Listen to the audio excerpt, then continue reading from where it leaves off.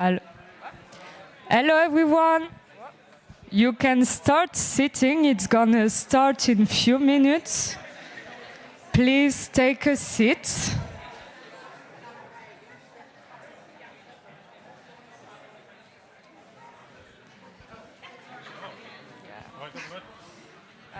Yes.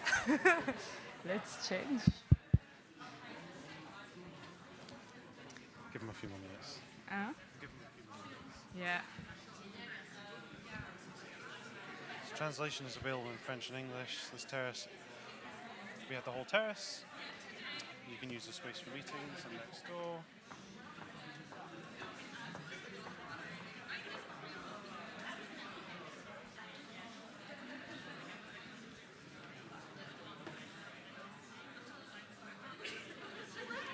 Where's the Slido stuff? Ah, over there. Sorry. Oh, look there. That's good. I think you can say we need to sit. Please take your seats. Please take your seats.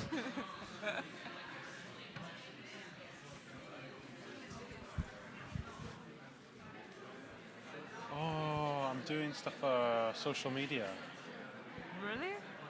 So should we hand over the mic?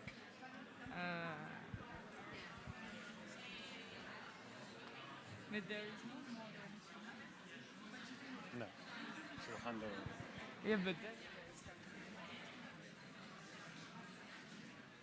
Guess we'll find out.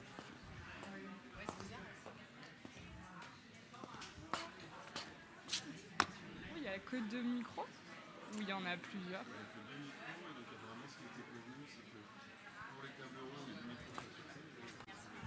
C'est pas du tout. Ok, ça va. Merci.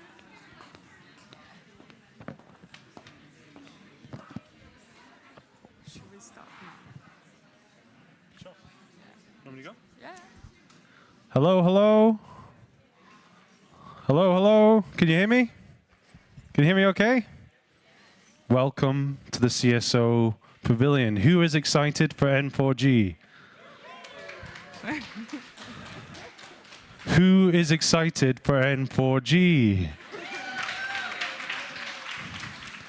I am Jack. I am your moderator, and this is my colleague Leah, who's my other moderator. Just a few quick things to say before we get on with the welcome speech. So translation is available in French and English. This terrace is for us. If you want to have any bilateral meetings, the space is for you to do that. If you have a session, if you are speaking today, please come up 5 to 10 minutes earlier just to get ready and we can prep you. Lunch is served from 12 till 2. And there are sessions on during lunch, so you'll be having a working lunch. Slido is available. If you take a look over there, you can join online or via a QR code. So yeah, we've got a busy day. So without further ado, I'm going to hand over to our welcome speakers, Saskia Ozendorp and Luc Arnaud. Hey. Thank you. Thank you. Thank you, merci. That's how far my French will go. So I will speak in English today. But first of all, I would like to say a huge thanks to Action contre la Femme, and particularly Thomas. I don't see him now, but for organizing this. And I think my name is Saskia Ozendorp, and I work with the Micronutrient Forum, and we are a international NGO or a knowledge broker in the field of micronutrient nutrition. We bring together evidence, we bring together collaboration platforms, and we do advocacy in different areas of micronutrient health. And obviously this N4G summit comes at a time with incredible challenges for nutrition, and I think we will hear a lot about that in this week. We were already, of course, facing enormous challenges due to the food price crisis, ongoing conflicts, climate change. And we knew already that we were making some progress in the number of children that were stunted, but not sufficient. We still had 148 million children that were stunted in 2022. Last time when it was reported on, 45 million children wasted, out of which 13.7 million severely wasted. We had 37 million children overweight, and we had 1.6 billion women and children that were suffering from micronutrient deficiencies. And that was, of course, due to the fact that almost 3 billion, 2.8 billion people worldwide could not afford a healthy diet. And this was before January. And then we all know what happened in January with the dismantling of USAID, and also European donors that have announced incredible large budget cuts in their foreign aid programs. We don't know how these European cuts will work out, but if they will work out the way how we fear, we are looking at a 44% less funding combined for nutrition in the years to come as compared to the situation in 2022. So we brought together the Standing Together for Nutrition Consortium, which is a group of experts from across organizations, and some of you have been involved in those, to try to understand what this would mean for malnutrition. And what we have seen and what we were able to do is to look into what this would mean for severe acute malnutrition for the time being only. And we know that this is just the tip of the iceberg, because we know, of course, that other nutrition programs are also being affected. Agricultural programs are being affected, social security programs are being affected, and they will all have detrimental effects on all forms of malnutrition. But even if you look at severe acute malnutrition alone, due to the US funding cuts alone, we are looking at 1 million children with severe acute malnutrition that will be left untreated, in addition to those that are already not treated before this happened. And we are looking at, and if we combine that with the other cuts that have been announced, we could look into a number as high as 2.3 million children with severe acute malnutrition that are left untreated. And this will cause deaths. In total, combined 369,000 additional child deaths we are looking at. So this will be published this week on Wednesday in Nature, and we will be able to share these results with you in more detail. But it really requires us to think about what's next and how can we move from here in a situation where this may not change for a while.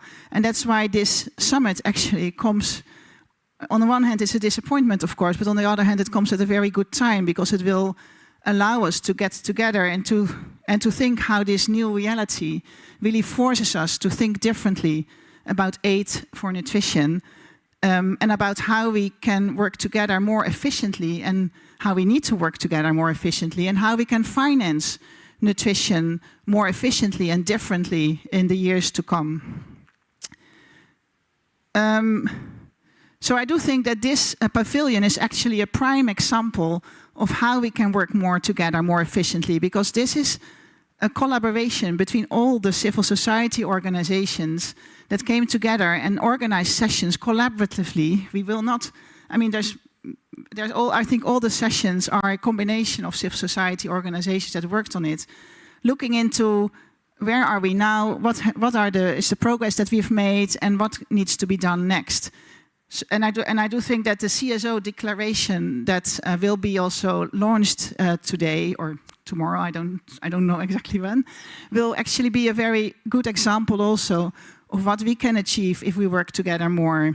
So in these 2 days, we will look into sessions that look into humanitarian aid, building resilience of populations and of organizations, climate change and nutrition, interventions such as large-scale food fortification or interventions during humanitarian emergencies and how to deliver them more, nutrition for different age groups, adolescent nutrition, and particularly also sessions that look into finance mechanisms and how we can finance nutrition differently in the years to come. So I really would welcome you all to join these sessions actively and contribute to the discussions in order to see new ways through.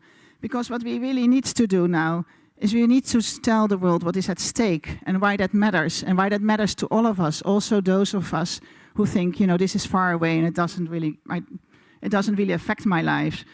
And we need to make sure that funding for humanitarian emergencies is restored.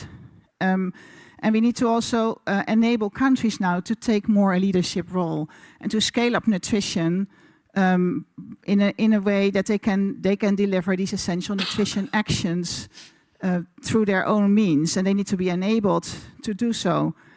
I think that will require us to better target and diversify funding sources. It will also mean we have to expand funding sources, and we have to work with development banks to create these mechanisms.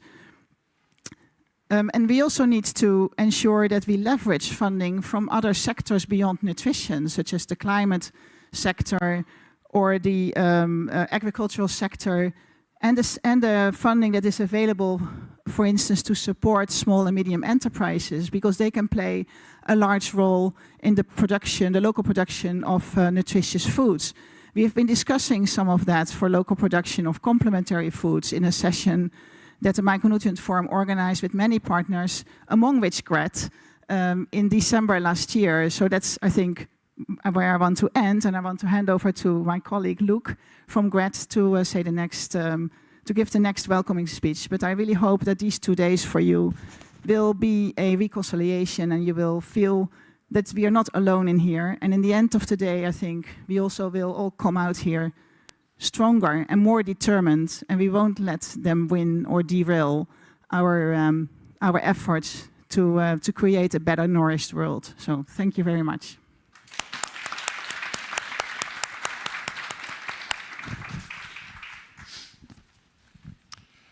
Mesdames, Messieurs, chers partenaires, chers collègues, c'est un vrai honneur d'ouvrir cette conférence avec Saskia. Merci aux organisateurs de nous avoir donné cette opportunité. Donc nous sommes aujourd'hui réunis pour parler, j'espère, plus que parler. And hopefully do more than talk, maybe convince, maybe show that there are avenues, and show that it's time to act and see how together we can tackle this global challenge that malnutrition is. And the role of this conference today is to see how the civil society can play a strong role, a necessary role, and to put it simply, how can we contribute? Quite simply. Alors, j'avais préparé quelques chiffres, mais I had a few facts and figures, but Saskia has already mentioned them. I'm not going to repeat them. I would like to say that in 2025, these are scandalous numbers. It's incredible that there are so many children suffering from malnutrition globally. On ne peut pas se contenter de ces chiffres-là, il faut agir.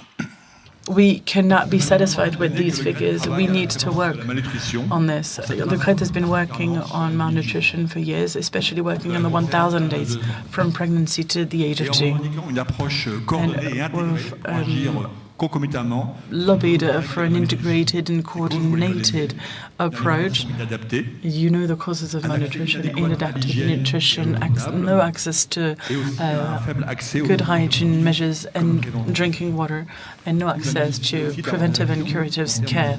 This is why we need also to work on community actions. We all know that poverty is one of the main causes of malnutrition, but it's also a consequence of it. Malnutrition is at the very heart and at the core of the vicious circle of poverty. It limits the development of cognitive capacity of children. It prevents their future. It limits the future of a community, of a family, and even of a country. It's a loss for humanity, I dare to say it today. How many poets, how many engineers, professors, artists, composers, athletes, researchers, potential Nobel Prize winners, different talents, the list goes on. These are wasted talents because of malnutrition. Men and women who won't be able to unleash their potential. It's a waste for the family of humanity. Poverty limits access to necessary resources to get sufficiently nutritious food.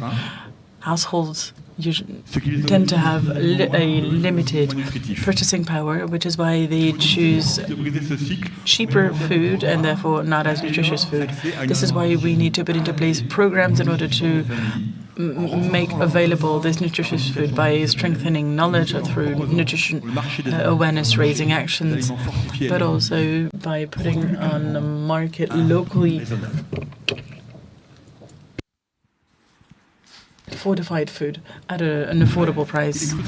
For the kite, it's important to have a preventive action that would be more beneficial to children, a more efficient approach as well, especially at a time where funds are going to decrease. We need a less costly approach and hopefully more efficient in the long run. The research shows that this 1,000-day period is specifically crucial. This is why we need to work on hygiene, diet, care for pregnant women, breastfeeding women, and babies in order to stop the malnutrition vicious circle in between generations.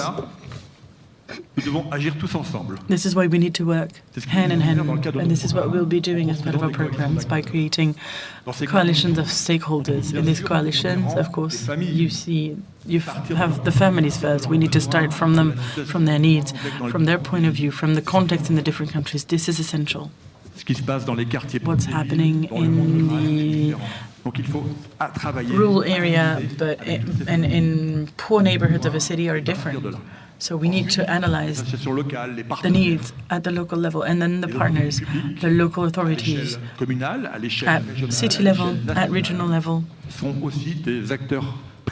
are also stakeholders that must be taken into account as partners of the project. You have the community health centers and community health stakeholders that must be at the heart of this work. Research. I would like to mention IRD that we've been working with on NutriDev for several years in the different countries that we're working, but also in the different countries where we have actions. We work with labs, allowing us to find suitable measures for the different children in the different countries. Finally, SMEs. There are also organizations of women that put on the market fortified food on the local market that is necessary for the local populations. But to do that, as Saskia has said, we need financial partners, donors that will help us implement these projects. And thanks to this global approach, we can be innovative, we can test, we can develop more healthy and more sustainable food systems. And we need to find solutions constantly. We need to adapt because the solutions that we have right now may not be the solutions in the future. Nutri-16 is a good example of it. You see it at the Village des Solutions. The mission is to offer fortified food for families. Nutri-16 is the fruit of long work. There have been a lot of back and forth. We thought of a social service in cities. We thought of fortified food and a local organization. And now we're able to distribute millions of meals every day to the children of Madagascar. But for that to reach that level, it took years. Right now, nutrition actions are diluted into agricultural and different actions, which are necessary. But if we're not coordinated in our approach, and that we don't work on hygiene, curative care, preventive care, we won't be able to be efficient. If we want to be efficient, we must work on nutrition-focused programs and work with a coalition of stakeholders. In the subway earlier, there was a poem that I read. Let's let nights rebuild the dreams that were forgotten during the days. We're going to be spending a few days and a few nights together, and we have a few nights and a few days to think about solutions and to dream again, to come out of this summit with optimism and energy. Together, let's shape a more sustainable world for everyone.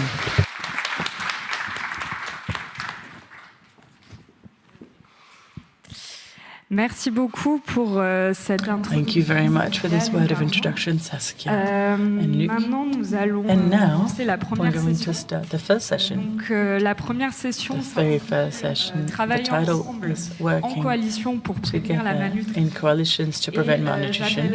And for that, I would like Grant, UNICEF and IRD to join me on stage. Venez.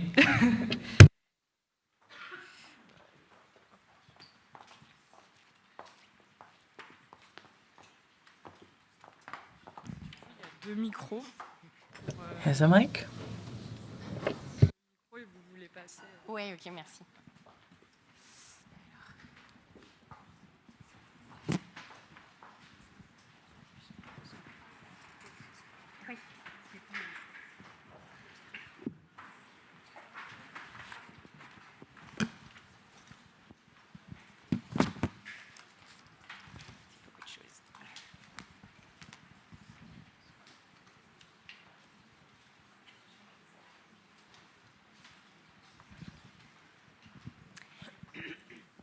Bonjour à toutes et à tous. Good morning, everyone. Je suis ravie I am delighted to be making a start for these 2 days of conference. So we will have a first panel. Thank you, Luc, our managing director. He gave a perfect introduction, and I won't have to repeat what he said.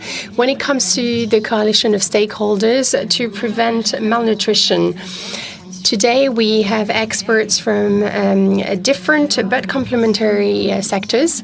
Professor Vololontia Antamari Daniel, a national coordinator of the National Office for Malnutrition in Madagascar.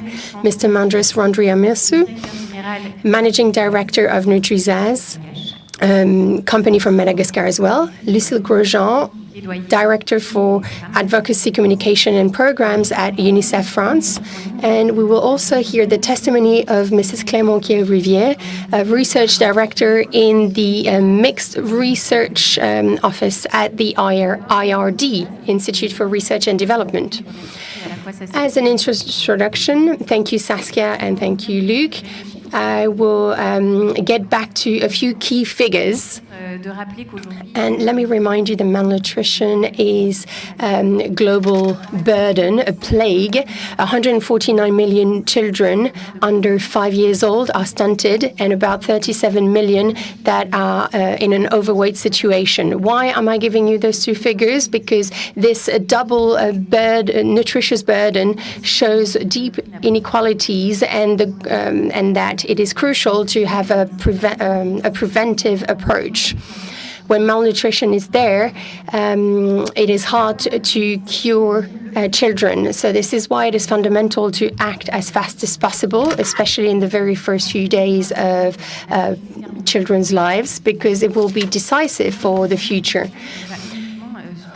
When we're doing prevention, we do not want to target only one form of malnutrition. We're also addressing chronic, acute malnutrition, overweight, obesity, and so it is essential to take preventive actions to prevent nutritious deficiencies as soon as possible.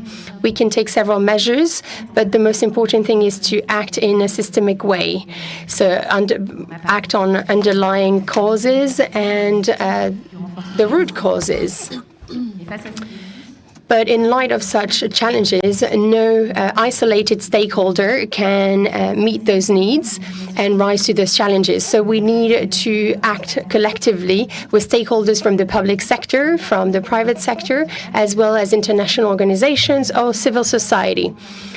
And thanks to their different approach, we can find a more sustainable approach. At the GRET, for 30 years, we've been working on the role we play. We are coordinators, and we try to promote synergies among the different stakeholders. And our goal, our simple goal, let's say, is to create the right conditions for solutions implemented to be sustainable, accessible for the most vulnerable populations.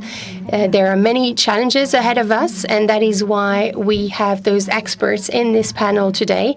They are also our partners, and they are the best to talk about it. They will give us their insight on those action levers so that we can find more consistent and impactful solutions for the future.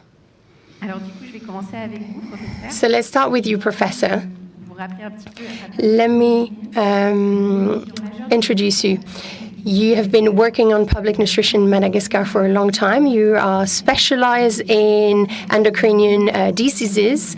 You've been a doctor at a university hospital, and in 2020, you've been appointed national coordinator by the government in Madagascar, thanks to your experience in medicine and nutrition. Your thesis or your PhD was on malnutrition and undernourishment in Madagascar. As you know, Madagascar is one of the most affected countries in the world, but many efforts have been doubled. And as a key institutional player, how did you rise to this challenge? What are your strategic partnerships in place to strengthen your action, and what are the main obstacles to your action and effectively fight against malnutrition in your country? Thank you very much. Good morning, everyone.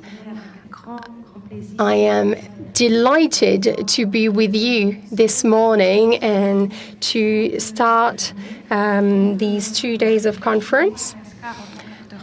Madagascar is a public stakeholder, and at the National Nutrition Office, we are attached to the Prime Minister, and this is important to say this because the Prime Minister is focusing on this issue.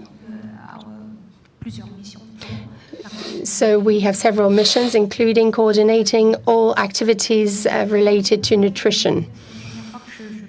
This is the very first slide I'm sharing those insights with you, but unfortunately Madagascar is one of the most affected countries in terms of malnutrition. For chronic malnutrition, 39.8% is the rate in our country, and it is declining now. In the past, about 60% of children under 5 were stunted. So the latest figures are better, and we will get the latest figures very soon. And when it comes to acute malnutrition, the national average is at 7.7%. So we are still far from our goal, although there's a declining trend. But there are huge discrepancies. For example, in fertile land, it's a paradox. The rate can reach over 51%. And for acute malnutrition, we can reach over 15% on average. And unfortunately, because of cycles of drought that are becoming longer and more frequent, and because of 3 cyclones that went hovered around our coast, especially in the south, we waited for the rain, but unfortunately, we've experienced flooding. So Madagascar has put in a lot of efforts to respond to those emergencies. First, we updated our national policy for malnutrition. We've adopted a systemic approach. In other words, one isolated sector cannot be efficient. So we've created the system called Health for Malnutrition, the WASH for Nutrition, and the system Education for Malnutrition. And we will incrementally introduce another system focusing on the environment and sustainability, because we cannot only fight against malnutrition without addressing climate change, especially in Madagascar, the second most affected and most vulnerable country when it comes to climate shocks, especially when it comes to cyclones. And there are also micronutrients deficiencies. Almost half of our children lack vitamin A. A bit less than half of them suffer from anemia. About 37% of women lack vitamin A and suffer from anemia. So the hidden hunger is the subject of a national investigation on micronutrient deficiency, and we will this will help target better measures. So we have a systemic approach, and Madagascar is also part of the Scaling Up for Nutrition movement. We joined it in 2012. And we're trying to have a cross-sectoral approach under the supervision of the Office for Nutrition. And we have the civil society platform, which is extremely active, the platform for the private sector. And he's the leader on the matter, so he might tell you about this later. This is what we call the business network. Anzara in our language. We also have government stakeholders. So the 5 systems are present, but we will extend this. There's also the sector of donors, PTF, the sector of researchers, and MPs who are extremely active as well. So as you can see, we are trying to reinforce our cross-disciplinarity, and we are working across all platforms and among all platforms. So this is part of all the efforts that we are trying to reinforce. To conclude, our main challenge, one of the main challenges, is coordination. That is not an easy task. Fighting against malnutrition is a long-time goal, so we need to be efficient, coordinated, and the coordination or cooperation charter is one of our commitments, and it translates our will to move forward together by coordinating all stakeholders' action. Thank you. Thank you very much. Yes, you can give her a huge round of applause. Thank you very much. Now, let's turn to you, Andres. You are an expert in marketing and large distribution, and you are now fighting against distribution. And after 15 years of experience in large distribution brands, you joined Nutrizaz as a managing director. And you are convinced that the business and social model of this company can help fight against malnutrition, and you want to make greater access to nutrition for families. So could you please briefly introduce your company and its mission? And you, as a private actor, you're working with several partners, be it public sector stakeholders or private stakeholders. So what are the lessons learned from this coordination, and what are the assets and the challenges of this coalition? Thank you very much, Clémence. Good morning, everyone.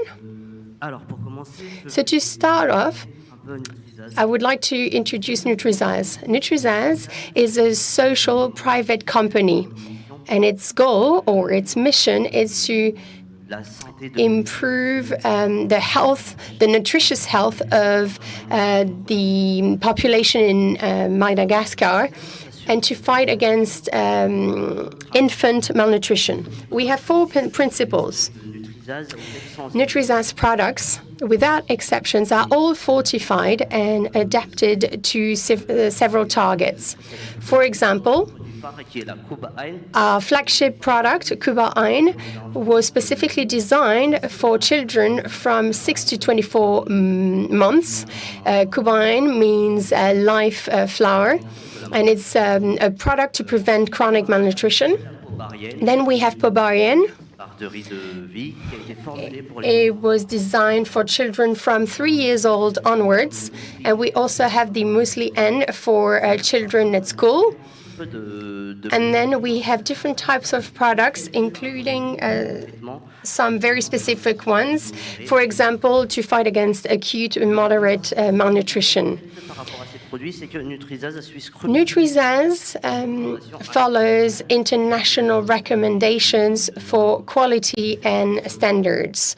This, of course, has an impact on the cost, but Nutrizaz is also committed to making its products accessible throughout the country and at a cost that is the most affordable possible, especially for the most vulnerable people. For Nutrizaz to maximize its impact has been distributing its products through 3 networks. The first one is a conventional one, the commercial network of groceries. And then we have the network of institutional players and NGOs that buy products at Nutrizaz and then distribute them. And then we have the third network, infant restaurants, with a network of facilitators promoting those products and bring them to the families who need them. So to give you a few figures, ever since Nutrizaz was created, we distributed over 130 million meals. Over 16,000 children are reached out to every day in Madagascar. And the price of the product is 10 cents euros per product. And we've created a lot of jobs, and our recruitment and integration policy is focusing on women in vulnerable areas. Behind Nutrizaz, we have an innovative and inclusive business model based on a multi-sectoral stakeholder model, and we bet on sustainability. In spite of this success story, Nutrizaz didn't act alone, and it's important to underline it because there's been a coalition of actors. All stakeholders have been willing to act together.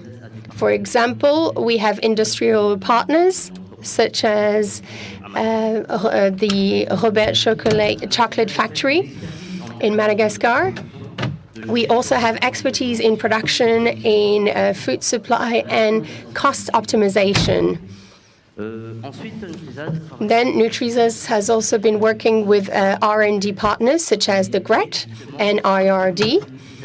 And thanks to them, Nutrizaz can provide training courses and formulate products, and can also have expertise on sustainability and inclusive development. We also have financial partnerships,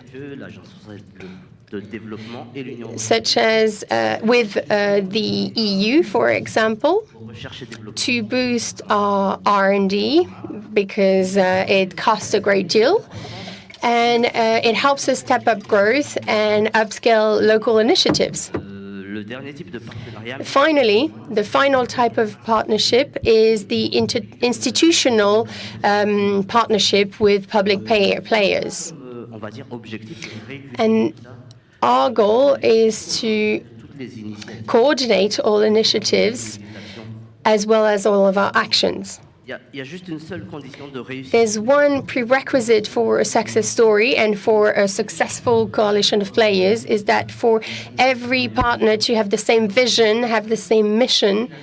And the main challenge is for all initiatives to have a direct impact and real and sustainable impact on the people of our country. And one final thing, along those lines, Nutrizaz is now chairing the SNUS Business Network in Madagascar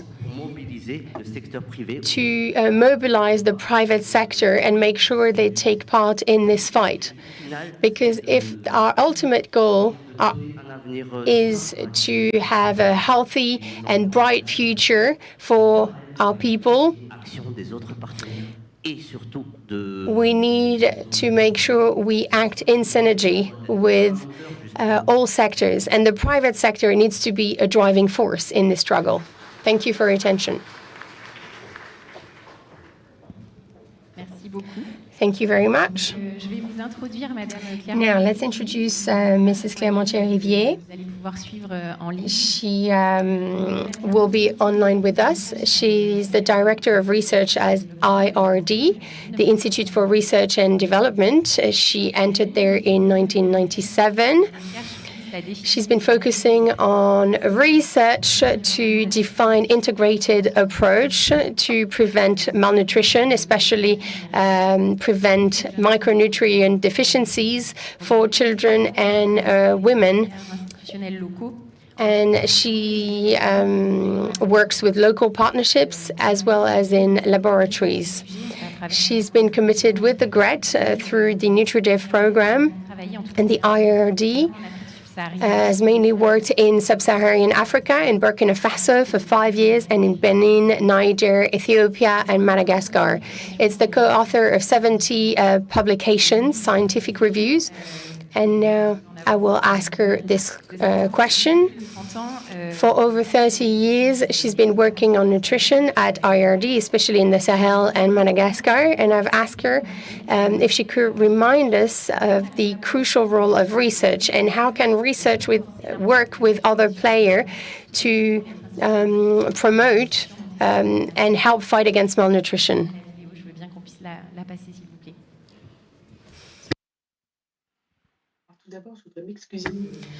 I would like to apologize for not being with you this morning, but unfortunately I couldn't find a train to join you this morning.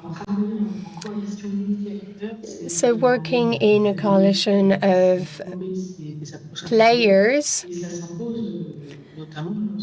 is crucial, especially when working on undernutrition, because there are several root causes, as it has been defined in the Nutrition Accountability Framework and Global Nutrition Report.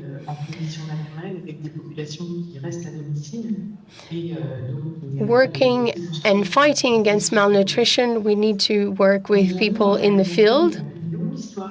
At the IRD, we've been forging partnerships for over 25 years as part of the NutriDev development program. We've worked in sub-Saharan Africa and Southeast Asia, and these partnerships have helped us realize that it can be an opportunity for researchers to work as part of a coalition. And it is also beneficial for the populations we work with. And coordinating action with the different stakeholders helps us develop and forge narrow relationships with people in the field. The role of research as part of such a coalition is severalfold. So we can target the population better, and we have a crucial role to play when it comes to taking into account international progress in the field. We can help draft key documents when it comes to malnutrition. For technical aspects, we can make sure that the formulation of food solutions are there, and we can help make recommendations on the international stage. We've worked with GRET and UNICEF, and we made an overview of infant flowers marketed in 6 countries in West Africa. And we've also identified inadequate formulations from a nutritious point of view. They were they were too sweet, for example. So it's important for private stakeholders to rely on research. For the Cubaina flower, Initially, this flour was designed to be consumed by children 2 or 3 times a day for proper nutritious intake, but they could not consume other traditional food.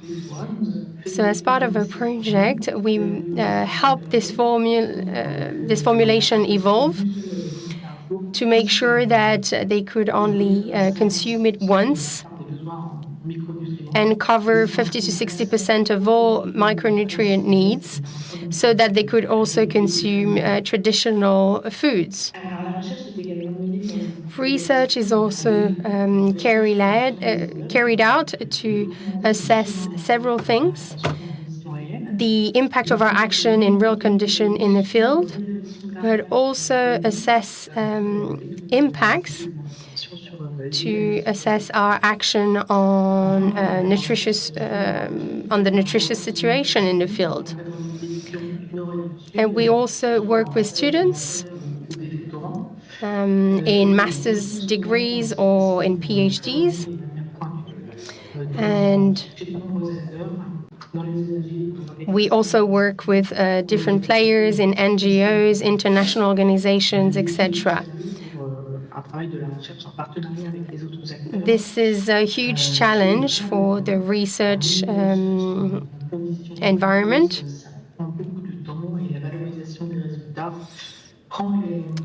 One of the main challenges in research is that most of our work is work that lasts for a while. And one of the other key challenges is to make donors understand how important research is when implementing indicators. Donors are not always ready to allocate budget to research. That's it for me. Thank you for your attention, and I am available to answer your questions in the chat because I am here online with you.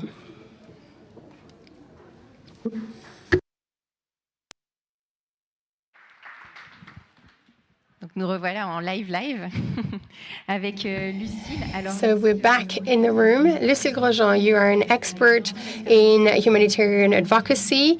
You've worked in Afghanistan, Haiti, Somalia, Iraq. You are specialized in emergency action, and you've worked at the advocacy department at Action Against Hunger. You've worked on the French and European strategies.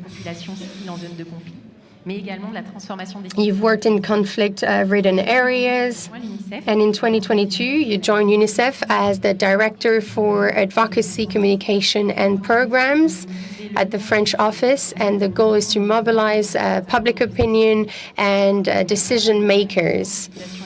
So through awareness-raising campaigns, you wish to guarantee an equitable access to nutrition for children in France and throughout the world. UNICEF is a key partner of the states. So how can you support governments and the healthcare sector when it comes to malnutrition? What are the main initiatives in place, and what are the challenges ahead for coordinated and efficient action? Good morning, everyone. I'm delighted to see so familiar faces. I'm delighted to see the whole sector of malnutrition gathering here.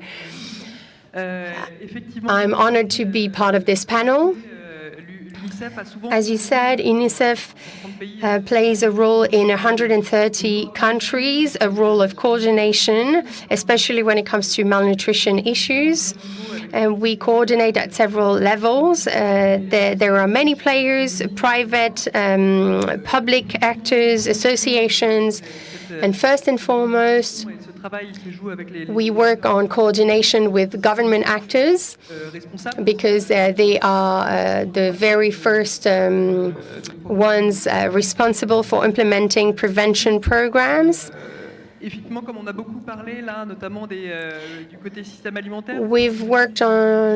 We've talked about health systems. Nutrition is the perfect multi-sectorial issue. And WASH, education, social protection are also of the utmost importance.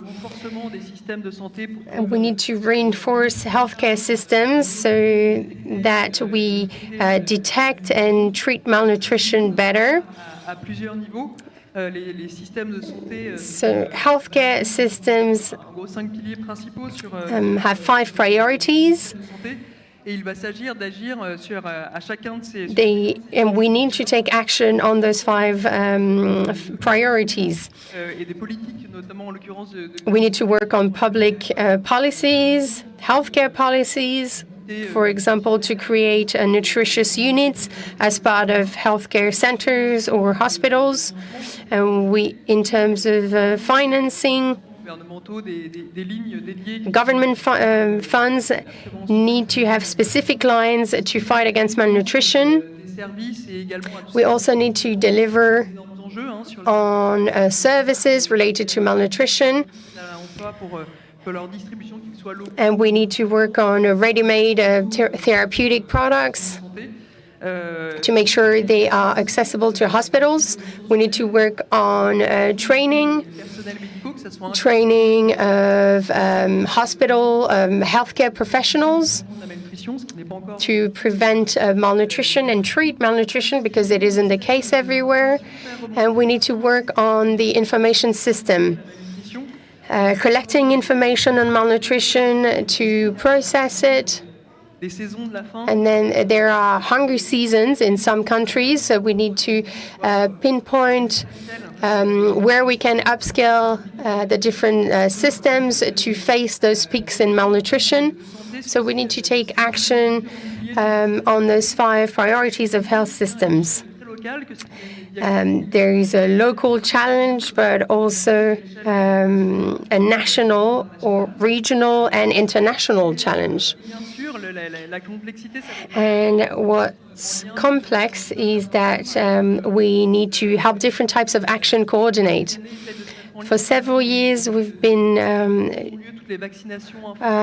trying to help when there is a mass vaccination campaign, try to detect malnutrition situations, to be able to fight it. It sounds like common sense, but it's not easy to implement. So when taking action in the healthcare systems, we can coordinate several actions. I also wanted to give you another example. There was a large initiative launched in several African countries, especially in West Africa and Central Africa, called First Food. It focuses on food for infants, especially infants between 6 and 24 months old. So they're focusing on exclusive breastfeeding, for example. And here we want to work on healthcare systems and make sure that adapted food is provided to children. And this First Food initiative is worthwhile because different players who were not used to working hand in hand are now trying to coordinate their actions with the private sector, for example, to promote local production of food.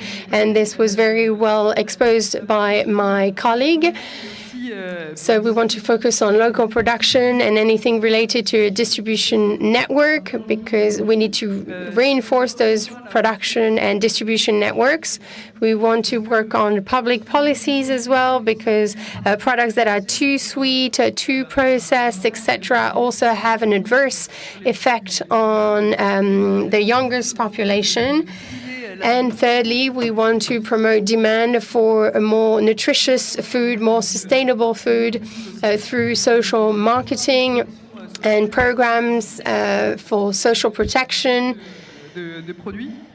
focusing on those products. So this is an initiative that we've been trying to develop with UNICEF. We're supporting in its implementation in West and Central Africa, and we're trying to see how we can work with associations, cooperatives, small and medium-sized companies, as well as startups and people from the healthcare system at the different levels. And this is how we will manage to change food practices for the youngest. Là aussi, pour aller dans les défis, ce n'est pas forcément nouveau, mais effectivement, cette coordination avec des acteurs qui n'ont pas forcément complètement l'habitude de travailler ensemble, qui ont des systèmes de travail et des enjeux qui sont différents et effectivement, bien sûr, pas faciles. Mais en même temps, on en voit petit à petit, et je pense qu'on voit à travers les différentes expériences que ça peut petit à petit porter ses fruits. Je m'arrête là parce que je sais que je suis déjà en retard. Non, très bien. Merci beaucoup. Merci. Ce que l'on vous propose, c'est à la lumière de ces premiers échanges, s'il y a des questions, on peut prendre quelques questions dans la salle, s'il y en a, et également en ligne peut-être. N'hésitez pas.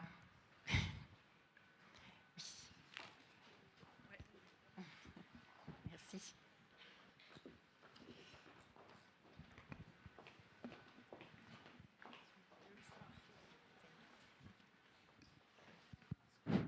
Oui, bonjour, donc Anne Bichard de l'IRAM. Je voulais, comme on parle de coordination, de coalition d'acteurs, etc., il y a des acteurs dont on n'a pas trop entendu parler, c'est les organisations paysannes qui souvent en fait, sont très associées en fait, dans l'élaboration des politiques agricoles. Et moi j'ai le sentiment que quand on parle de nutrition, on les oublie un peu. On a effectivement des représentants du secteur privé avec des entreprises. We tend to forget about them. Qui sont un peu oubliés. And I feel like farmers' organizations are not often mentioned, especially when Greta's on the stage. We should maybe talk about them. So I'd like to know how you make sure that they're tied into this strategy of coalition. Are there any other questions? Est-ce que la question a été traduite? Was the question translated? Did you get the translation? A little bit. Ah. When talking about a coalition of players, how do you ensure that farmers' organizations are involved? That was the question. Rajouter encore d'autres chaises. Thank you for this question. Yes, you're right. We could have added a few chairs around this table. Greta has been working on food systems and integrates actions with farmers' organizations in the south, especially where we have interventions, Sahel and Madagascar, amongst others, to make sure that there are strong ties between the private sector that ensures processing and distribution of food, but also while taking into account the upstream to strengthen the local farmers' organizations that are key players in the distribution of healthy, safe, and local and sustainable products. And you're right, sometimes they're forgotten, especially when it comes to giving them the floor or giving funds to these players.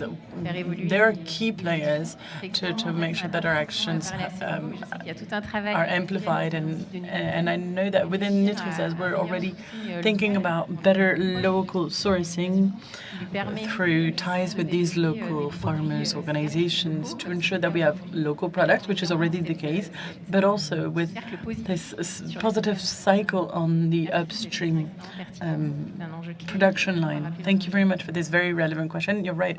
It's important to remind everyone of the key role that they have to play. Thank you for this very relevant question. You're right. Farmers, organizations, and everything related to community organizations and civil societies account for about 300 NGOs. There are small organizations and big organizations, and of course we want to invite them to work hand in hand with the civil society platform. Il y a d'autres questions? Any other questions so far? Dans la salle? In the room? Online? Anyone?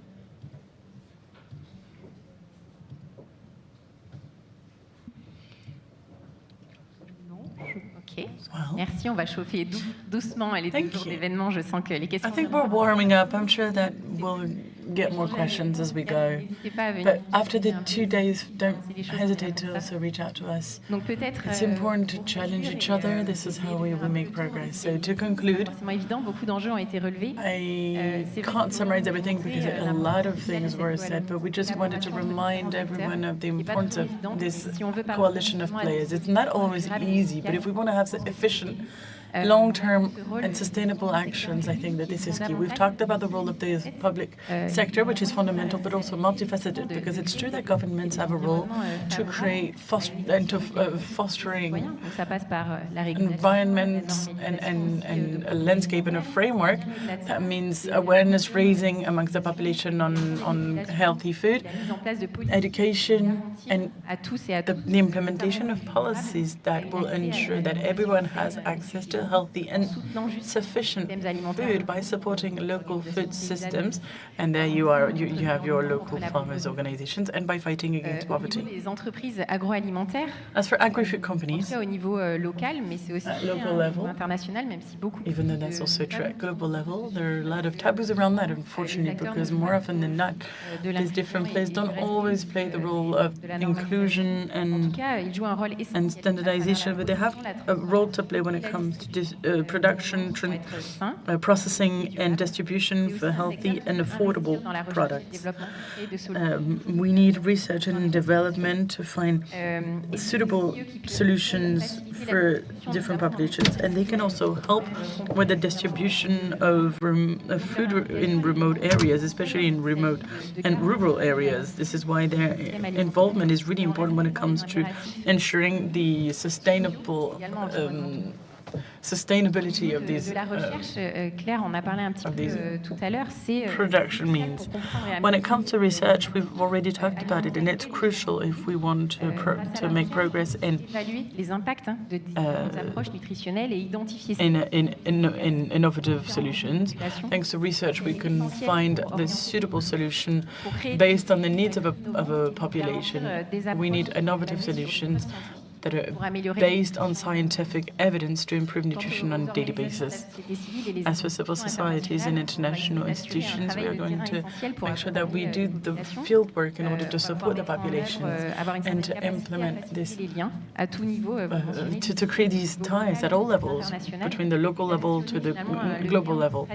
And we want to leverage any possible tool to make sure that we have this global coalition. And that's why it's so important to have all the different stakeholders that can create this momentum, this very positive momentum, especially when it comes to awareness raising. To answer Anne's question, we could also have invited consumer representatives, because we shouldn't forget about the fact that beneficiaries are consumers as well. The families, the households that we intervene with are the ones that we need to listen to, because we must offer solutions that are in line with their needs. So they must be at the heart of everything. So to go further, we need to make sure that every player plays his role in terms of prevention, amongst others. And in the first 1,000 days, we must work on this critical window that is crucial for the development of children and infants. It's important to work in order to lay the foundation of a healthy life for our kids. Mobilizing different sectors is key, but as you mentioned, vision is important. Coordination is crucial as well.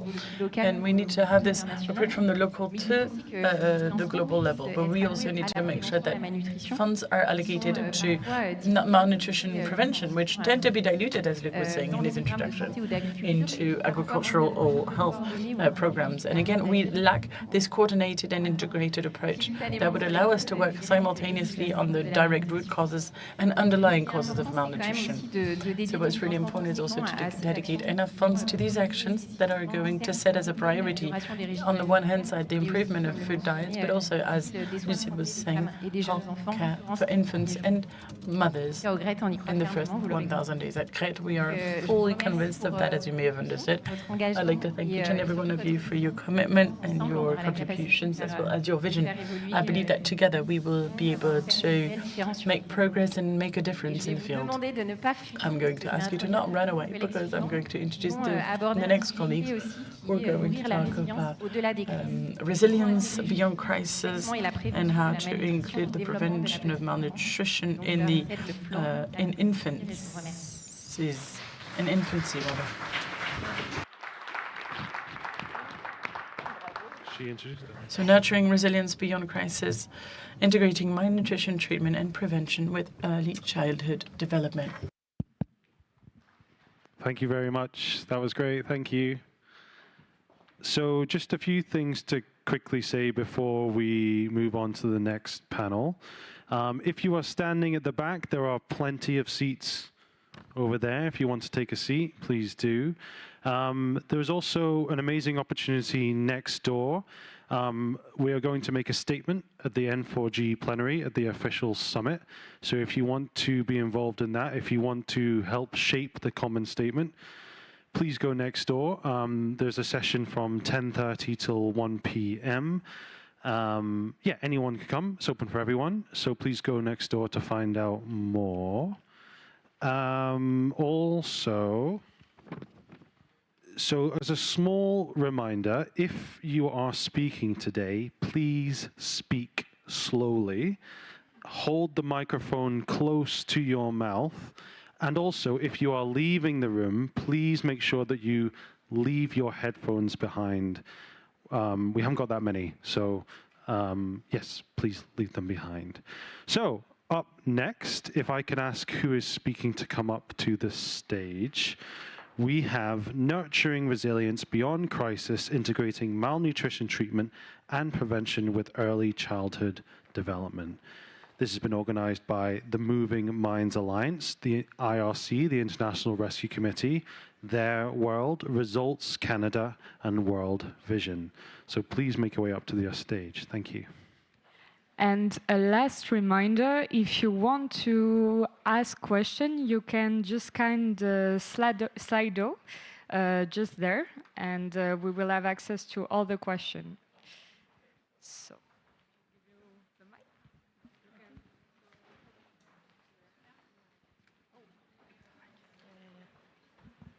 Not yet. Thank you.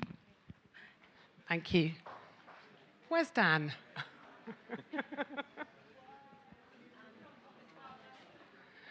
Victoria, have you found? Oh, there he is. Brilliant.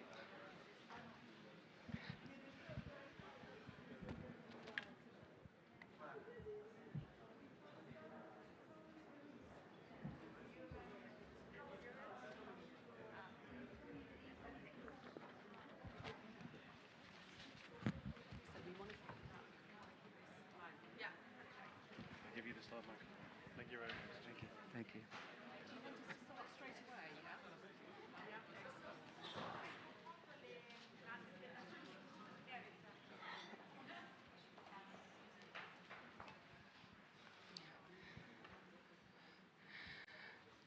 Good morning, everybody. Thank you for joining us today. My name is Tricia Young, and I'm the director of the Moving Minds Alliance. I will try to heed your advice to speak slowly. It doesn't come very naturally, but I'll do my best. I'm delighted to see so many of you here today and to introduce our panelists who will be coming up shortly, and also Dan, as we start to explore what we need to do to nurture resilience beyond crisis, to integrate malnutrition prevention and treatment within holistic approaches to early childhood development. So the purpose of this session is to increase awareness of the critical importance of a holistic approach to nutrition during the first 1,000 days to 3,000 days, particularly for children affected by crisis and displacement. The panelists will be sharing innovative, evidence-based examples of nurturing care, driving better holistic nutrition outcomes, and will demonstrate the critical importance of us all making more commitments, INGOs, UN agencies, and governments, to ensure that we're implementing holistic care approaches for children in crisis. So the panel will be, is structured in two halves. First of all, I'm going to be having a brief fireside chat with Dan to frame the issues that we're going to be exploring, and then we're going to welcome our panelists onto the stage for a panel discussion where they'll be unpacking some of the critical issues that they've been working on. So Dan Levine is World Vision's International Global Director for Health and Nutrition, overseeing $400 million annually in sector investment. He's been an active member of the Wasting Advocacy Coalition since its inception, and he's also a member of the Wasting Action Review Panel Task Force. He's served on numerous steering committees, including the steering committee which led to the development of the Nurturing Care Framework, as well as the Child Nutrition Fund. He's a passionate advocate for comprehensive essential nutrition action delivery, which encompasses the health system actions that equate to wasting prevention. So Dan, what are the issues arising from focusing on treatment-only interventions in nutrition in crisis? Thank you, Tricia. Greetings, everybody. Bonjour. First of all, I apologize if I look a little informal. I'm direct from the airport, and it was a harrowing trip to get here, but I'm here, and I'm happy about it. You know, the first thing that comes to mind with this question is what we're all experiencing and seeing with the actual and anticipated declines in foreign assistance, and the concern that gives me looking ahead is how it may impact the prioritization of the precious resources that we have and prioritizing them increasingly towards humanitarian interventions and assistance and less into the development side of that nexus and the really important prevention interventions that are so critical and unquestionable in my mind. I think that the situation is calling on us to be increasingly innovative, to be integrative in our work and ultimately as efficient as possible. I can give you an example of work that World Vision has done in South Darfur and Sudan a few years back now, where we were managing a supplementary feeding program for children 6 to 59 months and pregnant and lactating women at risk. We integrated into that supplementary feeding program a series of counseling sessions, 11 sessions, 2 sessions per week. And again, the supplementary feeding program was for children with moderate acute malnutrition.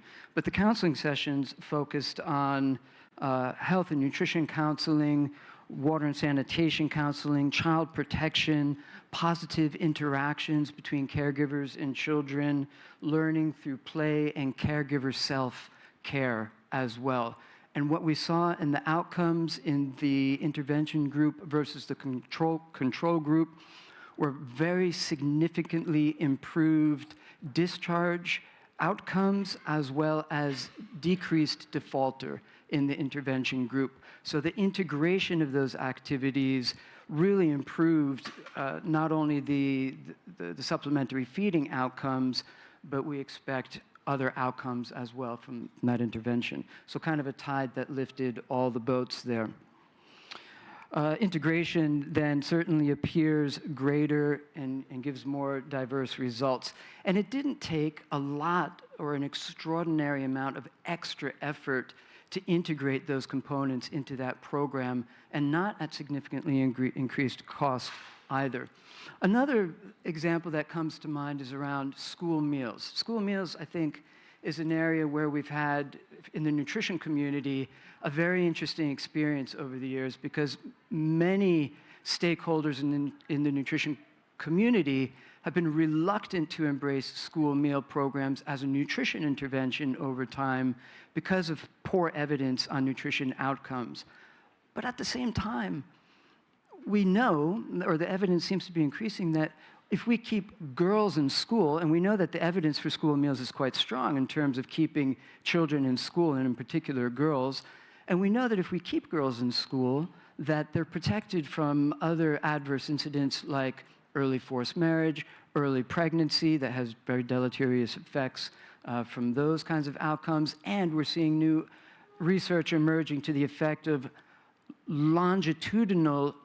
positive longitudinal nutrition outcomes from keeping children in school longer as well. So our appreciation of these integrated type approaches and more diverse from the traditional nutrition direct approaches really is growing, I think.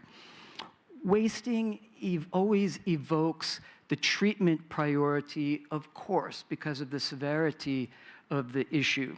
And we can celebrate that in 2023, the world achieved a record rate of treatment for wasting at 9.3 million children, something that we can celebrate. And yet, we have 45 million children per year persistently who continue to be wasted and need treatment every year. And so absolutely, preventing wasting in the first place is our greatest priority. Thank you, Dan. I mean, it is shocking to think that 75% of the world's stunted children who are under 5 live in conflict and crisis zones, and that they're 6 times more likely to be undernourished. And of course, children with disabilities are especially vulnerable. But nutrition is, as you've been saying, it's not just about food, although it is the fundamental, food is the fundamental building block for brain development, and 90% of brain development occurs before the age of 5. If children are malnourished, this has lifelong consequences. It weakens their immune systems and it impairs their cognitive functioning. But the reality is, infants and children, they develop holistically, not in silos. And as the Nurturing Care Framework shows us, nutrition interventions, they must be integrated with responsive caregiving, early learning, health, protection, MHPSS, especially during these early years, when children are totally dependent on their primary caregivers. Nutrition and responsive caregiving are inextricably linked, and the example that you've just given of your work in Darfur is exactly a brilliant example of that. Responsive caregiving provides the essential foundations to support children's socio-emotional well-being and early learning, and it's a critical buffer that protects children from the chronic stress that they will experience if they're in conflict and crisis-affected situations. Supporting the bond between children and caregivers is therefore an essential part of crisis response.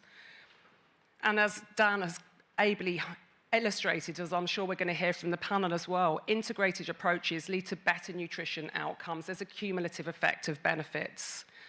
But unfortunately, what we see in humanitarian context is that the architecture of humanitarian response mitigates against provision of holistic intersectoral support for children. The cluster system is organized on sector silos, and it reduces the likelihood that the needs of young children and caregivers can be considered across the piece and comprehensively addressed. And of course, caregivers who are struggling to navigate a really complex humanitarian system to get their basic needs met are stressed, and this hinders their ability to effectively care for and respond to their children. And we need more resources better allocated to address this.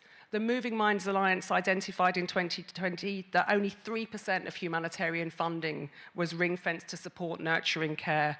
We know that there's going to be even less money. We're currently we've just commissioned some research to look at the reduction in international assistance, so that there's an urgent need to achieve more integrated approaches to get better value and efficiencies and effectiveness. We know that these are better approaches to tackling these issues.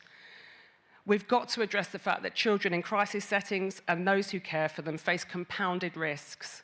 It's exactly at the moment when nutrition matters most for their development. So Moving Minds Alliance is a multi-stakeholder alliance advocating for holistic nurturing care. Nutrition, education, health and protection, and mental health and psychosocial support to be prioritized in every crisis response so that we can meet the holistic needs of the youngest children affected by crisis and displacement and those who care for them. We advocate for better outcomes and equity for young children affected by crises everywhere. They deserve to thrive, not just survive. In particular, our advocacy focuses on securing multi-year flexible funding to ensure that there are sufficient responses to support provision of nurturing care, and we're increasingly focusing on how to engage domestic governments to unlock funding at national levels, given the sort of the rapid freefall that we're currently seeing in global solidarity and international aid. We need to improve multi-sectoral coordination to overcome sectoral silos, where children and caregivers simply slip between the gaps. Our advocacy is evidence-based. We generate learning, toolkits, and share knowledge with colleagues across the sectors. Through our research forum, We support researchers in affected communities to generate contextually relevant evidence and learning on what works and how the global community can better coordinate itself to respond to these critical issues of children in these contexts. We leverage the diverse strengths of actors from the local to the global. Our community includes UN agencies, INGOs like World Vision, Results, and our other colleagues who are here today. And we're increasingly engaging local and refugee-led organisations because those directly affected by the issues need to be at the heart of formulating the solutions. We'll be following up with a webinar for nutrition colleagues which will focus on prevention as well as treatment during crisis and displacement. Thank you, Dan. I'm going to hand over now to Francesca Erdemann to take us into the panel discussion. Francesca is the Interim Director of the Food and Quality Service at the World Food Programme, where she provides strategic leadership to ensure WFP's nutrition and food quality policies to meet the needs of the world's most vulnerable populations. She served as the WFP representative and country director, leading operations at national levels, regional levels, and at headquarters. She brings extensive experience in humanitarian and development contexts. So I'm welcoming you to the stage now, Francesca, with the panelists. Thank you.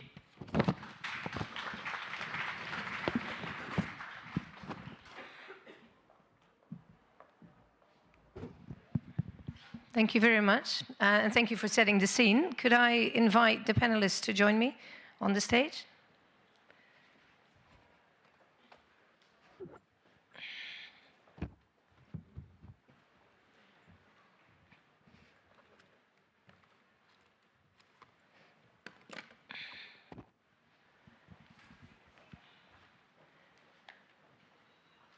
Good morning, everybody, again.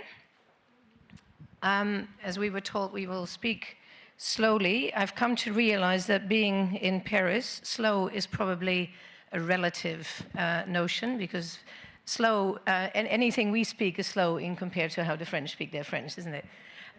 So I think we will be fine. So this morning, I'm joined by 3 colleagues here on stage, and one who will come in via a video message. On my left here is Yvonne, who's the National Nutrition Advocacy Coordinator for the International Rescue Committee in Burkina Faso.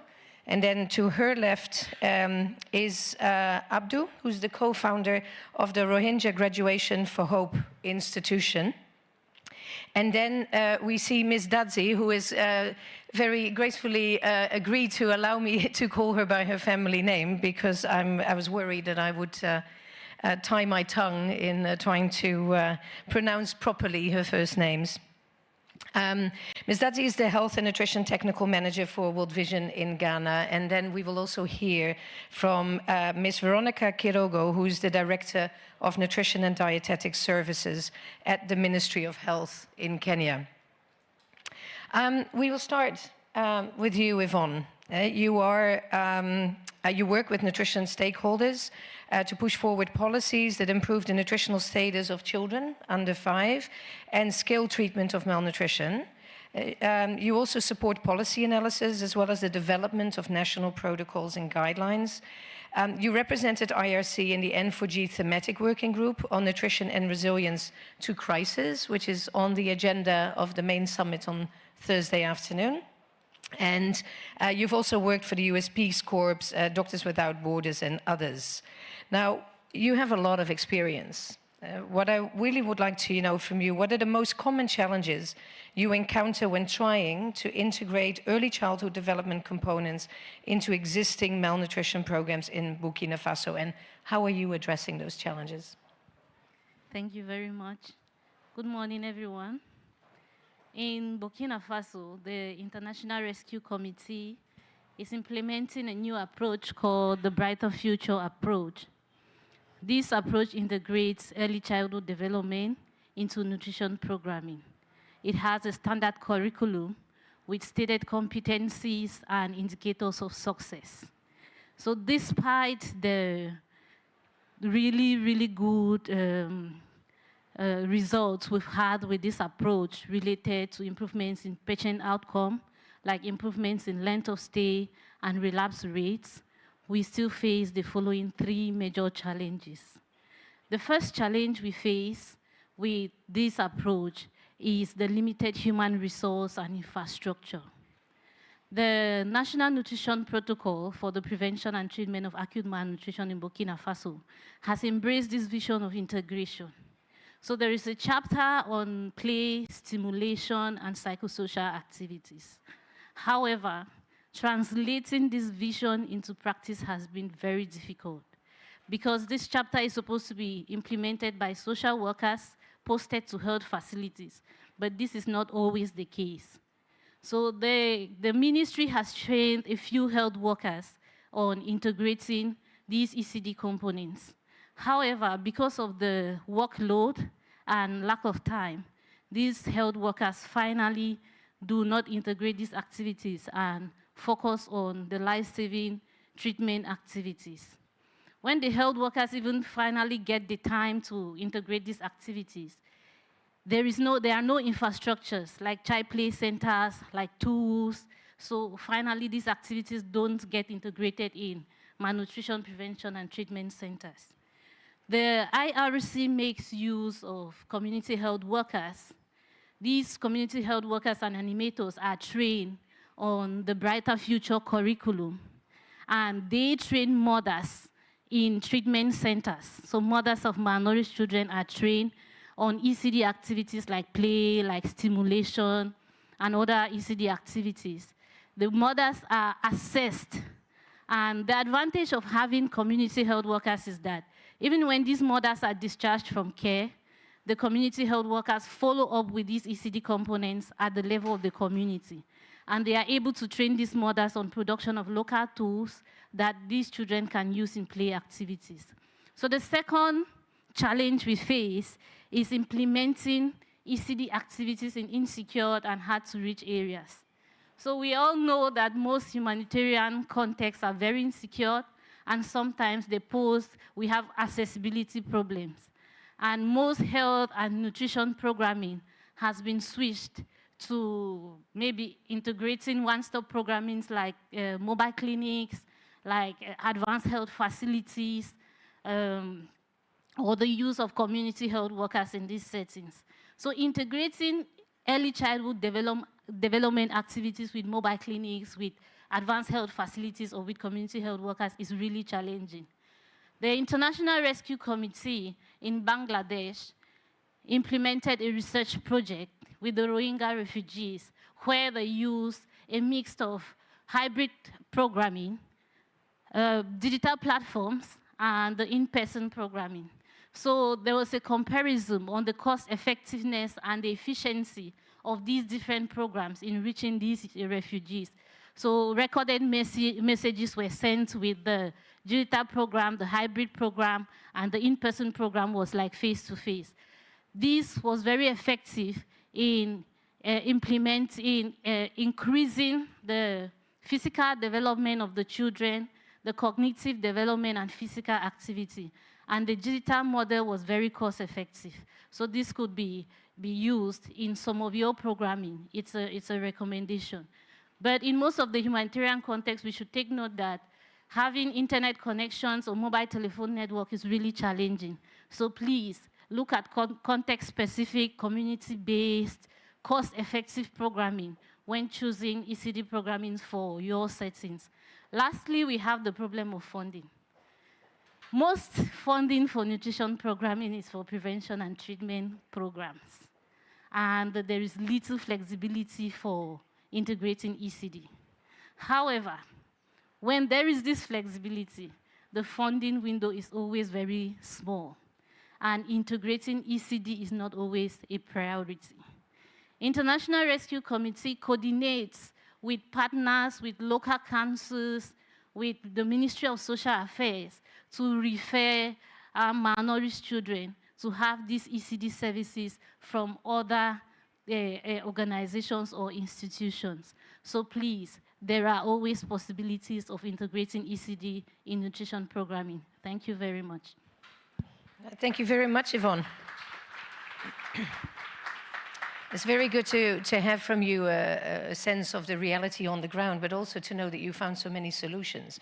And I think integration really is the key word from what you just shared with us. Integration of sectors, organizations, cadre of staff, I heard you say, between the health workers, nutrition, and then the social workers, various different tools, and then of course suitable funding that needs to be available for that. What I also took away from you is your desire to involve your target group and the community in that. And I think that is a very nice segue to hearing from our second speaker. Abdu is a psychologist, a dedicated refugee advocacy expert, and a refugee inclusion advisor for the Rohingya community. And he's the co-founder of the Rohingya Graduation for Hope Institution, where he strives to improve access to education. Now, Abdu, we just even heard an example from the Rohingya refugee setting in Bangladesh. From your on-the-ground perspective, what are the most pressing needs of children and caregivers in the Rohingya refugee camps related to nutrition and early childhood development? And in what way are you engaging refugee communities in the design and implementation of nutrition interventions? Thank you for having me here. Good morning, ladies and gentlemen, and esteemed colleagues. It is a great honor and privilege to be here in front of you as a Rohingya refugee expert to speak on the importance of early nutrition in the Rohingya refugee camp in Cox's Bazar, Bangladesh. As someone who has witnessed these challenges firsthand, I can tell you the situation is dire. In the world's largest Rohingya refugee camp in Bangladesh, 153,000 children currently reside, with 57,000 children under the age of 5 from severe acute malnutrition suffering. This is a staggering number, even though there are some integrated nutrition centers operating in the camp, but with limited access to entire population, and the need is far bigger than the current resources. We are dealing with high rates of wasting and stunting. This is compounded by limited access to diverse and nutritious food. Breastfeeding support is crucial, but often challenges due to harsh living conditions in Bangladesh. Inadequate access to ready-to-use therapeutic food is also a major issue, and micronutrient deficiencies are prevalent, impacting overall health and cognitive development. As I have observed, the most pressing issues are the need for more adequate nutrition facilities, including both supplementary and therapeutic programs for malnourished children. We also need a stabilization center to address medical issues. And critically, nutrition and early childhood support are crucial links. Malnutrition hinders brain development, and a lack of stimulation and early childhood support increase the effect of poor nutrition. We must address both simultaneously and holistically. Early childhood development is crucial because the first 5 years of life are the foundation for a child's future. 90% of the human brain develops before the age of 5. However, many children do not receive adequate early childhood support due to several challenges, including insufficient caregiver support, lack of exclusive breastfeeding, limited psychosocial support for caregiver, and insufficient parental care, as well as lack of knowledge. Addressing this gap is essential in Cox's Bazar Rohingya refugee camp. Children are growing up in overcrowded, unstable environment. Trauma and lack of safe space for play and learning are severely impacting their development, including their nutrition. We must place greater emphasis on early childhood development to prevent developmental delay. Thank you. Thank you very much. And yes, I think that needs an applause, not for just your intervention, but for the work that you're doing, which I can only start to imagine how complicated things are. I think what you've highlighted once again, the multi-sectoral nature of early childhood development and how nutrition fits within that, but doesn't stand alone within that. I think I also heard you say, and I heard you say this as well, Yvonne, the importance of play. And I think that is interesting, especially when we're dealing with a crisis. We don't necessarily always prioritize and think about how to create a stimulating and conducive environment for children to be children and to develop their cognitive capacities through play as much as it is through offering services. So thank you very much for your contribution. Next, we're going to hear from Ms. Veronica Quirogo, who's a registered nutritionist with extensive experience in policy development, program implementation, and multi-sectoral coordination to improve nutrition outcomes in Kenya. She oversees the development and execution of national nutrition policies and strategies, including the Kenya Nutrition Action Plan. She has played a key role in integrating nutrition-sensitive approaches across multi-sectoral sectors, including health, social protection, education, agriculture, and WASH, to address malnutrition at all levels. Now, Ms. Veronica is not here with us today, but she sent us a recorded message in response to the following question. Kenya has demonstrated a commitment to prioritizing early childhood development and nutrition. What are the top challenges in pursuing integration, and how are you working to strengthen the link between the health sector, the nutrition sector, and the education and protection sectors to ensure a multi-sectoral approach?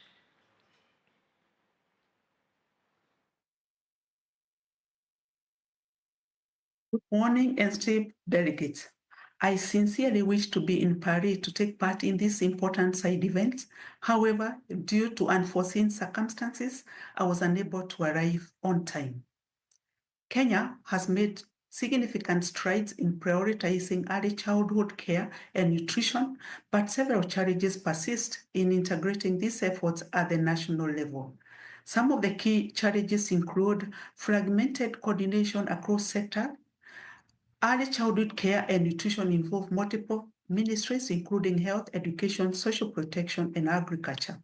However, coordination among these sectors remain weak, leading to duplication of efforts or gaps in service delivery. Second challenge includes geographical disparities in malnutrition. Stunting, wasting, and micronutrient deficiency remain significant public health concern, particularly in the arid and semi-arid regions.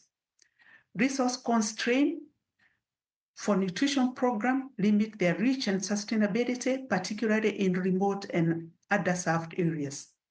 Poverty and food insecurity is another challenge where many households are struggling to afford nutritious food, especially in marginalized areas, and this affects children's nutrition status and overall early childhood development.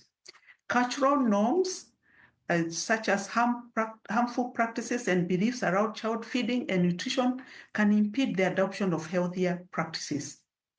Impact of climate change. We experience drought and erratic weather patterns which affect food security, particularly in the vulnerable regions, limiting availability of diverse and nutritious foods for young children.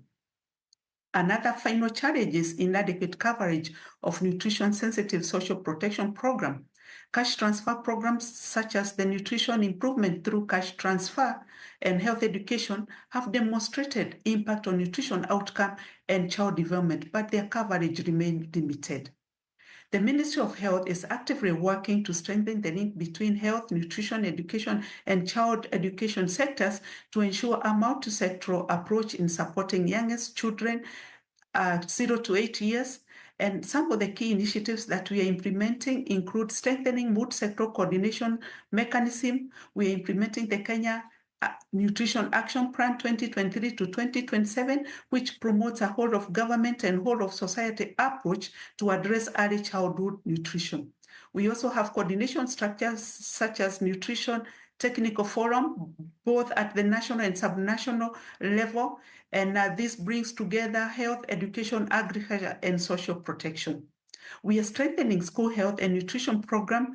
We have a school meal and nutrition strategy that promotes school feeding to improve nutrition and cognitive development among children. We are also implementing micronutrient supplementation, particularly vitamin A supplementation combined with deworming, which have been integrated in the school health services. We are collaborating with Ministry of Agriculture in promotion of school gardens and kitchen garden to enhance dietary diversity. We are also enhancing maternal, infant, and young child nutrition services, including exclusive breastfeeding, complementary feeding, both at the health facility and at the community level. We are strengthening child protection through nutrition-sensitive intervention. This includes scaling up of nutrition improvement through cash and health education project, a project we are collaborating with social protection to provide financial and nutrition support to vulnerable children. We are also enhancing maternal, child and support, especially during emergency, to prevent child neglect due to malnutrition. We are addressing malnutrition through integrated health services, and this includes programs like integrated management of acute malnutrition, which we are implementing both at the health facility and community level. We have integrated growth monitoring and promotion into the routine health services. We are also continuously building capacity of healthcare workers on child nutrition, feeding practices, and health promotion. Finally, we are leveraging digital health and data system where we are strengthening data collection and surveillance through Kenya Health Information System, and also electronic community health information system, and another platform, the National Information Platform for Food and Nutrition, to monitor early childhood nutrition indicators. We are digitalizing vitamin A supplementation supply chain to improve coverage. We are also improving child nutrition data sharing between health and other sectors for better intervention through decision making.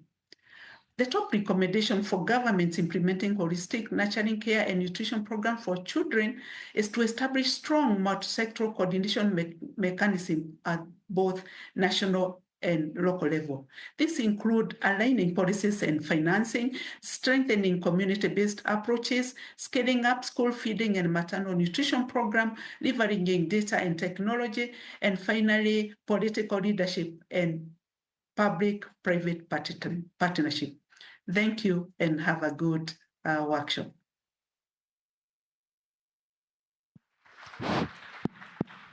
Definitely deserves a clap for that.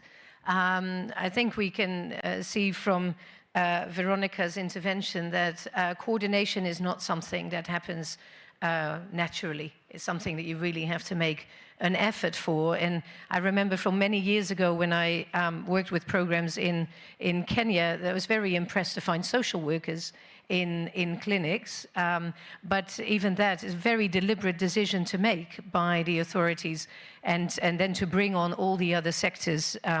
It's truly commendable. Ms. Dadzi, you have over 14 years experience in community-based health interventions, social behavior change communication, public health research interventions, and to inform policy and public health strategies. Now, you've worked on several international and local health projects related to communicable and non-communicable diseases. My question to you, we've heard from various speakers. Now, if I would put you on the spot and I would ask you, what would you recommend to nutrition experts for embedding early child development in emergencies in their programs? What lessons have you learned from your work in Ghana that you think could be applied elsewhere? Thank you very much for your question, and a very good morning to everyone. Bonjour à tout le monde. I'm very happy and thank you for the opportunity to respond to this. And one thing that I know is building resilience among communities, especially in fragile contexts, is very critical, and it's important for us to have an integrative approach for early childhood development into the nutrition interventions that we have. Also ensuring that their health is already well, they are healthy and their well-being it's improved, and for us to have a cognitive development, especially for children. So a good cognitive development, a good health well-being, and an improved malnutritional status requires that we have an integrated approach, especially in fragile contexts, because the emergencies are already there, and this has a lot of impact on their health, their nutrition, and their ability to grow well, ability to think. So early childhood development is a very important area that we need to integrate. And for Ghana, currently 17% of children under 5 are stunted. And so Ghana, we have an area where we are struggling from a kind of chronic undernutrition. So we having 17% of children under 5 being stunted means that there is a lot of chronic undernutrition. We also go through acute malnutrition, where 6% of the children under 5 are also wasted. And underweight is also quite high at 12% for children under 5, with micronutrient deficiencies really high. 1 in every 2 child is anemic, so we have anemia about 50%. So what currently World Vision has implemented is a positive deviant approach, and which is a food-based approach to rehabilitate children who are malnourished after a nutritional assessment. So once the nutritional assessment is done, we admit these children into a heart session, and we rehabilitate them through a food-based dietary approach. This is not the usual RUTF that we do. This is a locally available menu with a dense meal that we provide and feed with the child, such that it's sustainable, and the mothers are able to continue to feed their children with this in their community even when the program is over. So in having this approach, before we bring the children on board, we do a screening. So the health screening determines whether the child has malaria or whether the child has some kind of soil-transmitted helminth.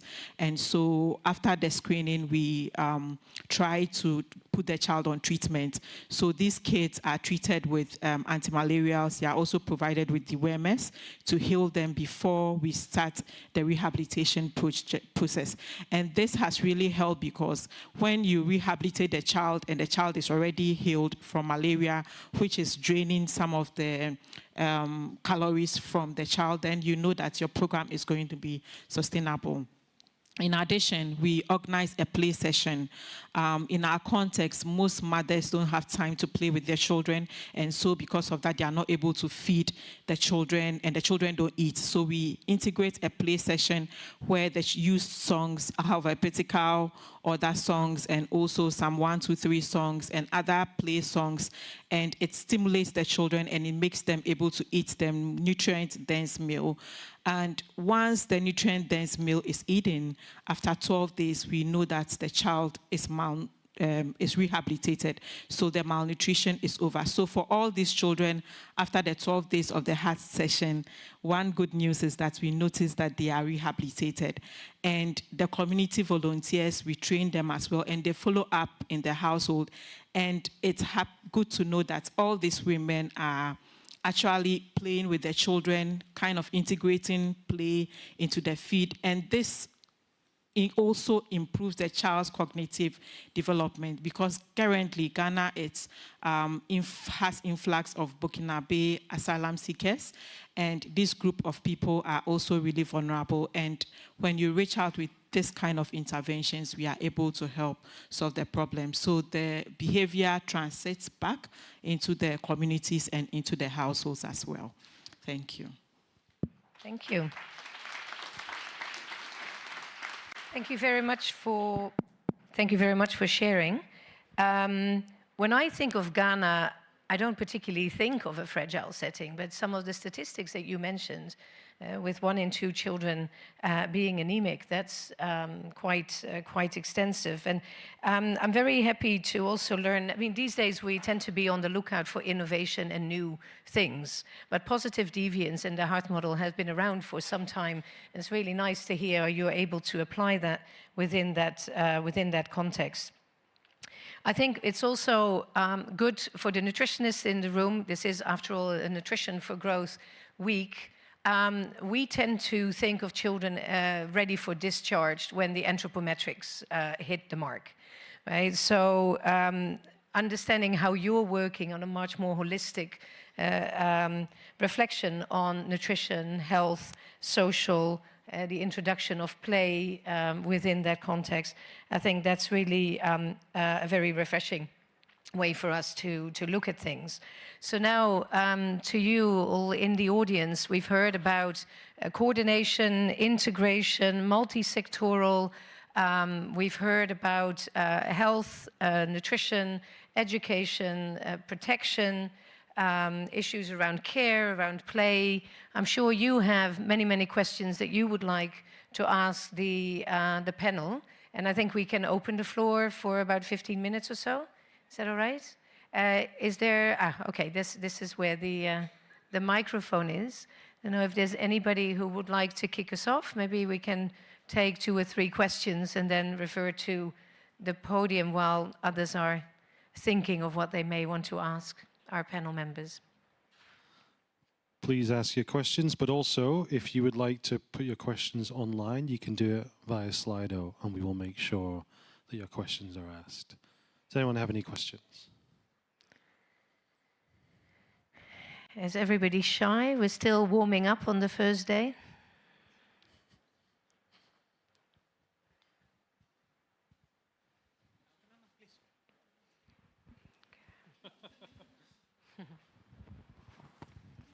Thank you.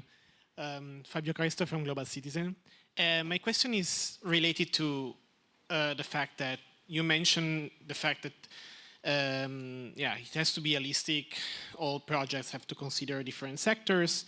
And my question is, can you give us some examples of projects that consider, for example, climate change or climate projections to improve prevention and treatment of malnutrition? And also, if you have any need or request to the climate community for example, more data, more information that could improve your work in the countries where you're working. Thank you.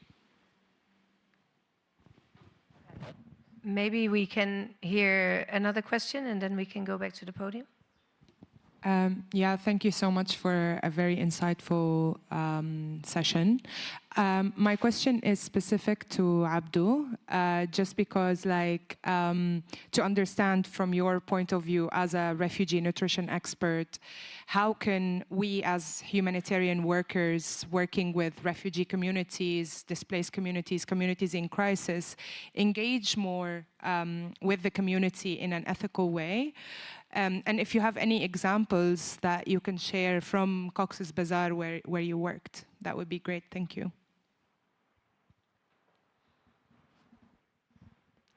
No other questions for now, then I think there's questions over there.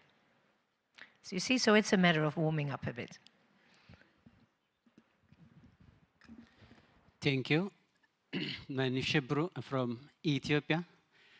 We learn good things. I have a question for Ghana. As you are aware, WHO revising the guideline on the treatment of acute malnutrition, especially focusing on local adaptation. As you mentioned, you prepare local diets for malnourished children to treat and to prevent malnutrition. So what resources you have used to prepare the local food? From where the resource come from? Really from the mothers or from the social protections, or from where you get that food locally prepared to treat or to prevent the malnutrition for these mothers? Thank you. Hi, thank you so much to the panel. Gillian McKay, ELRA. We fund research and innovation in crisis settings. I'd love to know from the panel, what do you see as the evidence and research gaps in the area of integration of ECD into nutrition, and how would you prioritize those gaps for researchers who are looking to contribute to this area? All right. Well, 4, I think, really interesting questions. Veronica already touched a little bit on climate, so I thought it's an interesting question that you're asking. Who of our panel members feels confident to address the question about climate? Would you like to give it a go, Dazi? Yes, so I'll start about climate and I would hand over to Veronica is virtual, so I'll start about the climate. So for climate change, there is a lot of integration also going in there with climate change and nutrition. And so for Ghana, one of the areas that we have done is we integrate nutrition into the climate change interventions that we do. So some approaches, we have the FMNR, the Farmer Managed Regeneration bit that supports in us growing more trees and ensuring that the environment is adaptable. We also have the area where we support with fruit trees and crops so that they rehabilitate the areas that were green before they went into the farming. And so with this approach that I spoke about, the positive deviant, the women are also, we build their capacity and we support them with providing some of these fruit trees, and then we teach them the approaches of more better farming approaches that they don't deplete the environment. So if we have all those areas there, and we integrate food as well. So the crops that we provide them are food crops that are nutrient dense, like the moringa trees, and also like the orange flesh sweet potato and this stuff like that. And so we continue to do that kind of integration to help improve both nutrition and climate change as well. So I'll hand over to. Okay, thank you. Okay, related to nutrition and climate as well, the International Rescue Committee has a women protection and empowerment sector, and most of the programming in this sector integrates nutrition. And if we understand the problem of the Sahel, it is not only insecurity, it is climate change. So because of climate change, the agricultural production in the Sahel is really low. And with our Women Protection and Empowerment Program, we train especially women on cultivating climate resilient crops that are not only climate resilient, but nutrient dense, like the orange flesh sweet potato she mentioned and moringa. And in this programming, nutrition education and detection using the family mark approach is always integrated with referral of cases to health centers. So we use different types of cultivation, like cultivating without soil because of the Sahel situation. And it really helps to not only improve climate programming, but improve the nutritional status of the population. Children who are dictated are referred to health facilities, and our community health workers help with this follow-up. So this is the kind of climate and nutrition integration we do. Thank you. Thank you very much. 2 excellent examples, I think, to address your question. Abdul, there was a question very specific to you. How to work with the community. And I think it was very important also what she said, how to do that in an ethical manner. Thank you so much for the question in me again. As a Rohingya expert, I cannot stress enough the importance of meaningful engagement. We must move away from a top-down approach and embrace genuine participation to allow a tailored and impactful nutrition intervention. For example, there are different opportunities to engage the Rohingya community. Number 1, involve Rohingya community members, especially Rohingya experts in identifying their own needs and priorities. This ensures intervention are culturally relevant and address real concern. And number 2, train and empower Rohingya women and men to act as health and nutrition promoter and advocate. And number 3, create space for dialogue and use focus group discussion, workshop, and community meeting to develop intervention together and prioritize integral local knowledge related to nutrition and childcare. Ultimately, meaningful engagement is about empowering the Rohingya community to take ownership of their own health and well-being. This requires building their capacities, raising their awareness, respecting their dignity, and listening to their voice. So if I highlight two more quick recommendations to better implementing the nutrition in the refugee camp, it would be better if nutrition sector can combine nutritional intervention with stimulating activities. This question also asked one of our sisters regarding childhood early care. Okay, that's why it's very important. And play-based learning and care give us support. We can maximize then the impact of child development and break the cycle of malnutrition. And the second example, for example, please engage Rohingya refugee expert and leader to effectively address the complex challenges within the refugee camp. This expert possesses invaluable cultural understanding, linguistics proficiency, and community connection that are essential for successful intervention and raising awareness and sustainable impact. It would be really nice if the nutrition sector can organize. Thank you. Thank you very much. And clearly you have thought about this a great deal and been involved.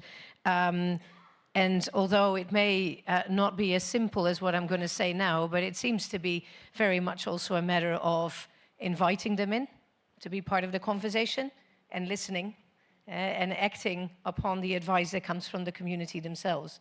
So thank you very much for that. Then, Dadzi, there was a question that specifically addressed to you from the colleague from Ethiopia. The new WHO guidelines promote local adaptation of those guidelines within a specific local context. So for local diets, where do you source the ingredients? So thank you very much for your question, and it's very important because currently most of our countries are complying with the WHO guidelines. And so for us, the food is sourced actually from the community. And we have approaches that we source the food from. One is we have an intervention that we have mother-to-mother support groups. And so some of these mother-to-mother support groups donate the food to support the PD Heart session.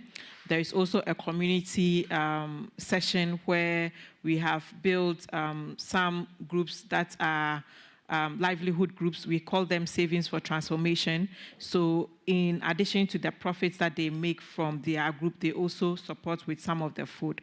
And most mothers have also been trained already to have backyard gardens.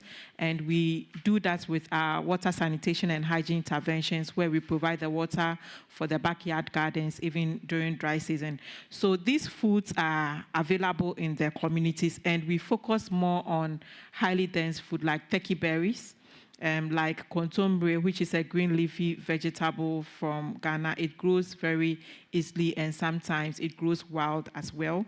We also have the peanut butter, which is also very common. And most of these women grow peanuts, and they make it into butter as part of their livelihood. And we also have the shea nuts, which also goes. So all these are already foods that are available in the communities, but it's the knowledge. So we train the women how to make a nutrient-dense meal that tastes good for the child with all this food mix. Also, we have an intervention with WFP for the asylum seekers, where they provide a cash programming for food baskets.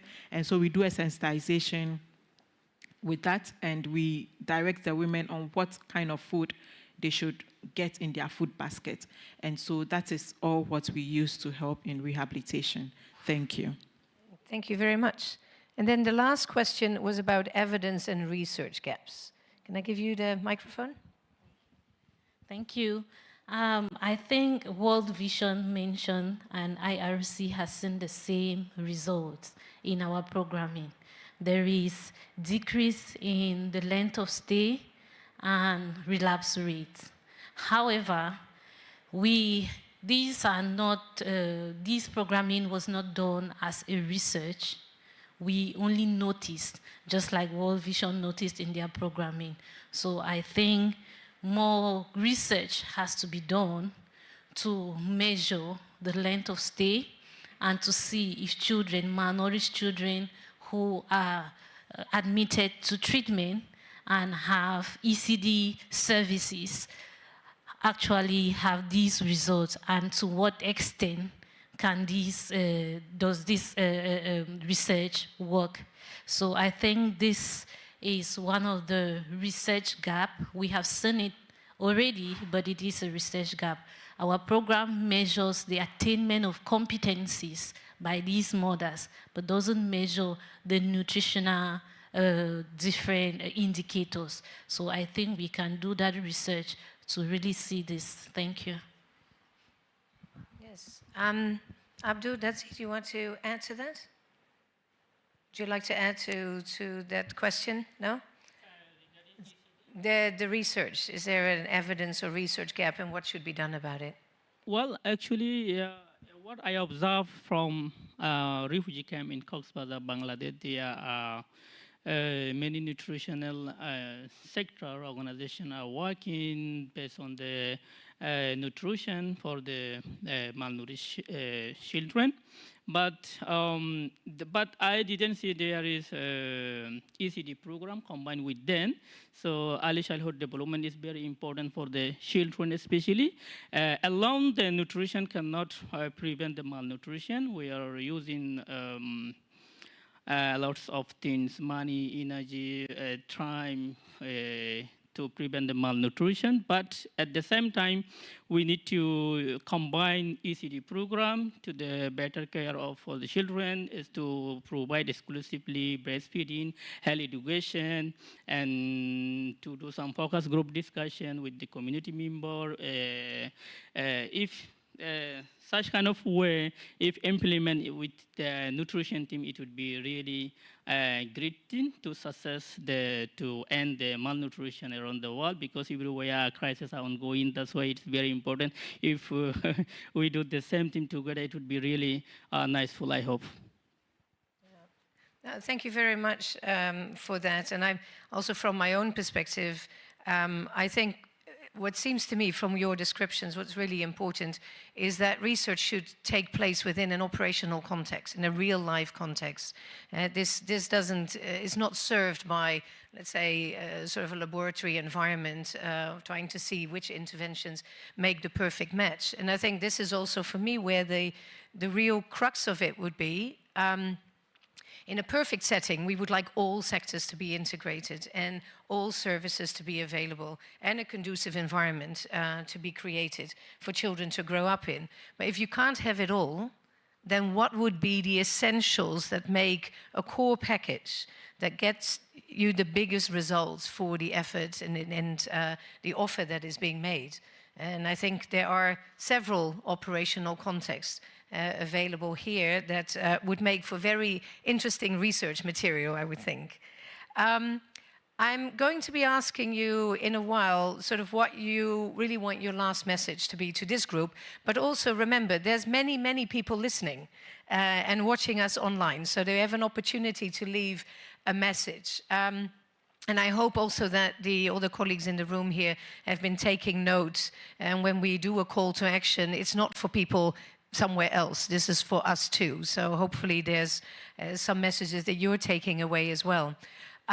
Being from the World Food Programme, I'm reflecting on what you have shared this morning. You know, we're a humanitarian organization. We're also a development organization. When we work in development settings, we have time to think. Time to come together with different actors, time to bring together various different aspects of an integrated, holistic approach. Now, from my experience, when we're in a crisis situation, we don't have time to think. We really need to act really quickly. So what it means to me is that we need to do the thinking, the coming together, the aligning, the mixing of the different components before we are in a crisis situation. Now, WFP supports about 15 million women and children on an annual basis with sort of supplementation and support. Another 10 million with prevention support, so the programs are quite large. And I'm trying to think, what could we do to bring on board some of the things that you've been talking about? And I'm thinking that it starts with program guidance and tools based on evidence, based on research from operational context, and training and familiarization across quite a wide cadre of people, different sectors. I also quite like the sort of the innovative ideas around play. And I know that our colleagues in UNICEF, for example, have been really working on how to encourage play, also using packaging of foods within environments where food items, sometimes specialized and sometimes a household food basket, are being provided. But I'm also quite happy to hear about old models like positive deviance and the hearth model, sort of playing an important role in this context. Currently, there's a lot of discussion going on around nutrition information systems and how we need to adapt them to the current context. And I think what's really interesting in that discussion is the importance that is put on determinants of malnutrition and contextual information, which is exactly what you're talking about. That's what we need more than only anthropometric information. We need to be able to see people in their entirety, children, their mothers, their families, their communities. So I think moving forward with the work that's going on NIS, I think there's a real opportunity there to embed some of the thinking around early childhood development. Now, partnerships has come up a lot. The World Food Programme, we partner with about 1,300 partners worldwide, more than half of whom are local organizations.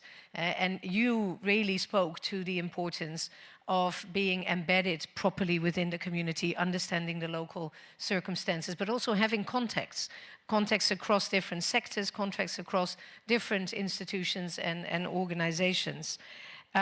We are also partnering with about 400 different government institutions, which also speaks to, particularly also what Veronica was saying, the importance of bringing various different authorities, sectoral authorities on board. But it also means that in the clusters and in the sectoral groups, we need to do better among ourselves to be better connected. And then, of course, there's the community.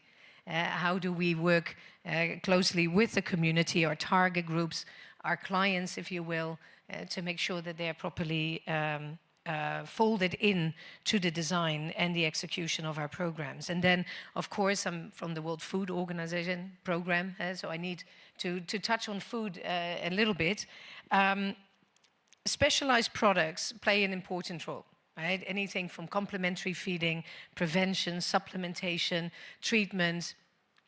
We see them often as distinct categories of products in distinct also categories and silos of interventions. And I think what you have highlighted is really to look at the continuum, look at the convergence of different programs and the different products that are being used for that. In WFP, we are stepping up our reflections on the household food basket and the nutritional adequacy of household food assistance, because that's really where the foundations lie. We do that in-kind food, but you also mentioned the cash assistance that is coming into play. And I think particularly related to cash assistance, but a little bit also in terms of our in-kind food assistance, is the local foods. And I think this is what you referred to, and our colleague from Ethiopia had highlighted this already. Sometimes these are specialized foods. We saw earlier today from the colleague from Madagascar who, with the social entrepreneurship, is investing in sort of formulated foods, fortified foods. But it is also about how to better use farming opportunities, gardening opportunities to bring local foods together so that families can take care of their children. We are not there to take care of their children. It really is for the families to do that. So now, your final word. If I can start on that side, that's a call to action. What's the last message that you would like to leave with the room and the people who are listening today? Thank you so much. And you've mentioned a lot of, already I could see a lot of call to actions in your speech, and I would like to highlight that we need more investment into the space. And what investments that we need is a multi-sectorial one. Nutrition is an issue that is not standard alone, it's multifactorial. And so for the investment that we need, it also has to be multifactorial. So we need investments that our programming is such flexible that we are able to have opportunity to screen children of any health underlying conditions that is causing them malnutrition. We also need to have a deworming exercise for them, because soil transmitted helminths also cause a lot of malnutrition. Then we also need to have an integrative food environment, which is already being available in the communities, but then we need to have the integrative approach of having it into the growth monitoring promotion that is already been going. And so we would call everyone to support with funding approaches to scale up some of these old models, like the positive deviance approach, kind of having this integrative areas of play and gardening and others into it. Thank you. Thank you. Abdu, a last word? Very short one. Yeah. Community involvement is very important in this program, especially to care to the children. The child care is very important. If we cannot well care under the age of 5 years, the child will not grow. When the child will become 6 years, 7 years, 8 years. That's why it's very important. In the refugee camp in Cox's Bazar, Bangladesh, there are thousands and thousands of children traumatized. The brain is not good because they observed, they've experienced the genocide in 2017 in Myanmar. Still, the children's brain is not properly working. That's why, on the other hand, if we give the treatment, on the other side, we need to give at the same time psychosocial support. That's why the community involvement is very important. Thank you. Thank you. I think now more than ever is the time to do more with less. With the recent funding environment, we are obliged, it is imperative for us all to do more with less. So in addition to what Ghana and Abdul has said, I am looking at governments and saying to governments that we need to set up policies, we need to set up protocols, plans, tools, we need to put in place resources that enhance the holistic care of children. Secondly, I'm looking at programmers, the different organizations, civil society, and decision makers present, and calling on them to look at innovative, cost-effective, context-specific, and community-centered approaches in their programming. It is important they are available. We used digital in IRC and it worked. So these opportunities are very available. And lastly, let us invest in research. Research on the importance and the results that we get from integrating ECD in nutrition and other multi-sectorial programming. Thank you very much. Thank you very much to the three speakers, and of course to Veronica, who couldn't join us today. Thank you so much. I've really enjoyed this conversation. I've learned a lot as well, and I hope you did too. I think we're going to leave it at this for this session.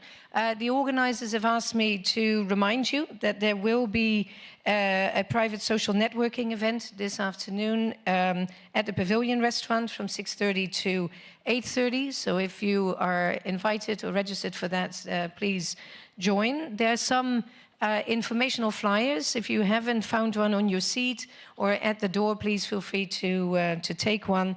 And then I understand that the Moving Mind Alliance will organize a webinar for nutrition and ECD actors within the next 3 months. So this is only the beginning, and I look forward to seeing you online in that webinar. Thank you very much.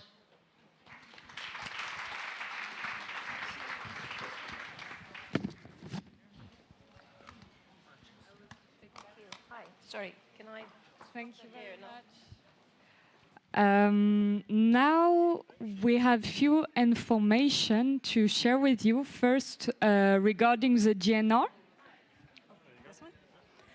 Hi, everyone. My name is Natalie Kola. I'm here on behalf of the Global Nutrition Report, the GNR. We're the official mechanism for registering smart commitments for N4G. If you have any questions regarding the NAF or the commitment registration form, my colleagues and I have a table that's right across from the cloakroom. We'd be more than happy to answer any of those questions. And we're there until 1. And we will also be there tomorrow from 9 a.m. to 1 p.m. So thank you. We will have a 10-minute break, and we will start the other session in 10 minutes. So feel free to go around. You've got 10 minutes, 10 minutes.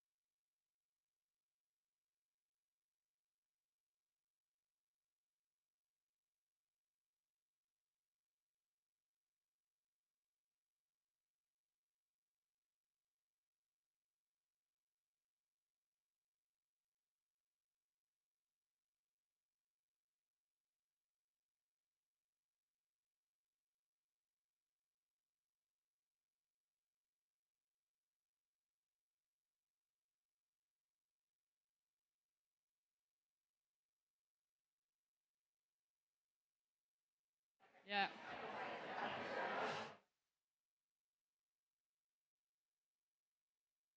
It's kind of funny too.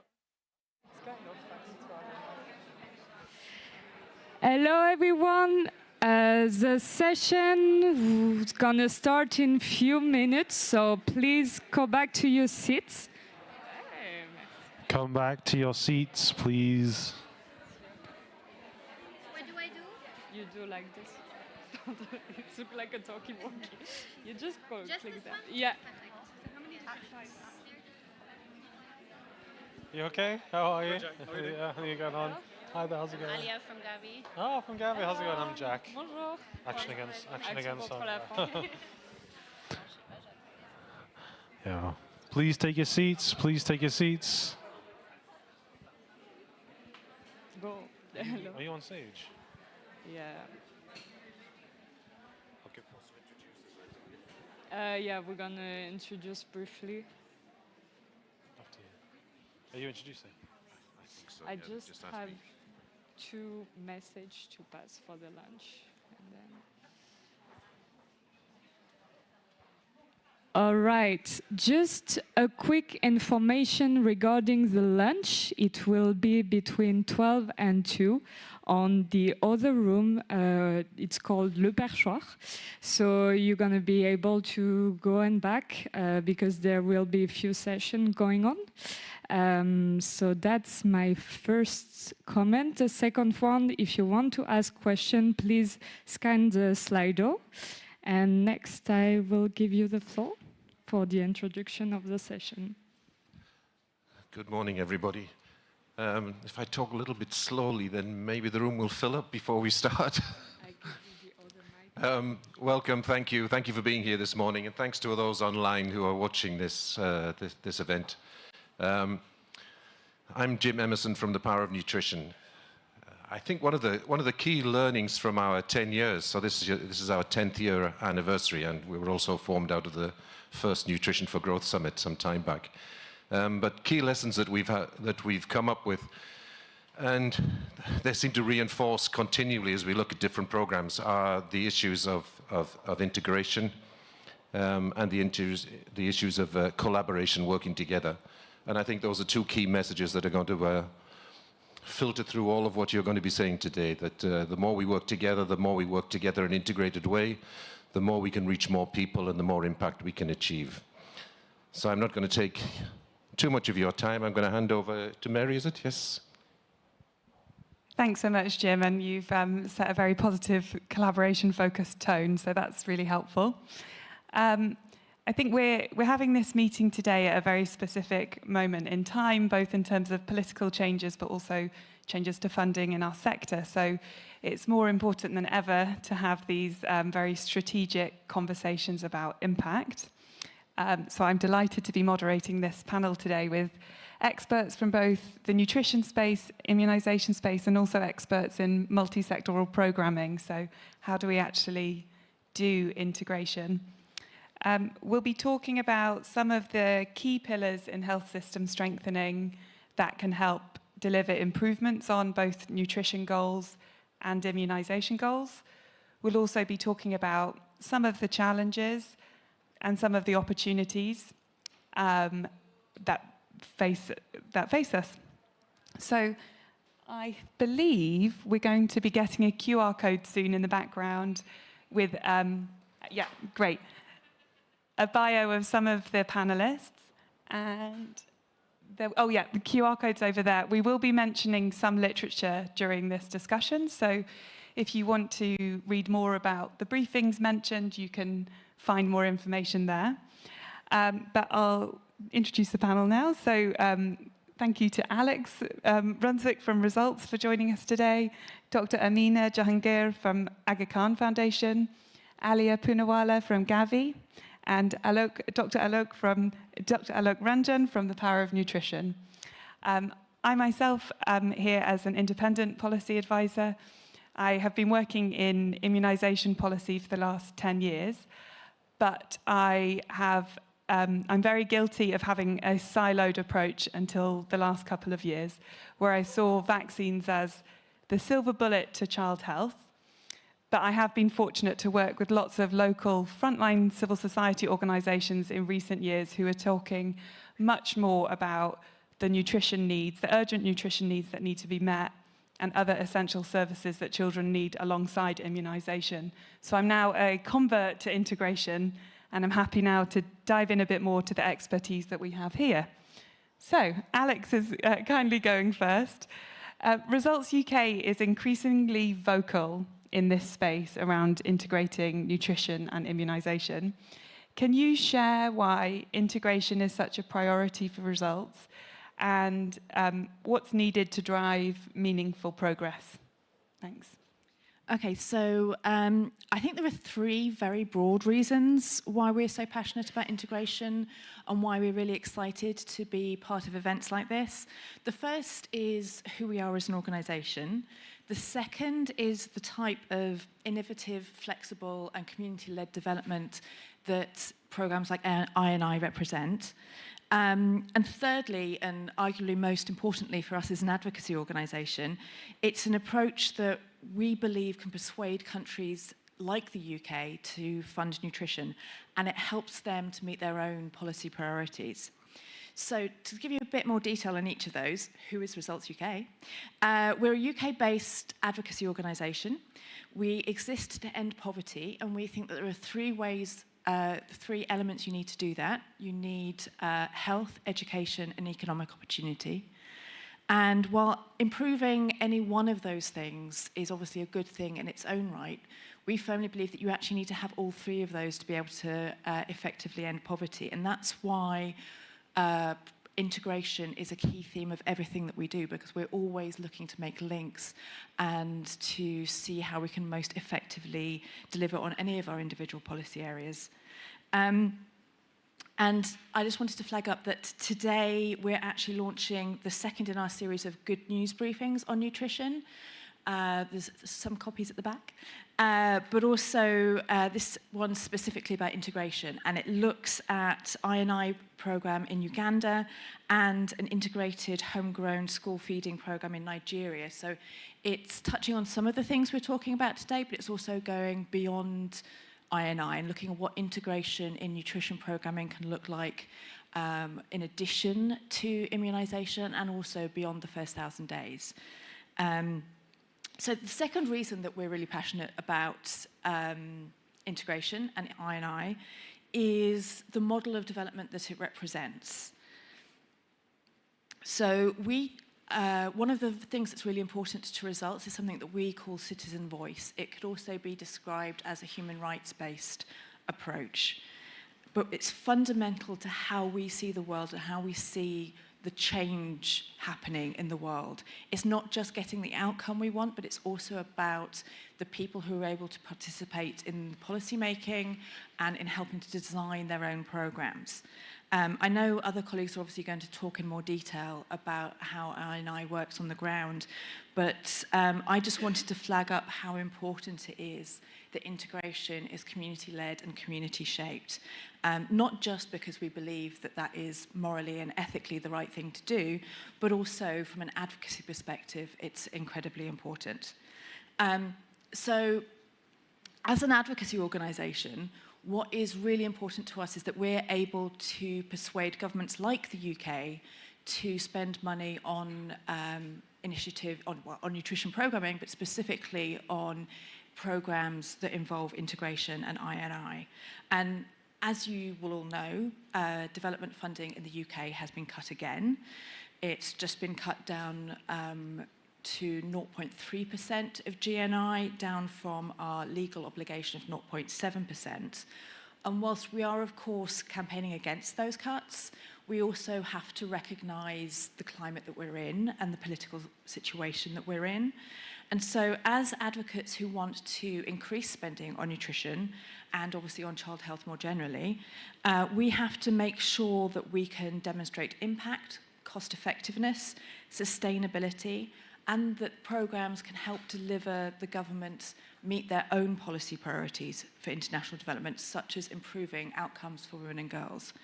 And we think I&I is a really good way of doing that. Because we know that, for example, while investment is, of course, necessary to ensure the planning of I&I programs, and to ensure the upskilling of community health workers. In the long run, integrating services can reduce duplication, it can optimize resources, it can lower overall healthcare costs, and for example, it can optimize the supply chain and reduce logistics costs. So one of the ways that we can advocate for I&I in this particular financial environment is obviously by talking about how cost effective it is. It can also help in regions where health systems are fragmented due to instability. One of the priorities for the UK government is fragile states. So we can make the case that actually I&I is not only a good thing in its own right, but by combining nutrition and immunisation, communities living in fragile settings would benefit from fewer visits, more coordinated health campaigns, and potentially safer and more consistent service delivery. And one of the priorities that the UK government has consistently maintained in recent years is improving outcomes for women and girls. And we know, particularly in nutrition, how important that is. Integrated services can reduce the caregiving burden on women while improving the health of mothers and adolescent girls. And we know that improving nutrition for women and girls has intergenerational impacts. So whilst we know that this is a really challenging environment for nutrition advocacy, and for example, we know that the UK government isn't going to be making a financial pledge at N4G this week, we also know that they are making policy commitments on integration. So even where we're in really challenging environments, both financially and politically, we know that this is an area that governments are interested in and where we can make progress. So what are our asks of governments like the UK, of donor governments? The first is to provide financial support for integrated nutrition and immunisation programmes. That's probably the most obvious thing that I could say at a panel like this, but you're going to hear amazing things about what can happen on the ground, but they can only happen if governments like the UK are helping to fund them, and that they are advocating to other governments as well about the importance of integrating nutrition and immunisation services, particularly in low and middle income countries. We're asking them to help build the evidence base and use the evidence base that we already have to support integration programs, so they can promote and fund research on I&I by supporting pilot programs, celebrating successful initiatives where they happen, and also just by supporting the model of partnership that I&I helps to develop. And the third thing is that we're asking them to contribute to the successful resourcing of key partners in I&I programs. I know that there's going to be conversation about the work that Gavi does, but the Gavi replenishment is obviously happening at the moment, and programs like I&I can only happen if we also have the actors, the multilateral actors in the space that are necessary to deliver those kinds of programs. And the final point I wanted to make from an advocacy perspective is just the importance not just of getting these kinds of pledges from governments, but also of holding them to the account for the pledges they make, whether they're financial pledges that hopefully lots of governments will be making this week, or whether they're policy initiatives like the UK government talking about integration. The really important thing is not just that we get the pledge, but that we make sure that they're implemented and that they're meaningful. We have to make sure that integration in practice is the same kind of high-quality, community-led, integrated approach that our panelists are going to be talking about today, and that the word integration isn't just co-opted and turned into a euphemism for saying cost-cutting. Because there's a very great risk that that is what could happen. I don't think that's what people want to happen, but I'm sure we have all been in situations before where that is what has in practice happened. So for those of us who work in advocacy and those of us who are based in donor countries, the really important thing is that we ask our governments to pledge, that we ask our governments to support programs that encourage integration, and that we hold them to account for what they do. Thank you. Thank you so much, Alex. I really appreciate the way you've opened the discussion from a UK initially centred policy and advocacy perspective, but those key messages can be delivered globally and they're relevant to many of the targets that people in this room have. So that's a very useful start to the conversation. Thank you. Now, to shift direction a bit, I'm very pleased to have Dr. Amina Jahangir here because you are the regional advisor for Central Asia and you have a huge amount of direct experience of integration. So I think it would be very useful if you could bring that to life a bit for us here in the room and perhaps speak specifically to Pakistan. So what can you tell us about the impact of I&I and why it's important in the context that you work? Thank you very much. And thank you very much for giving me this opportunity to provide insight into a critical strategy for integrating immunization and for nutrition and for improving overall child health outcomes. So Pakistan is a country where nearly half of the children are stunted and almost 18% of children are wasted. And a country where the immunization gaps, they leave millions of children at risk of preventable diseases. Why integrated nutrition and immunization is critical for Pakistan is evident from the statistics that we have. For example, in Pakistan, Pakistan is ranked as third in child mortality. At the same time, it is also ranked third most in the countries with most high number of zero-dose children. And not only this, just reflecting on the recent statistics that WHO and UNICEF released in 2024, in 2023, almost 1 million children missed their first routine dose of measles and DTP. So in Pakistan, the most hard-to-reach areas also have the highest concentration of most undernourished, stunted, and wasted children. And then there's their children have overlapping vulnerabilities, and without an integrated approach, there's risk of falling through the cracks. So if I just talk a little bit about the health system challenges in Pakistan, many other resource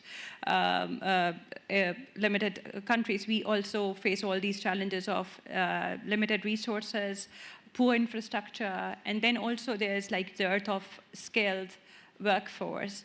And when you have all these resources which are very limited and you have competing priorities, then monitoring, supervision, and that data validation is not there. So these are broader challenges, but also talking about how services are given are also very much fragmented. So the services are talking about immunization and nutrition, the services are given in silos from each other. For example, there are different directorates for both these services. And then when you go to the ground, they do separate planning, they do separate implementation, and there's a workforce which is also providing these services separately, right? So you would have nutrition officers or counselors, but you also would have vaccinators, right? So, and it somehow has impact in two ways. One is that we don't have efficiency in delivering services, but also we're putting double burden on the families for coming for these multiple visits to the health facilities, and often they're not finding those comprehensive solutions. So as AKD and Akhan Development Network, I would say we have a number of sister agencies that work in health and social mobilization. So I would like to take examples from North Pakistan, where we work as Akhan Development Network. And we have taken some of these challenges heads on. So for some, I&I may be something new, or we've started, as you mentioned, a few years back. But for us, we've been working through our primary health care network, the facilities that we have in North Pakistan, and where nutrition and immunization are part of the maternal and child health care services at the primary health care level. So when a child comes for immunization, he's also assessed for his nutritional status, and the mother is counseled. And it is, again, not only talking about moderate or severe acute malnutrition, it is about dietary diversity, it is about infant and young child feeding practices. And what is that really benefits a mother is also that she can access maternal health services at the same health facility during the same visit, right? So it has the manifold, you can make the impact manifold. So the same cadre of health workers, I would say, which are either the midwives or the lady health visitors, they are providing both the services at the health facility. So one platform, same healthcare provider, and then you're providing multiple services. If I talk a little bit more of like how this work is done in the community, is also that we do all demand generation and social behavior change activities also in integration, right? So when you're doing the working with the communities, and we really work with the grassroots level organization as village health organizations or women health organizations. So this demand generation and social behavior change is also done in an integrated way. So, maximizing the opportunities, and the lady health workers or community mobilizers who are also trained, so they refer or identify the children who are missed. So in a way, we try to cover both the demand and I would say the supply side of that.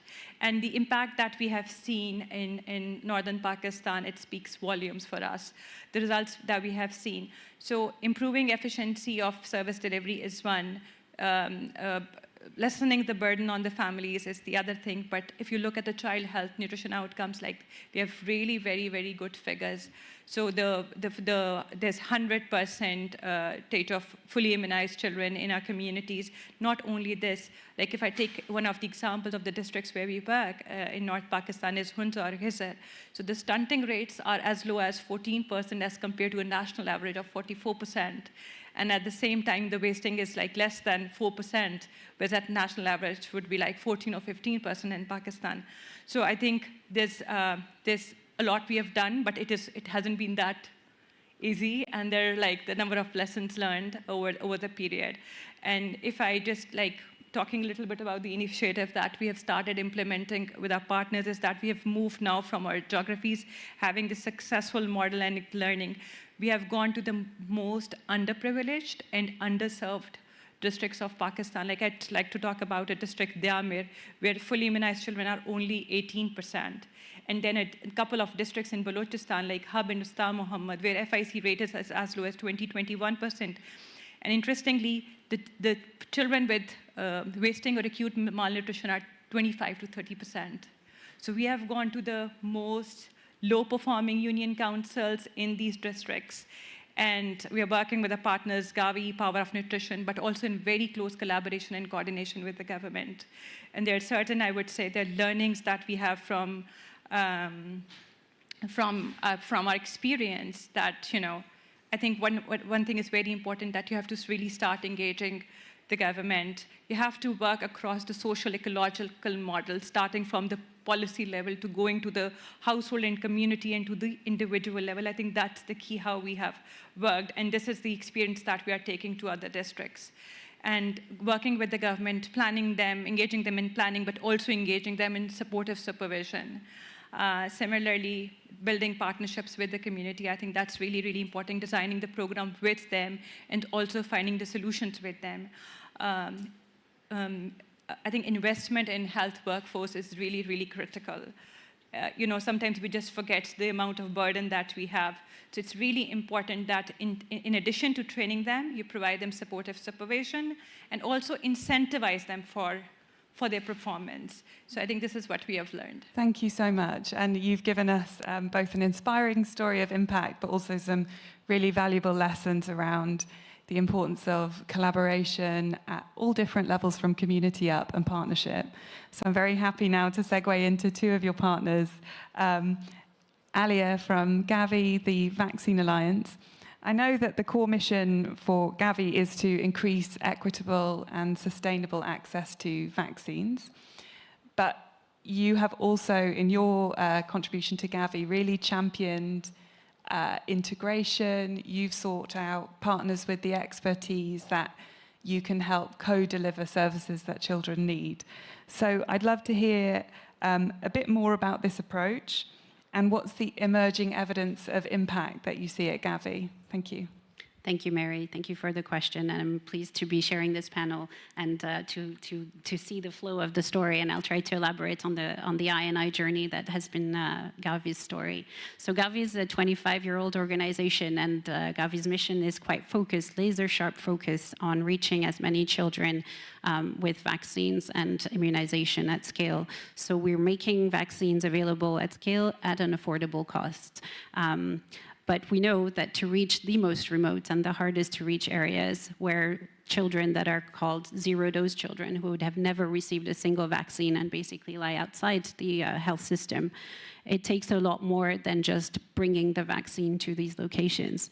And it takes a stronger health system, and it takes partners who go and reach those unreachable populations, whether mountainous regions, pastoralists, migrant, fragile contexts. These are the zero-dose children, and there are more than 15 million zero-dose children worldwide. Some of our highest impact countries include Pakistan, but also Nigeria and Ethiopia, where most of our INI investments actually are. So vaccine delivery is not enough, and we know also from some of the data points, although data is lacking quite significantly, that these zero-dose children are often malnourished, and there is a physiological combination. If you are under-vaccinated, you are more prone to disease, and therefore that would lead you to be malnourished. And if you're malnourished, you are also the vaccine that the intake is likely to be less effective as well. So there is a cycle that needs to be broken there. So to better serve these children and these mothers who have to come long ways, as we've just heard, to get the services, we do want to try to find some solutions, and many things are already happening on the ground. We always hear about health extension workers being overburdened, having too many services to deliver at once. So integration is not about cost cutting or adding on more to the same health workers, but it is to really strengthen the entire system and see it more holistically. So in order to maximize the impact, we know, why integration is important. It feels logical, operationally feasible to a certain degree. But what we're lacking is really the question of how do we know it really works? So the evidence is not really there. We know nutrition services work, we know immunization works, but together, do we know that the same children, are we tracking that the same children are actually receiving both services together? Because of the verticals and the silos that exist with even data collection, the immunization and EPI teams will be reporting back on vaccination coverage, but what we won't know is whether the same child who's been immunized will have received nutrition supplements, or will the caregiver have received any counseling thereof. So the Eleanor Crook Foundation and the Gavi report that was published in 2023 and launched at the Food Security Summit in London was one big call to action in terms of the literature is lacking and the evidence is lacking around immunization, nutrition, integration, effectiveness. So that was basically our start of the Gavi journey. And one of the levers for funding, I heard funding for research in the last panel is key. Well, this was the match fund, is one of the funding mechanisms that Gavi has elaborated to extend and partner with the expertise of other sectors and try to find solutions around the effectiveness of integrated nutrition immunization. And I'm pleased that AKF, as well as Power Nutrition, embarked on this journey with us alongside Eleanor Crook Foundation and the Children Investment Fund Foundation, just to name a few. And that has been the lead platform for investing and to generate evidence on the impact of I&I. So yeah, it's a pleasure to have embarked on this. I think the learning is only the beginning. Once the evidence is proven and the policies are shifted and the country voice is heard, then there will be potential for scale in this space. Thank you so much, Alia, and it's really fascinating to watch the journey that Gavi's been on and also the evidence that's emerging from the Alliance. So watch this space, and thank you very much. Now, last but certainly not least, I'm happy to introduce Alok, because Alok is really an expert in several sectors. Throughout the course of your career, you've worked in different areas, and you are very familiar with and can offer a lot of insight into what it takes to have a successful multi-sectoral program. So now, with your experience at the Power of Nutrition, it would be great to learn a bit more about what are the key enablers of success for multi-sectoral programming, and how can we ensure strong collaboration to sustain and scale integration. Thank you very much. Thanks, Mary. First of all, it's a pleasure to join the AAA star-rated platform. Panelists over here, Alex, Amina, and Alia. So 3 A's over here. So in terms of your question, we as the Power of Nutrition, as Jim mentioned at the start, are completing our 10 years We started as an organization from the first N4G. This is the 10th year that we are there. We have done a lot of reflection on the last 10-year journey, and what I'll be sharing is kind of thing that we are finding not just for immunization nutrition integration. Majority of those are applicable for all the other kind of an intersectoral, multisectoral partnerships that we are also trying to create at this point of time, and what we have learned over the last 10 years. First of all, for us, I look at immunization nutrition integration from the phrase EPI. It's Extended Program for Immunization.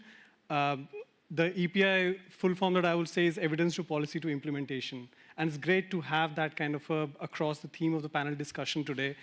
We talked about the evidence, we talked about the policy and advocacy aspect, and we talked about implementation. Just focusing on one aspect of this continuum doesn't really give us the full impact. And that's what we have been trying to do as a Power of Nutrition across various multisectoral partnerships. But the two partnerships that we have with Gavi, with Aga Khan Foundation in Pakistan and Indonesia are clear examples of that kind of an approach, looking at evidence to policy to implementation. The second aspect, which as we work as a convener across different funding partners and implementing partner, is to look at things from the system strengthening approach. And that's where I think even for immunization, you heard Dr. Amina mention about that, and other panelists also highlighting on that, that just focusing on one aspect of the health system strengthening would not give you the impact. Just imagine if out of the 6 pillars of health system strengthening, we are covering 5, but we haven't addressed the financing aspect on the integration component. We are not going to have the integrated outcome that we are expecting to do through those partnerships and programming then. So it's important to look at the entire health system strengthening approach, and that's what we end up doing almost across all our 21 programs that we have across Asia and Africa. We heard about the partnerships from some of the other panelists, but the example that has not come out here is the kind of partnership we have with World Bank. So with World Bank, we have partnership where we bring in grant funding, which helps leverage the concession loan, the IDA financing. And we have 8 country programs there, which entire IDA financing goes majority towards the system strengthening component. And with that, we get nutrition getting prioritized in this. So the outcome of that entire approach does not only strengthen nutrition, it also strengthens a lot of other pillars of the health system strengthening at the same point of time. And third is the key principle that we have across all our programs partnership. We call 3S, it's scale. Whenever we try and design a program, we try to look at the scale and not just limit it to a small scope. Looking at it, as I said, the systems approach, but also trying to think about sustainability. It might not happen every time, but every time trying to bring in the sustainability aspect as and when we can think of very early on, which involves bringing the government, bringing the local partners into the discourse very early on. And what this entire approach does is helps us create more multi-sectoral partnerships, because we tend to be a convener across multiple funders and multiple implementing partners. So when we do that, we bring in the expertise from different partners for addressing different sectoral issues, but it also helps to bring in financing across different sectors. And that we have seen not just for I&I, but for other sectors as well, where one partner might be interested only in nutrition, the other partner might be interested in WASH, third is interested in immunization, the Indonesia example, where then it enables us to bring a more intersectoral, integrated approach happen on the ground, grassroots level. And the last part I would say is looking at the nutrition financing situation that we are seeing right now unfolding at the global level.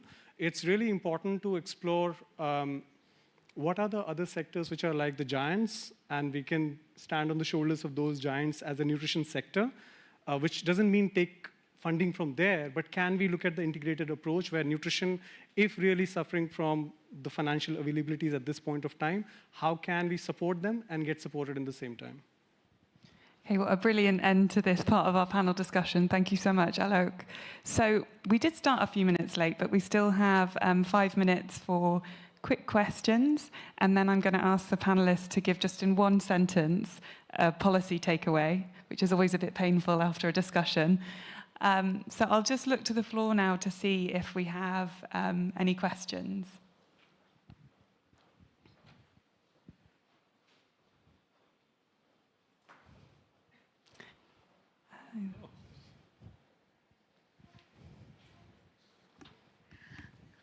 Hi, everyone. Thank you so much for such an enriching discussion. I wanted to ask, what role does civil society play in integration? So I'm happy to open this to the floor, or I can take this one. No. I'm happy to start. Civil society play a really important role in integration. I mean, obviously, in principle, they should play a very important role in all forms of international development. But particularly, one of the reasons that why we're so excited about integration as an approach is because it's a very much a bottom-up approach that's responsive to community need. Because integration, even if we're just talking about integration in terms of nutrition and immunization, how that is delivered in one community will look different to how it's delivered in another. And civil society organizations that are based in communities are incredibly well placed to support with that kind of program design. Obviously, it needs all of the things that other panelists have already talked about. It needs well-trained and paid and supported community health workers. But it's the civil society organizations who can help bring people together and say what their community needs are. And that's why I think it's really, really exciting. But I don't know if others also want to come in on that. Maybe I can respond. And when I was talking about how we work with village organizations, how we work with women organizations in Pakistan and many parts of the world where Akhan works, we really works with the grassroots level civil society organizations, and they are a very important integral part of our programming. So when we say that we have to design the program with the communities, these CSOs, local CSOs also play a very, very important role, and not only in designing the program, but then also in implementation, acceptability and adaptability, and I think the most important is sustainability of the program. So if you're working with them, like the local CSOs, they play a very, very important role. Thank you. And I'll just check, did we have any questions online that came up? No. Well, we'll have to keep to time, but I think we have one from the floor, or two from the floor. Okay. Ok, merci beaucoup pour cet exposé très intéressant. Moi, ma question, c'est Thank you very much for these presentations. My question is the following: how can communities and governments commit to supporting this integration? How can governments and states commit to strengthening this approach? Should we take a couple of questions, or do you want to respond to that one first? I'll respond because I understood it, not maybe because I'm the best placed, but I think the question was how do communities answer to the integration question.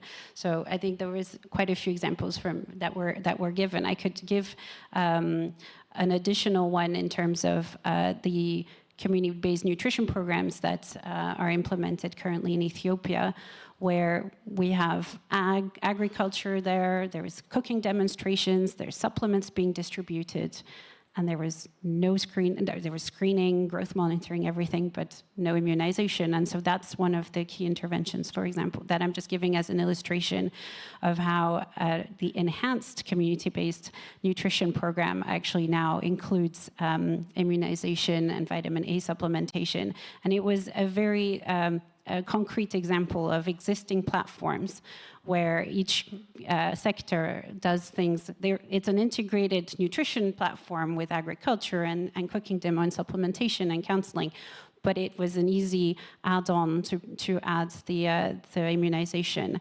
Now, where it was still lacking was that the immunization cards did not have anthropometric data, but we'll get there eventually. But that's just one of the examples in Ethiopia, and I think my main comment is learn from each other. This is one example that that could really be replicated, and the evidence is one thing that is needed, but there's also just a sharing of best practices that would really help scale this up quite effectively. Now, I'm cognizant of time, but perhaps there are two more questions left, so perhaps we can take one of those. And yeah, please, go ahead. Thanks so much for this interesting discussion. My question is for Alok. Alok, you talked about leveraging the strengths and even the existence and the scale of other sectors, and really seeing how we can deliver nutrition interventions. And this is brilliant, but my concern is how do we deal with conflict of interest? There are so many sectors with such wide scale and outreach, but how do we deal with the sensitivities of conflict of interest when it comes to the conflicting agendas? So do you have also any sectors in mind that we could think about? Thanks. Sure. Thanks for the question. I would say, based on the experience of the Power of Nutrition, some of the sectors where we have seen that partners are quite interested in collaborating. One example you see around INI, the partnership with Gavi, with Aga Khan Foundation, where people come with different priorities, but integration being a big priority for each of these organizations at the same time. Other sectors where we are seeing similar interest is around nutrition and early childhood development. I'll give you an example in Maharashtra with the UNICEF program that we have. The funders were interested from different aspects, but then pool resources, looking at nutrition and early childhood development, looking at it from the nurturing care framework perspective. But then the government took up the entire scaling up using their own resources. And that gives a lot of confidence to the funders also about what the scale, the systems, and the sustainability component, because it was not dependent on the funders funding that component throughout. So just as an example there.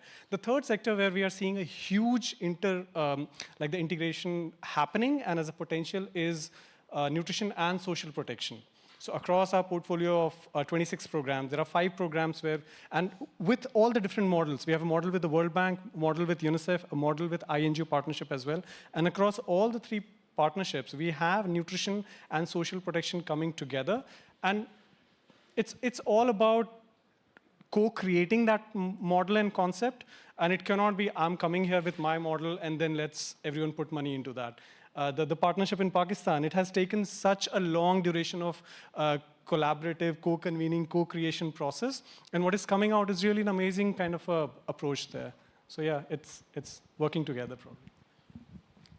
And thank you. Due to time, I'm going to strike a line under the question session. Sorry about that, but please feel free to speak to our panelists in the breaks and at lunchtime. But I'm happy that each of you got to respond briefly to the questions. In our final minute, I would love to get a one-line takeaway that people can act on or have in mind going forward. And I will start again with you, Alex.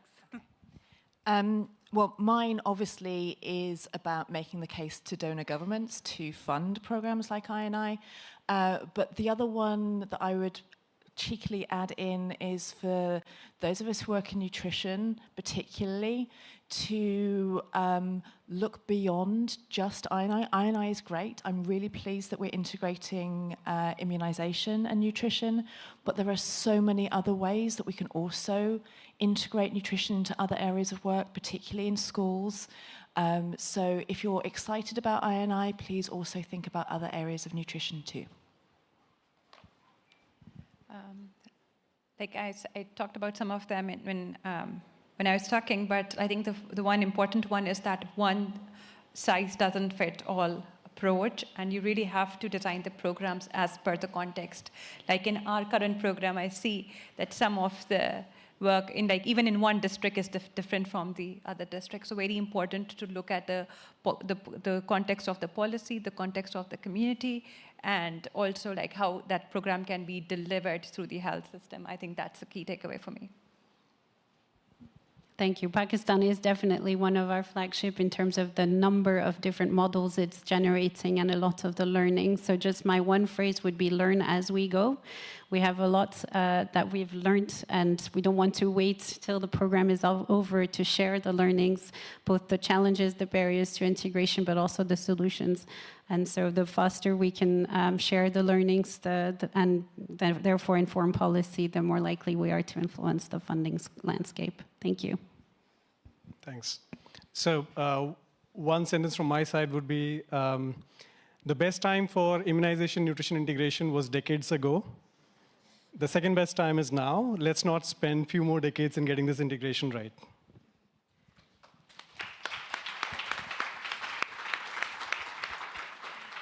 Well, I can't top Alok's final, so thank you, everybody, and looking forward to the next panel. Thanks.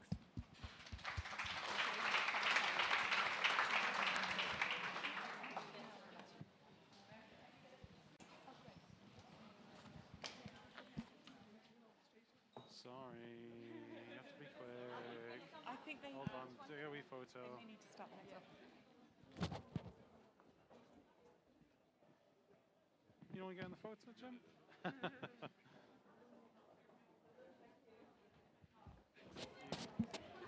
Thank you, thank you.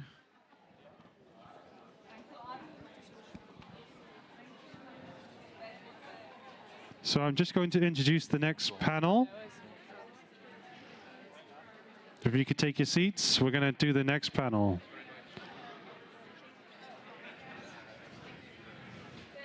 Hi, how's it going? Good. I'm the moderator on the next panel. Oh, fantastic. I'll give you the mic after.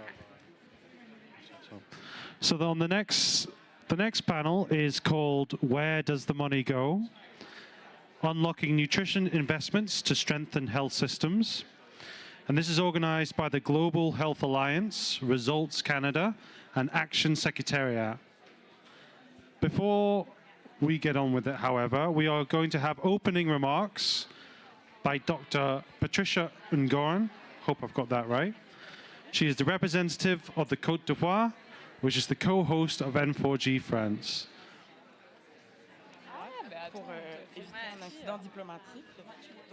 Sit up on this stage. We'll wait. And she's going to do remarks from here. She wants her. Restless crowd. Yeah, I know. It's hard to compete with lunch, but we'll make it entertaining. Ok, génial.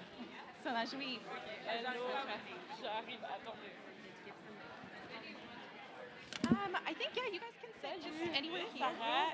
There's 4 chairs. There's only 3 of us, but that's okay. So it's good. Maybe Solange can sit. Want to sit here, Solange? Because you'll go first. Ah, mais oui. C'est notre experte N4G. Ah, mais oui. Ok. Ça va? Bah oui, ça va, et toi? Alors, on avait reçu un email il y a quelques temps pour organiser un échange. Ouais, une rencontre. Entre CIFON et ACF West and East Africa. C'est moi qui l'a. Et il y avait marqué que c'était toi la facilitatrice. C'est quand? C'était la semaine dernière. Après, jeudi ou vendredi, et du coup, dans le rush, on s'appelait l'email. Alors, en fait, je reviens de la CSW, donc mon cerveau, il est grave. Ah oui, je vois. Mais. Et le CSO Pavilion, c'est vraiment targeté. Attends, voilà, c'était ça l'email. Ah, c'est Emma. Ah oui, c'est vrai, oui. Et tu vas de Emma Bélène. Ok. Alors, est-ce que. Parce qu'en fait, il faut que et je reviens vers vous et on en parle. On est là aujourd'hui, demain. Ok, trop bien, on en parle. Ouais, ça marche. Je vois. Et on avait fait la fresque ensemble, non? Ah, Attends. Bugué sur l'intersectionnalité. Oui, ouais. Voilà. Je me souviens, il en avait beaucoup parlé après. Bah ouais, on avait beaucoup parlé, il y avait des trucs qu'il avait pas vu sur. Ouais. Bah, je vous dis. Everyone, the session is about to start. Est-ce que vous avez un PowerPoint ou pas? All right, if everybody can please take your seats. Okay. La slide de tout. Bonjour. Tenez, madame. You just need to do that sometime. Hello, testing. Or maybe... Hello. I'll use this one. Okay, everybody, if you can please take your seats, we're going to get started. I know we're sitting between you and lunch, but thank you for prioritizing us. I promise it's going to be a really engaging session. And if you didn't know it was lunch right now, you did not hear that, and lunch starts at 1 o'clock. Just a heads up that this session is going to be in English and French, so if you need interpretation, there's some at the back. So my name is Taryn Russell. I'm the Executive Director of Results Canada. We're a grassroots organization based in Canada, committed to creating the political will to end extreme poverty. We're part of a global network of advocacy organizations called Action. You have seen some of our Action partners speak already. We had Alex from Results UK. You're going to hear from Solange from Itsapsu. And we are 15 partners across the world, so from Canada to Cote d'Ivoire to the UK to Australia, which, as you can imagine, with time zones makes it sometimes very difficult to schedule Zoom calls. But what it does do is allow us to really leverage the expertise of our partnerships when it comes to advocacy. And our mission as a partnership is to build support and resources and political will for global health initiatives that are going to have a really strong impact. And we're in a situation right now where politicians seem to have misplaced their political will when it comes to global cooperation and global solidarity efforts. And it's really important right now that we're upping our advocacy game. So that's also just an invitation. If anybody in the audience is interested to learn more about the partnership or advocacy or how to get involved, don't hesitate to come reach out and talk to any of us today. So we have a really engaging and interesting session coming up for you guys, which is called Where Does the Money Go? Pretty straightforward. It's both about where is money spent and has been spent historically that has a strong impact on nutrition, but also where should the money go? And where do we think there are really strong opportunities to not only increase funding for nutrition, but also get more nutrition for our money? And this is more important than ever in a situation where we're seeing decreased levels of budgets. I just wanted to say, too, the reason that Action has so effectively infiltrated this conference, you've probably seen the results logo a few times, Global Health Advocates logo, is we just know that nutrition is the foundation of good health. Some of you might be aware today is actually World Tuberculosis Day. And tuberculosis is still the world's leading infectious killer. And malnutrition is a cause for poor outcomes for millions of people with tuberculosis. If we can get good nutrition right, then we're going to see strong outcomes in other areas of health. So we're really excited to be here this week with you all. Now, we're going to have two parts to this session. So we're going to have a really wonderful opening speaker, Keynote, who I will introduce in a moment. And then we're going to have a short panel discussion. So only a 45-minute session. So thank you for bearing with us on this. And with that, I'm going to introduce Dr. Patricia Nengoran, who's the nutrition advisor to the Presidency of Cote d'Ivoire and coordinator of the National Council for Food and Nutrition, as well as focal point for the Sun Movement in Francophone West Africa and co-chair of the International Advisory Committee of the Nutrition for Growth Summit. So she is a very busy woman, and we're very happy that she's able to join us here today and share her perspectives.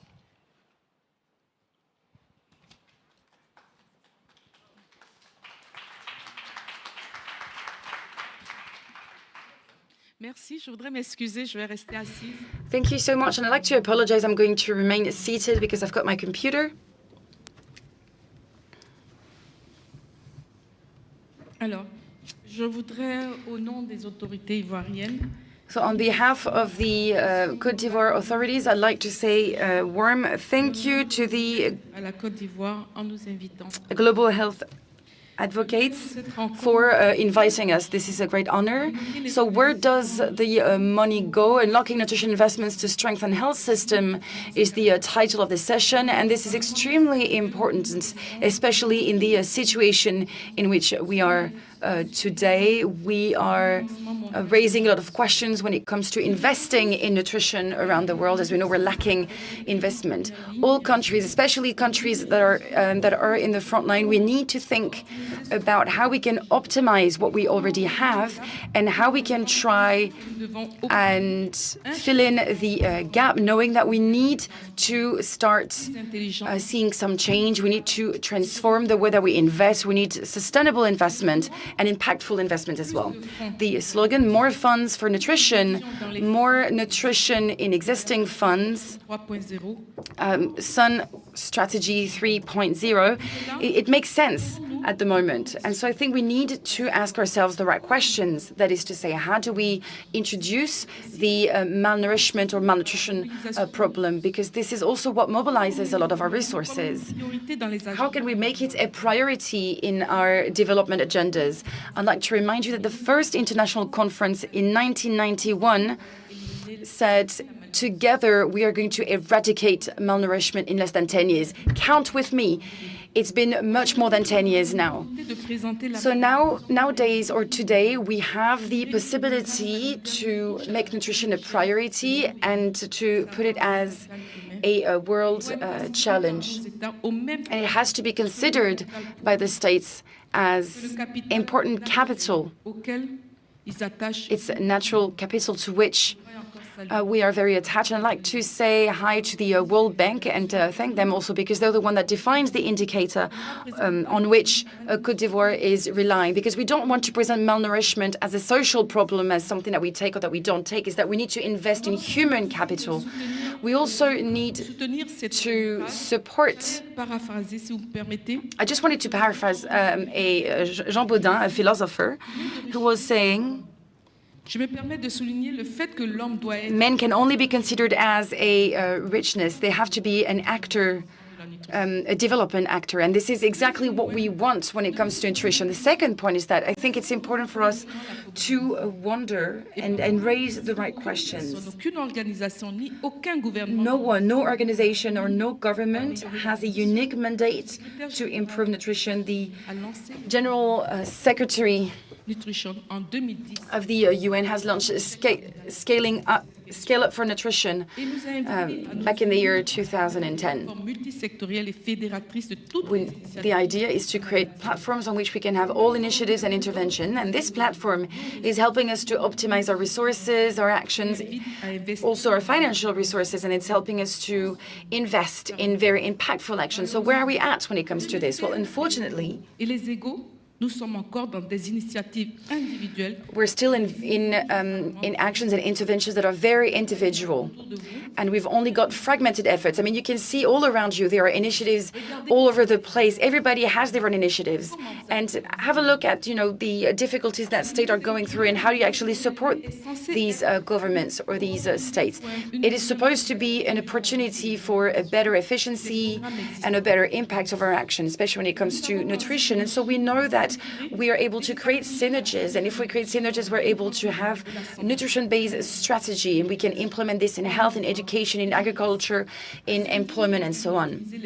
So to optimize those resources, those financial resources, namely, it is important to go beyond the national plans that we have. We need to establish a common strategy that is based on a community, based on geographies, and we need to do this with a targeted community, a community that we've identified. And then my third point is that, how do we finance nutrition? Because this is always the main question. Well, all together, we're supposed to optimize resources, and we need to focus on partners. Partners need to support us.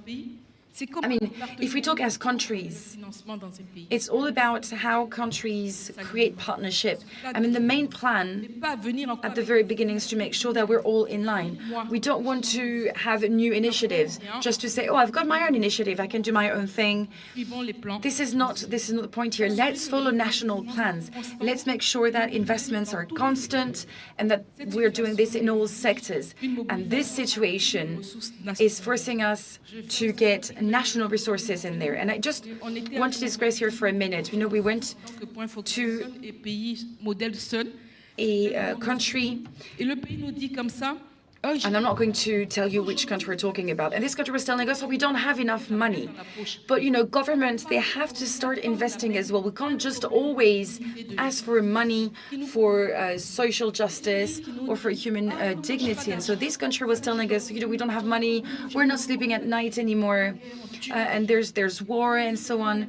But, it's important for countries and for governments to start participating in that. Something kills in countries. Malnourishment kills. It kills thousands of children every year. And so once they were aware that children were dying, then the government started to participate in the effort here. So it's important to call upon the entire international community. I mean, we're talking about investment. What is investment exactly? We need to think about how much does nutrition cost? What do we expect from governments exactly? And I think that this is something we need to define today. It's urgent. Haven't we funded nutrition enough? Have we underfunded it? It is important for nutrition to be invested on because everything depends on that. And I'd like to finish my intervention by saying that it's important for head of governments to take action. We need synergies in between African actors and organizations and international partners. We need for civil societies to be able to play their role. We want civil societies to be strong within respective countries, and we want for investment to benefit directly to people that suffer from malnourishment. Thank you. Thank you so much for those strong opening remarks and reminding us of the foundational role that nutrition plays in human capital and building strong populations, and the important role of civil society as well. What we wanted to do with this panel was to make sure that we heard from a variety of different perspectives. So as I introduced the panelists, just keeping that in mind in terms of the role of government, the role of civil society, the role of implementing organizations, the role of banks, the role of global health initiatives. And so I think we've really managed to do that, and excited to hear from you all about what you see as the most impactful ways that we can make sure nutrition investments are getting us the furthest that we can. So first, I will introduce Solange Koné, who's the co-founder of ASAPSU. ASAPSU is l'Association de soutien à l'autopromotion sanitaire urbaine, with 19 years of experience in Côte d'Ivoire's public administration and then over 31 years of service in civil society. So welcome, Solange. We also have we have Supriya Madhavan, who is the Reproductive, Maternal, Newborn, Child, and Adolescent Health and Nutrition plus Gender, one of our favorite acronyms in the sector, lead at the Global Financing Facility Secretariat in Washington, D.C. So very happy to have you here. And then some of you might recognize from the last session, we have Aliyah Punawala back on the stage, who is the Private Sector Engagement Lead, Resource Mobilization at Gavi, the Vaccine Alliance. And you heard a little bit of her work leading some of the integration of nutrition and immunization, but she also has a background in solid nutrition, as she previously worked at GAIN, the Global Alliance for Improved Nutrition. So if you'll also humor me, I grew up in Canada. I was in French immersion. My French is so-so, but I want to do a little bit of practicing today. So I'm going to, especially with Solange, who's francophone, je vais essayer de prendre la question en français. Okay, Solange. Première question. Solange, first question for you. How does initiatives for global health could be better adapted to population needs, especially those that are more exposed to malnourishment and hunger, and how can it be aligned with national priorities? Thank you. Thank you so much, Taryn, and thank you to every single one of you. Before I start, I'd like to thank the government of Côte d'Ivoire that allows Dr. Ngohan to be with us today. I'll tell you, this is, she got the official authorization to come up on this stage and to be a part of this panel as a civil society. And so I'm very grateful to the government of Côte d'Ivoire, and I'd like to thank Dr. Yubwen Gohan, who's with us today.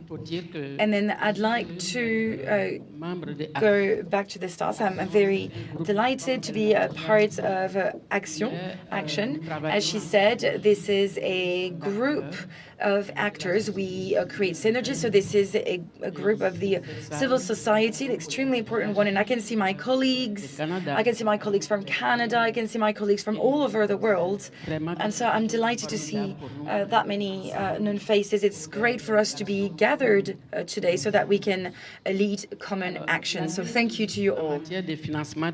So now when it comes to financing nutrition, and here we're talking about global health. So what is the context in Côte d'Ivoire? If you allow me, I'd like to tell you a bit more about this context, which is the context I know best, right? So I'd like to tell you a bit more about the context in Côte d'Ivoire, especially when it comes to malnutrition. Malnutrition is a global issue that affects millions of people, specifically, and more specifically in Africa. And I think, the media are always talking about malnourishment in Africa, but it's not the only aspect here. We're not talking about a slogan. Malnourishment is a real global crisis that affects millions of people around the world, more specifically in Africa, as I just said. So if we look at the international situation or context, we see that malnutrition is increasing. This is also the case for West Africa, where I'm from, and it's been on the rise since 2017. 733 million of people are suffering from hunger. This was the case in 2023, and over 10% of these live in West Africa.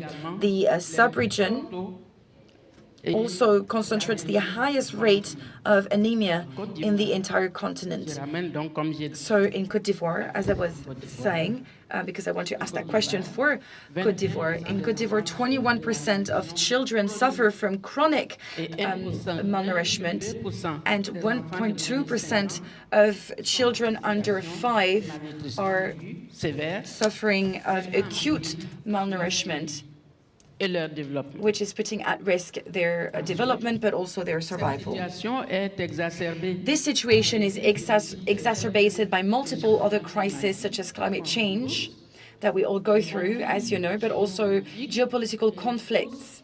And I think you all know how West Africa is going through when it comes to geopolitical risks at the moment. The COVID-19 pandemic that we had to go through obviously has worsened the situation, and we also have basic food that we've seen inflation and increased prices when it comes to basic food here. Over 40 additional millions of children shall suffer from malnourishment within 250 for not doing anything. And the global cost would be $41 billion in the next 10 years if we base ourselves off the estimates of the World Bank. The consequences of malnourishment are devastating. I've already said that. It is devastating for people's health, but also for national economies and world economies. Malnourishment is responsible for 55% of child death in the world. In Côte d'Ivoire, it's 521 billion of CFA per year. And of course, it has an impact on school performance and children's health. This is a loss, an economic loss of 3% to 16% of the GDP. And of course, this hinders human development and economic development in the longer run. So as you can see, these gaps, these lacks here. How can I put this? On a human perspective, we have difficulties, but we can see that this leads to financial difficulties as well. Most of the projects that are implemented in Côte d'Ivoire are funded by 85% funded by the international community. And this is the reason why we're wondering whether these programs are sustainable and whether they can last in time. Though the government of Côte d'Ivoire has developed national plans, they implemented national plans, well, national investments are still extremely limited within the country, as I said. And so the national plans, multi-sector plans are only funded by the Côte d'Ivoire government, and they're funded, only 15% is funded by the government. Now, in terms of a practical case or use case, to give you an example, the lack of national funds is limiting the efficiency of such implementation, so the implementation of national plans. The lack of funding for the nutrition programs is also worsening the economic loss, because investments in nutrition could increase productivity and could increase economic development in the longer run. The management of nutrition funds is extremely complex, because, as you've understood, we're talking about a multi-sectoral problem here. And indeed, we can see that each partner is coming with their own program. There is no integrated action. There is no common action here. And this is one of the main difficulties that we're facing in Côte d'Ivoire. And so now, without any national investment, national funding, it makes it harder to monitor programs that would be funded by countries. So what synergies are we witnessing, are we saying? Because I said that usually actors, they implement their own programs. I thought we don't really have a real coordination between the different programs. And so how do we see that? Well, we do have actors that intervene in other sectors, but they could intervene in an integrated framework for nutrition. I'll give you an example with Gavi, that is already financing vaccines. And they've introduced the integration of vaccine against diarrhea. We know that diarrhea is worsening malnutrition, especially when it comes to children. We also have the GFF, thank you, as well, because we know that GFF is doing as much as Gavi and as much as the World Bank. And so in Côte d'Ivoire, the GFF has co-financed with the World Bank programs to improve nutrition and to improve access to primary health care as well in rural areas. But now we need to better coordinate these actions and make sure that they have a better capacity. And to finish, I'd like to thank the World Bank that is funding Côte d'Ivoire quite a lot, but it does feel that they're too isolated. So what we wish, well, it would be for the funds of the IDA to be reinforced. We want to invest on health education and in nutrition. We want to make sure that children are able to be performing in school, and we want them to be healthy. Thank you so much. Thank you so much, Solange, for bringing your perspective and situating us in a country, Côte d'Ivoire. And you actually have the perfect segue talking about IDA to our next panelist. But I also wanted to give Solange a special thanks, because she stepped in last minute when our prior speaker, the Honourable Member of Parliament from Côte d'Ivoire, had some travel delays. So just merci beaucoup. So when we ask the question, where does the money go? We know one of the answers, which is the World Bank. So for those that follow World Bank news, some of the money, $90 billion close to in terms of the World Bank's replenishment last year. And if we can get a good portion of that to go to health and nutrition, that can go a really long way towards getting us further along. And one of the initiatives, I think, that is really working hard at doing that is the Global Financing Facility at the World Bank. Now, I know we're a bit of a nerdy crowd here for nutrition, but raise your hand if you know what the Global Financing Facility is. Okay, so pretty good amount to the crowd. So maybe when you give your remarks, Superior, you can just give us a little quick overview of what the financing facility does and really the potential that it has to maximize international and domestic investments for nutrition, particularly with IDA funding and this last replenishment. Thank you.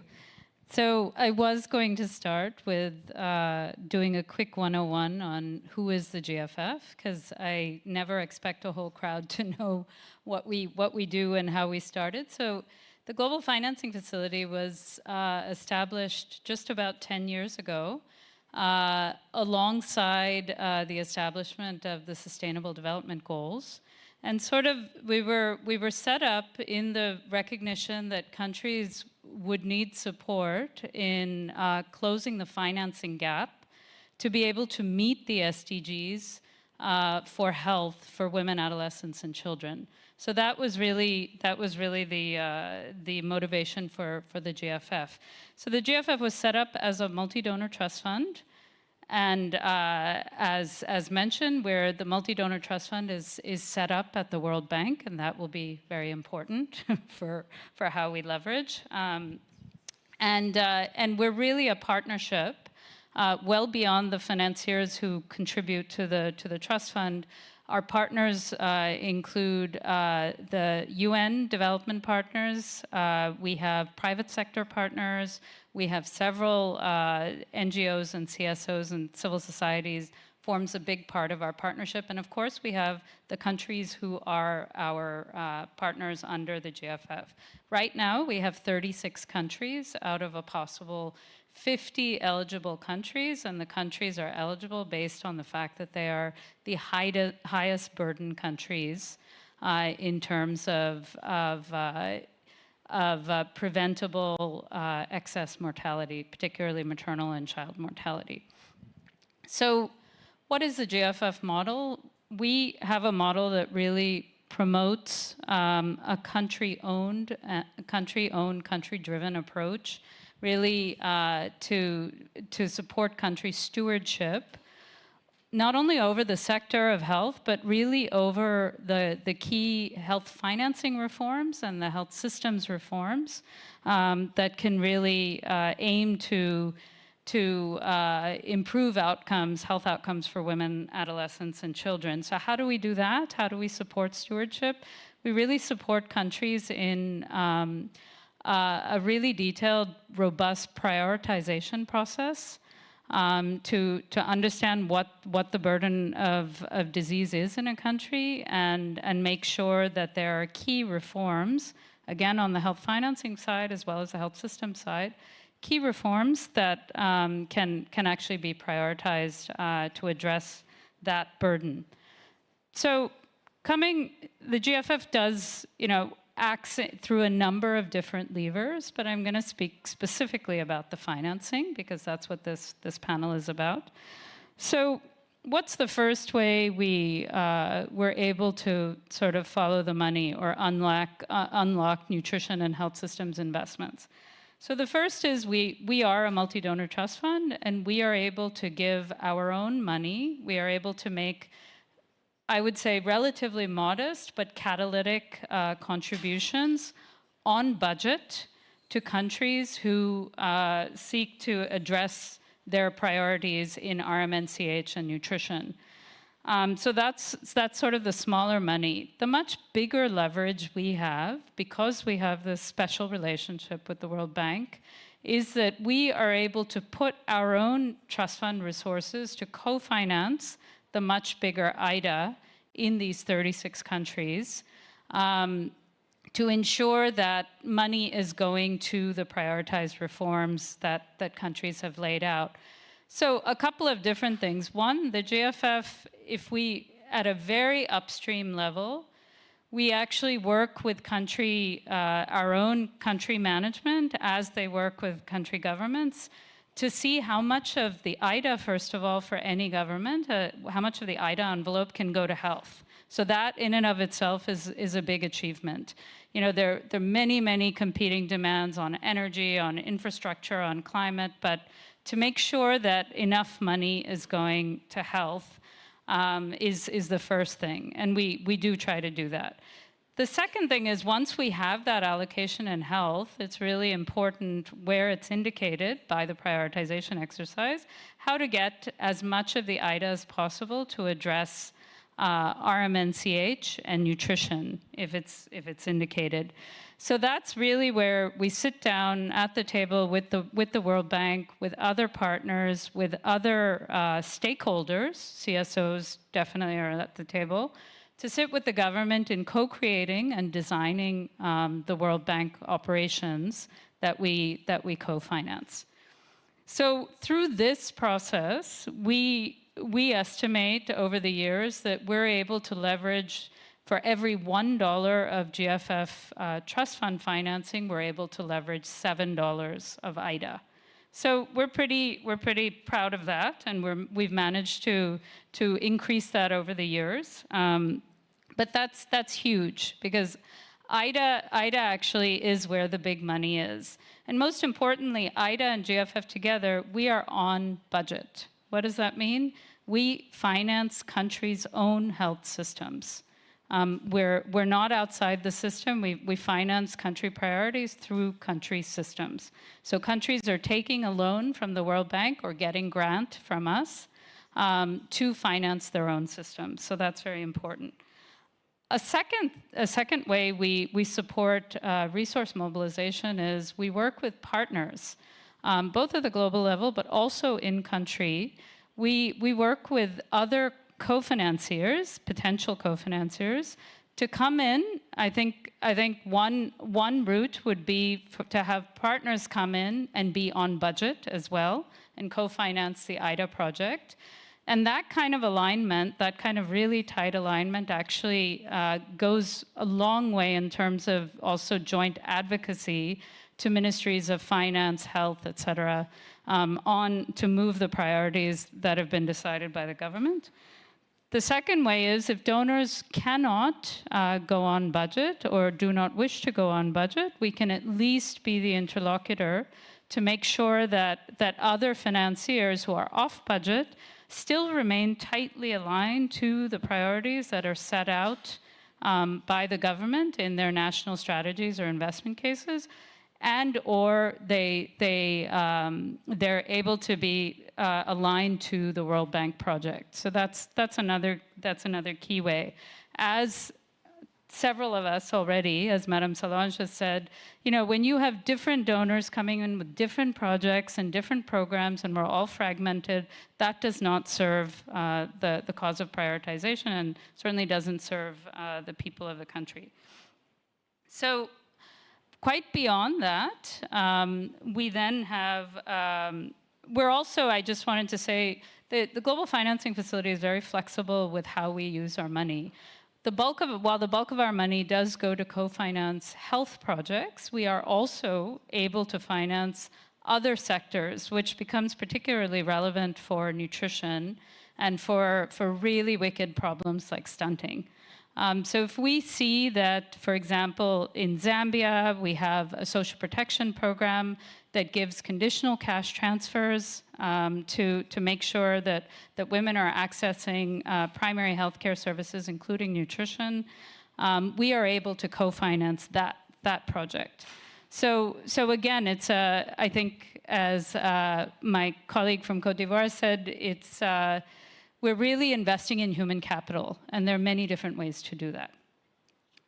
So the other way we really work on resource mobilization is through the instruments themselves, the financing instruments that the World Bank uses itself. So, for example, we have one form of one instrument that the bank uses is a program for results. So it's output-based financing, not input-based. And what we can do there is really work on the incentives for governments to increase domestic resources for primary healthcare, including nutrition. So, for example, in Pakistan, we have a large national program for results that seeks to improve and strengthen integrated primary healthcare. But there we have one disbursement-linked indicator that clearly states that if the government can increase its own domestic resources to primary healthcare, the bank will be able to disperse, right? The bank will be able to reward that achievement with more money. So that's really key, because we can track, with transparent enough systems, we can track and make sure and verify that the government has in fact put more money into primary health care. The other thing we do is, even though we as the bank and the GFF and partners, we're able to disperse against such an indicator, we're not always assured that Department of Finance will give that money to health. So then we're even able to put in something called a legal covenant that enables us to make sure that finance, in fact, gives the money that the government has achieved and has achieved by the DLI, that it goes to health. So that's one more way to really make sure that governments are spending on health and nutrition services. So the other way, so that's on domestic resource mobilization through our own through our own money. The other modality we've recently been developing, and we hope to do more of, is that we can also fashion a disbursement-linked indicator that ensures that domestic resources are being used to purchase key commodities. So we've done this successfully most recently in Nigeria, where we're having the government of Nigeria has, in response to such an incentive, meaning several donors get together, including the GFF, fund the government to say, if you are able to increase year on year your expenditures on family planning commodities, we will give you additional resources. So we can do that, for example, with nutrition commodities as well, and we're really looking to build that line of work we do. And finally, I just wanted to comment on how much we rely on the CSO communities in country to advocate to the government for increasing domestic resources for primary health care and nutrition. So for example, in Zambia, the GFF gave a very small grant to Marie Stopes Zambia, and they in turn developed this whole advocacy plan and briefs that they presented to Parliament and worked with members of Parliament to really look at how and why they should be appropriating more resources to primary health care and nutrition. Similarly, we did something very similar in Zimbabwe with another CSO. They really worked on a joint monitoring and evaluation framework to make sure that there was transparency in the funds flowing to primary health care, in addition to the indicators that were being targeted. In Kenya, we've supported the Sun CSO Kenya group to really lobby, I think, up to 4 counties to finance costed nutrition action plans. So we really, really want to be doing more of this. I think our GFF Trust Fund Committee has approved a much larger amount to go to CSOs going forward, but much of that will be in this budget advocacy work that we find so useful and so critical. Thank you. Thanks so much. I think that's really exciting. The potential of the GFF is really catalyzing and leveraging funding towards health and nutrition, and also just great to hear about the real kind of respect and need for support for civil society to do this good work. Next, when we're kind of responding to the question, not where does the money go, but where should the money go, I think we've heard in the previous sessions, how important integration is. And so just to throw it to you, Aaliyah, in terms of how will Gavi collaborate with nutrition actors in its next strategic period? So for those that know, Gavi's undergoing a replenishment and then is going to start their next strategic plan that's really going to help break the cycle of malnutrition as well as infectious diseases. Thank you, and that's a billion-dollar question right there, but I'll do my best. So to also build on the previous panel, which was on the initiatives around integrated nutrition and immunization, I'll just reemphasize Gavi's core mission is to increase access to immunization to all children, no matter where they come from. And our next strategic cycle, starting in 2026, will be continuing this motto with a laser focus on vaccine delivery and access, but also in the reaching the last mile, and that is where integration really has its purpose. To build on my panelists on the co-financing modalities, Gavi's model is one of an alliance working with the World Bank, obviously WHO, UNICEF, and many others, including our CSO network, present and very active, and we're very grateful for for the opportunity to be speaking today. But there's also a big push to domestic co-financing, and every country, the goal is to be graduating from Gavi support once a country has reached the GNI that justifies domestic financing exclusively for vaccine procurement. So the partnership model is really at the essence of Gavi, and the alliance members are the ones who are our voices on the ground. But countries are finally the decision makers when it comes to where the money goes. And I'd like to really emphasize that Gavi's funding is really country by country model, and definitely with the government at the center of our spending. So I want to illustrate how can we do more with the money with an example from Ethiopia. You are all familiar with the Secota Declaration. In our humble opinion, it's one of the really flagship multi-sectoral policy frameworks, and it's a very ambitious target of ending malnutrition in Ethiopia by 2030. So we heard about the Pakistan project. I just want to illustrate some of where the money can go further through the match and integrated approaches in Ethiopia. So the situation was the Child Nutrition Fund, led by UNICEF, had a program of procuring a supplementation program, a large one, that was supported by the Children Investment Fund Foundation. And Gavi Core, which is what we call the core essence of Gavi funding, was funding the reaching almost all WARIDAs with basic routine immunization services. But there was a gap in the number of WARIDAs, which is the local communities that we could reach with this Gavi core funding. And the Ethiopian government put out a call to action saying the immunization and nutrition nexus is of essence. The WARIDAs that we are not reaching with neither the CNF, which is the Child Nutrition Fund, nor Gavi Core, are some of the hardest to reach areas and where the burden is the highest.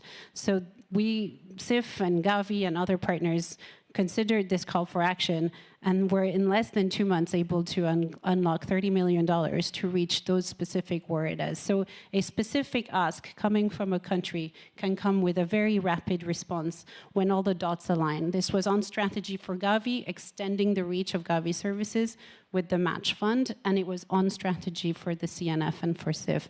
So I guess this illustrates the Gavi, but it's not only Gavi. We're all there to listen to country voices, listen to where the civil society has identified the priorities should be, and are ready to respond to these.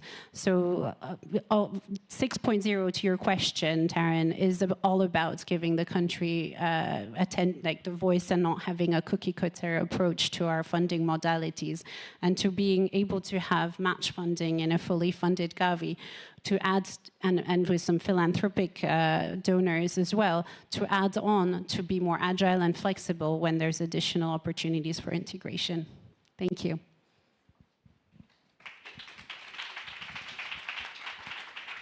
All right, thank you all. We did start late, but then I did notice that, and I did take extra time here, and I'm sure everybody is hungry that hasn't gone for first lunch. So I think we will work to wrap up. Thank you so much to the panelists. I hope what I got out of the session, and I hope everybody else got out of the session, just the knowledge that there is really strong interventions and initiatives that can have a strong impact on nutrition if we were able to collaborate and connect effectively, if we were able to support civil society and make sure that the investments are really going to impact both individuals and as well as communities. And there's strong examples of countries, including Cote d'Ivoire, that are really working to do that.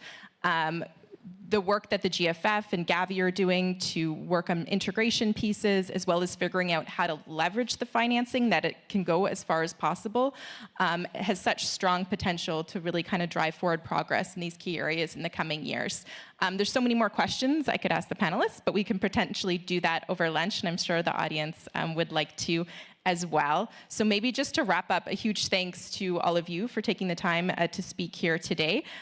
Big thanks to interpretation. I don't know how slowly we talked, but I know it's difficult to keep up with everybody.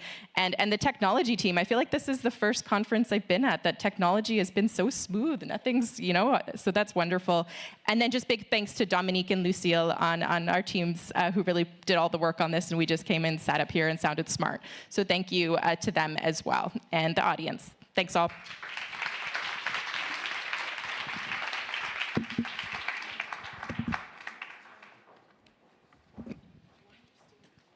Sure. Oh, merci. This one I don't think works. It doesn't work. Yeah. Thank you.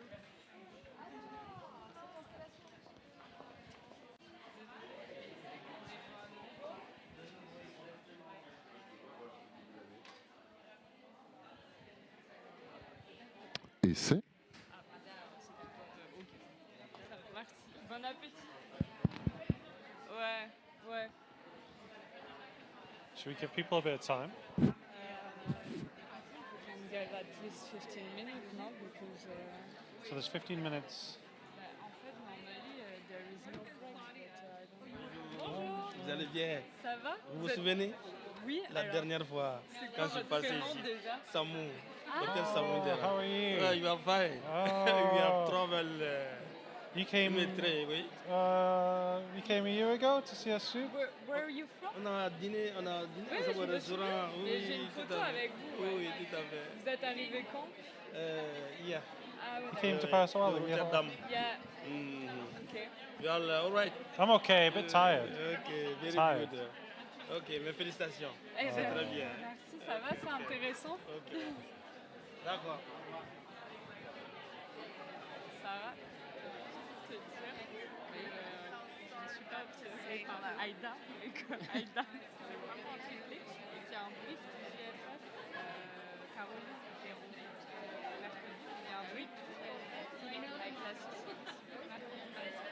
Et moi, j'ai fait ça vient de là, Hello, you okay? I'm Cecilia Fabrizio. We're the next event that's supposed to be starting. Yes, it Your is. job to move them out? I am, but I'm sensing a bit of standing around. We might give them a few more minutes. Yeah, we might maybe start in 10 minutes. Like this, we give a bit of. Is that okay? Is it possible to just say the next event is starting in 5 minutes? Yeah. Okay, we're gonna do. It'll still. Yeah. Do you want me to say? I can say it. Hello, everyone. Oh. Hello, everyone. The next event will be in 5 minutes, start in 5 minutes. It will be about investing in integrated climate and nutrition action. Maybe if I stop. Oh, you're fine. It's all good. He was here last year, wasn't he? Yeah, but I can't remember where he's from and what's his name. I need to get some water. I feel so dehydrated. I need to go back. Hello, you okay? I'm okay. I'm all right. I'm tired already. I've already eaten. I need some water. A drink. I'm finishing that and I come and eat, I think. Microphone, how are we doing? Yeah, alors, you need to be very close to the I know. microphone. It's not. It's both. We'll have both, okay? So, are you going to go up on stage now, or do you want a bit of a break? We have 5-minute break, so yeah. So we call you when it's done. Perfect.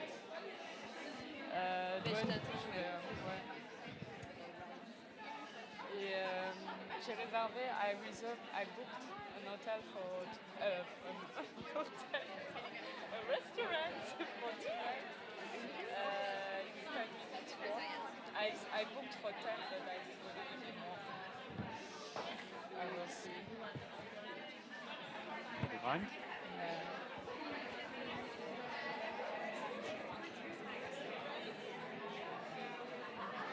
Man, I could do with a seat with a back. You know what I mean? Yeah. Just sit back one. Oh, man. Got another day and a half of this.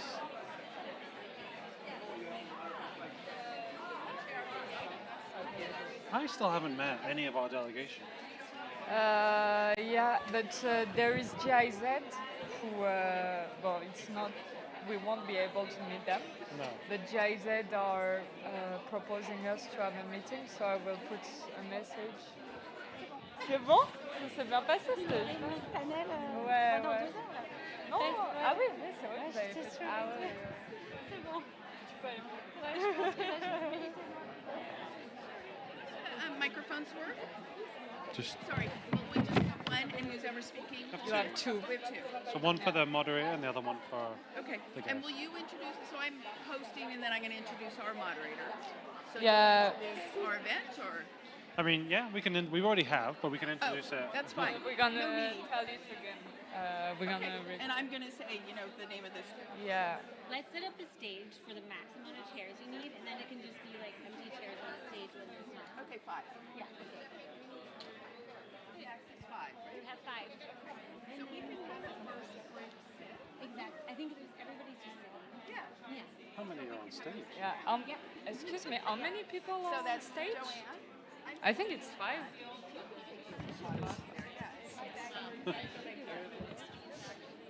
Excuse me. How many people are on stage? 5. Oh, Okay, yeah, so this that's is perfect. I think we're good.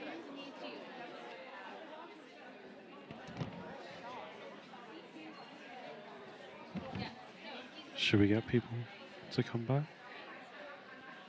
Let's. A few more minutes.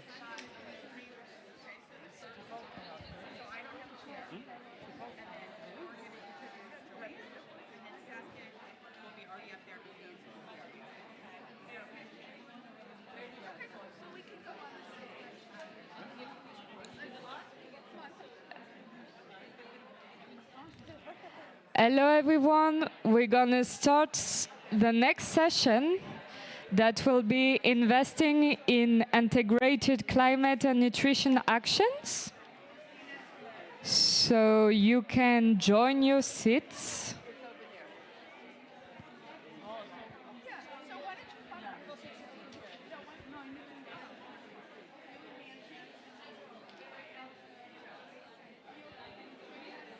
Yep. After you, on you go. And we start now.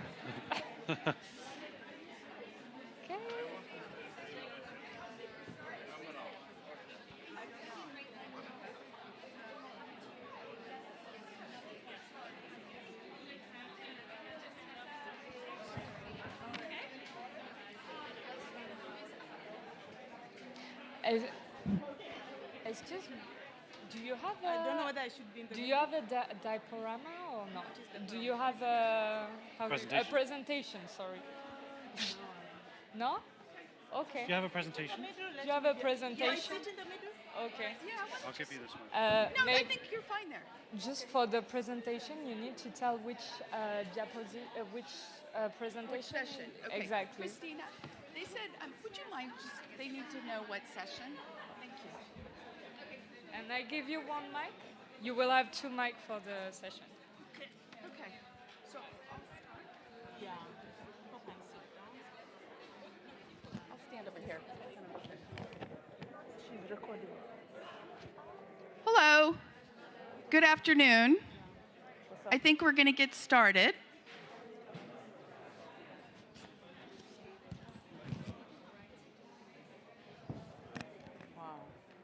I want to welcome everyone. I'm Cecilia Fabrizio. I'm the program lead for the Standing Together for Nutrition Consortium, and we're hosted by the Micronutrient Forum. This is the session titled Investing in Integrated Climate and Nutrition Actions. And I want to introduce our moderator, Beatriz Iquesa.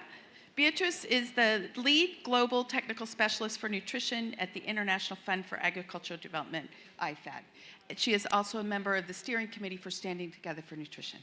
Thank you very much. Over to you. Thank you, Cecilia. So I'm glad to be here to just see how we all understand and move forward the agenda of climate change and nutrition. And what a better time to really bring this up. So I want to welcome all the dignitaries in the room. And I really want to also emphasize that the linkages between climate change and nutrition seem very, very obvious. But what we know is that there's still a lot that needs to be done. We are experiencing a lot of high extreme weather events in terms of flooding, in terms of increased precipitation, in terms of increased just temperatures, drought, and a number of aspects that are really influencing the food and nutrition security. We've had so many cases where people's livelihood are destroyed because of climate change. And when the livelihoods are affected, then it ends up affecting what people can access in terms of food and nutrition. So it's a very, very good time to be here and just see on how we can really discuss this, share this. So look forward to a very interactive and learning session. So with us here, we have a great list of panelists, bringing in a lot of expertise in their area of work. And with that said, I would like to introduce our very own Joanna, who's gonna be giving us the overshot or an overview of what really climate change and nutrition means, considering what the work that the SUN movement is doing. So Joanna is the SUN coordinator for Secretariat at the Scaling Up for Nutrition movement. And I invite her to just give us an overview of what she's prepared for us. Over to you. Thank you. Is that on? Yes. Yes. Thanks very much for inviting the Scaling Up Nutrition movement today. I'm the director, not the coordinator, but thanks, Beatrix. So it's a great honor for us to be here at the start of the N4G week, and it's very exciting to see the buzz in the room, and very important for us being part of this discussion that's fundamental to human development, economic growth, and global stability, and that's the links between good nutrition and climate. Climate change is probably the single greatest threat to achieving the nutrition targets. And maybe just to give you some of the projections, drawing from a range of evidence, there's the potential for climate to really increase the rates of stunting. There are some projections that say by 2050, there won't be enough food in the world if we carry on with the same kind of consumer and producer patterns. Worsening climate conditions are likely to raise the levels of underweight and wasting by 50% in some of the most vulnerable areas to climate change. And lastly, the rising carbon dioxide concentrations in response to climate change have the potential to reduce levels of micronutrient in food such as B vitamins, calcium, iron and zinc, which makes the task of reducing anemia, for example, which is already extremely difficult, more difficult for the future. And the challenges of climate change and malnutrition are deeply connected. Today's food systems, as they stand now, leave around 2.8 billion people unable to afford a healthy diet, and a crisis that stands to worsen under the current climate change projections. At the same time, food systems are a part of the problem, generating 1/3 of the global greenhouse gas emissions. And when we look at the evidence today, which I think Saskia is going to do, then we need to look at how we better integrate nutrition into climate action, because it's urgent now. So it'd be no surprise talking to everyone here to say that a major block for reducing malnutrition is finance. And while climate finance for mitigation and adaptation is growing with pledges of up to 300 billion, nutrition investments are around about 0.3% of ODA. And I think with the recent aid cuts, we can only expect this problem to become more severe. So diversifying finance is essential, given the links between climate and nutrition. We need to get to a place today or very soon where we can see a greater share of climate finance leveraged for nutrition outcomes. I think only about 1% of the climate finance is currently tagged for nutrition. So when I look at the sun countries, and for those of you, just in case you don't know, they're the 67 countries involved in the Scaling Up Nutrition movement. 17 out of 20 of the countries that are most vulnerable to climate-related food and nutrition insecurity sit inside the sun countries. The value of the Green Climate Fund going to some countries is around $9 billion, and all 67 countries are recipients of the Green Climate Fund, representing about 46% of all the funding recipients. But what we're going to talk about today, they're missing the evidence and opportunity to better link that financing to nutrition outcomes. None of that money really goes towards nutrition, but imagine what could be achieved if nutrition was understood in that context with $9 billion. So to make the case that nutrition should be embedded into climate policy, there is a need for really robust evidence. And I think it was Kave from FAO said to me about 2 weeks ago when I presented some nutrition evidence. He pointed out that the evidence I was presenting him, all the nutrition evidence on nutrition targets off track, was just not very compelling. And that it wasn't compelling evidence for the climate community.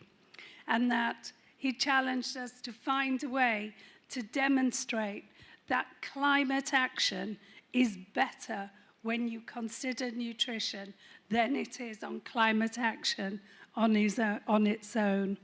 So I think that's a challenge for the evidence and research community here, and hopefully we'll get to that in the panel with Saskia. So we really need to know how to use the evidence and show the impact of climate on nutrition, but also what that means in terms of the benefits of integrating climate-responsive nutritions across food, health systems, social protection, and humanitarian efforts. Then in that sense, that's the way that we get the ear of both the nutrition and climate community working together. So I'm really looking forward to the panel and hearing how countries are linking climate and nutrition. It's encouraging to hear that a number of countries are making the climate integration commitments at N4G. In SUN, we've been working with the ICAM partners to support countries to link commitments to climate policy through their nationally determined contributions. So getting a way in which nutrition and health are factored into countries' climate plans. And it's one way for the future that countries might be able to overcome the challenges of integrating nutrition into climate. But it's not the only way, and we need multiple channels to keep pushing this. So just to plug as well for later in the week, One of those ways on nutrition integration is to flag the Global Compact on Nutrition Integration, which will be launched on Wednesday, and which 34 of some countries have agreed to sign up, and various parts of the UN and various stakeholders. And this aims to mobilize and sustain more commitments to integrate nutrition across sectors and across economic growth models. And importantly, the compact will be taken forward in the form of a coalition of compact signatories, and that coalition needs to include the finance community so that we get the chance, when we come to the end of the week in N4G, to have a way to take forward the next steps. So I think with that, I'll hand back to Beatrix. Is it Beatrix? Yes. Thanks. Thank you so much, Dr. Joanna. Thank you so much, Dr. Joanna Racing. Again, I'll say she's the director for the Scaling Up Nutrition Movement Secretariat. Let's give a hand clap to her. Yeah, so to just follow up on those very key and very good welcome remarks, she's talked about evidence, she's talked about coalition, she's talked about seeing on how we can better finance nutrition and leveraging on even the climate funds to be able to move forward. So this is a great transition to see on how we can move forward and look at the evidence. What is the evidence looking at? What is the advocacy message looking at? And with that, I want us to move to the next level where we are going to hear from a great panel of experts. And our first panelist is Dr. Saskia Osedrap. Have I said it correct? Osdrap. Okay, excuse me if it's not accurate. So Saskia is the director, executive director of Micronutrient Forum.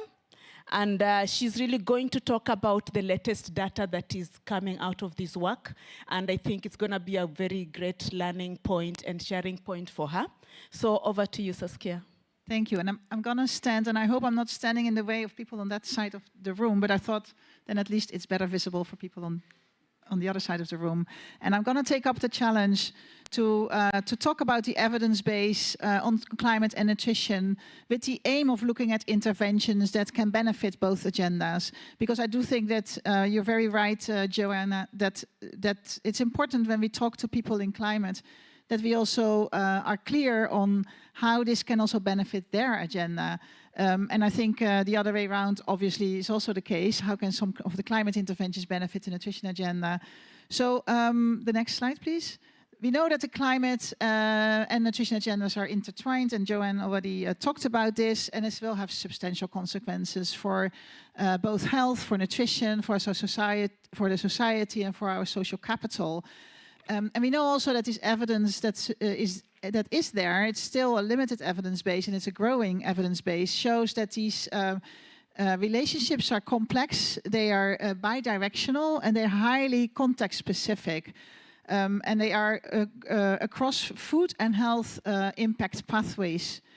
So for instance, through the food impact pathway, you can see this on this slide, climate change and associated weather events are known to reduce not only the quantity of harvests and fishery catches, but also the quality of food. And you heard about that it can cause a decline, elevated CO2 levels or excessive heat can cause a decline in nutrient content. And these declines can be quite significant. There's evidence that shows that rice that has been grown under elevated CO2 conditions has up to 30% less B vitamins, including folic acid. And lentils and beans that are grown in excessive heat, they have 14% less protein levels and also 39% less iron and zinc concentrations. So that is quite significant. And through the health impact pathway, climate change can also impact nutrition, both indirectly, because we know that through an increase in water and food and vector-borne diseases, we will see an increase in nutrient needs of people that are sick because of these diseases, but also directly where excessive heat can impact nutrition, for instance, through impacting the frequency of adverse pregnancy outcomes, leading to poorer fetal growth, to reduced breastfeeding, and to lower later growth of the child. And it has been estimated that in that regard, climate change is associated with a 46% increase in child wasting. And gender is a cross-cutting factor across, the next slide please, across all these pathways. And we will hear more about the impact of gender on climate change in the next presentation by Elizabeth. This is from a study in India, and this is a slide that we borrowed from Dr. Sulvi Bhutta, who is also in our steering committee together with Beatrice, and who couldn't unfortunately be here today. But this is from a study in India that showed that exposure to extreme heat can double the risk of miscarriages, stillbirths, and low birth weight. And this body of evidence is there that to suggest that the adverse effects of climate change and both the acute effects due to extreme weather events, but also the longer-term shocks and changes can negatively impact the health and nutrition of already vulnerable women. Next slide. But it's bidirectional, so we know that just as that climate change impacts nutrition, also what we eat impacts climate change. And I think that is the type of evidence that we also need to show to people working in climate. We know that our food systems are responsible for 30% of the greenhouse gas emissions, and about half of these are coming from animal food production. Agriculture is responsible for 70% of global fresh water consumption, and it's also the main driver of biodiversity loss. And even if we would be able to eliminate all the fossil fuel emissions, which is, I think, still not happening, just the emissions from food systems alone will make it highly unlikely that the world will be able to meet the 1.5 degrees Celsius target, and even the 2 degrees Celsius target it will be out of reach. Next slide. So these interlinkages between climate and nutrition also offer opportunities for interventions that improve both the nutrition and climate agenda. We will summarize some of these here on the supply side, on the demand side, and to protect the most vulnerable. And this multidisciplinary expert consortium of the Standing Together for Nutrition program has summarized these evidence and develop that into consensus recommendations to support climate adaptation and mitigation agendas, but also to support nutrition agendas. And you can access these recommendations through a QR code that should be available on the previous slide. So maybe you can move back to the previous slide so people can download. I think it was available on the previous slide, right? Oh, you can't really see it. I'm sorry. It's over there. Oh, it's over. Oh, yeah. Maybe I can invite the other speakers to step up to the stage during the presentation. Okay. Yes. So anyway, there you can download a policy brief that summarizes the evidence that I'm going to present to you here today. So on the next slide, please. On the supply side, countries can support policies to increase the diversity, the yield, and the nutritional quality of foods. And this can, for instance, be achieved by scaling up climate-smart agricultural practices, such as regenerative farming, but also to invest more in underutilized climate-resilient, nutritious food crops, including indigenous food crops such as sorghum and millet. And additionally, countries can also invest in the promotion of more sustainable livestock production, and there are several reports available, for instance, at FAO, with interventions to ensure a more sustainable production of livestock. And countries can ensure that populations, particularly the vulnerable populations, can achieve these nutrients in a more sustainable way. For instance, through biofortification, which is natural breeding of food crops that are higher in nutrient content, or through large-scale food fortification, which is a very sustainable and environmental friendly way, of delivering these nutrients to populations in need. Reducing food loss and waste can also contribute not only to our greenhouse gas emissions, but it can also save consumers. And there's estimates that it can save consumers between 120 to 300 billion if these reductions are 50% or more. And it can increase farmers' incomes and nutritional security. For instance, in the Gambia, food loss programs were associated with a 30% reduction in malnutrition. So in parallel, on the demand side, countries can use policies to create an enabling environment for the shift to sustainable and healthy diets. And that is necessary to mitigate emissions. And national food, sorry, the next slide. Go back to the previous one. National food-based dietary guidelines are very important in that regard. So these includes also aligning food procurement and, for instance, school feeding programs with these national food-based dietary guidelines, and make sure that these guidelines have both health targets but also sustainability targets. And that's more and more now happening in countries.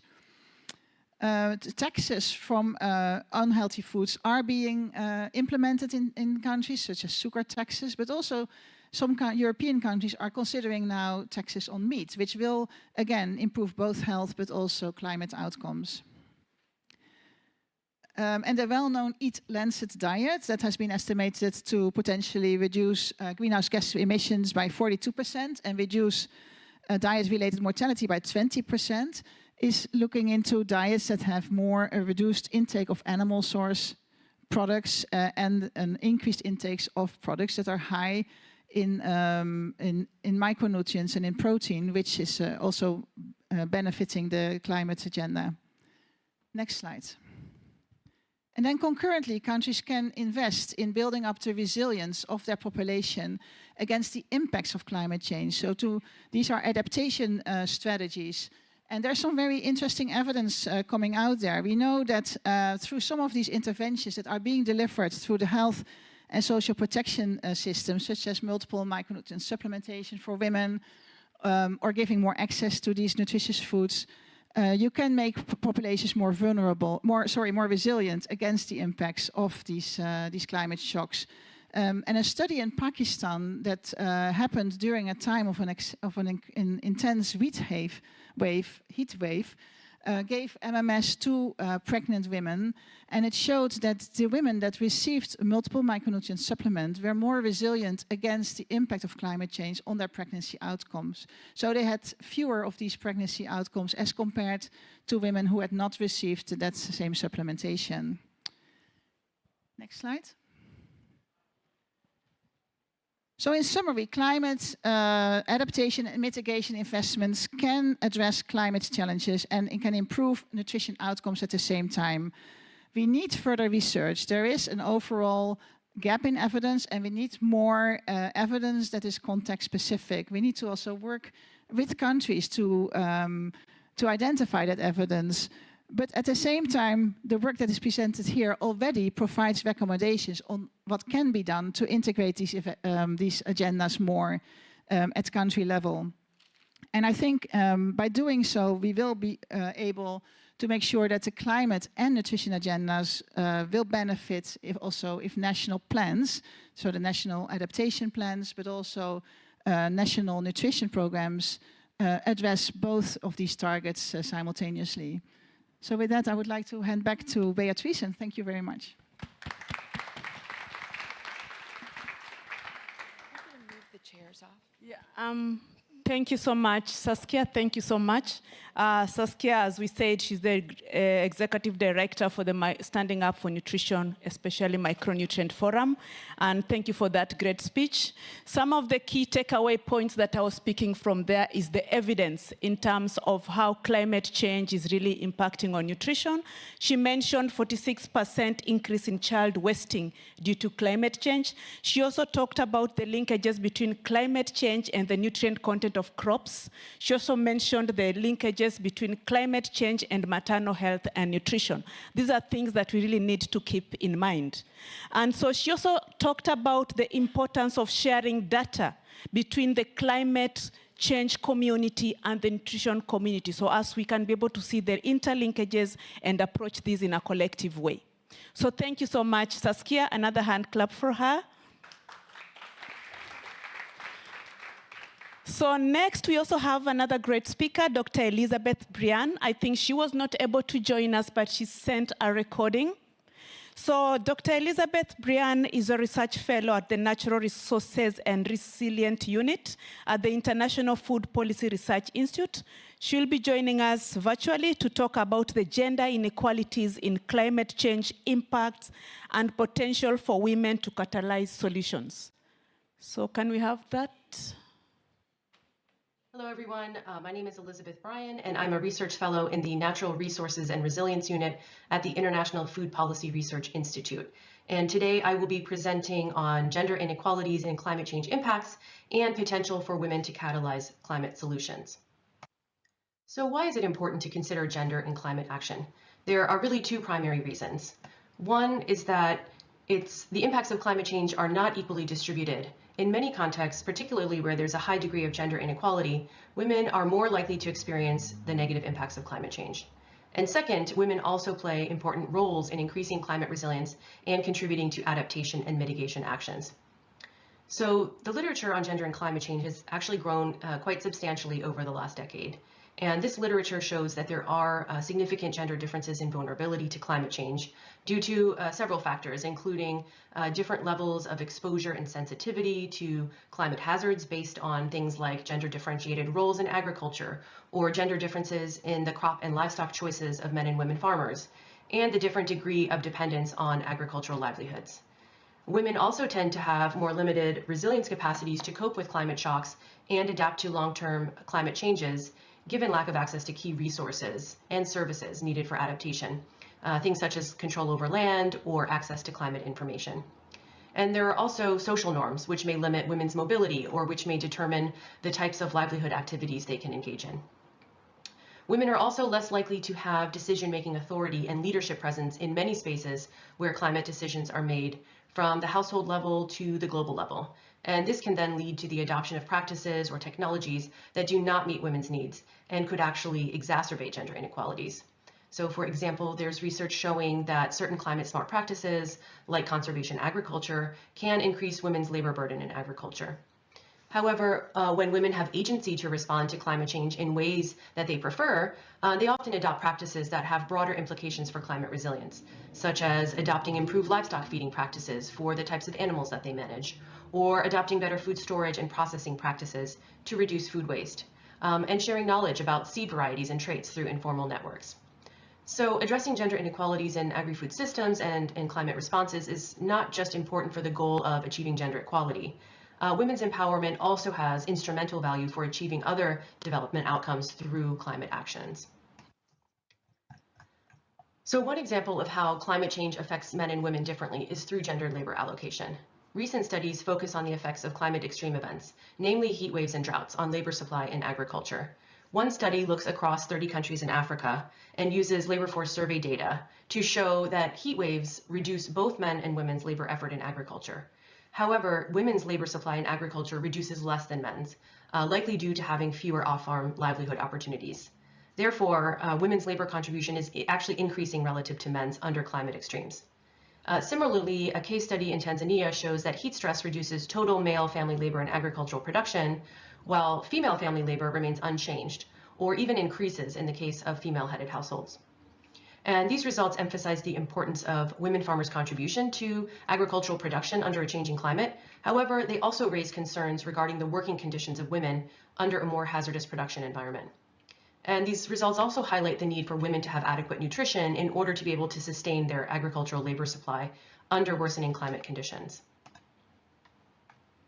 So even though women take on additional work burden relative to men under extreme weather events, women face greater losses.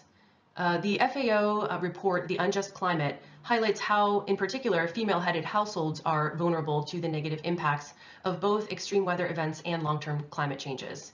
So drawing on data from across 24 low and middle income countries, the report finds that female-headed households experience average annual income losses of 8% due to heat stress and 3% due to floods relative to male-headed households.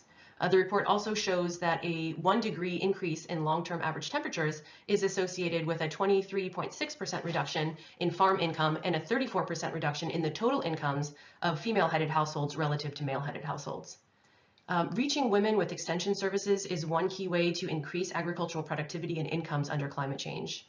Another recent study showed that when women also receive extension services, agricultural performance is 13% higher than in the case of men-only beneficiaries. And when extension recipient women also contribute to decision making, the negative impact of flooding on crop income is reduced by 19%. So it's also true that when women are engaged in finding solutions and have the capacity to respond effectively to climate change, this can contribute to greater climate resilience. For example, a study from Bangladesh looks at the extent to which indicators of women's empowerment influence the allocation of farmland to different categories of crops. And this study shows that women's involvement in agricultural decisions and participation in groups is associated with greater crop diversification away from cereals, which is mainly rice, towards other crops such as fruits. So this suggests that women's empowerment can increase climate resilience, given the importance of crop diversification as a risk-reducing strategy. And there are also potential benefits for nutrition if crop diversification leads to an improvement in dietary quality. Women also have key roles to play in strengthening climate resilience and improving nutrition along agri-food value chains. For example, women play key roles along the goat value chain in Senegal, where they contribute to producing goat products like cheese and soap. And then with greater access to feed resources, vaccines, and cold storage, they can also contribute to making the value chain more resilient to climate stressors and increasing access to nutritious foods. Similarly, women have key roles to play in managing aflatoxin risk in maize and groundnut, which is actually increasing under climate change.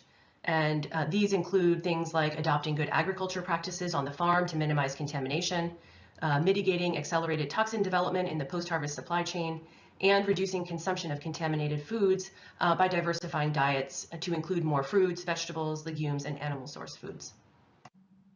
So while the research has grown substantially, there are still several remaining research gaps on the gender, climate change, and nutrition nexus. While the evidence on the disproportionate impacts of climate change on women is relatively robust, there's still less evidence on the linkages between women's empowerment and climate resilience. IFPRI is currently developing a new tool to capture aspects of women's agency that are important for climate change. And this tool will help us fill some of these remaining evidence gaps on how women's agency drives greater resilience and also how climate change interventions can support women's empowerment. Another area for additional research is on identifying opportunities for women's empowerment, increasing climate resilience, and improving nutrition along agri-food value chains. So while we've done some case studies on this for certain value chains, this approach can be applied to other contexts and value chains, such as for horticultural crops. We also need to better understand the implications of more stringent agricultural mitigation for gender equality and nutrition outcomes. And lastly, given the increase in women's labor in agriculture relative to men's, more research could explore how gender inequalities in time burden affect diets and health. And this slide here just shows some of the resources that I referred to in this presentation. And lastly, I just want to thank you all for your attention today, and feel free to reach out to me with any questions. Thank you very much.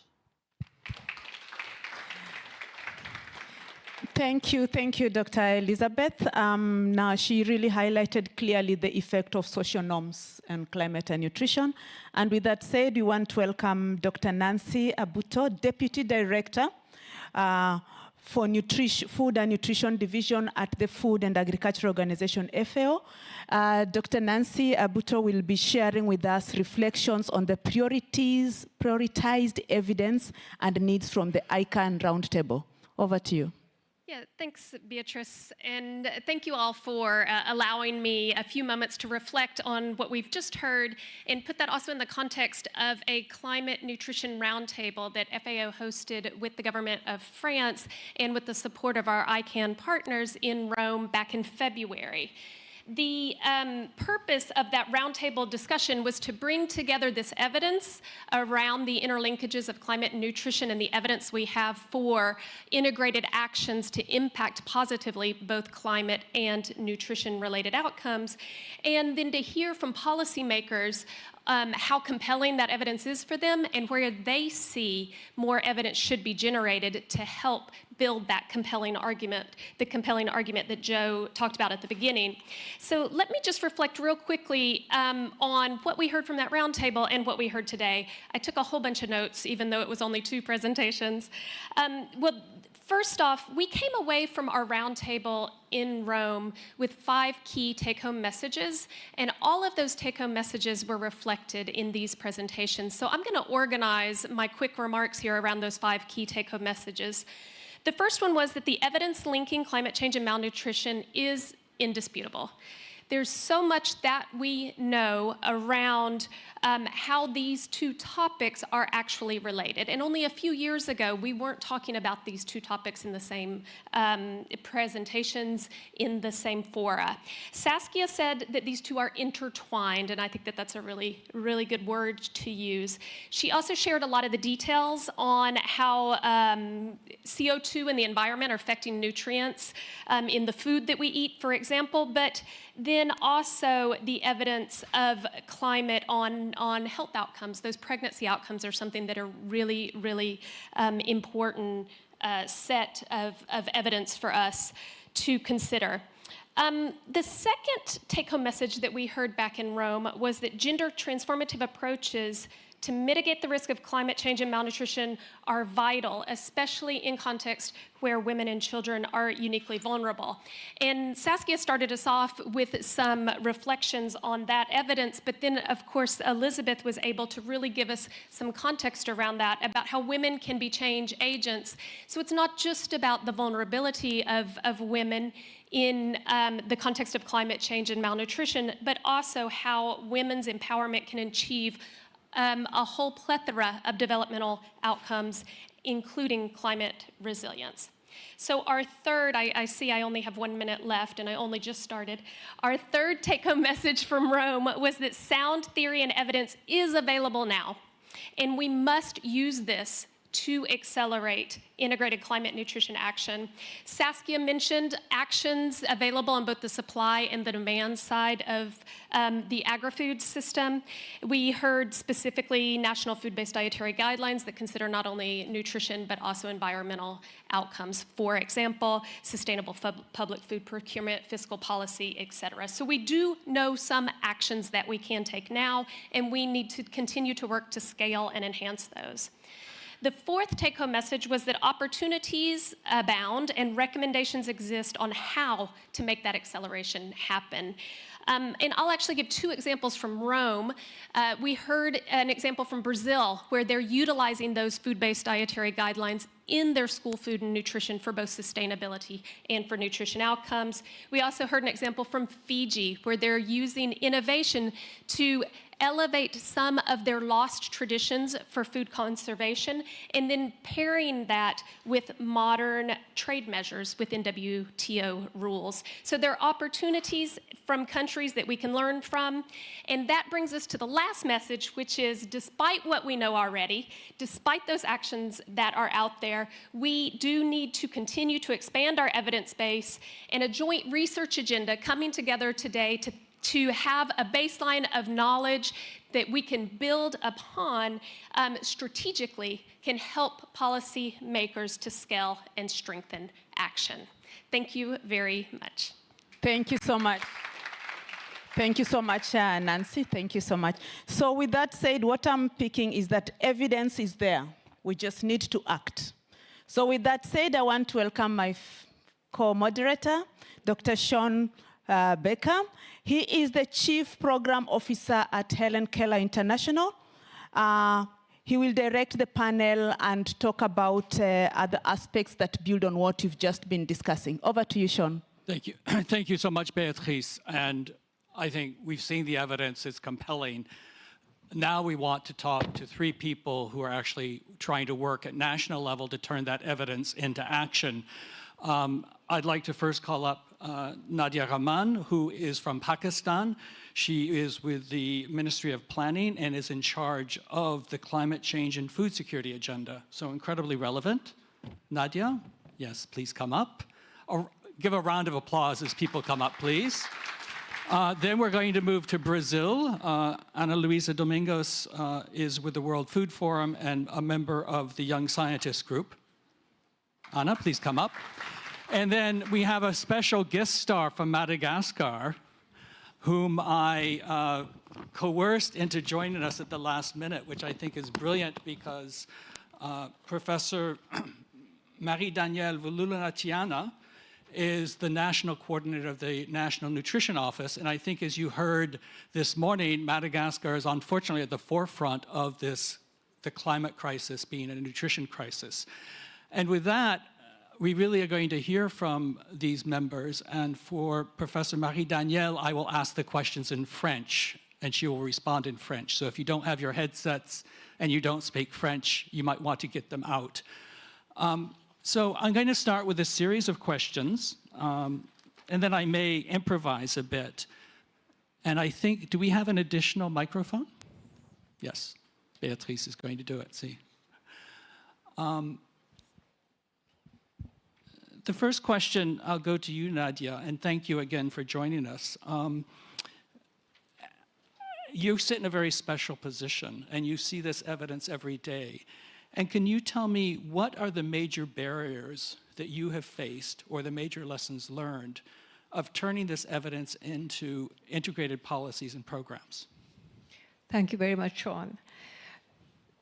We have heard several presenters before. Just the challenge and the scale that we are faced with. The drivers of stunting and malnutrition are manifold, and they come from different sectors. And the biggest challenge that we face as policymakers is the fragmentation of policy space. So health policies, agriculture policies, water, social protection policies, and then wash and hygiene practices, those policies are made in different ministries. And in many countries such as ours, which is a country of 240 million people, many of these policies have been devolved to the provinces. So over the past 30 years, over 3 decades, the numbers in Pakistan in terms of stunting have not changed. Over 40% of the population is stunted, of children under 5. And we've had many programs funded by development partners, by provincial governments, federal government. But the figures in terms of the changes, there hasn't been any. It remains, the level of stunting remains at over 40%. And the diagnostics indicate that the problem of addressing stunting has to be at a household level. So you have to provide all services at the same time, whether it's clean water, nutritious foods, the vaccines and nutrition supplements, maternal health care at a household level. So that is where we need to really downscale and target our efforts. And that's why the importance of collaboration and coalitions is extremely important. And we are here at the civil society organizations Pavilion. So working together to address this issue and scaling it down and targeting at a household level is imperative. Otherwise, we are not going to see any numbers move. Piecemeal interventions in different parts of the country at different parts at different times have not been able to make any difference. So for us, I am at the Planning Commission, so this is my portfolio is integrated. I have food security, nutrition, and climate change. So the opportunity here is that for all public funded projects and all debt financed projects, at this forum, we can bring in a climate and nutrition screening lens. And we can pair,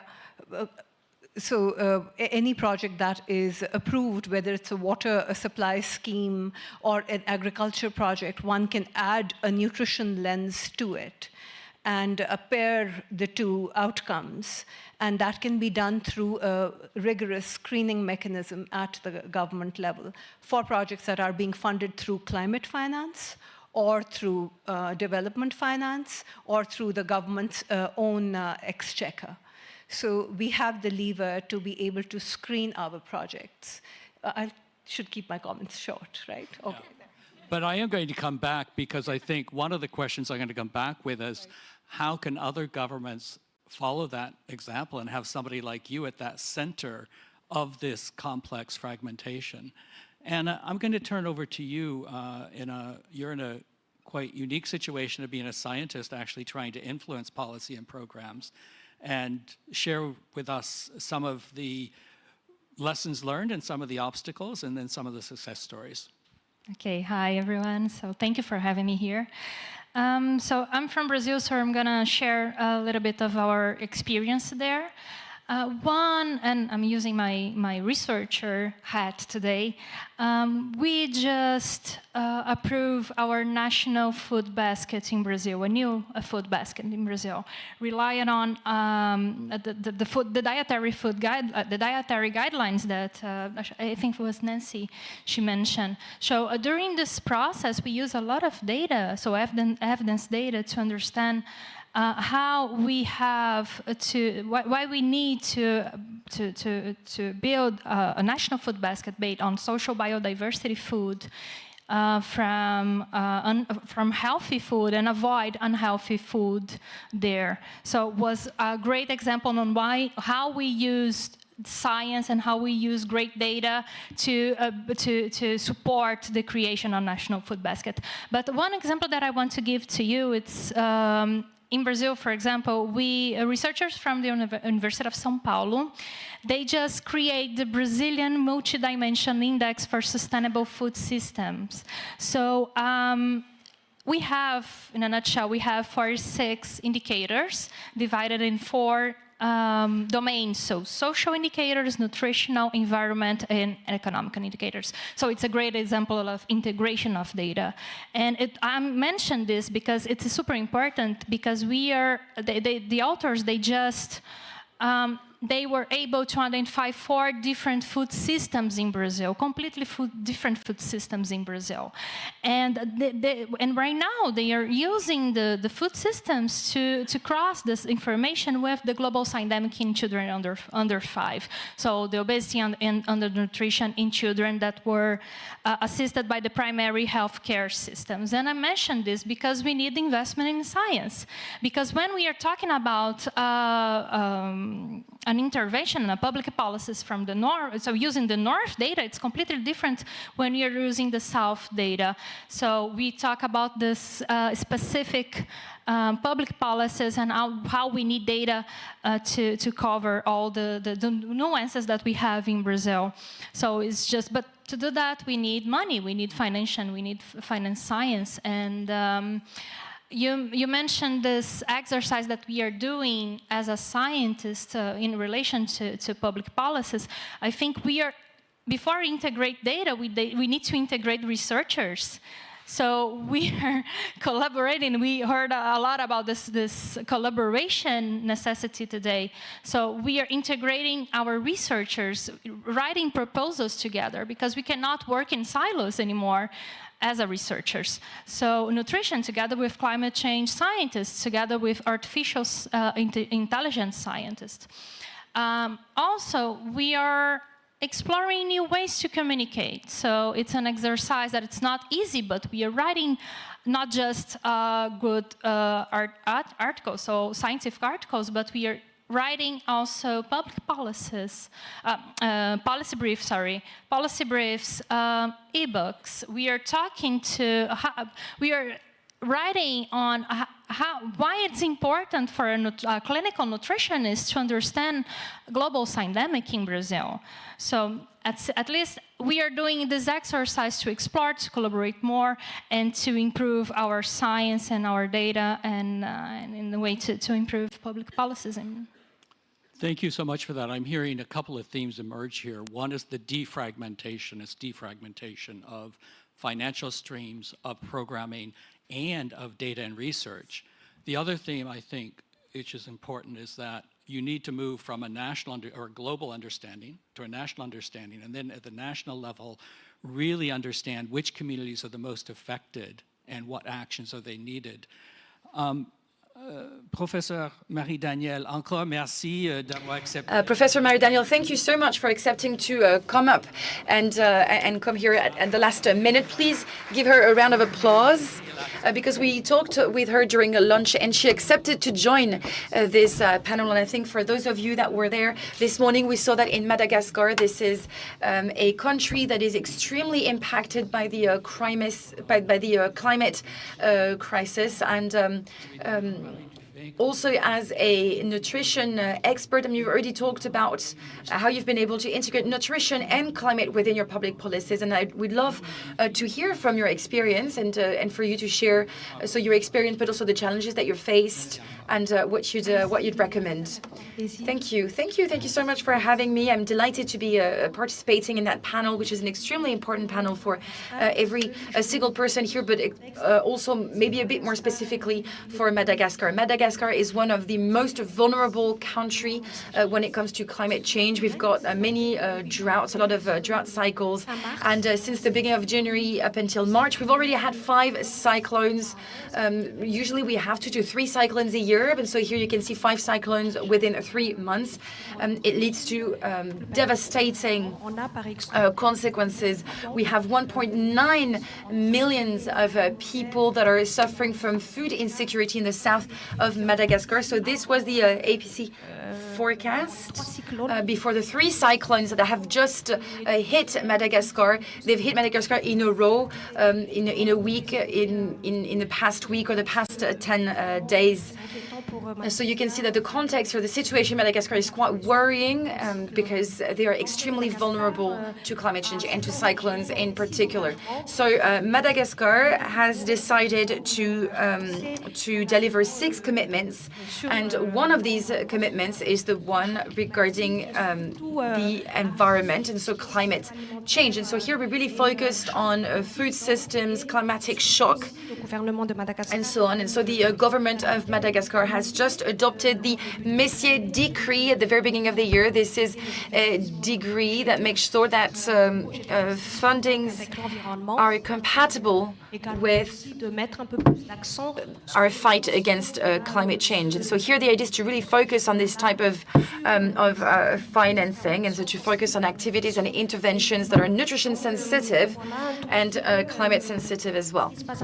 So this is what's happening in Madagascar at the moment. And those 6 commitments are going to have consequences on the update of our public policies, our multi-sectorial public policies, which is going to integrate the systemic approach of our policies. So we've got 5 systems in place already: social protection, health, food security, and education. We also have a WASH program in place, and the idea here is to try and give a better framework to all of these interventions and have it in a legal and strategic framework as well. So interventions, of course, that will be implemented to fight against climate change. So in terms of coordination, this is what I was saying. We're talking about systemic systems, and we're going to add a 6th system here with environment and sustainability, because we might have maybe a lack of evidence, but a lack of evidence that is linked to Madagascar, because we've got a link with climate change here. So the idea is to be able to target interventions in a context in which we've got limited resources, because we do have limited resources in Madagascar. So it's important to take this into consideration as well, so that we can better target the populations and we can also optimize the resources that we have. We're also working very closely with our partners to try and measure the impact of climate change on nutrition indicators and vice versa. And the ONN, the National Office on Nutrition, is also leading or conducting an analysis. And so they're using a tool that integrates climate change, so that we know how to prioritize the actions that we'd like to implement in Madagascar. We're talking about immunization, nutrition, Il faut savoir le contexte, il faut avoir des évidences pour comprendre. So it's important to have evidence so that we take into consideration the fact that Madagascar has very limited resources. And now in terms of funding, in terms of finances, we've got the GFF, of course, that has a very broad program in which objectives linked to the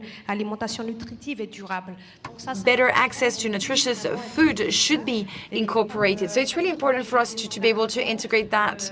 You know, it's sort of the commitments that we want to carry, that we want to see integrated in public policies as well. Alimentaire sensible à la nutrition. Donc, we want nutrition-sensitive food systems, and this is how we'll be able to use these funds. And the idea here, of course, is to reinforce our strategic plan. So I would say that, you know, Madagascar is probably in the right direction to succeed when it comes to this integration of climate and nutrition, knowing that we are an extremely vulnerable country.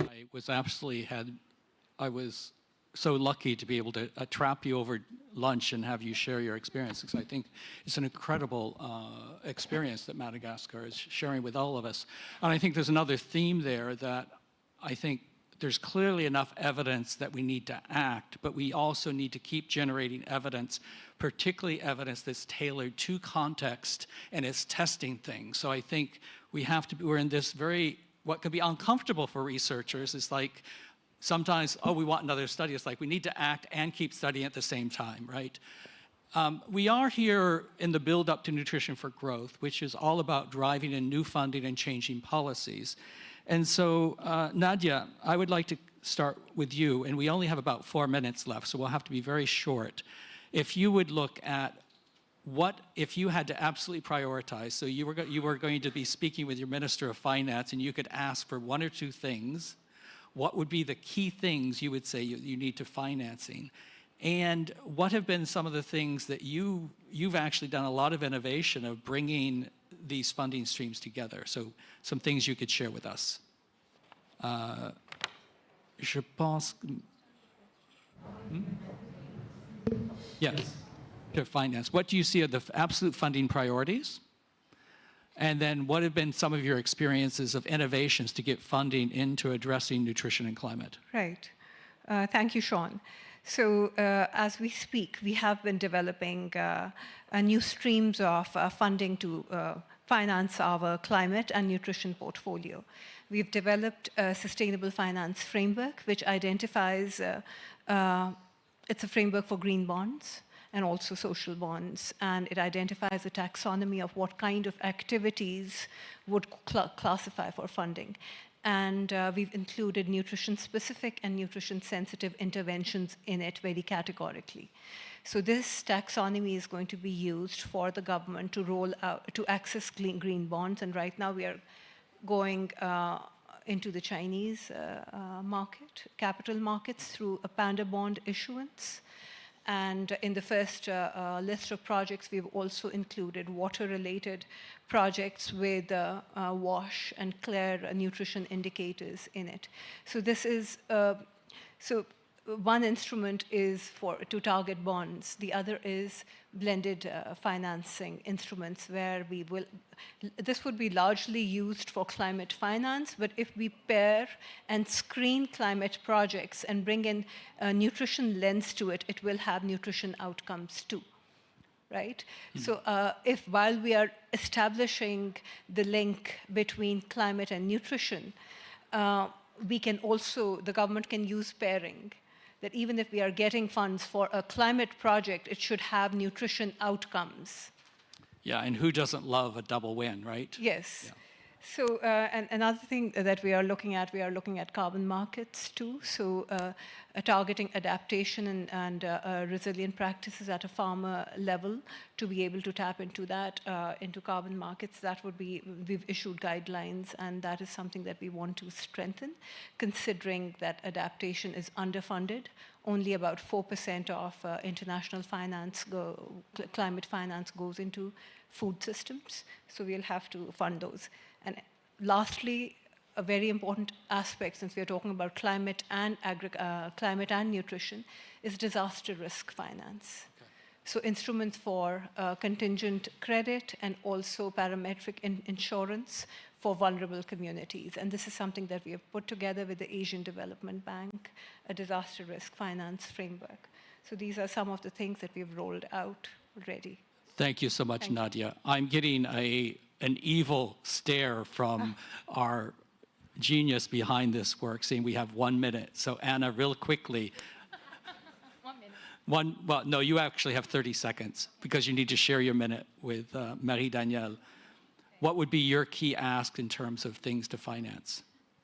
Update data, because we are using data from 2010. So I think to update data and to improve the granularity. So update national, subnational, city level, and disaggregate data, and when can have more information on it. Merci. Marie-Danielle. Marie-Danielle, 30 seconds left.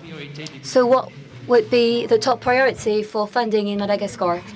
Well, first priority.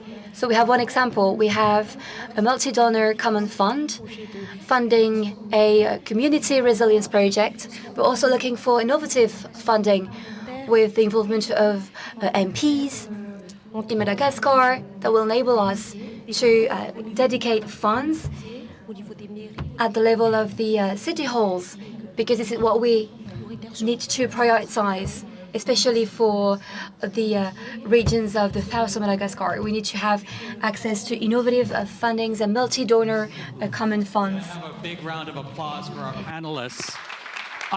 Thank you so much. And then I think my next task is to introduce, I have to go to my notes, Sarah Lahaye, who is with the Global Alliance for Improved Nutrition and heads up the Initiative for Climate Action on Nutrition. Is that right? ICAN. Yes, and I'm going to pass this over to you.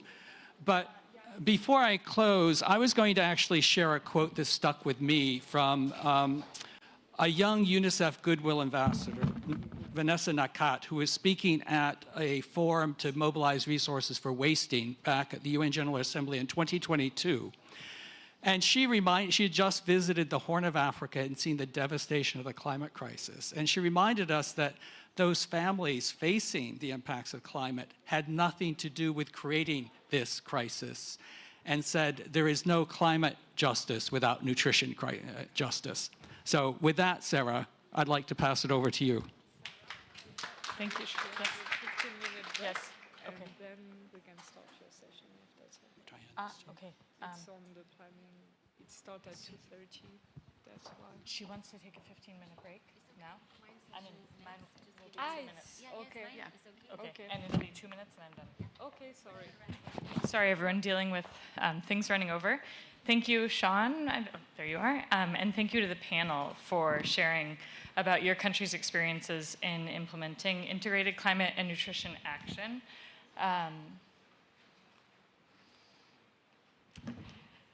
Until recently, actions to address the challenges of climate change and malnutrition have largely taken place independently of each other in two systems that rarely interacted.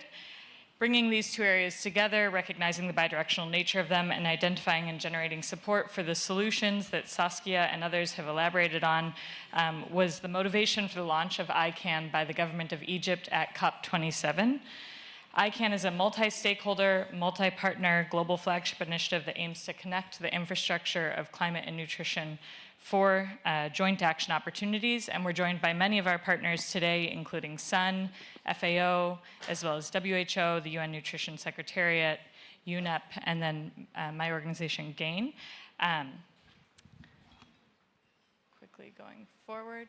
We've heard a lot about the need and the opportunity for integrated action. I want to touch briefly on just how much lack of integration there is today. In 2023, ICAN published our baseline report, which assessed the state of climate nutrition integration across a variety of indicators.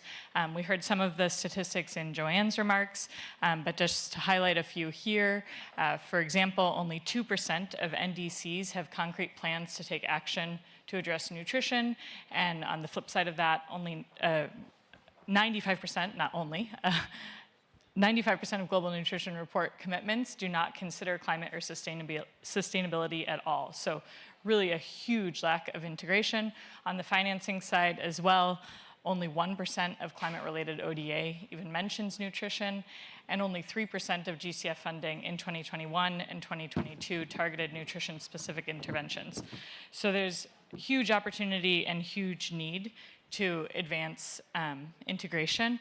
And in not doing so, we're missing opportunities for both climate and nutrition action. To tackle this lack of integration, ICANN is advancing 5 pillars of work. First, we provide targeted support to strengthen national policies, plans, and strategies for integrated country action. This year, we're working specifically actually with Nadia's colleagues in Pakistan, as well as with the governments of India and Nigeria to identify opportunities for integration and move those forward. We're also laying the groundwork for similar work in Brazil, as well as Kenya, Tanzania, Cambodia, and other countries. Second, we are amplifying efforts to integrate nutrition and climate to highlight best practices and successful examples through events like today's. Third, we are working to mobilize finance and the private sector to address nutrition and climate together, addressing the fact that the funding streams for the two sectors are still very siloed and misaligned. And this week, actually, we'll be announcing that we are publishing a paper together with the World Bank titled Dual Challenges, Shared Wins, Unlocking Climate Financing for Nutrition. I don't have time to go into the details of the methodology today, but essentially it identifies climate, I think my time's up. So we'll make sure the paper is well publicized after. Fifth pillar is on becoming the go-to place to amplify efforts, so bringing all of you together who are working on climate nutrition integration. Thank you very much. Thank you. Thank you, Sarah. I'm sorry for rushing you. I don't know whether, you can hear me. So thank you so much. As we wrap this up, I want to say that we do not have time for questions and answers, but I do request that you reach out to our great speakers and the panelists who've really shared a lot on climate and nutrition. Please consult them and get any more details that you can. You can also reach on some of the links to some of the presentation institutions to just get more details. But I wanted to mention just 2 things that were coming out clearly from this. The role of multi-sectoral and integrated approach, because we know nutrition and climate are not aspects that can be addressed by one sector. The other thing is an enabling environment. That's why we've talked about the food-based dietary guidelines and other information that is being put together. The other aspect that I wanted to mention is the blended financing aspect that came up, leveraging on mainstream financing to support nutrition, and then updating the data that is out there to make sure that we are working with what is current. So these are key things, and a lot of other things have also been mentioned. So with that said, I want to thank everyone for spending time with us. I want to thank our esteemed speakers, the opening remarks, the panelists, and the other dignitaries that were able to share with us their knowledge. And with that said, thank you so much, and we keep talking. Thank you.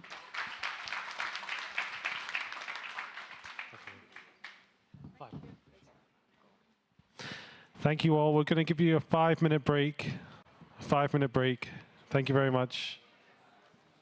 And then don't worry, that's always happening. We're just trying to keep it on time. My boss is in the next one too, so. So we say 5 minutes, but only 3 minutes. So it's okay. Thank you so much. C'est des photos.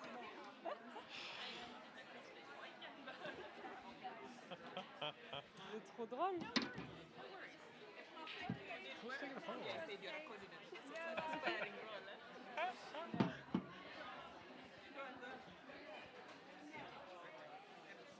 Ça va?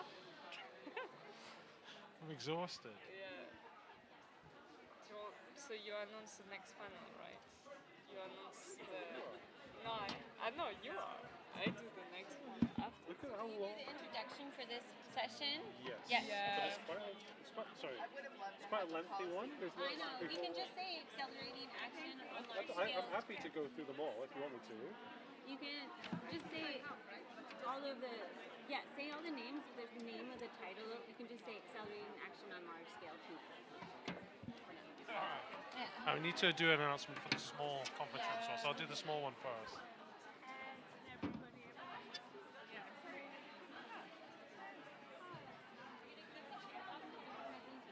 Okay.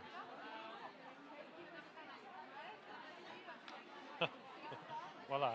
Voila.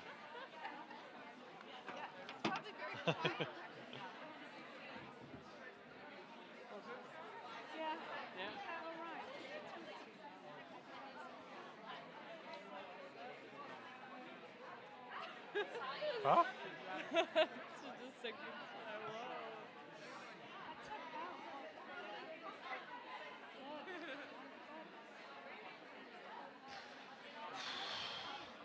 I'm exhausted. I'm tired. Nice camera. This? It's Thomas.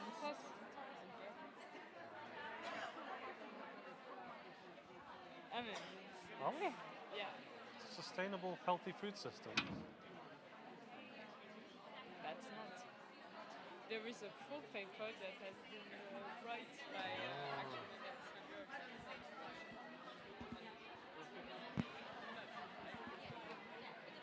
Celebrities. Stop taking photos of us. No, it's not working. I'm trying to take pictures with, Oh, and no. it's not working. Oh no. C'est qui te l'a filé?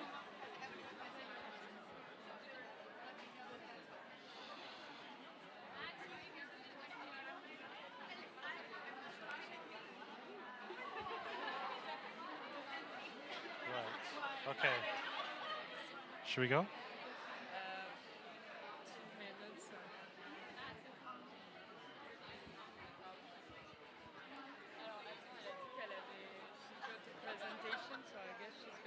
So I'm going to announce the afternoon session. So at 3 o'clock is that, but what we have now is this. Yeah? Yeah.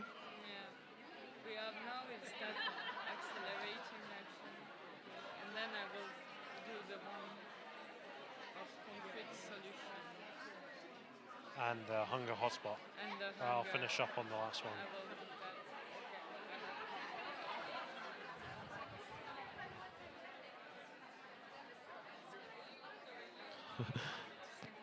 Hello. Hello. Hi, everyone. If you could take your seats, please take your seats. Please take your seats. We're gonna start. We're going to start soon. Please take your seats. Okay, so as you all know, there are two conference rooms here. There is one in the big conference room, but there's also a small conference room. And during the small conference room at 3 p.m., just next door, there is Advancing Nutrition to Build Climate Resilience, organized by Nutrition International, the Ethiopian Public Health Institute, and Atlas AI.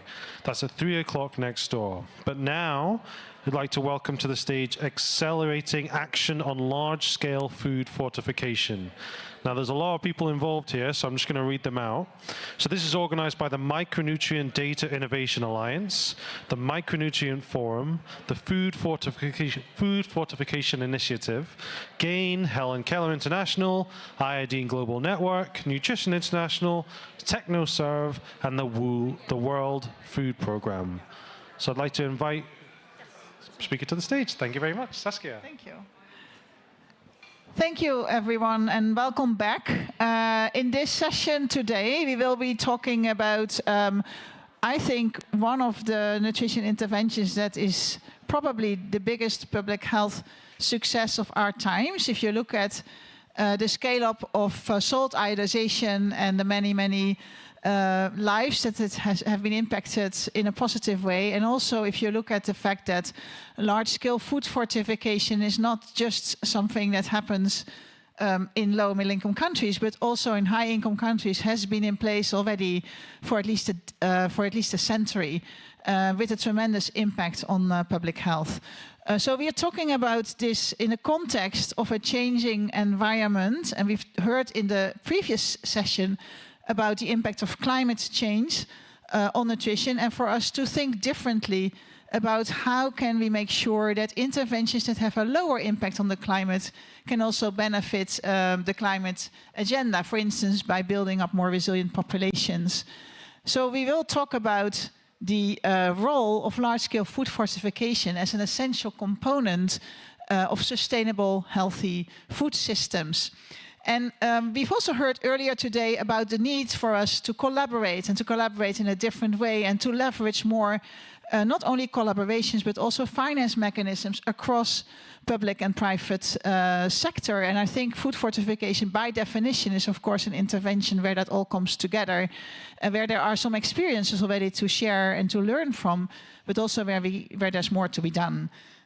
I think I'm gonna mention all the organizations that worked together in this for this session, to prepare for this session, and I do think that is also a prime example of how we can achieve so much more if we are able to work together. So the Micronutrient Data Innovation Alliance, or DINA, from the Micronutrient Forum, worked together with partners from the International Federation for Spina Bifida and Hydrocephalus, the Food Fortification Initiative, GAIN, the Global Alliance for Improved Nutrition, the Global Alliance for the Prevention of Spina Bifida, Helen Keller International, Iodine Global Network, Nutrition International, TechnoServe, UNICEF, and the World Food Programme. So you will hear about all these organizations in this session, and I think it's probably maybe the side event which has the largest different representation of different sessions, and we're very proud of that, because that is, I think, the way how we should be moving forward. We did talk about food fortification. It's also a context where there is a growing momentum for food fortification. We have seen in 2021, in the previous N4G in Tokyo, an increasing number of commitments on large-scale food fortification. So in this session, we're going to hear about those commitments and what happened to them. But also, we've seen in last year in Cape Town, where a group of stakeholders came together and developed a manifesto for large-scale food fortification that is available also, which addresses some of the barriers that we still see that prevents us from fully leverage this opportunity and scale up this opportunity that we need to invest in. And then, of course, 2 years ago in May, the World Health Assembly adopted a very important and critical resolution for all countries to scale up a mandatory and voluntary large-scale food fortification. So I think it's a unique moment for us now to leverage this opportunity and make sure that it's fully integrated in these integrated agendas as an intervention that can really have a potential to reach many lives. So without further ado, I kind of summarized the objectives for this session. I would like to first introduce a speaker that will join us by video.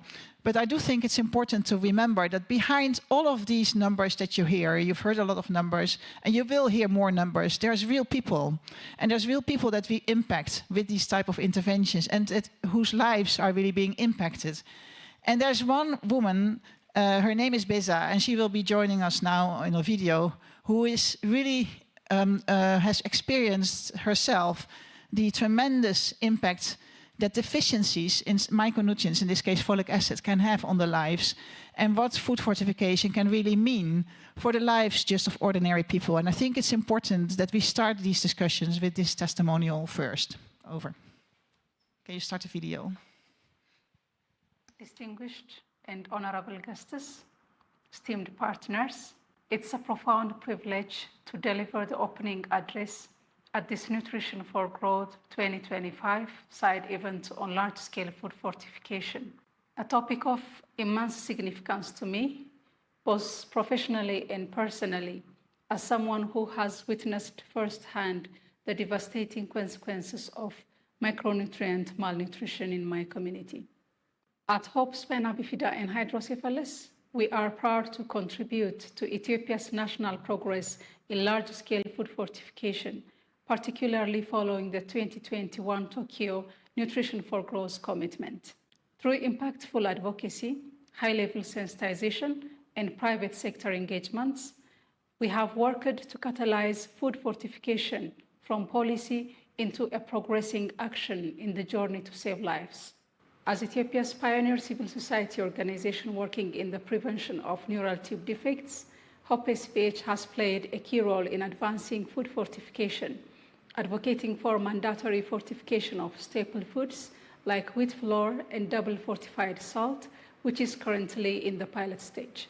We have facilitated critical discussions with parliamentarians, ministries, and regulatory bodies, ensuring that fortification policies are progressing towards effective implementation. In 2022, Ethiopia approved a compulsory standard for fortified wheat flour, initially granting industries 1 year to prepare, later extended by another year. At this stage, we recognized that different stakeholders have varying levels of readiness to act and comply.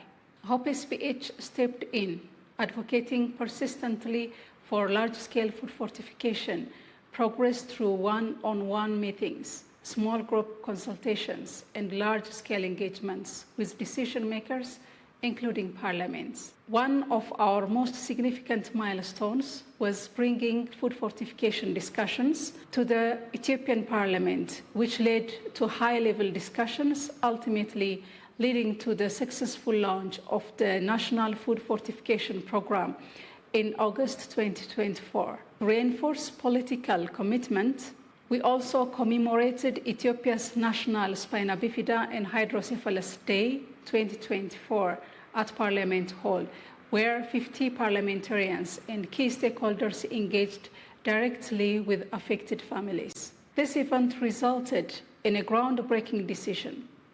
Parliament committed to expanding large-scale food fortification implementation follow-up to the regional levels. Our advocacy work not only mobilized policymakers and regulatory offices, but also the private sector. Recognizing industries that proactively prepared for fortification compliance, we awarded joint certificates of appreciation through a collaboration between HOPE SPH and the Ministry of Industry. As a result, we have witnessed growing private sector interest, increased premix procurement, and greater efforts towards conformity assessments. This momentum should continue. Effective food fortification advocacy cannot remain confined to the federal level. It must extend to regional implementation. To this end, HOPE SPH recently launched its first multi-regional collaboration initiative, which led to immediate official directives from regional authority to enforcing compliance for wheat flour manufacturers. Our efforts have been recognized both nationally and globally. In 2024, HOPE SPH was honored by Child Help International for its exemplary work. Also, our work was acknowledged on the global stage as we were named a global change maker by the Bill and Melinda Gates Foundation for our impact as a local civil society organization in the large-scale food fortification space. In 2025, Ethiopia's Ministry of Health awarded us with the Crystal Awards for coordinating local and international actors in the fight against birth defect during the National Birth Defect Week. Moving forward, HOPE SPH remains committed to leading high-level LSFF advocacy in close collaboration with the Parliament, Ministry of Health, Ministry of Industry, the National Food Fortification Steering Committee, and the development partners like Global Alliance for Improved Nutrition, Nutrition International, and others. They say life is too short, but for a parent holding a severely affected child, each day feels unbearably long. Only love and action brings hope. Preventing neural tube defect is not just a health intervention. It is both developmental and humanitarian imperative. Let us continue working together to ensure that no child is born with a preventable disability due to micronutrient malnutrition. Thank you. Thank you. So what Bisa didn't explain to us in her video, but she did explain it to those of us who were there in Cape Town last year, that she herself is the mother of a child with spina bifida, and she has to live with the knowledge that could have been prevented if she would have known about folic acid during her pregnancy. And that has really made her so passionate to move and work in this field, trying to avoid that this same situation is happening to other children. So I think that's the real moving side behind her story and shows her passion. So with this, we want to go into the first part where we want to set the scene and set the stage. We want to talk about the unfinished agenda of large-scale food fortification and why continued actions and investments are still needed. We want to talk about where are we now, what is the landscape, why does it large-scale food fortification fit in efforts to sustainably transform food systems, but also what can large-scale food fortification contribute to the nutrition agenda and to the micronutrient agenda. So without further ado, I would like to introduce the first speaker, who is Manpreet Kaur Chadha. She's currently a nutrition specialist with UNICEF, but she has been working in this space for a long, long time. Manpreet, over to you. Thank you, Saskia. Oops. Hi, everyone. I am going to talk about food systems being at a crossroads and the importance of first identifying and addressing current failures and together paving a way forward. But first of all, let's look at important data. Globally, 1 in 4 children, which is 181 million children, currently are living in severe child food poverty, which means these 181 million children are consuming 2 or less food groups a day out of 8 recommended food groups. Moving on, food systems is a double failure. While on one side, it is failing to provide populations at large with the nutrients we need, with affordable, nutritious, diverse, sustainable diets that we all need to prevent undernutrition and micronutrient deficiencies. On the other hand, it is flooding markets, it is flooding all the places we go to, our food environments, with nutrient-poor, unhealthy, ultra-processed foods and sugar-sweetened beverages, which is driving overweight and obesity. And traditional food security and food systems efforts did not consider the needs of nutrient requirements of populations at large, including most vulnerable population groups. On the screen here, we see the Innocenti framework on food systems for children. This presents to us critical drivers of food systems and all of the approaches and components that work together to make food systems deliver healthy, safe, sustainable, nutritious diets and foods. It talks about different actors, policies, and services that comprise of food systems, right from production to consumption and waste disposal. And it tells us how important it is for all of these to come together to really deliver nutritious and healthy diets to populations everywhere. For UNICEF, food systems is a leadership agenda. We place food systems at the center of all other systems, which all support food systems to deliver healthy diets. It is an agenda which calls for bold, strategic actions and partnerships between public and private sector, and it calls for a systemic change to be able to deliver foods by changing children's foods, their food environments, and also their food practices. Saskia mentioned about the manifesto, which was released last year after the Cape Town Partners Fortification Technical Convening. So this is the manifesto that you see on the screen, and these are the 10 evidence-based recommendations which were released as part of this manifesto to really guide stakeholder commitments and action for fortification. And if you see these 10 recommendations, one of them is to integrate food fortification in the food systems transformation agenda. What does it even mean? Now, we now hear a lot about integration of food fortification and food systems. We all know food fortification is a critical food systems intervention. So what does this integration even mean? It means not having isolated approaches to micronutrient malnutrition problems, but embedding fortification efforts across every stage of food systems value chain, right from food production to food storage distribution, to food processing, and to food availability in the markets and consumption at household level.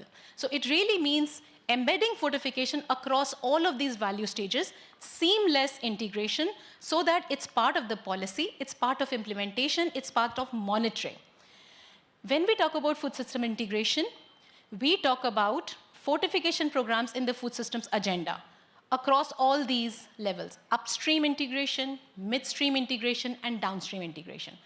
Upstream integration tackles all of that deals with production and availability of fortified foods.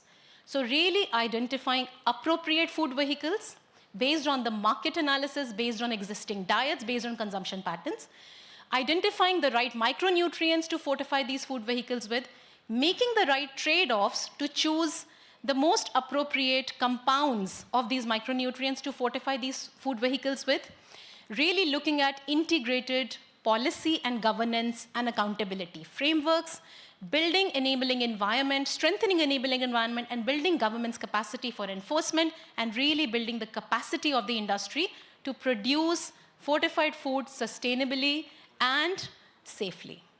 What is midstream integration? Midstream integration deals with access indicators, really making food accessible to people through formal, informal markets and through social protection platforms and programs.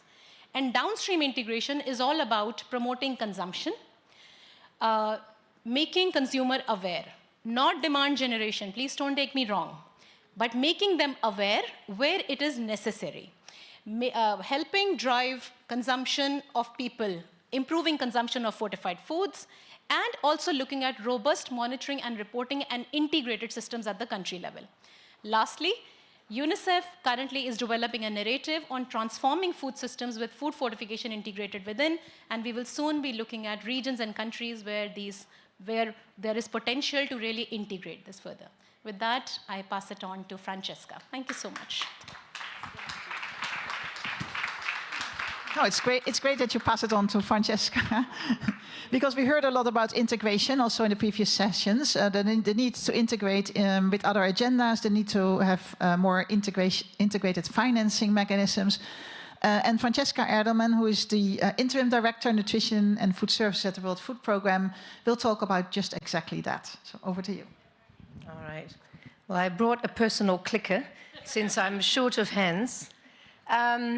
No, thank you very much for setting the scene, outlining the food systems and how fortification fits within.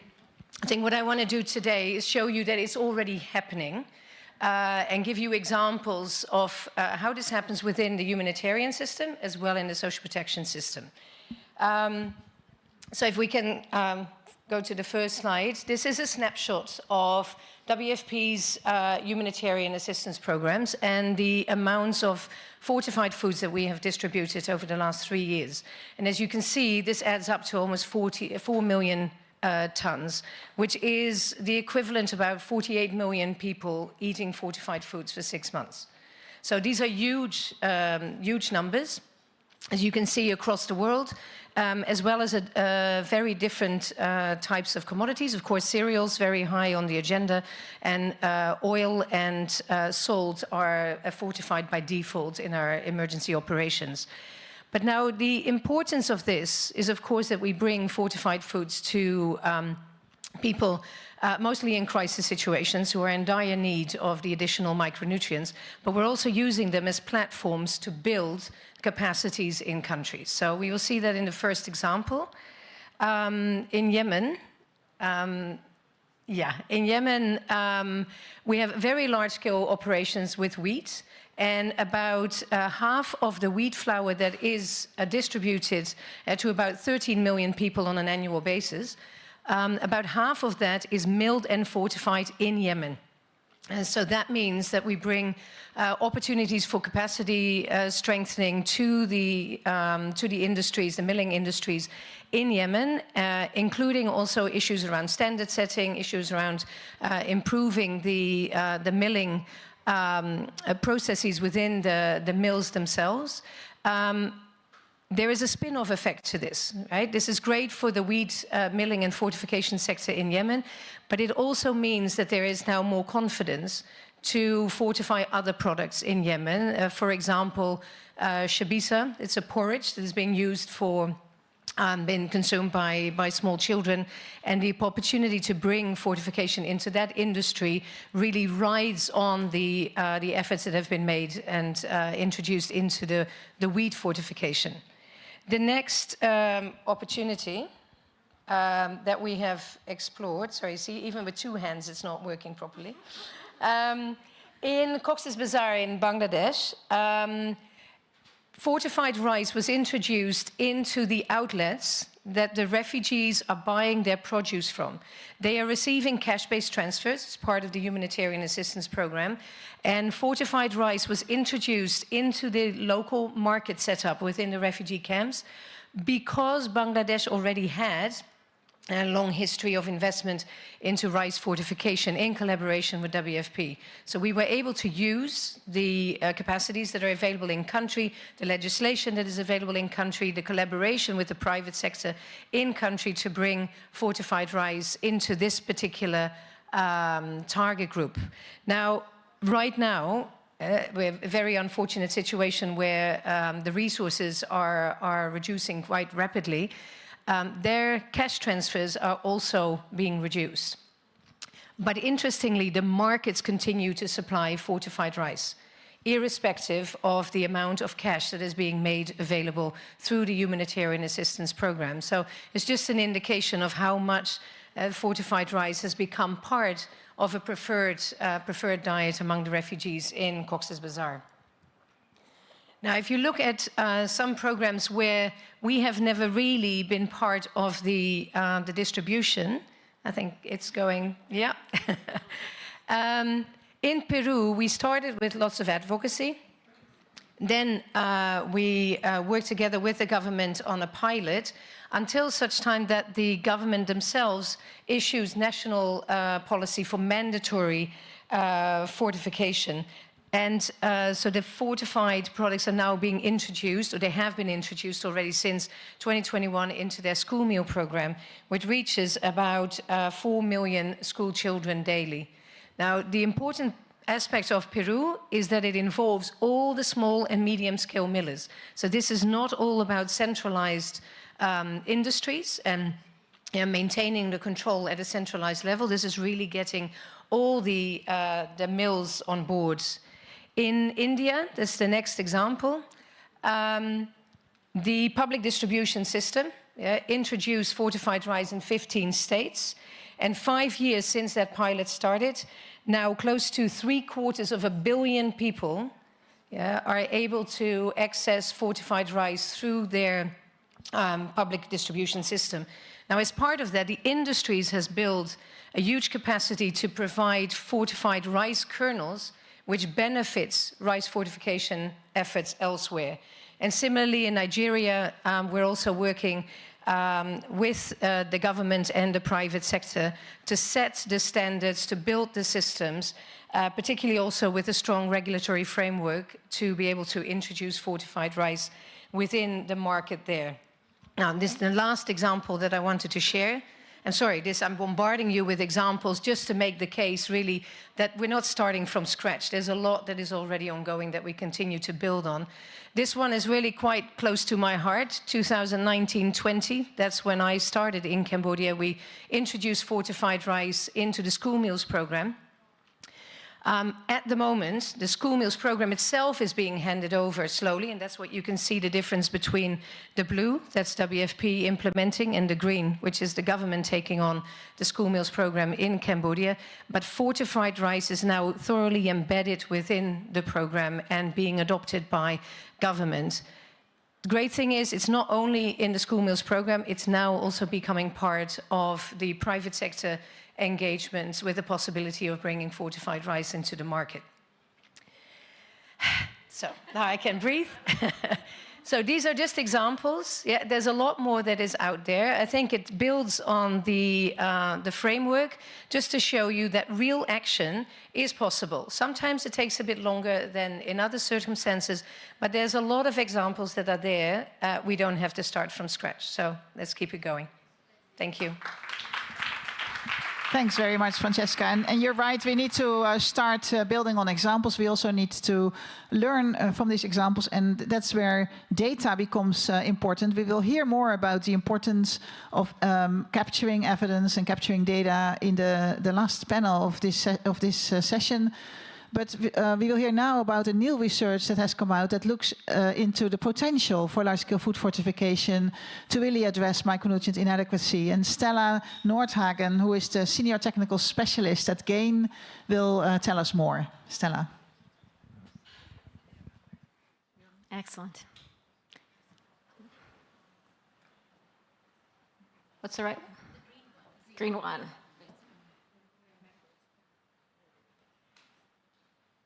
Excellent, there we go, excellent.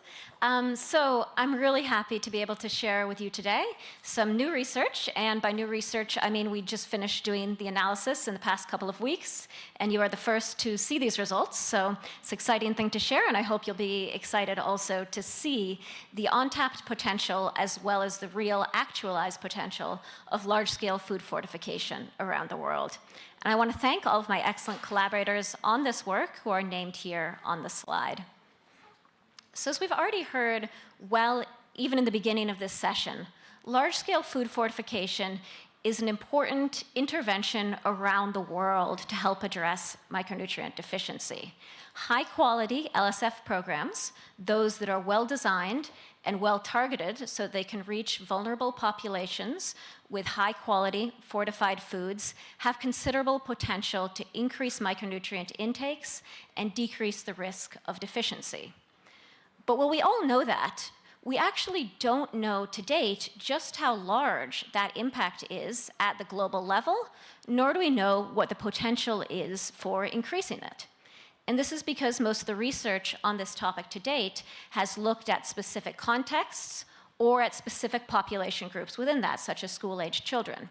There hasn't yet been an analysis that looks at all population groups all around the world to really understand this global impact. So that's what we sought out to do.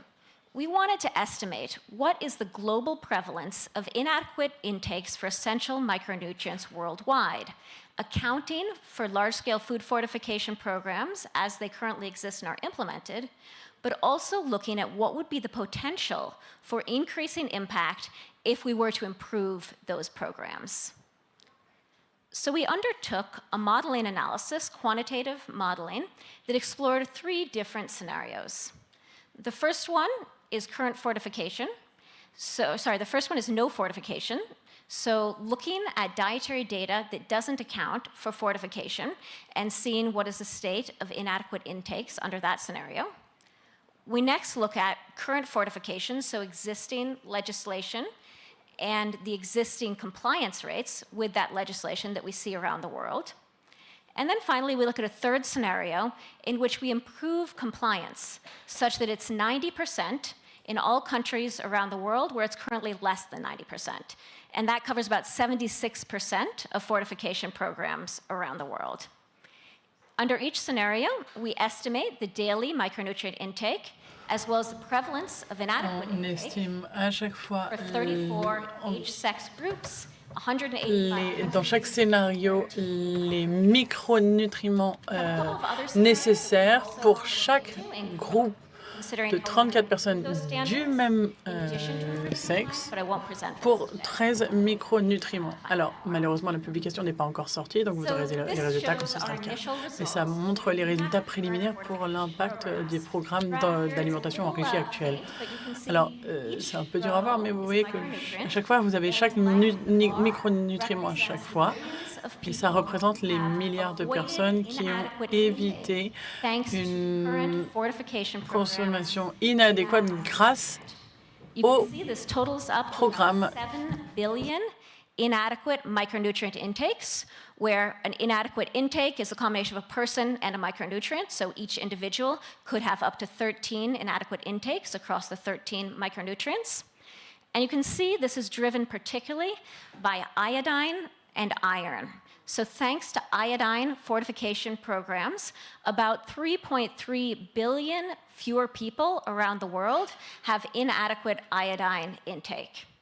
Thanks to iron fortification programs, about 1.4 billion fewer people around the world have inadequate intake in iron. So our initial analysis confirms that LSFF is an essential intervention that already has huge impacts in reducing inadequate intake with many health benefits. But despite this impressive intake, there are still gaps. There's an estimated 40 billion, almost, inadequate intakes that still remain with current fortification programs in place. If we were to improve compliance, we could do much better. This graph takes that initial data for this impact of current fortification programs, and it layers on top of that the effects of improving compliance up to 90%. With this improved compliance, we prevent an additional 6.2 billion inadequate intakes. And you can see that in this case, this is largely driven by vitamin A fortification, where compliance currently lags far beyond the potential. This is not distributed equally around the world, so the maps here show the top being the base scenario of no fortification, the next one being current fortification, and the one on the bottom being that improved compliance scenario. And the shading indicates the percentage of inadequate intake that is prevented through fortification, with darker colors indicating a greater impact. You can see that dark shading is showing up particularly in South Asia, Sub-Saharan Africa, areas where there's currently high burdens of micronutrient deficiency. Now, finally, we also looked quickly at the costs of these programs, and they are very affordable. We found that current fortification programs range in cost from just 1 cent per person per year for salt fortification, up to 12 cents for wheat flour per person per year. So really small amounts of money here. If we improve compliance, that would increase the costs. That would about triple the costs of wheat flour and rice fortification, with small impacts for the other food vehicles. But when we compare this to the overall cost of a healthy diet, we see that large-scale food fortification remains a highly affordable, in addition to being a highly impactful intervention.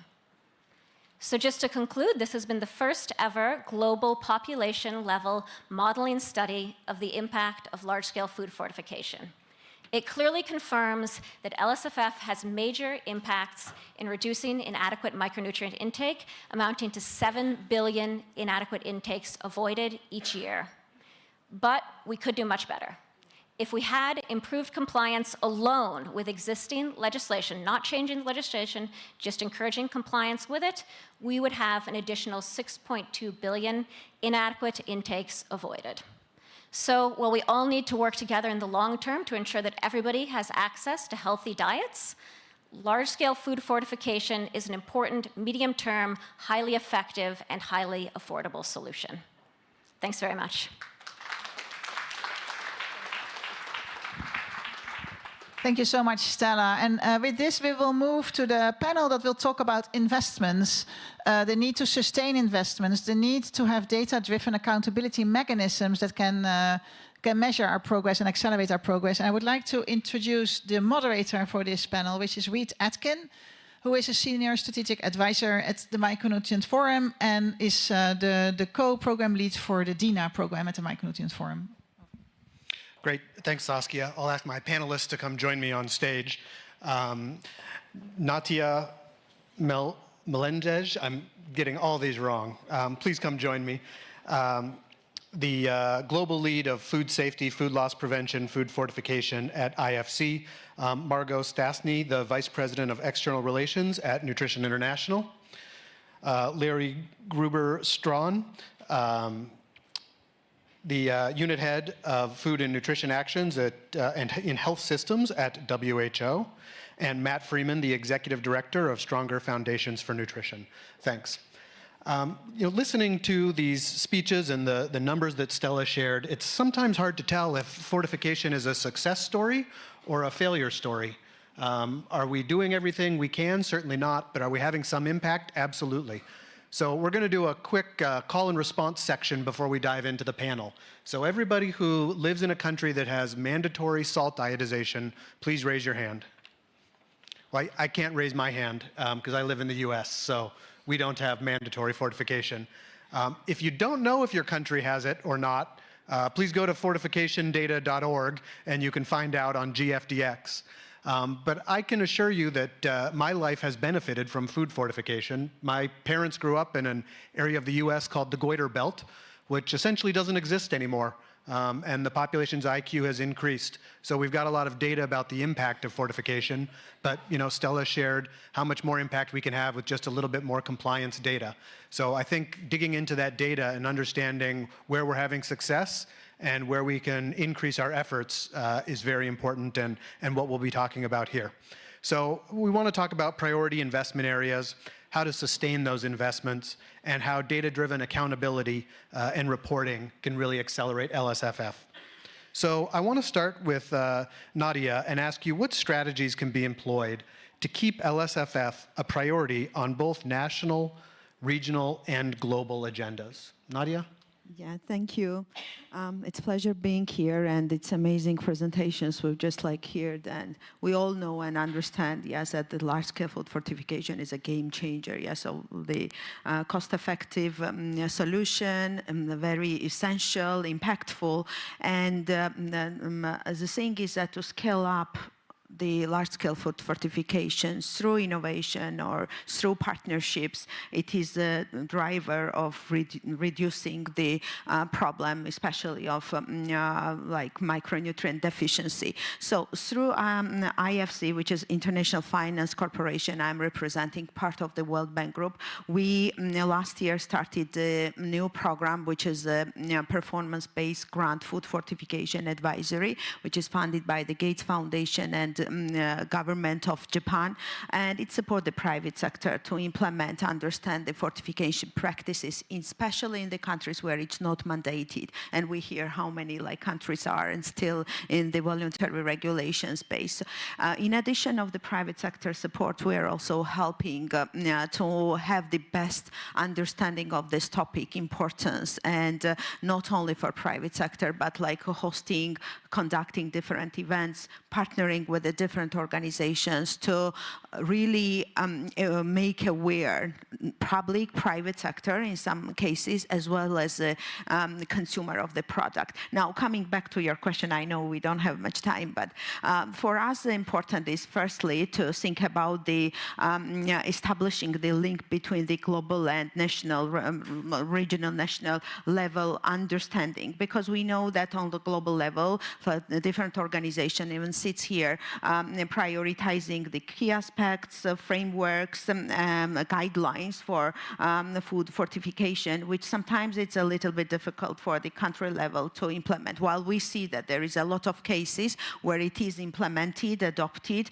through taking into account the context and the situation of the countries, but collaboration is very important. Secondly, advocating on food fortification. We hear today as well, yes, about that, and it's very important to highlight the economic impact of large-scale food fortification. And we know that countries where it is implemented, how highly grown GDPs they have, how it affects the economics of the countries. So to move to another part, it's this type of events where the knowledge is shared, where the best practices is highlighting, and not only this type of events, but mostly to go and to talk with the private sector, to talk with the governments where it's not mandated. It's very important. So we as a IFC is also trying to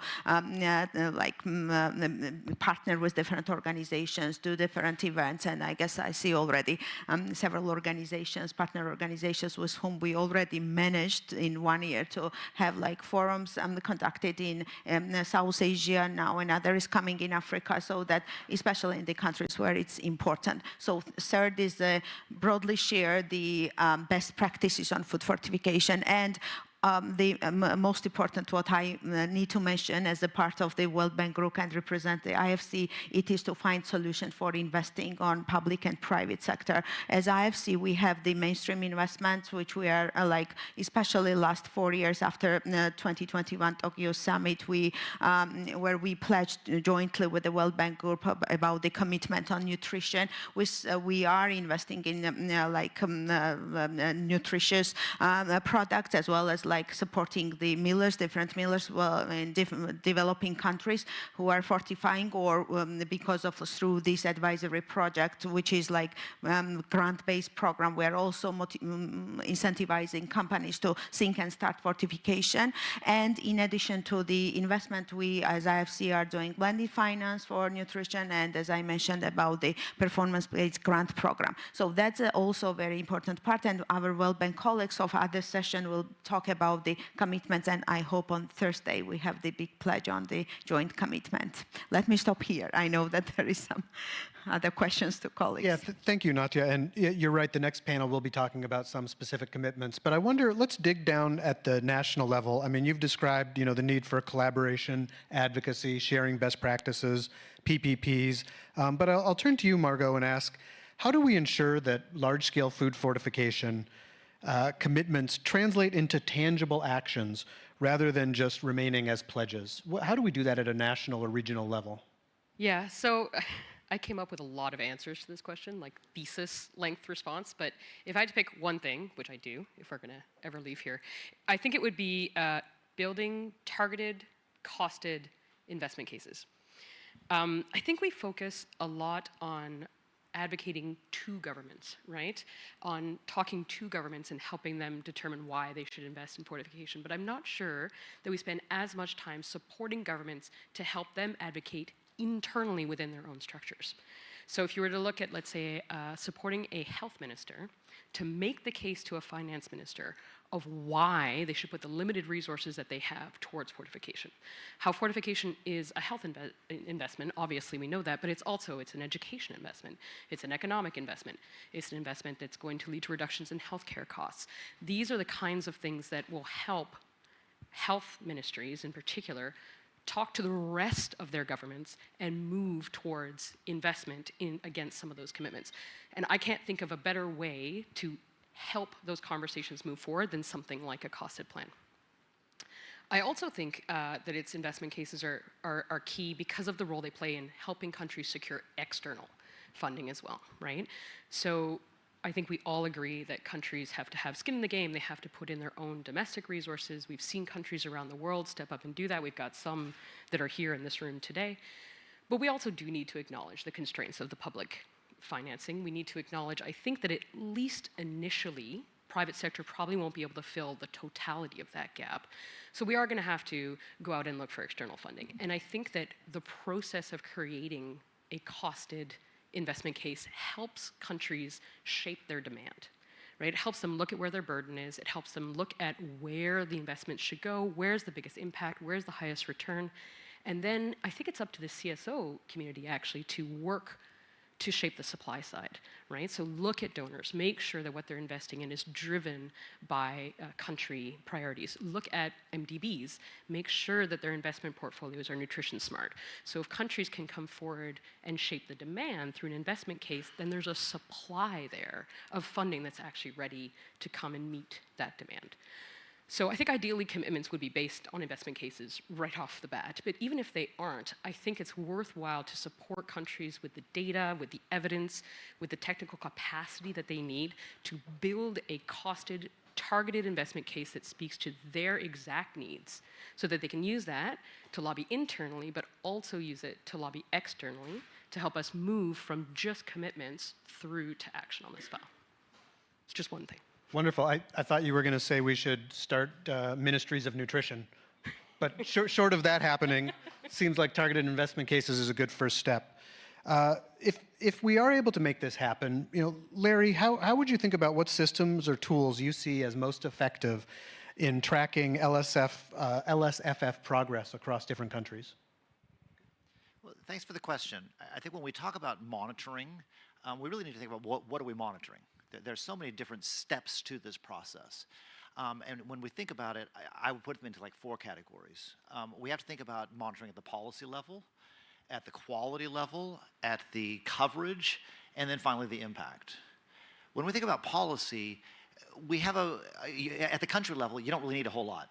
You know what your policy is. It's written down, you can see it, you can do some evaluation of how good a policy it is, but you don't have to monitor it over time, it's there. At a global level, We do a decent job of kind of keeping track of that. You've got the GFDX, you've got WHO's GIFNA system that keeps a repository of all of these in one place. So we can kind of tell the story of, well, what policies exist out there around fortification of the various foodstuffs, the various nutrients that they're covering and such. So we can put that story together. But when it comes down to what is the quality of what we're actually doing on the ground, huge, huge gaps. At a global level, we don't really know what's actually happening. At the country level, we might have some systems that are put into the industry, that they're doing their own self-monitoring, but oftentimes those data aren't shared publicly, they're hard to get access to, so we can't really tell much of a story from those, that we certainly can't get them at a global level. Where there's regulatory monitoring, where they're coming in and actually doing some testing, that is also pretty haphazard. Sometimes it happens, rarely. Usually there's kind of trusting somebody to tell them what's happening at the industry level. Oh yes, of course they're complying. And when we try to do monitoring of that globally, you often just get kind of self-report. If you look at what's in the GFDX, we can sometimes talk about, well, where are we in terms of quality of what's going on? And yet it's just about somebody has told them at the country level, here's what they think is happening, rather than really basing it on real data. When it comes to coverage, again, a lot of gaps there. We had hoped that the DHS was going to start stepping up beyond the space of iodine. We do a decent job with iodine coverage, salt iodization. But for the rest of our fortification programs, we don't really know what coverage looks like much. In the 2019 revision of the DHS, there was a proposal of how they could do this across more foodstuffs. It was turned down as being too complicated, too many questions. But then with the new round of DHS, there was a new proposal going forward, how we could address this. And then, as we all know, DHS is kind of shut down. So our opportunities to move this forward are really problematic right now. And then finally, in terms of the impact, we have global databases on how large are the deficiencies around these various foodstuffs on the slide that was shown of these different nutrients, as was shown on the slide earlier. Even though we have the system and we've had it for decades, huge gaps in what's there.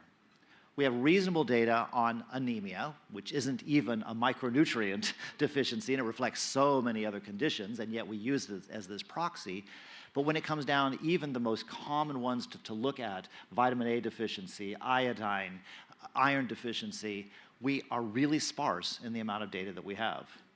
And we had hoped that we would be getting that addressed with better biomarker data, but most of it is actually coming through targeted micronutrient surveys that countries do occasionally from time to time, one country here, one country there, but as far as getting a global picture of what's actually going on, and especially with those other long list of micronutrients, we're just working from very individualized studies. We have to do a better job with this monitoring, because what we're really doing is we're setting out these, we know it can make a difference because of the research behind it, but in terms of setting goals, tracking ourselves toward those goals, we're very much working in the dark right now.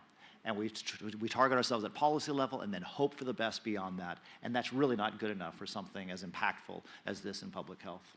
Thanks. Yeah, thanks, Larry. We've done some baseline analysis at GFDX, and it bears out exactly what you said, which is, higher up in the funnel at the policy level, we have strong data, and then it starts to get very sparse, and it's hard to tell exactly what's going on.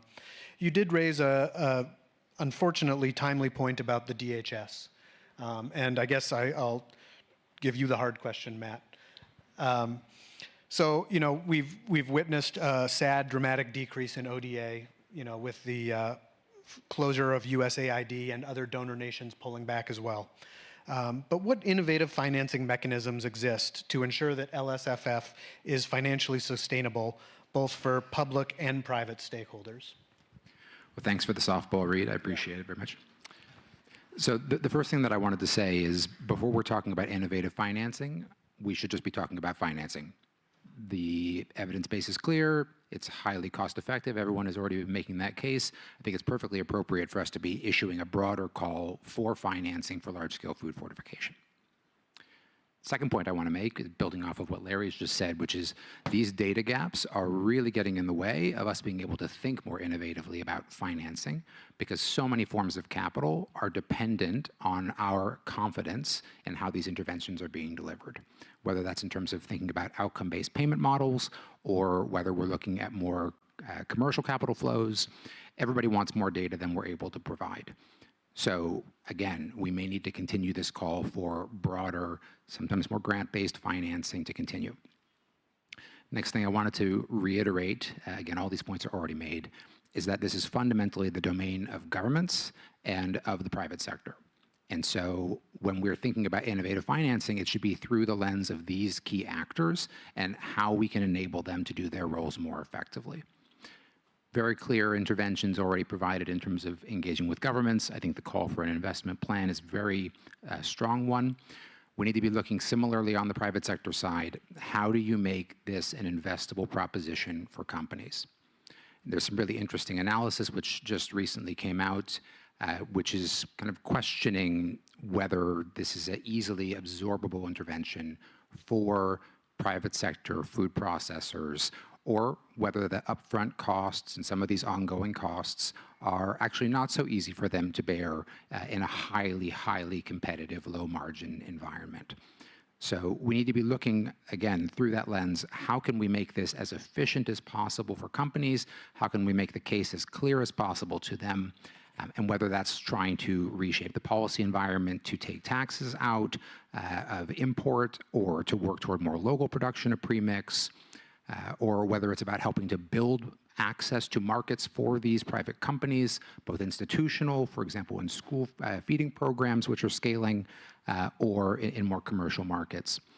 And lastly, I would say in terms of commercial markets, how can we help companies who are complying, who are on the front lines of this, to really be differentiated at a consumer level so that they can actually justify covering any additional costs that come from food fortification? Because fundamentally, private sector markets, these are commercially led actors, right? They're driven hopefully by a social purpose, but that's not their fundamental reason for existence. So we need to help de-risk that. Thanks, Matt. We want to wrap up here, but I've heard essentially from the panel that we don't need to reinvent the wheel. We don't need innovative financing solutions.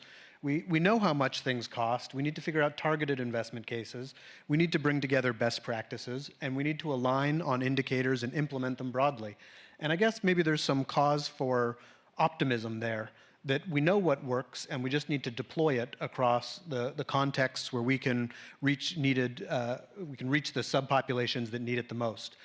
So I'd like to end on a quick note of optimism. And do any of you have a metric that makes you optimistic about food fortification?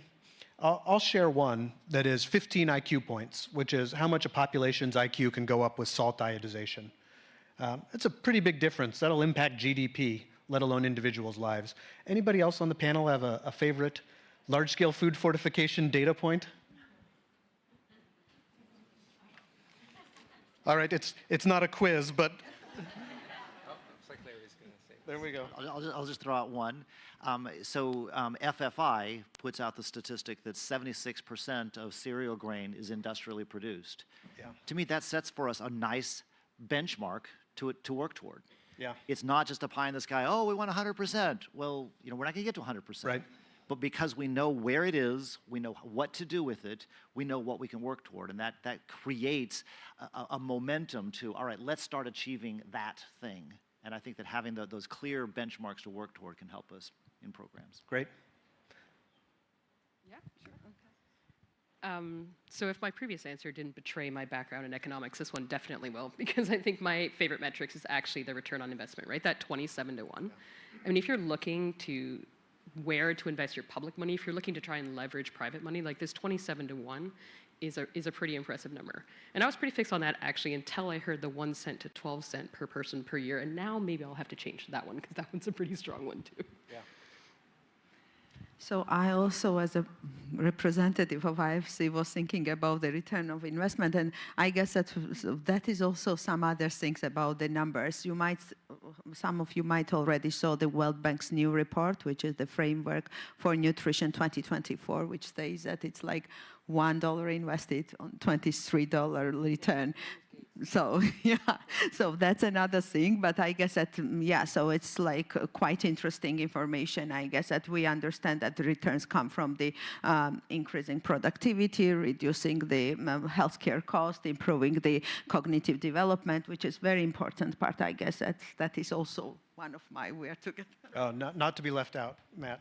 I would hate to be left without the last word. So I'll just give the credit actually to Stella and what she was presenting in her analysis about the opportunity for an additional 7 billion micronutrient touch points, or whatever the right language was, that are available to us if we increase to 90% coverage. So just reinforcing your point that we know how to drive this agenda forward.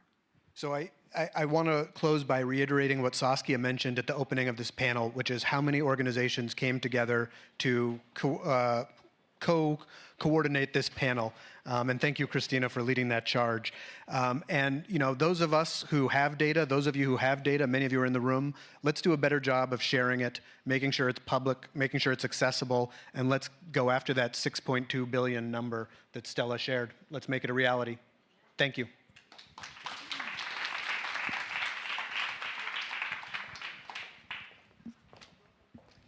Thank you very much, Reid. Thank you very much to the panelists for this very, very interesting takeaway. The last panel for today, and then we will have a stellar keynote closing speech, will be moderated by Dominic Schofield. He's the Global Director of Food Systems Transformation and the Director of Food Processing Practice at TechnoServe. A mouthful, but I hope I did you justice. And maybe you can explain the objectives of this panel yourself. We'll hear about commitments. Well, you just stole my thunder. Thank you very much, Saskia, and hi everyone. I'm really grateful to be here with you. This panel was originally intended to precede the last panel that you just heard. And I was supposed to open this with a quick review of the unfinished agenda, kind of set the pace for commitments. But it's been done, so this will be a shorter session of me talking and more to do with the panelists, which I would like to call up now. So if you'll please join me here on the podium, Your Excellency Dr. Dereje Duguma, State Minister, Ministry of Health, Federal Democratic Republic of Ethiopia.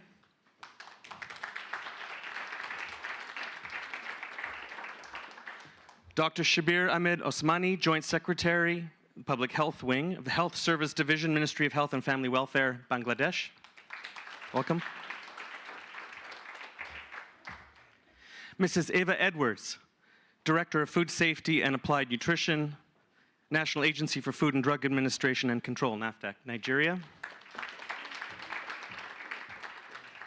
Dr. Azucena Dayagang, Assistant Secretary and Executive Director of the National Nutrition Council, Philippines. Most welcome. And Yannick Foing, Global Vice President, Nutrition Improvement, DSM Firmenich.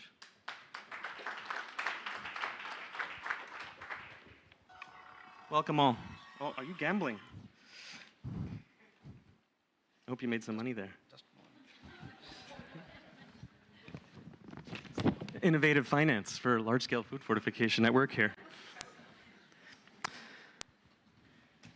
So just to kind of put us full circle and remind us of the purpose, the objectives of this session, we wanted to demonstrate how large-scale food fortification plays an essential role in food systems, but also how a food systems approach, that perspective is required because of the diversity of stakeholders involved in delivering successful and sustaining successful large-scale food fortification. And to understand that diversity of stakeholders also requires a diversity of commitments. And so this panel, we're going to lean in on some of those commitments by asking our panelists to talk a little bit about what has been achieved by their organizations, but also what commitments that they have made.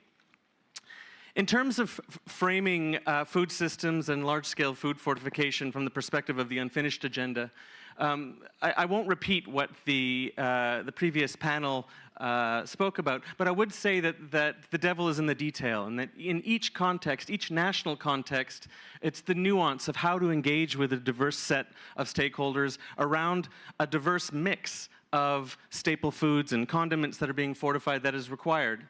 And the importance of making sure that there is information flow. There's no transformation without information. So ensuring that we have the infrastructure in place that allows us to understand what's going on, but also allows us to innovate in the way that we innovate, allows us to introduce new kinds of products that are fortified, and understands their reach, understanding how we can fill gaps in implementation by looking at the infrastructure required for the delivery of these products. Also understanding how large-scale food fortification can serve as a lever in the system to improve the system, like, for example, the quality of the inputs, and understanding how by focusing on large-scale food fortification as an entry point in the food system for our action, we're able to exert influence on other elements of that food system as well. And so, to begin with the panel, I'd like to turn to you, Your Excellency. And can you please share more about your country's commitment to large-scale food fortification, commitments that you'll be making here at N4G? Thank you very much, moderator. And first of all, I'm so much pleased to join this important high-level panel discussion on large-scale food fortification and to share our experience from the side of Ethiopia. And I came here with my delegates from partners and also from the ministry and also from Ministry of Industry. So Ethiopia is so much committed to progress with food fortification, mainly because of the micronutrient deficiency has been one of a serious challenge that we are facing. Ethiopia is actually facing both undernutrition and overnutrition, especially recently. The overnutrition is also a serious issue. And based on the assessments and data that we have, neural tube defects and deficiencies of the different vitamins and the minerals are quite rampant, especially in hard-to-reach and conflict-affected and drought-prone areas. And some of our studies show that the prevalence of neural tube defect from 1,000 live births, we have more than 10, 12 neural tube defects. So working on food fortification is really an important agenda for the government. And also in pregnant women and women in reproductive age, folic acid deficiency, anemia are also a serious public health threat for us. That's why the government has embarked on food fortification, and as was rightly mentioned, this is a cost-effective, impactful, and effective intervention, and we have been working on this one. And actually, we have also integrated to food system transformation in Ethiopia. We have integrated to the nutrition policy of Ethiopia, and also to food and nutrition strategy of Ethiopia. And we have also Sekota Declaration, a commitment to make stunting zero by 2030, and food fortification has been taken as one of the initiatives of this Sekota Declaration. So it's almost a decade since we started salt iodization, and that has progressed very well. Recently, over the last 3-4 years, we have embarked on wheat and oil fortification with vitamins and minerals. That's also proceeding very well. And the commitment of the government is not only to address fortification, but also to achieve SDG 3 by 2030, and also nutrition and food systems impacting at national level and the continental level. So in general, the commitment of the government is quite very huge on this area. And recently, we have also started pre-conception care that focuses on identifying folic deficiency and treating them. And we are working with different sectors and also, of course, private sectors. And this agenda has been now an important agenda where the government has given due focus. Thank you. Thank you very much. So exciting times in Ethiopia, but very ambitious goals as well. I think the mandatory legislation was just introduced 8 or 9 months ago, June of last year, and so a lot to build. But in building, of course, there's lots of reference to the experiences of other countries that have been working on this challenge of food fortification excellence for many years. Nigeria, for example. And so, Mrs. Edwards, I'd like to turn to you and ask you, what are the commitments that the government of Nigeria and NAFDAC in particular are making at N4G? Okay, thank you very much for the question. So the Nigerian government has a strong and strategic commitment to large-scale food fortification at the N4G summit. By 2026, the Nigerian government pledges to incorporate large-scale food fortification into relevant policy documents.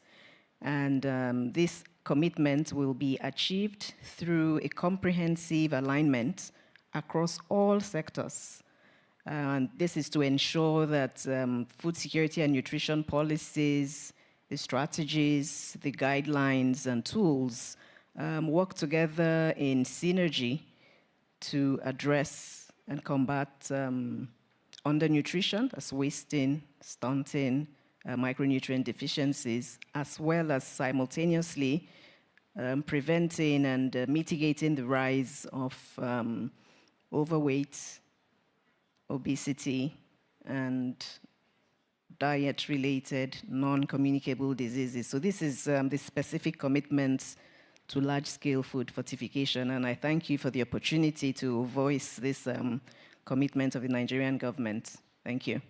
Thank you very much, Mrs. Edwards. So hitting, in fact, directly on one of the unfinished agenda items, which is policy coherence, making sure that large-scale food fortification is integrated across the board. Very, very specific examples in Nigeria where wheat, for example, is imported, and yet there's mandatory legislation to fortify it. There's an industrial policy to ensure that wheat is grown locally, so it makes it more difficult to import that meat. So understanding how policy coherence will be an important factor of success for Nigeria in its next stage of evolution. Thank you very much. Dr. Osmani, I'd like to shift to you now. What is happening in Bangladesh, coming in between, with lots of experience in food fortification, a little bit less than Nigeria, but certainly more than Ethiopia? What's the commitment of the government of Bangladesh? Thank you very much, Mr. Domini, for your nice moderation. You know, Bangladesh has a success history of routine EPI expanded program on immunization, and recently COVID-19 management and vaccination program. So besides this, the nutrition progress in Bangladesh is good. But still now, there is some macronutrient deficiencies like vitamin D, B12, folic acid, and zinc. Still now, there are macronutrient deficiencies. Bangladesh government very much interested on food fortification initiatives. Our commitments by 2030, salt fortification with iodine started in Bangladesh since 1989. So many years ago. But till now 90% salt are not adequately iodized. So our commitment is by 2030, 90% salt would be adequately iodized. Another important issue, considering is not achieve the SDG target to reduce the folic acid deficiency, we're trying to solve double fortification of salt.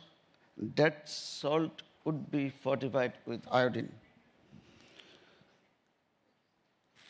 You know, in Bangladesh, we are facing some challenges on bulk of oil because there has no traceability, not using food grade container. Most of the bulk Bangladesh declared bulk of the phase out in 2022. Now we are commitment that at least 90% bulk of oil would be transitioned to packaged oil by 2030.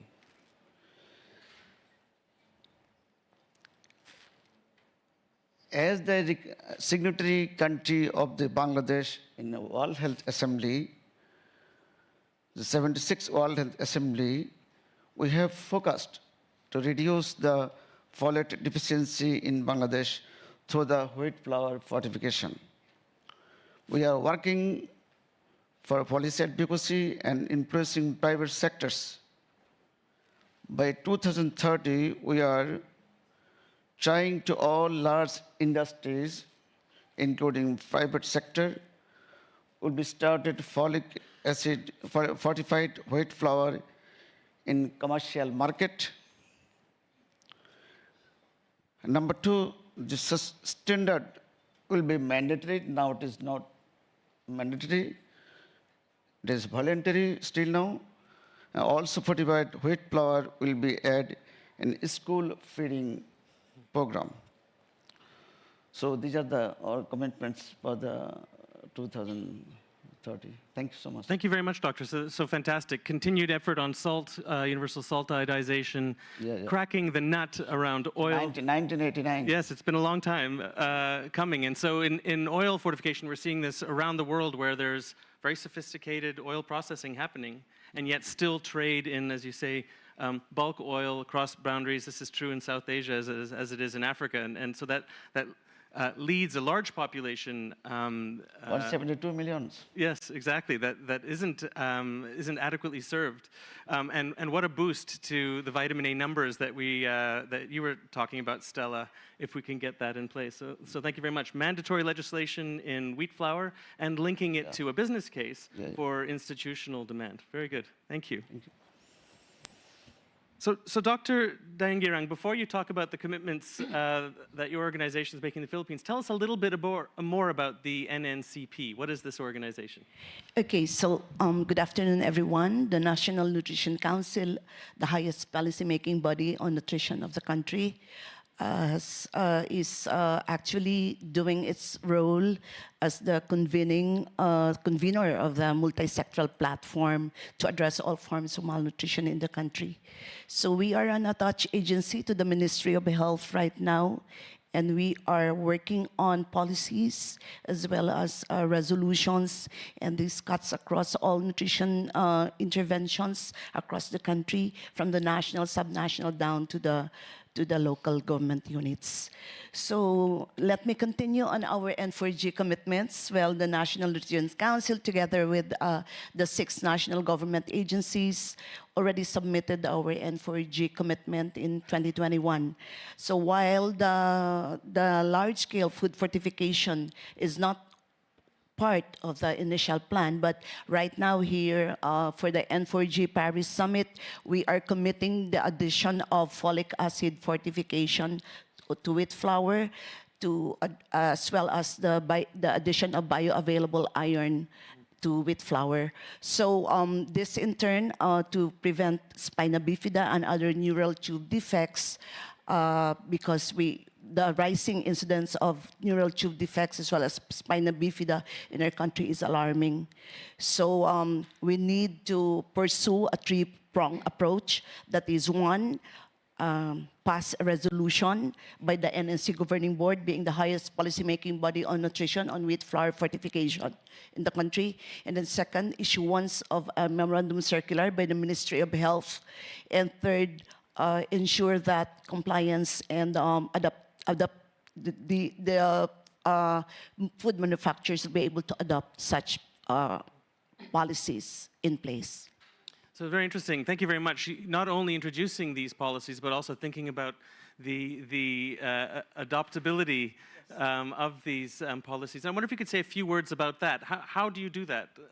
What do you have planned? First and foremost, we have a policy that is either approved or a law itself. No, first we have the law or the statutes in which Congress will be able to enact it. So second is we have to adopt it, especially among local government units and national government agencies who are in the law to implement such policies. And third, local government units where malnutrition children are located or situated should usually adopt the said policy or the act or the resolution. So decentralization of the policy adoption as well. Correct. Very good. Thank you very much for that. Mr. Foing, you know, as DSM Firmenich is a member of the Millers for Nutrition Coalition, kind of the latest entity to drive this.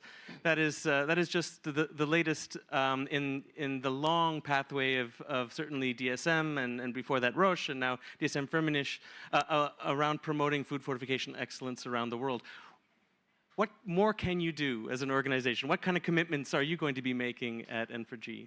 Thanks, Dominique. And first of all, welcome to Paris, everyone, my hometown. The Parisians should be nicer than before the Olympics, so I hope you enjoy. So, as you pointed out, Dominique, here, I mean, we've been investing in malnutrition for the last 15, 20 years. As you said, initially Roche, DSM, now DSM Firmenich, a one-year-old company. And so we believe now we have acquired quite some capabilities around tackling malnutrition through innovation. If you look now at most of the product solutions being used in the field, whether it's macronutrient powders, whether it's MMS, whether it's, of course, fortified staples, vitamin A, and so on, DSM Firmenich has something to do with it. We also have done quite a lot to work directly with governments in country to invest locally. I mean, in Ethiopia, in Nigeria, in Bangladesh, in the Philippines as well, to ensure that we shorten the supply chain and also support local economic development. And of course, we don't do it alone. As you pointed out, we are a co-founding partner of Millers for Nutrition. We've been partnering for years with WFP, with the Gates Foundation, and many others. So with a lot of capabilities, we believe comes a lot of responsibilities as well. So our commitments are going to be actually a step up to the last commitment we made in Tokyo, which was to reach 800 million lives by 2030. Now we want to make sure that we contribute to bridging the macronutrient gap of 1 billion people by 2030. And how are we going to do that? Not alone, definitely. We need everyone on board, all the sectors, all the stakeholders, so that we can provide access to our product solutions, our innovation engine, and making sure that together we can maximize our impact. Thanks very much. So quite right. You're actually taking a systems approach to seeing this change and the commitments that your company is making. But what would you say are the conditions that are necessary for the private sector, industry, to commit fully to large-scale food fortification? That's a great question. And I think Matt said quite a few words about that earlier, right? First, if you look at the current conditions, the ODA and so on, this is an opportunity for private sector to actually step in and step up even. But for that, I believe that private sector needs to be more engaged, more educated, and also needs to be allowed to also be part of this discussion. So I appreciate being here, you know, the only private sector amongst government. It's an inclusive approach. We need to do more, bless you. We need to ensure that private sector has a seat at the table. And we also need to collectively change the narrative to make the strong business case that there is to invest in malnutrition and mainly in LSFF. I think we talked numbers earlier, right? There is a strong business case. Why are we as a company investing in malnutrition? First, we are purpose-led. It's part of our vision and mission, but also because it makes business sense. At the end, I mean, malnutrition clearly impacts the ability to learn, therefore to learn, and therefore to spend as consumers. So as a company, if we don't take care of consumers and beneficiaries today, what's going to be our growth in the future, right? If you look at Africa, you have 3 megacities today. We expect to see 7 by 2050. We need to take care of population now. We need to tackle malnutrition so that we support economic development as well. So there is a clear business case, but we need to make it very clear for companies that there is an incentive for them to invest in malnutrition as well. And that's probably what we are still missing today. And to build the business case for them, I suppose. with them. Yeah, with them indeed. What do you make of that, Mrs. Edwards? One of the things that's striking in Nigeria is that 20 years of work, getting the policies right, getting the framework for regulations and regulatory enforcement right, and yet we still, in Nigeria, we're sort of in the kind of the 60% compliance rate, depending on the vehicle. And yet in 2020, we saw a huge rise to 90%. And really before the supply chain disruptions, the limited access to foreign exchange, and so forth, put further downward pressure on that compliance. What happened? Why the sudden surge in compliance? Can you talk a little bit about what happened in Nigeria around that time? Okay, thank you for the question, and it's more than 20 years. It's actually about 30 plus years because salt iodization started in 1993. I think what could be responsible is the structure that we put in place, where we have what we call a CEO forum, where the chief executives of the 3 implementing regulatory agencies have a sit down, they have a meeting, and they discuss deeply on the issues that affect food fortification, the National Food Fortification Program, and look for solutions. You know how they say everything rests on leadership. And so when the leaders, there's a buy-in from the highest level of decision-making within the implementing regulatory agencies, then it's cascaded down to the operatives. And so this has worked very well. And besides that, there's also another structure that keys into the CEO forum, which is the regulatory agencies core group. This is also a group of the 3 implementing agencies. That's the one where I work, the National Agency for Food and Drug Administration and Control, NAFDAC, the Standards Organization of Nigeria, and the Federal Competition and Consumer Protection Commission. And this is where the leadership of those who have the responsibility for food fortification within those 3 implementing agencies also meet to discuss the challenges of food fortification. Aside that, we also set up the National Technical Advisory Group on Food Fortification, a little more expanded, has those 3 implementing regulatory agencies, has also membership from the Nutrition Society of Nigeria, the Nigerian Institute of Food Science and Technology, just relevant stakeholders who also meet, I think that's quarterly. We meet quarterly to also put food fortification on the front burner and discuss around those issues. But I'd like to add something else that came on board right around about then, and that is the Micronutrient Fortification Index of TechnoServe. It's a ranking system, and it recognizes consistently compliant food processors. Now, this started in 2019 with piloted with 4 companies, and the adoption over the years has been quite impressive. This is now we're up to 18 companies with over 30 brands, and annually there is an award ceremony. So it's also builds on the business case for those consistently compliant companies. They have the competitive advantage. They are recognized nationally as companies that are doing well with their food fortification processes. And so this is something that we see that has worked very well. And the adoption is, we're hoping that we bring more companies on board, and that's working very well. Thank you. Thank you very much, Mrs. Edwards. So interesting that you've established structures in the different domains, whether it's government, civil society, and research organizations, and of course with the private sector. And you emphasized, as you were describing that, the meetings of people. It's about humans meeting, right? It's about people looking each other in the eye and saying, we're going to do this together. If you give me a few more seconds, I'll share something with you that also has been very instructive. And this is, how government agencies usually like to hang on to mandates. And so having these meetings with the 3 implementing regulatory agencies, we call ourselves the core group. Under the National Fortification Alliance, we have an institutional arrangement where you step down on your mandate, put the national fortification agenda first, and we have institutional arrangements where we have agreed on the different levels where each organization monitors compliance. So the standards body monitors compliance at the factory level.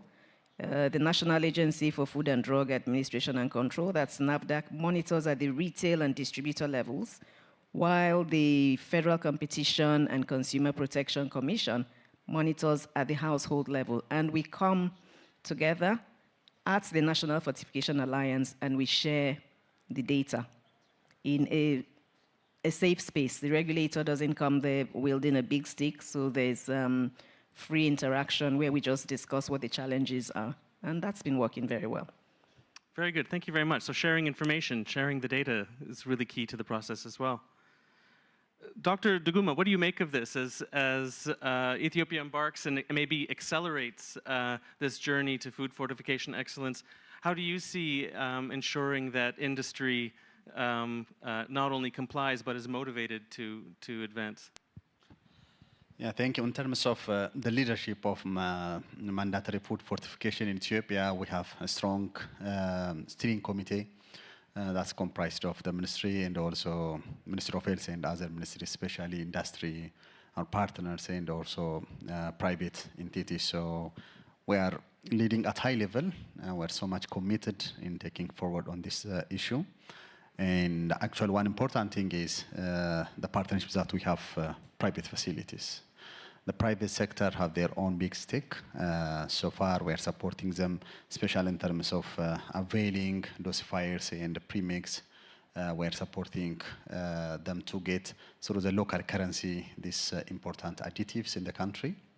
And the government of Ethiopia is also working on local manufacturing of local production of different supplies, including basic commodities like wheat. Ethiopia is producing wheat over the last 2 years, and we are producing enough wheat for our people.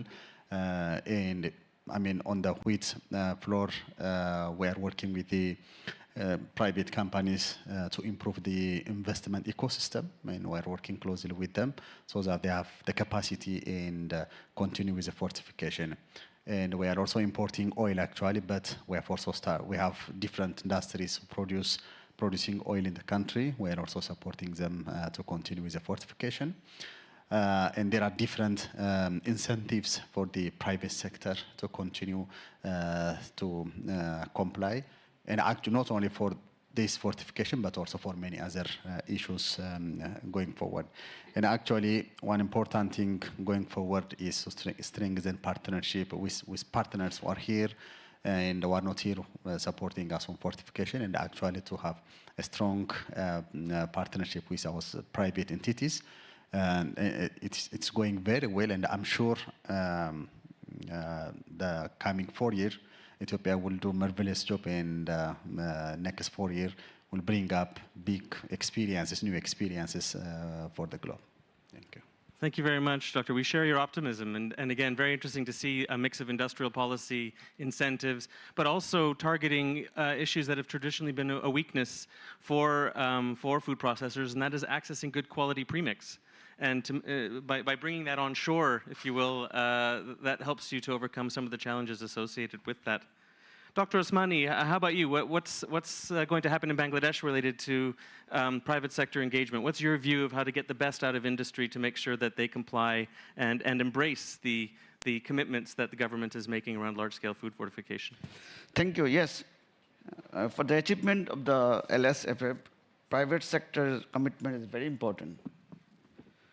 To make the environment that private sectors will be influenced willingly.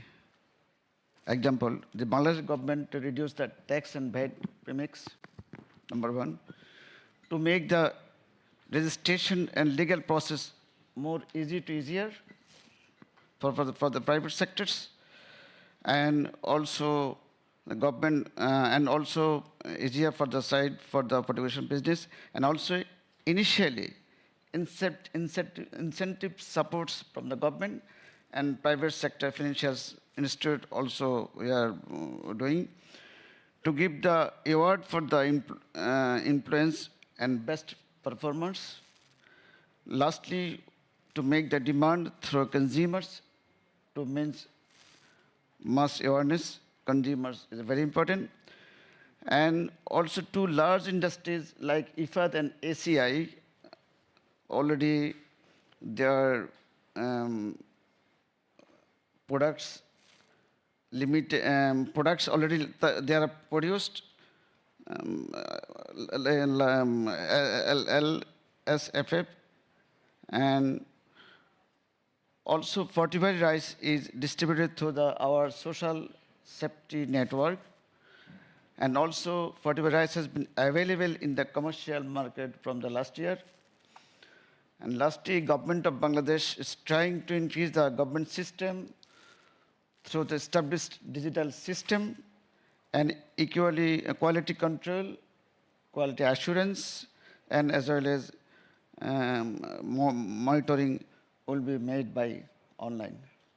Thank you very much, Doctor. Yeah, I was wondering about rice, and I'm glad that you mentioned it. Also very interesting, again, reiterating that a part of the business case for industry is to create that institutional demand through school feeding programs and other social safety nets. But you mentioned tax breaks too. Yeah. What's happening in the Philippines? Are there going to be tax breaks in the Philippines as well? For premix. Oh, for premix, yeah. But for the Philippines, let's see what Dr. Dayangarang has to say about this. As the last word.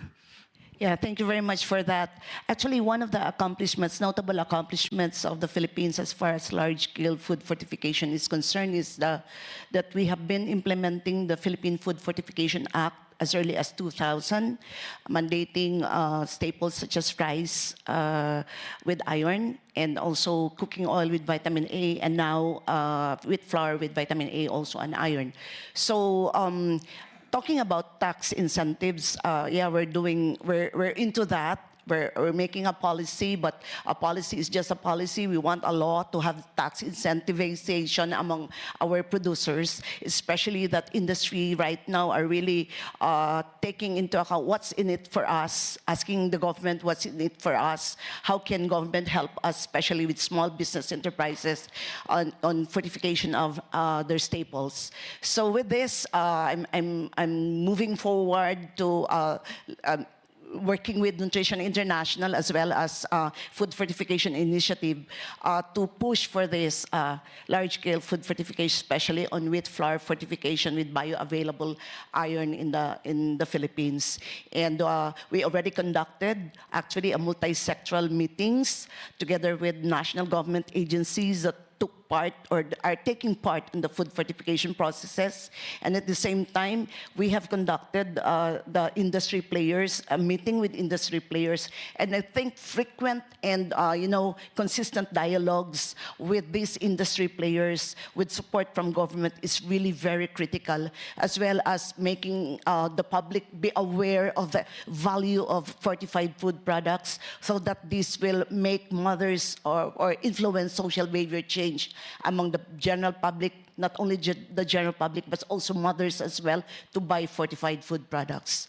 Thank you very much. Thank you very much. And with that, I would like all of us to congratulate the panel for excellent interventions. Good luck with your commitments. I'm handing back to you, Saskia. Thank you so much. And I do apologize that we are running a little bit over time, but I think it was so encouraging to hear all these interesting commitments and strong commitments actually from countries that are really playing a leadership role in this field. I'm now happy to, and I'm talking too fast maybe for the interpreters, but I'm rushing because I want to give the floor to Sean Baker, who is the Chief Program Officer at Helen Keller, but actually he is so much more. I think he's one of our nutrition leaders that will lead us through this time and era and will do an excellent job, I'm sure, to summarize the key messages and what's next for us. Thank you so much, Saskia, and thank you everyone this was an incredibly enriching, fortifying discussion, and it was a bit of a task to see how I would sum this up. And I actually was going to sum it up in 4 chapters. There won't be total chapters, but I have a sense of optimism, I have a sense of outrage, I see opportunity, and I see a way forward. So the optimism is, 100 years of experience. Stella showed us the incredible impact we're already having, and it is one of the most cost-effective things we can do, not in all of nutrition, not in all of global health, probably in all of global development. So that is optimism. Outrage.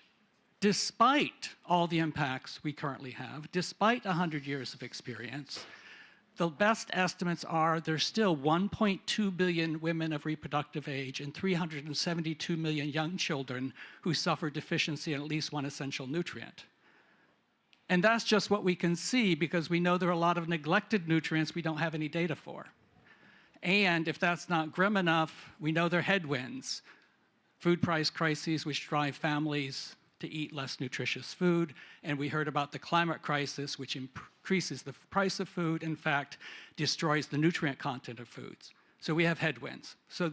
And just to unpack that outrage, and building on some of the comments that Beza Shah-Haley gave at the opening, just look at one nutrient, folate, which is essential for development of the spinal cord, right? So the spinal cord, the spine, the brain, and you got this incredible narrow window of opportunity within 3 to 4 weeks of pregnancy, that if you don't get enough, if you get everything right, it's good. If you don't get it right, it's catastrophic. The best estimates are that every year, there are at least 260,000 neural tube defect affected births. 75% of those kids die. And it gets even worse, because there are probably about 60,000 stillbirths because the embryo didn't survive that neural tube defect, and about 60,000 elective abortions because parents saw a diagnosis of an embryo with a neural tube defect and had to make that painful decision. That's just one nutrient, and almost all of that is preventable. So that's my outrage. Opportunity, I think, I'm actually the Chief Simplification Officer at Helen Keller. I see 3 big opportunities. Stella laid out the first one, is the performance gap. Almost every country has standards on the books. If we can just get compliance to standards, we got huge improvements already. The second is the design gap. Because fortification has been around for so long, a lot of these programs were designed 20, 30 years ago. Evidence has changed, food consumption patterns have changed, so we can actually retweak and say, are we fortifying the right things with the right nutrients? There's also a gap of what I would call the food technology innovation gap. We've been a bit complacent about the usual nutrient suspects and the usual food vehicle suspects. We can continue to push. I think we had some illustrations here from Bangladesh and Ethiopia, adding folate to salt in addition to iodine. In Nigeria and other parts of West Africa, looking about adding nutrients to bouillon cubes, so we can keep pushing. And then I come up with what I think, how I would bucket some of the way forward. The first is a call out to the private sector. Make sure you're getting the assistance you need to live up to the fortification standards in your country. That's step 1, non-negotiable. Then to the public sector in every country, really create a level playing field. Make sure fortification is mandatory. Celebrate those companies who are doing the good thing and complying and meeting standards. I love the example in Nigeria. And then for those companies or importers that are not compliant, work with them to make sure they are compliant, because nothing undermines the good faith of companies who are doing the right thing if they're being undercut by countries who are not complying. I have to look at my notes now. Then I think, again, to the public sector, to me, it's unconscionable that companies that are doing fortification, doing the right thing to meet a public health mandate, are being charged duty imports and value-added tax on fortification repricks and equipment. Really, we need to accelerate and act to get these inputs. You don't do that. We don't tax essential medicines. We shouldn't be taxing fortification premix and the equipment. And that's a good faith effort and has economic benefits. I think another thing that came out here is that there's a lot of distribution of food going on through food social safety nets and humanitarian assistance, make sure all that food is meeting the fortification standards. And then fortification, like almost everything in nutrition, suffers a bit of an orphan problem. Who wakes up every day to make sure it's working? And really investing in that coordination mechanism that's driving action and driving accountability. Nothing amorphous, but really very action-oriented, defining who needs to do what and holding all the actors accountable. And then 6, we need to continue to invest in the data and evidence. It really is quite shocking, Stella, with all that it's only now we have that basic information about what impacts we've already had. And we just have so many data gaps. We have enough data that we know need to act, but we need to continue to drive the evidence needed to drive action. And with that, I just say that we have the knowledge and the experience that, in fact, we could truly eliminate micronutrient malnutrition, and large-scale food fortification is the single biggest lever which we can do that. So thank you very much. Thank you. We're gonna have a 5-minute break, and then we will go to the next session, which is concrete solution to ensure the continuity of nutritional intervention in humanitarian context. So see you in 5 minutes. Be quick, though.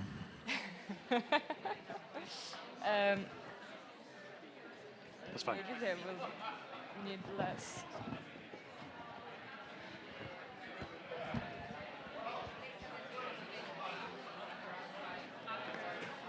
I think they might need less.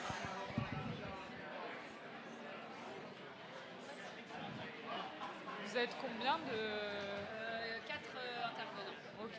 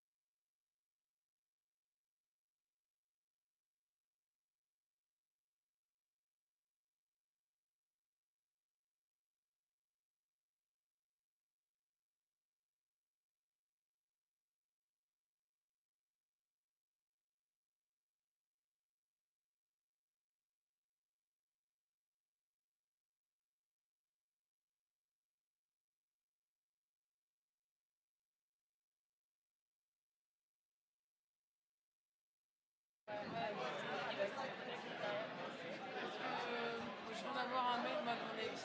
Il y a Claudia Lorman, la responsable de mon programme, qui passe à Paris jeudi au VDS, au VDH Solutions, et elle serait partante pour la rencontrer elle en tant que responsable du programme. Est-ce que tu penses que c'est possible? Est-ce que je demande directement à Flore? Ouais. Ok. C'est juste que c'est un plus haut niveau de représentation du programme, quoi. Ce serait notre responsable et les senior advisors. Ok. On est d'accord, Flore? Elle a les cheveux bruns.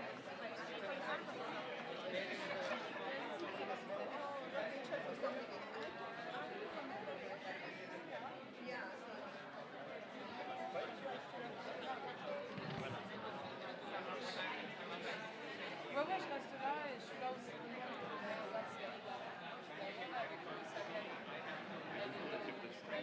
Sorry, I don't speak French. For the cameras, is it possible for the speaker to stay?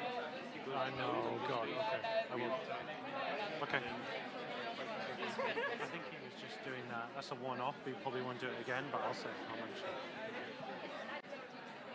Okay, everyone, if you could take your seats again, please. Take your seats. I think there is someone from Action contre la faim who is supposed to... Yeah, no. Please take your seats. Please take your seats.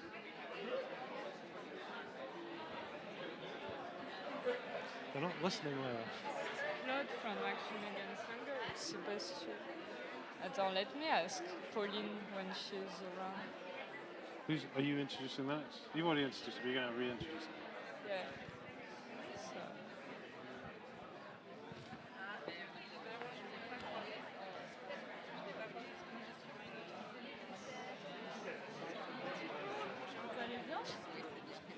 How's it going?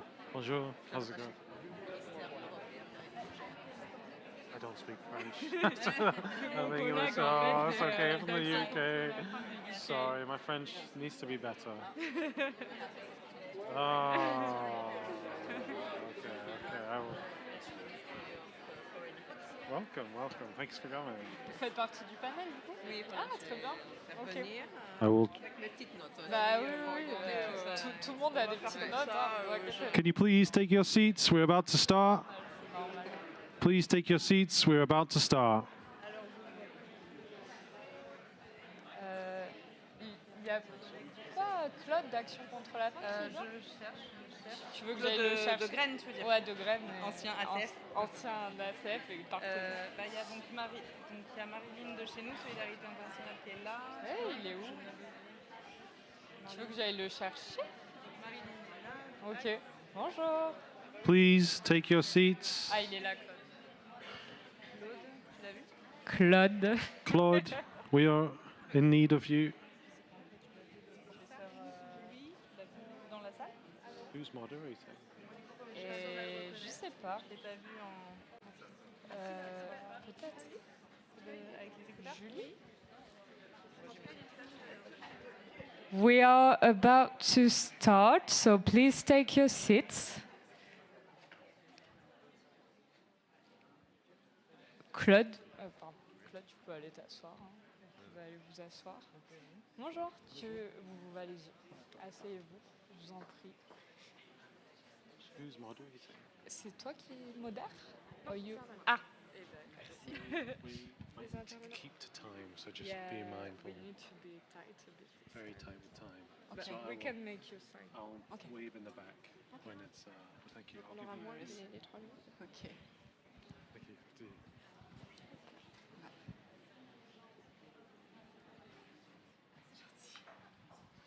So we can start. Okay.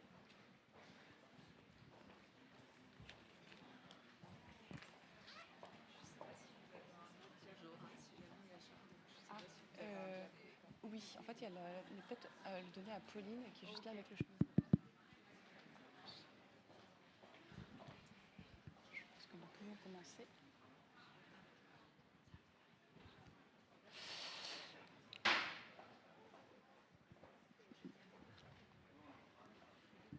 J'attends. On va y aller? Ouais. Bonjour à toutes et à tous. Je pense qu'on va pouvoir commencer cette session. Bienvenue. We're going to start this session. Welcome. Welcome to those of you listening to us remotely. Nous sommes ici pour We are here to talk about nutrition. As you can probably imagine, let's focus on continuity of nutritional interventions in humanitarian context with concrete solutions. My name is Amaluar. I work for the Première Urgence Internationale organization, and I'll be with you today to moderate this roundtable. And before I introduce the different panelists, I'd like to highlight a few facts and figures that are available on the Focus 2030 platform. Feel free to take a look at them because these are indicators that really give you a clear and exhaustive understanding and overview of nutrition aspects for myself, but also for newcomers and experts who are looking at the evolution by sector. And let's start with defining the nutrition, which is a consequence of an imbalance in intake and nutritional needs. manifested in different ways. On the one hand side, you have malnutrition. That is a scope that talks about obesity all the way to undernourishment. And in between, you have a world of vitamin and mineral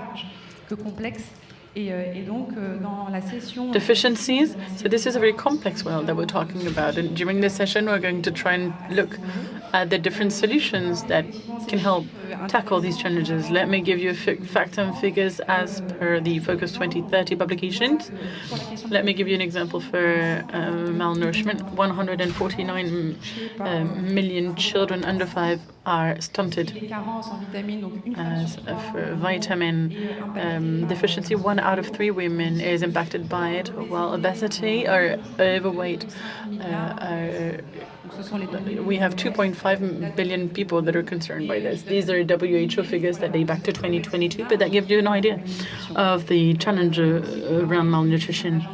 By the way, there's an international agenda, the 2030 agenda as part of the SDGs, with a specific target on malnutrition, and we will probably talk about it again later on with different speakers, but the goal is to end any form of malnutrition, including for children under the age of 5. So there's a specific target for these populations. And during this session today, we'll be talking about interventions in nutrition downgraded contexts, including humanitarian contexts hit by crisis.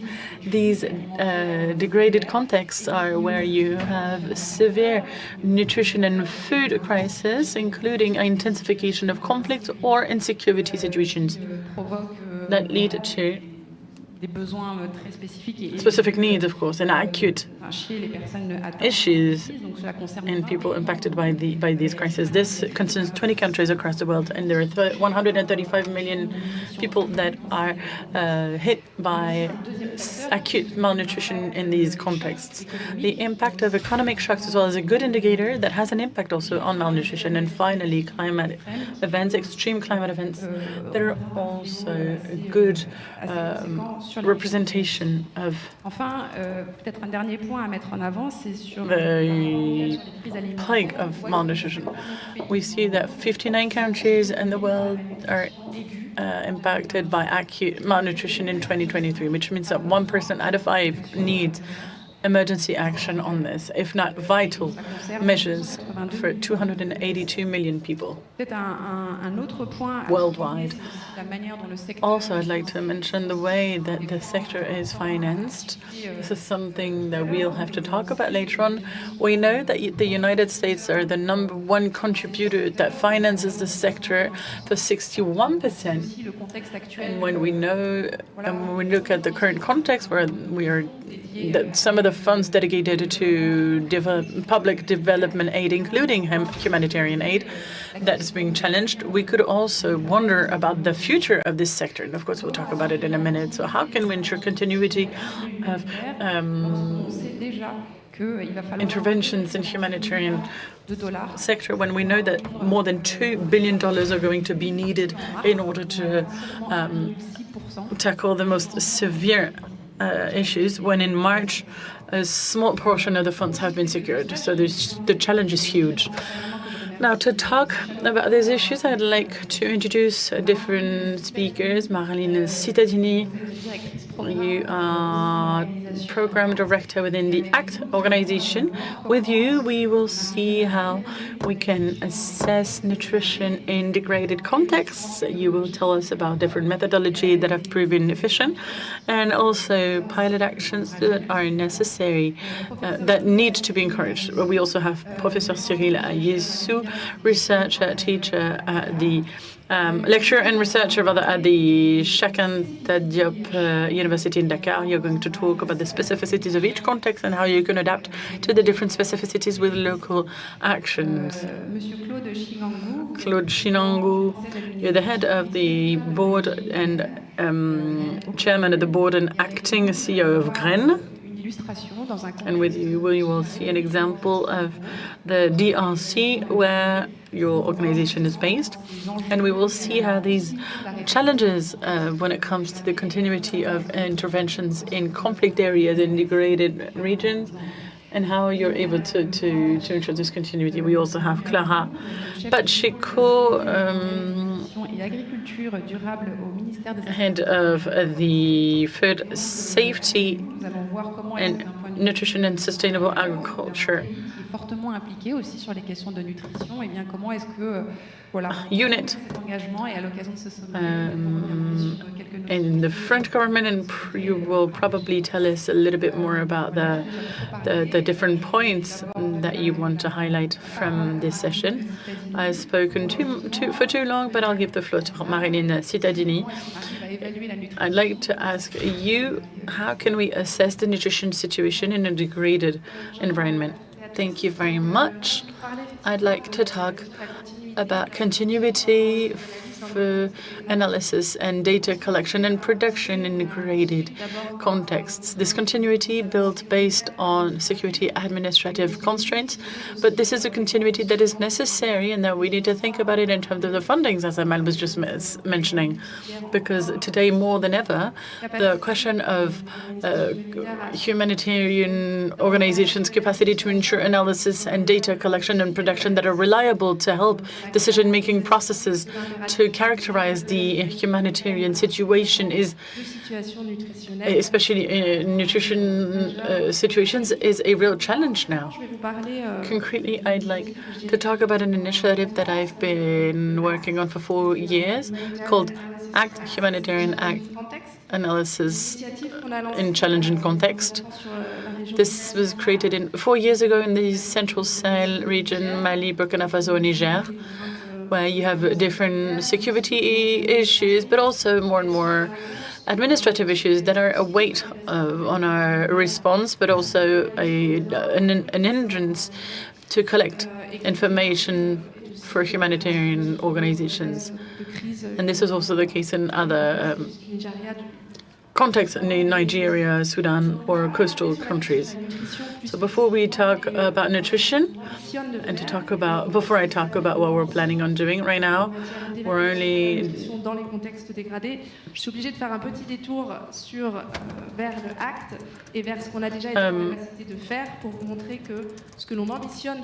well, I wanted to show you that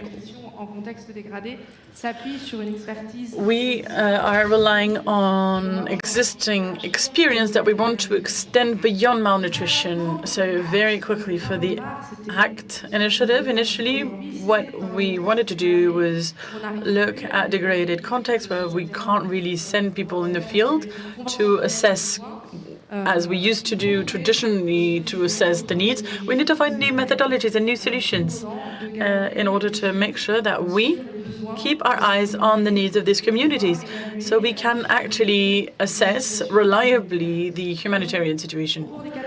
So in the past 4 years, or then the first 2 years of the project, we've come up with different methodologies that are now functional, that are working, allowing us to remotely, so without sending people in the field, to assess reliably, with accuracy, the humanitarian situation. These are methodologies that are partially innovative, that mobilize the whole potential offered by new technologies, that really leverages information and communication tools, including satellite observation. And these are methodologies that allow us to share with the humanitarian community an accurate analysis that can be used in decision-making processes for the priority sectors for humanitarian aid, or the ones that are more linked with morbidity or fatalities, namely health. And we'll see later on, because I know that this is what we're talking about, but we'll talk about functionalities in healthcare centers in degraded situations, access to drinking water, shelter, livelihoods, and so on and so forth. So right now we have methodologies that have proven efficient, that are functional, that can, for low cost, because right now what's important is to inform the humanitarian community for these zones that we have a blind spot for, because we can't send anyone there. And I wanted to talk about the ACT initiative before I talk about nutrition itself, but the reason why I did that is because in these degraded areas and in these limited access areas, when we could assess the nutrition situation with SMART or mass screening, these traditional approaches are not going to work because of security issues there, administrative issues or logistics issues. We can't go in the field. So their approach is the same. It's a very pragmatic and hands-on approach, but that is where we are still determined to find solutions when we cannot deploy this methodology, when we cannot send people to the field. We should still be able to assess the nutrition situation. And for that, we've worked, and we are going to be working in the next 2 years on this methodology. And this is why I'm saying that these results are already tangible, and yet we're still very ambitious as to what we need to continue to do in the next 2 years, and that we'll be working on, not individually, of course. We will be working hand in hand with healthcare and nutrition stakeholders. By the way, I'd like to mention the fact that the Première Urgence and ACF colleagues are partners of the ACT initiative, and with other health partners, we will be working on this ambitious program which aims at assessing the nutrition situation in degraded situations. We're talking about a context in which it is very difficult to deploy qualified humanitarian staff. Collecting data analysis helps us position ourselves and take stock of the nutritious situation in a certain place. So for this, we have the ambition to work on different methodologies. It relies on what has already been proven and also on new evidence. Our ambition is to work on elements that will help us focus on the prevalence of acute malnutrition, but also on information analyses that will be information-based and focused on the root causes of malnutrition. So we have 3 priorities in terms of methodology. First, a quantity approach. We will collect data. It will be remotely led. And we want to maximize the control points and leverage technologies to maximize and optimize the outcomes. We want reliable data, as you know. A lot of information is disseminated, but we want to make sure we're working on reliable data to make the proper decisions. So we have just ended a pilot project which has given great outcomes, and I will be happy to share those outcomes with you individually. We also have a qualitative approach to better inform the root causes of malnutrition. We will rely on existing methodologies of the ACT. So we will focus on health, water, and sanitation. And finally, also a qualitative approach focusing on resources, and we will carry out remote interviews because people are more and more connected, even in vulnerable areas. And we will look at the root causes and risks run by children that reach our nutrition centers. So to conclude, there are well-working things at the level of the ACT, and now we are launching this ambitious project with people working in nutrition and healthcare to transpose this methodology and the logic behind being giving the priority to malnutrition in this highly limited resources environment. Claude Chigango.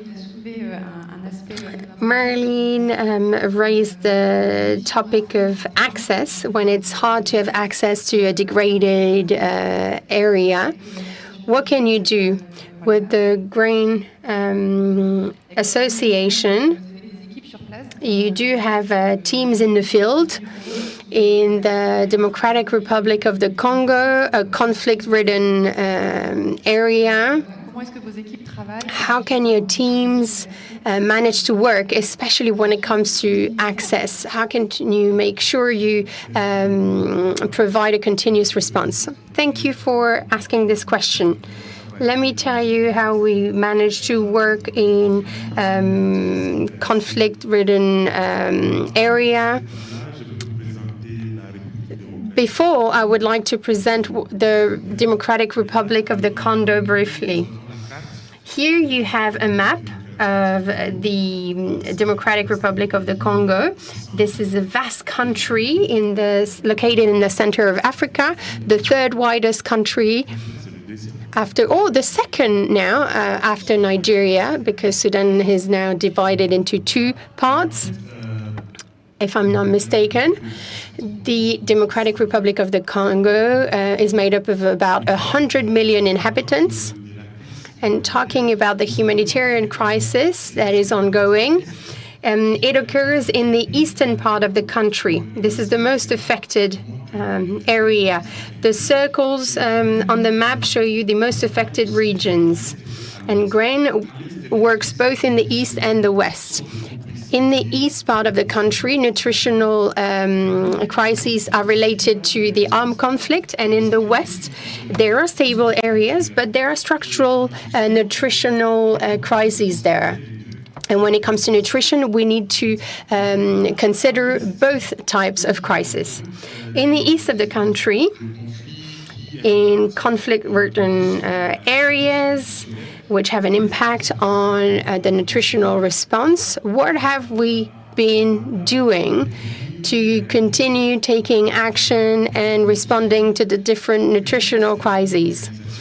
GRAIN is a national Congolese law organization created in 2012 by Congolese humanitarian actors who have had experience in international NGO. For example, I worked with Action Against Hunger for 15 years, then with the United Nations for 8 years. And then I went to work at the World Bank, and now I am the chair of the board at GRAIN. So the goal of GRAIN was to work on nutrition issues, because nutrition is an innovative issue, and also to help with the humanitarian response, to work on community-based resilience, and see how communities can solve their issues. And nutritional crises are of a repetitive nature, and they're highly demanding, and they need deep-rooted analyses. And when it comes to the current situation, we preferred to take action using localization-based approach, because certain areas were hard to reach, and national organizations have encountered more constraints than local associations. And this is how we've tried to encourage action through local associations. And GRAIN is a local association, well-established local association, and accepted locally. GRAIN also has community networks that it uses to respond to this crisis and help displaced people through its community-based network. So this is an approach that we have worked on quite a bit. And we've also worked on contingency. And thanks to this approach, we continued to develop ourselves within the community. In the eastern part of the country, we reinforced local food systems, We mobilized and strengthened local health systems, although we were responding to a crisis. And we decided to rely on local existing systems because a local reinforced, strengthened system will continue to implement and benefit the humanitarian response. Thank you very much. We will continue talking about interactions later on. You mentioned resilience, partnerships, and you work hand in hand with international NGOs.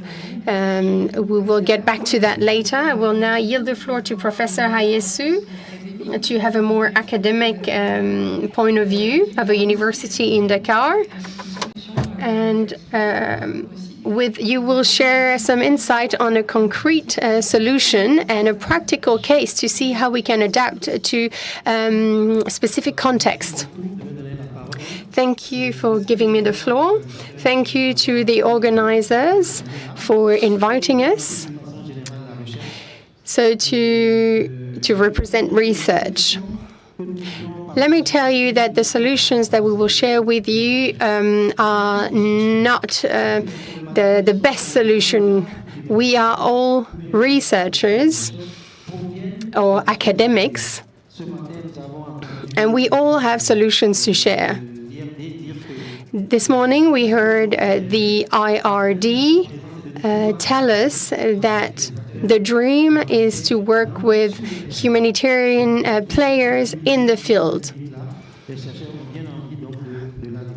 So the sky is the limit. The question that was asked to us was part of a debate. In applied research, we try to find concrete solutions, tangible solutions. So in our opinion, these solutions should be preventative solutions. The key words that we used in our reflection are words that we've heard today. The solutions need to be integrated and adapted to each situation. This enables us to say that in this solution, research should be able to provide the different players with the nutritional components of products. In Senegal, we've managed to support a consortium that is creating the periodic table of nutrients, if you will, to fight against malnutrition. Let me give you a few hands-on examples.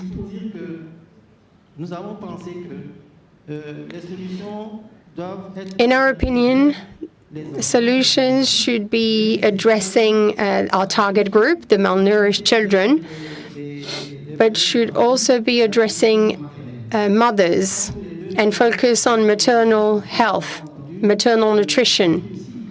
The first 1,000 days depend on the first 9 months of the pregnancy. And right now, pregnant mothers need to find a way to feed themselves well. So that's why we think that for the response to be adapted, it needs to be associated to local, nutritious, and full food provision. So this is an internal fight. This morning, we heard that there is a decline in foreign assistance. So we need adapted solutions, and we need to engage the different beneficiaries. So mothers, thanks to NGOs,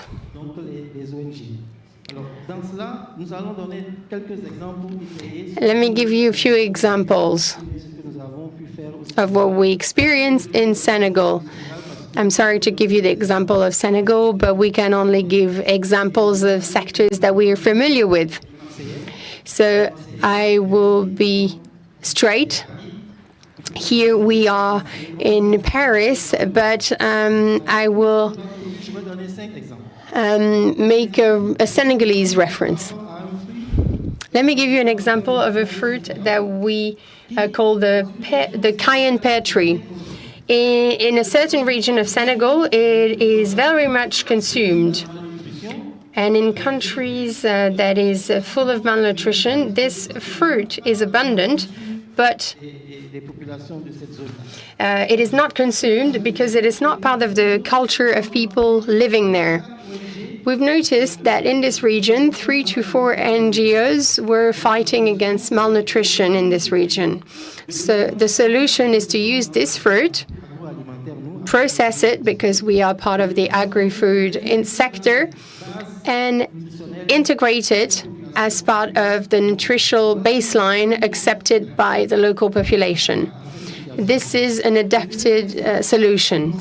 Second example, with fortified flours, with flowers fortified with minerals and proteins. For example, using non-leguminous products. And third example,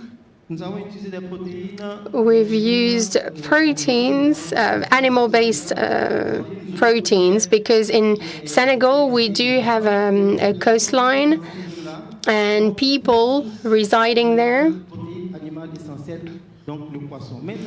and they often consume fish. But in the more continental part of Senegal, there is a deficiency in animal-based protein.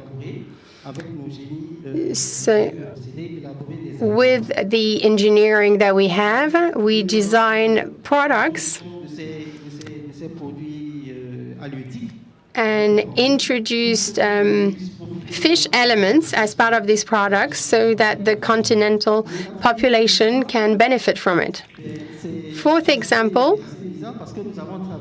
this is a bit odd, but we've worked with anthropologists and archaeologists. They worked on medieval food systems.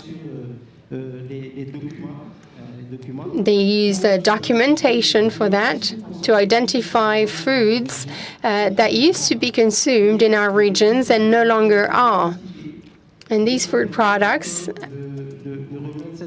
have been recreated, and they have a huge nutritional potential and will help to fight against malnutrition. And last example is not from Senegal, it is from Burkina Faso, because sometimes when you're in a difficult situation, the peoples try to adapt and show their resilience. In Burkina Faso, there is a legume that they call imzamne, imakostakia. This is a legume rich in proteins, more than niébé, and it didn't used to be consumed in the past, and it was used in difficult situations to help the population cope with a very long-lasting drought. So we've realized that there are two types of situations. One type of crisis in peaceful times, and a crisis in which we should rely on the first situation solutions. And finally, I'd like to conclude by saying that what we need to keep in mind from a research point of view, we need integrated solutions of diversification to protract the life cycle of food products and have adapted solutions, solutions specific to each situation. And that's all I wanted to share with you. Thank you very much, Professor. Researching medieval food systems is quite innovative. And before yielding the floor to you, Mrs. Pacheco, could you please tell us what this pattern is about? Yes, this pattern sums up what I've just told you. The agri-food sector needs to suggest solutions and need to help identify resources, especially food products with a high number of nutrients. And we need to rely on internal resources with the adapted technologies that should be easily transferred to the peoples. So in the center, you have a pattern that shows technologies, and all around you have the keywords for our solutions. Mrs. Pacheco, you represent France, stakeholder which is highly engaged when it comes to nutrition. Several commitments were taken, especially during the last N4G summit in Tokyo. Could you please elaborate on the different mechanisms and the humanitarian strategy that deal with nutrition as well? And during the summit, France has the ambition to reaffirm its ambition in this sector. So what are the priorities set? And how are you dealing with the different challenges? Thank you very much. I wanted to thank Action Against Hunger for inviting me to this side event, as well as the organizers, such as Solidarité Internationale, Première Urgence International, and the French Red Cross. Humanitarian challenges are at the core of our collective responsibilities, and France is loyal to its values, such as solidarity and humanism, has been trying to respond to this crisis.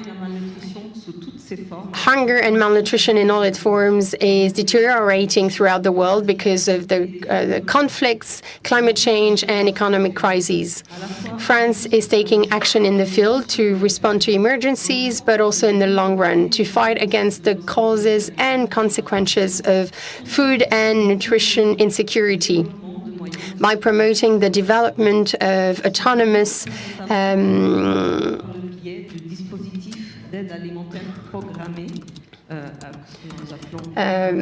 means of support.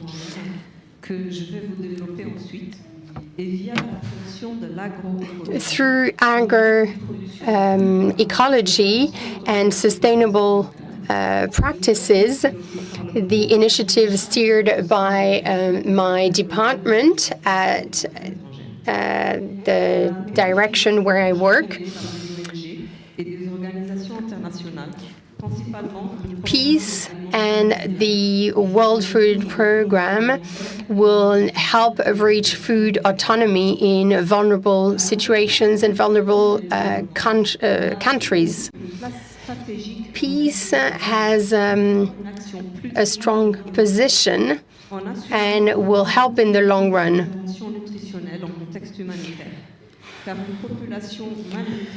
A malnourished population suffers from irreversible cognitive deficiencies, which will affect their development capacities and will hinder the evolution of the economy of their countries. Let me give you a few examples. We need actions to fight against food and nutrition insecurity in all their forms. The Order of Malta is doing just that, with a project launched in September 2024 after the crisis in Lebanon. Secondly, school food programs. France is the very first contributor to the Ukrainian program the school program ever since it was launched. In Kenya, we fund school food programs operated by a local NGO. It started in 2023 to provide a local warm meal to 25,000 pupils from 3 to 16 years of age. And the local operator paid for the 3 cents per meal remaining to pay for the poorest families. Third example, actions for resilience, such as the capacity building for small-scale holders and the consortium steered by Première Urgence Internationale with Acted, Mercy Corps, and Triangulation Humanitaire. In Ethiopia in 2024, the goal is to offer an integrated global response to the most affected population, especially the population affected by the conflict. We have another example of action against hunger in Madagascar.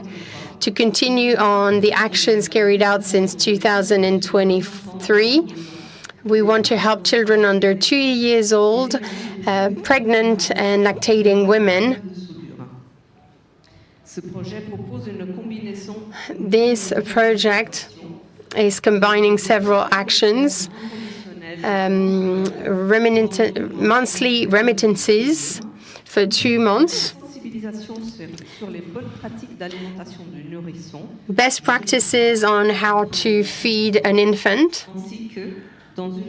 as well as promoting resilience of vulnerable populations, identifying small-scale holders,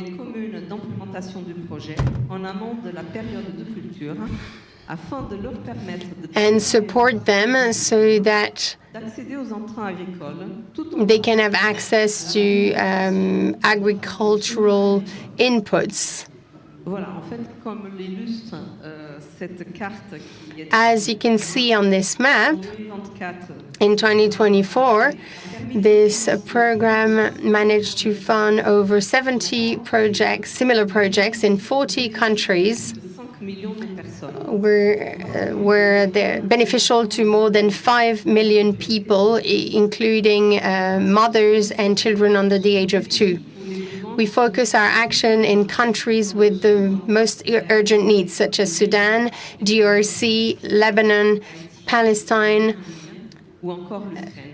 Myanmar, Ukraine, and countries such as Bangladesh, Burma, and the Horn of Africa. Between 2022 and 2024, and in compliance with our strategic goals for nutrition, sustainable agriculture, and the fight against malnutrition, France dedicated more than 50% of the public assistance aid and over 100 million euros to school programs. And we have exceeded the 15% goal. These objectives could be upscaled. In 2025, in spite of the different crises throughout the world, official development assistance is now declining internationally. The cut down in American help will have an impact on the official development assistance provided by France. On top of the crises and conflicts, France remains true to its values and will stand in solidarity with vulnerable populations. A new strategy in favor of nutrition and the fight against malnutrition will be launched in 2026. Researchers will be invited to design it together with the government. Thank you for your attention. Pacheco. Thank you, Mrs. Pacheco. You've underlined one of the major challenges affecting the humanitarian sector and international solidarity more broadly. We are at a crossroads. There are drastic cuts in humanitarian budgets, especially humanitarian budget cuts. But you've also mentioned France, the EU, and it's important to hear what you're saying, especially that France will be true to its values and will be standing side by side with its partners. So as you said, there will be a new roadmap in 2026, and I think there's another commitment that was underlined throughout your contribution on graines. You've talked about the fact that how important it is to support local actors to respond to crisis immediately, but local actors cannot act alone. They need to be supported by partners, financial partners, or international NGOs, which will support specific actions. Could you please elaborate on this, especially on this key challenge that compliance is? It might sound a bit barbaric, but of course, when you're providing funding, you have a lot of expectations and you need to be agile in responding.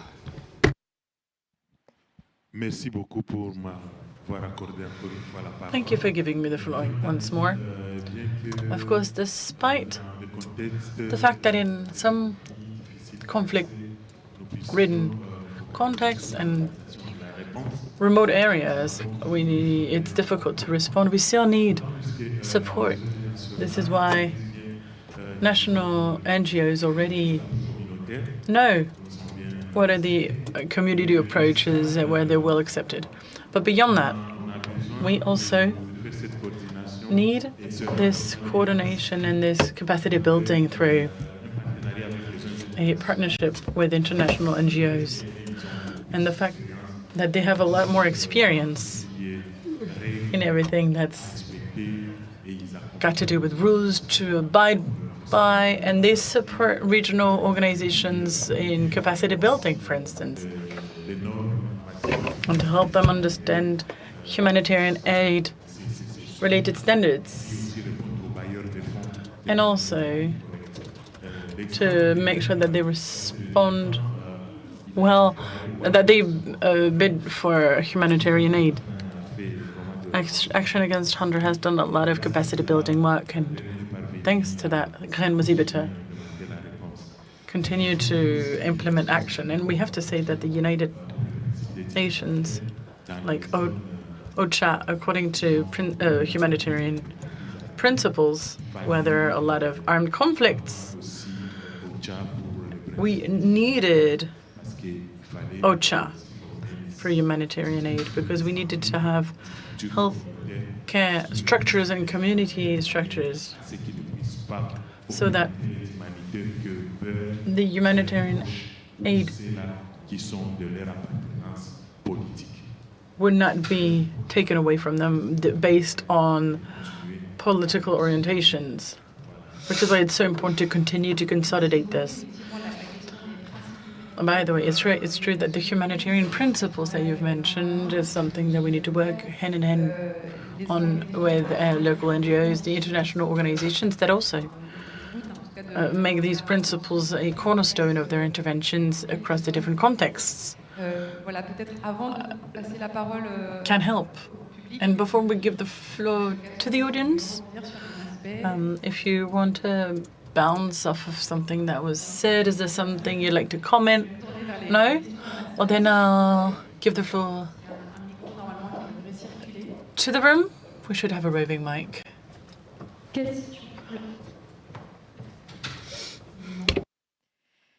Ah, j'arrive.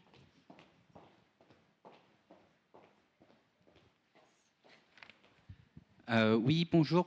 Merci pour vos interventions. Thank you very much. It was very interesting. My name is Louis.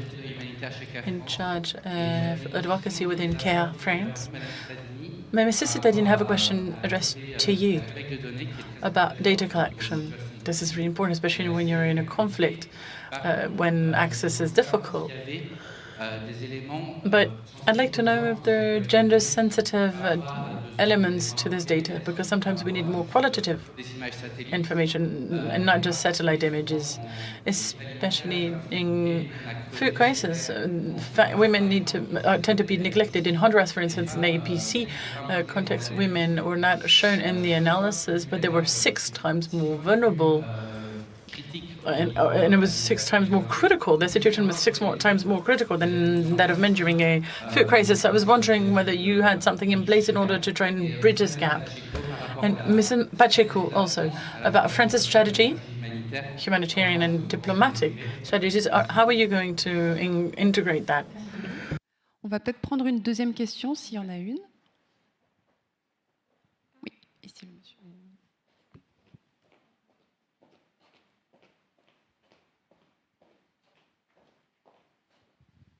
Alors, merci pour la parole. Je suis Dieudoné. Thank you for giving me the floor. I am from Burkina Faso. Here's my question, and it's addressed to Marley.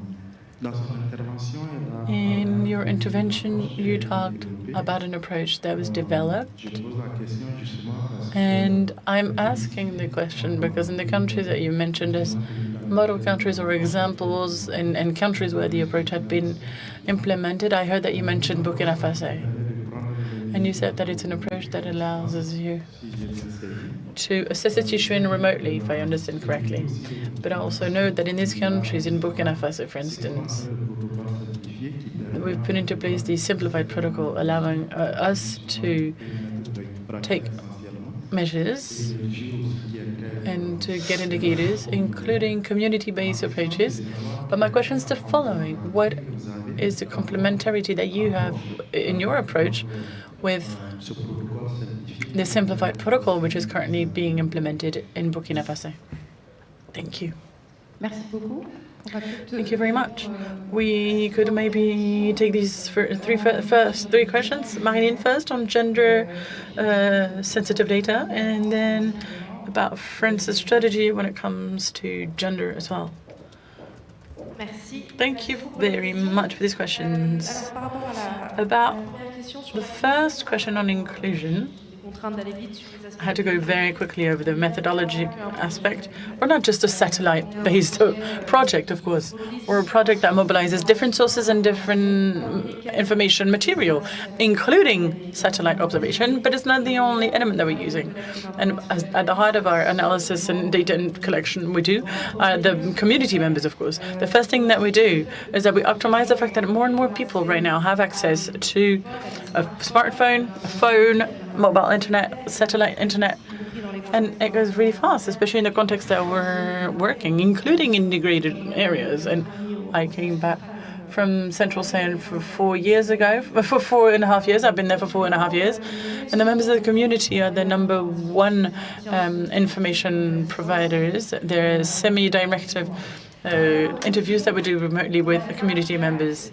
In the ACT initiative, our goal is to be as inclusive as possible.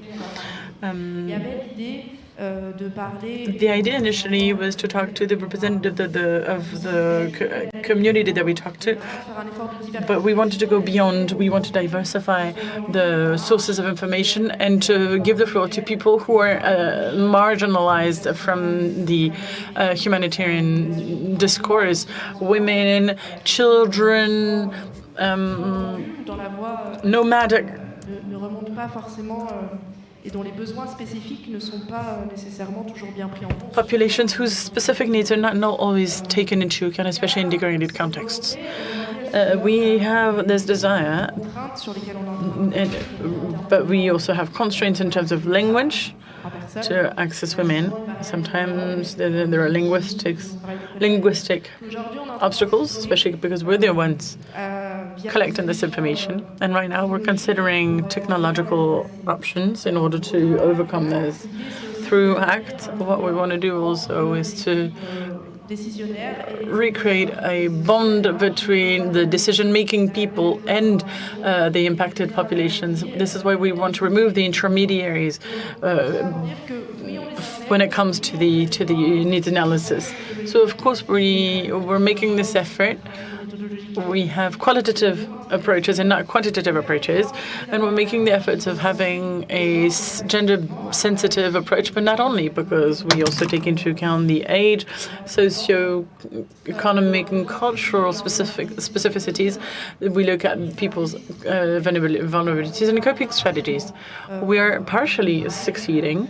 We're working harder to do better, but I'd be more than happy to discuss this in more depth and to specifically talk about malnutrition. Once again, the complementarity, I think that the main one that we need to understand based on our approach, and it applies to malnutrition and others, but our work is done where traditional approaches are not possible. That's what we're doing. That's what we want to do. When we can't do what works really well, that needs to be kept because it works really well, we need to find alternatives. So what we do for anthropometrics data, we want to find alternatives, and in the long run, we're not there yet. We're still working on it. We're still building this. We need pilot projects in the field that are difficult. We need to learn from our mistakes, and we'll have to adjust to make sure that we find something that is fine-tuned. We need to add checkpoints when we do remote and data collection. We need, for instance, GPS data to make sure that we're really in the area that we're looking at. Using technologies in our data collection allows us to have more checkpoints that we can check every day, every night, to give feedback to the teams the next day, to then fine-tune everything and have the most reliable and accurate data as possible. Finally, on our expertise for ACT, again, we have a robust 4-year experience on picture management in degraded context. We work a lot on visual material, just like journalists do, just like organizations that are working on human rights. They have access issues as well, and they can't go in the field. So that's when they use visual aspects, and they solicit pictures, photos that they use as a way to confirm something that is a source of truth as well, just like testimonials are. So that's what we do also within ACT, and we are offering to do it on malnutrition as well, to use mass-only pictures as an additional validation means. I'm not going to get into the detail because I don't want to take up too much of your time, but I'd be more than happy to discuss it. Thank you. Merci beaucoup, Marilyn. Thank you very much, Marilyn. To answer the France's strategy on gender, yes. I don't know if you're aware of it, but France has just launched an international strategy for diplomacy. They're renewing their international strategy for feminist diplomacy that was launched on March 7th, so the day before International Women's Day, to renew its commitments towards gender protection. So this is also a topic that was introduced in the organization of the Nutrition Summit for Growth, and we wanted to make it a transversal topic, to have debates on it. And in the preparatory work of the summit, prior to the summit, there was an international group that came together and that worked on gender crossed with nutrition to feed into the future work that we'll have and the discussions that we are going to launch, actually. Following the summit on the new French strategy around nutrition, food security, and sustainable agriculture, it's going to be a highly inclusive process because we're going to take stock on the situation, but we'll also consult all the players around this theme, and therefore we are going to have the will to include gender issues. This is transversal, and this is pretty much the same approach as nutrition. Gender should be everywhere. We're trying to do the same thing with nutrition. Nutrition should also be embedded into every action, every sector. So this is pretty much the same action. So of course we need to include gender aspects into our strategy, of course. Thank you very much. Vous avez souligné aussi l'engagement de la France, peut-être de You mentioned France's commitment and to go back to a very concrete question. There are a lot of humanitarian crises, and as person in charge of nutrition, what do we do in terms of advocacy to make sure that this remains a priority? And I know that right now there are strong commitments and a clear roadmap. That is currently being designed? How do we push towards internally? How do we push for prioritization? How do we do this within a minister? We'll have a very dynamic team, and again, this is very transversal topic. So this is something that's very important to us. Every opportunity we get, we talk about nutrition and food security or insecurity, and we try to mainstream it. Every time we have an opportunity, we mainstream it. Every time, every political event we have, be it at international level, but also bilateral meetings. When our minister goes somewhere, or ministers, because we have Mr. Barrot, but we also have a vice minister very involved in everything food and nutrition related. So any opportunity we get, we send speeches, we send elements of debate to discuss it with partners. I'm talking about bilateral exchanges with different countries, but also exchanges with international organizations. And the French government is also involved and partakes in the large international meetings, including within the UN. So we are there also to make proposals and make sure that we have dedicated moments for international exchanges so that we never forget that there is this global concern that we should all tackle. And as a donor country, we know that the current situation right now is difficult, but that's why it's so important right now to remain mobilized and to find ways to move forward through better coordination between different donors, but also through work at European level, including with the European Commission. I was talking about international organizations and the NGOs that are important partners for the minister. So we try and look for every opportunity we have in order to really highlight this question, to try and tackle this global challenge. Thank you very much. Just a few more questions if we have more.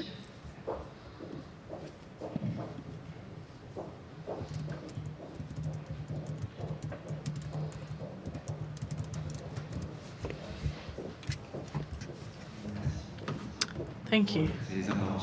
Thank you very much. I have a question from Mrs. Pacheco. I'm a doctor and a humanitarian worker. Like many of you, we've seen caretakers, and it's very sad over the death of children in healthcare centers. And I salute the AAP project and school canteens that you've mentioned. And I was wondering whether it would be possible to talk about the influence that France can have in terms of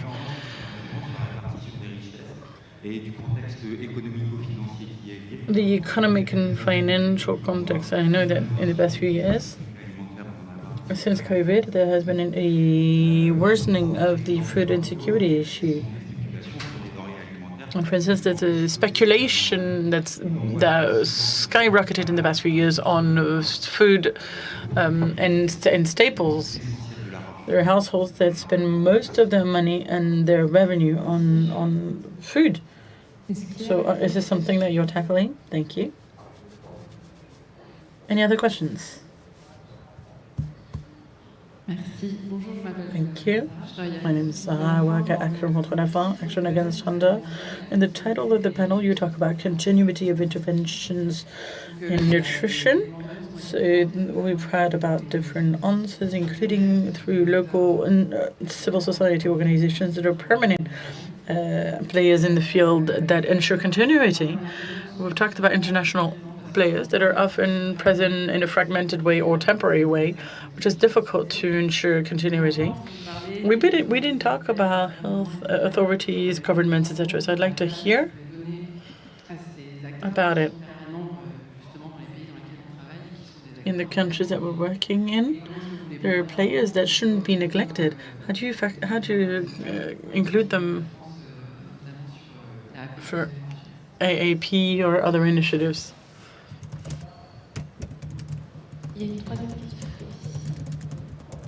One third question over there.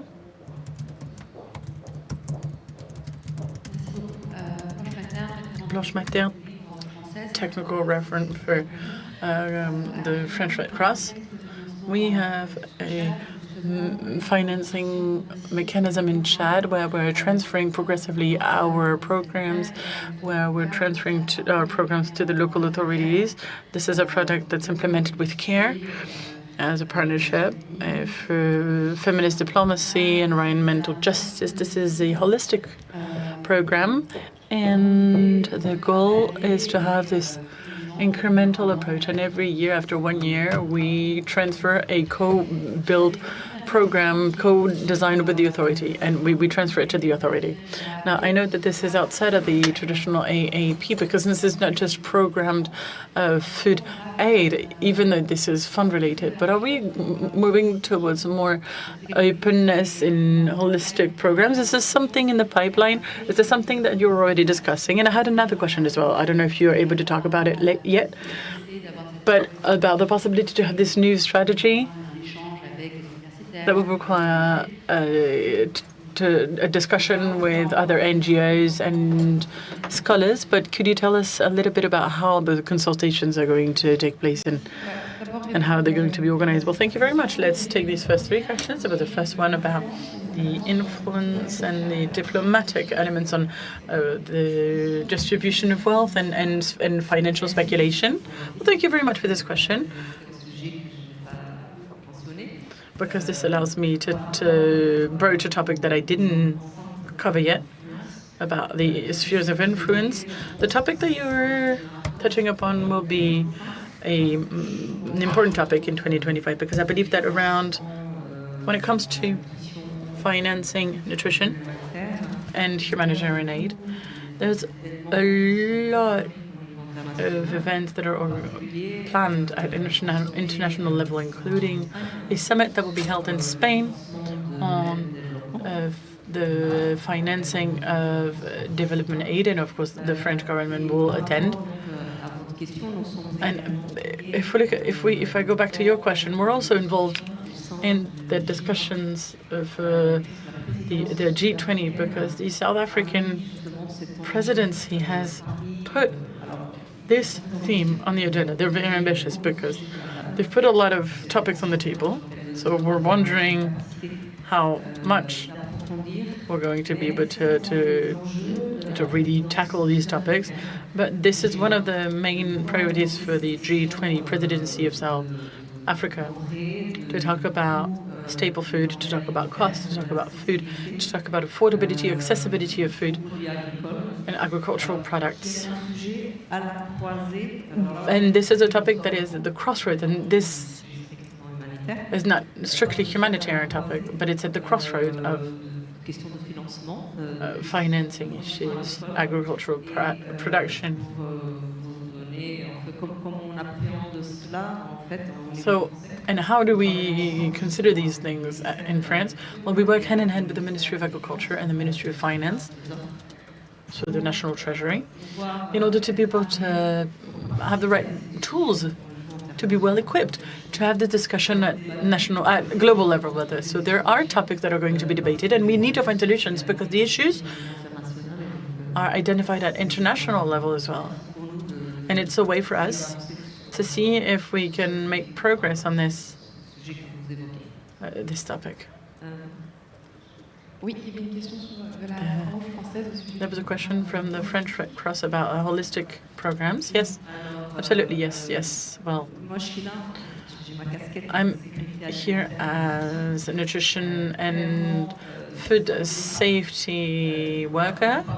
And when we talk about food security, we know that in the root causes you have health issues as well. So we work hand in hand with colleagues that are in the health departments and of Ministry of Foreign Affairs and at European level. So we know that nutrition comes hand in hand with health, and AAP remains food aid. This is not a dedicated program to health. However, this is clearly related. And in our food AAP, so programmed food aid, this is what we also talk about. There are other channels of French humanitarian aid. I know that I've just mentioned specifically the one that was managed by my team, but France also has a humanitarian channel, mainly on emergency, managed by the CDS, so the Support and Crisis Management Unit, that is much more transversal. We work on the food aspect when the CDSS only covers emergency aid that is much more transversal. That includes also health issues.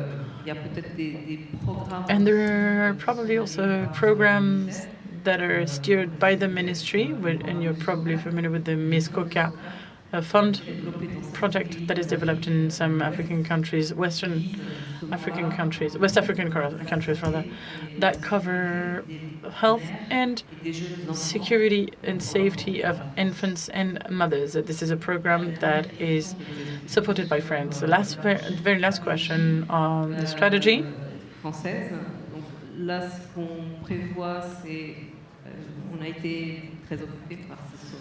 We have been very busy with the N4G summit for over a year.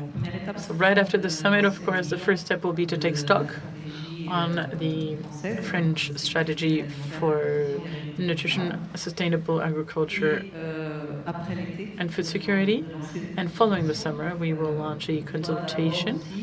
And we need to also prepare different methodologies before we start the work, to make sure that we consult all of the stakeholders at national level, but also at international level and European level. These are the next steps for us. We want to work on a work methodology to start taking stock before we move to the consultation phase. So I won't be able to tell you more in details right now. Thank you very much. I have 2 more minutes left. And not one more, so just 1 minute to talk about the last question on how to encourage permanent players. We've talked about healthcare systems. It was our colleague from Action Against Hunger about the continuity of action and how to transfer programs. Yes, in 1 minute. You have 1 minute. Thank you very much. When I was speaking, when I took the floor, I mentioned the fact that when you need right localization of the response, and we train healthcare providers who also must abide by humanitarian principles, especially given the fact that the area is now a humanitarian zone. Otherwise, we just let them continue, and that is potentially detrimental to humanitarian aid. And we also always have a protocol, a memorandum with the different responsibilities of each player.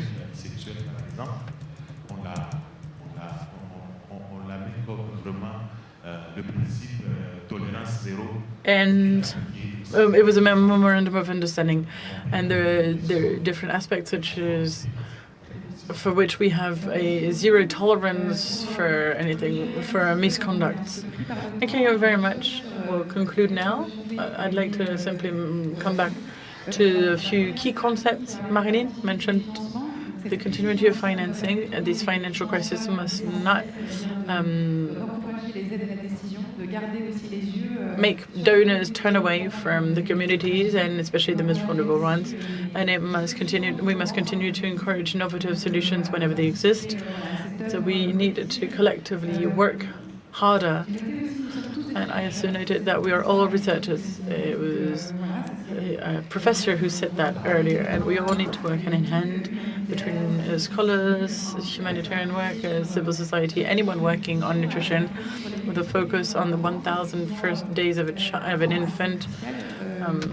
This is a crucial period for the infant. So we really need to focus on that. This is one of the elements that we really need to focus on. Also noted that there's the notion of continuity in conflict-ridden areas and also more structural conflict areas. So they're working on malnutrition is something that you do with a continuity approach.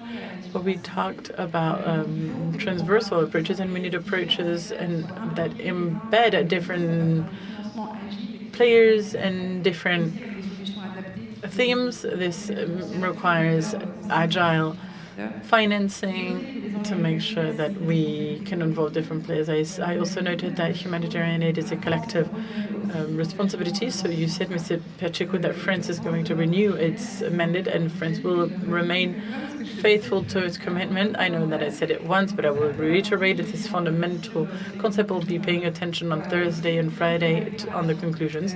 Also, there will be a statement that will be made, so feel free to hear it, to listen to it. It will be the civil society that will be working and that will be talking about the civil society organizations' commitments.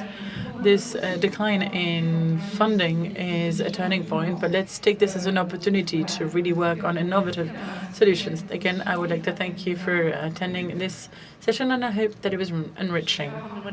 I didn't want to conclude, I just wanted to amend something. Going back to my introduction, the ACT is an initiative that is steered by Solidarité Internationale. We love them. We love Solidarité Internationale. Thank you very much.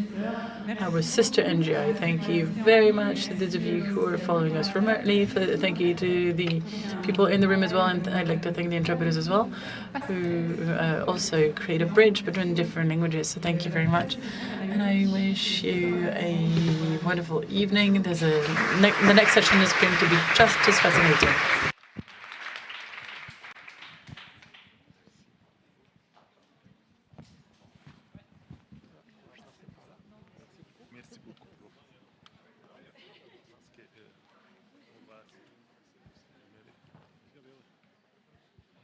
Can I give you this?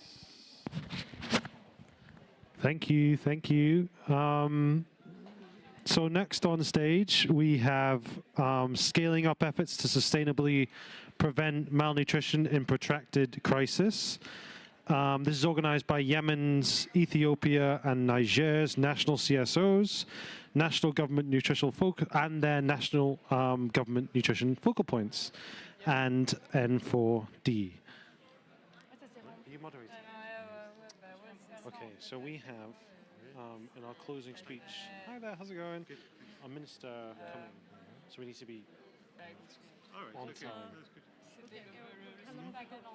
You've got straight this way, so I'll give you the mic. Can we need another chair? Yes. I might be a bit aggressive in the background. Parce que le matin, on a plus. Mais au moins là, ils ont tenu. The other thing I would say is just make sure you do it on the stage. Don't come down.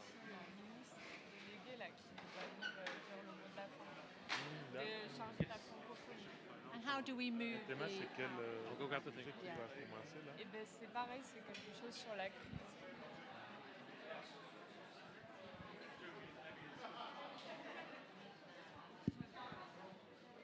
The green button. I'll give you that. I'll give you. Is the PowerPoint up? It should be come up. They should come up in a sec. They'll come up in a sec. I'll go ask them to put it on now. Okay. I'll give you the microphone. 2 microphones. Yeah. I'll pop it there. I think there is just a we need another chair. We need How many mics do we have? 2. Yeah. 2. How does it work? You just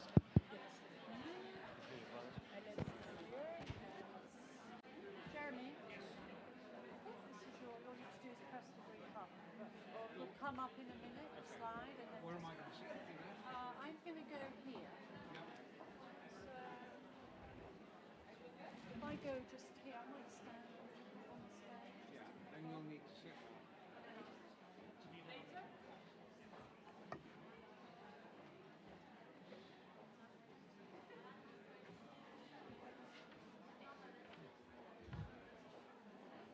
So the trouble with that is we won't see the... Oh, that's okay. It's just decorations. The PowerPoint, yeah.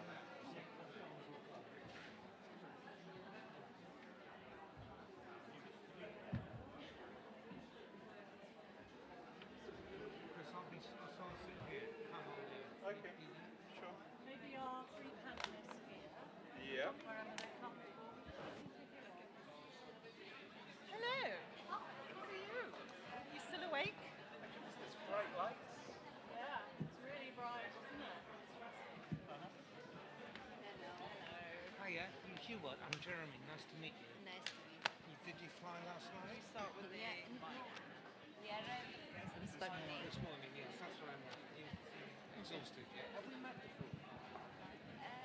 I'm not sure, but I know you very well in email communications. It doesn't really matter. Yeah. Yeah. Oh, you've got one? Hello?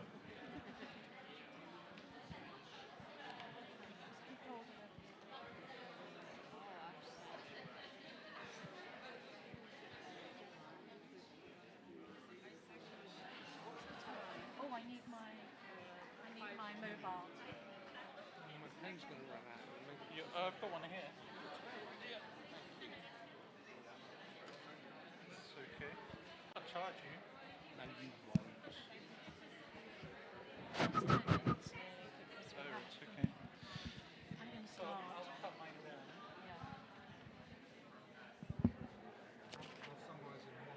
Hello, everyone. Sorry, we don't have much time between the last session and this one, and I've just been advised that someone really important is coming to close at exactly 6:30. So not only do we need to respect the 1 hour, we have to reduce our time by 10 minutes, and that's fine. That's how things happen. So could I ask everyone just to be comfortable, and we're going to get going, and hope you can all catch up for those that arrive a bit late.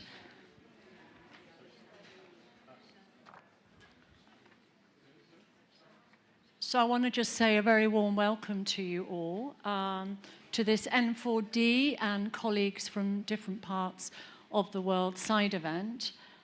We're happy to see so many of you in the room at 5:30, 20 to 6. I think it's been a long day, fascinating day, but I reckon people are probably a little bit tired. So our job is to energize you and hopefully produce a very interesting 50 minutes or so. I want to also welcome anyone that's joining remotely, and I hope you're hearing and seeing reasonably well. I'm Carmel Dolan, and with my colleagues, Jeremy Shoham and Chris Leather, we are moderating this side event, and it's got quite a lengthy title. So you can see it here, Scaling Up Efforts to Sustainably Prevent Malnutrition in Protracted Crises, the Case for More and Better Financing. So it is a weighty subject matter, but nonetheless a really critical one from our perspective. In essence, what we're going to be doing in the next 50 minutes is try to convey to all of you, and I'm sure many of you are already convinced, of the need to do a better job at preventing malnutrition and do that job more effectively in the most difficult circumstances in the world, where the burden is greatest. And our challenge, I guess, is to drive up resources, especially in today's climate, but to be a lot smarter with how we deploy those resources. So that's what we're really going to focus down on for all of you here. This side event builds on a discussion paper, and that has been written in collaboration with a host of country actors from Niger, Ethiopia, Yemen, and Afghanistan. And unfortunately, our colleagues from Afghanistan and Niger aren't at this event this week for various reasons, but they have been instrumental in the content of what we're going to be discussing over the course of the next 50 minutes. To say that the discussion paper is available now on the N4D website, so it's short, by the way, so I encourage you to read it. It isn't too long, and a lot of work's gone into keeping it concise with key messages. I want to just briefly mention how we have organized, what the format is for this side event. We're super time-bound, and so we have got to be fairly structured. And first of all, we're going to start with Jeremy and myself, just for 15 minutes, posing 5 questions to Chris here, no pressure, Chris, who is going to elaborate on some of the key points from the discussion paper. We're not going to cover everything. We're just going to give you a flavor of what you can expect when you are able to read that paper. We're going to move on to a panel discussion. These 3 amazing women here are our panel, who I'll introduce shortly. And we're going to be asking them 3 related questions. And we're going to get from them perspectives from Yemen, from Ethiopia, as well as from the global level. So that's our panel. That will take now a little less than 20 minutes, I'm afraid, everybody. So we're just trying to catch up on time lost. And finally, Jeremy here is going to summarize what he's heard from the panel. And we've given a little bit of thought in N4D and with our country colleagues about how to move from N4G this week, and our next major milestone is Sun GG in Rwanda in November, and what we can do to make progress in that short period with the issues that we're going to be raising at this side event. I'm going to apologize here and now. There is no time for Q&A from the floor. But don't feel frustrated, because we're here all week. You can approach any one of us at any time, and we'd be very happy to get your thoughts and particularly your ideas for moving this agenda forward. To also add that some of you might have seen me wandering around today, and my colleagues with a microphone. We are supporting the N4G week by releasing a podcast from the N4D Politics of Ending Malnutrition platform. So every day at 9 p.m, a podcast will pop up, and what it will do is really summarize what we've heard that's new, what we've heard that's interesting, what we've heard that's surprising, and some of your voices will be interspersed in those podcasts. We encourage you to come and find us if you'd like to be part of that process. So you've got all week to engage with us, and it would be great to talk to each and every one of you. So, enough from me. I'm going to hand over to Jeremy so that we can begin with the question and answer session. So, Jeremy, a warm welcome. Thank you, Kamal. So, Chris, what possessed N4D and country partners to write this paper on financing to prevent malnutrition in protracted crises? Well, Jeremy, I think there's 4 parts to the answer to that question. There's why protracted crises, why prevention, why financing, and why us. Maybe I'll talk about the last two of those parts later. But just on the first one, why protracted crises? Just to throw some facts out into the room. So nearly 1/4 of the world's population lives in regions that face protracted crises, protracted conflict, climate shocks, economic shocks, and other destabilizing factors. That's one fact. Perhaps the most striking one is that rates of stunting and wasting in these contexts are considerably higher than in more stable contexts.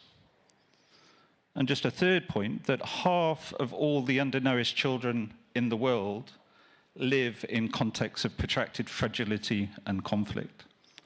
So clearly, if we're thinking about how we allocate scarce resources, it's definitely worth considering and putting emphasis on where the needs are the greatest. In terms of prevention, there's a slight risk here of repeating messages and facts that will be commonly quoted this week around the benefits of investing in nutrition, and particularly in prevention. I think pretty much all of us in this room recognize how malnutrition creates a vicious cycle that erodes health, it diminishes productivity, it can foster political instability. So it doesn't only threaten the lives of individuals, but it's not too much of a stretch to say that it can contribute to insecurity, political instability, not only in the countries affected, but also through multiplier effects within regions and even globally.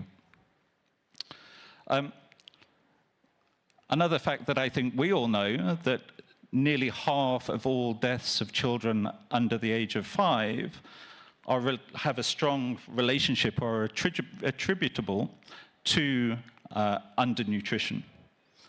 But I think if we relate that fact to another fact that has been shown through various studies, that the number of children dying before their 5th birthday is strongly associated with the risk of state collapse.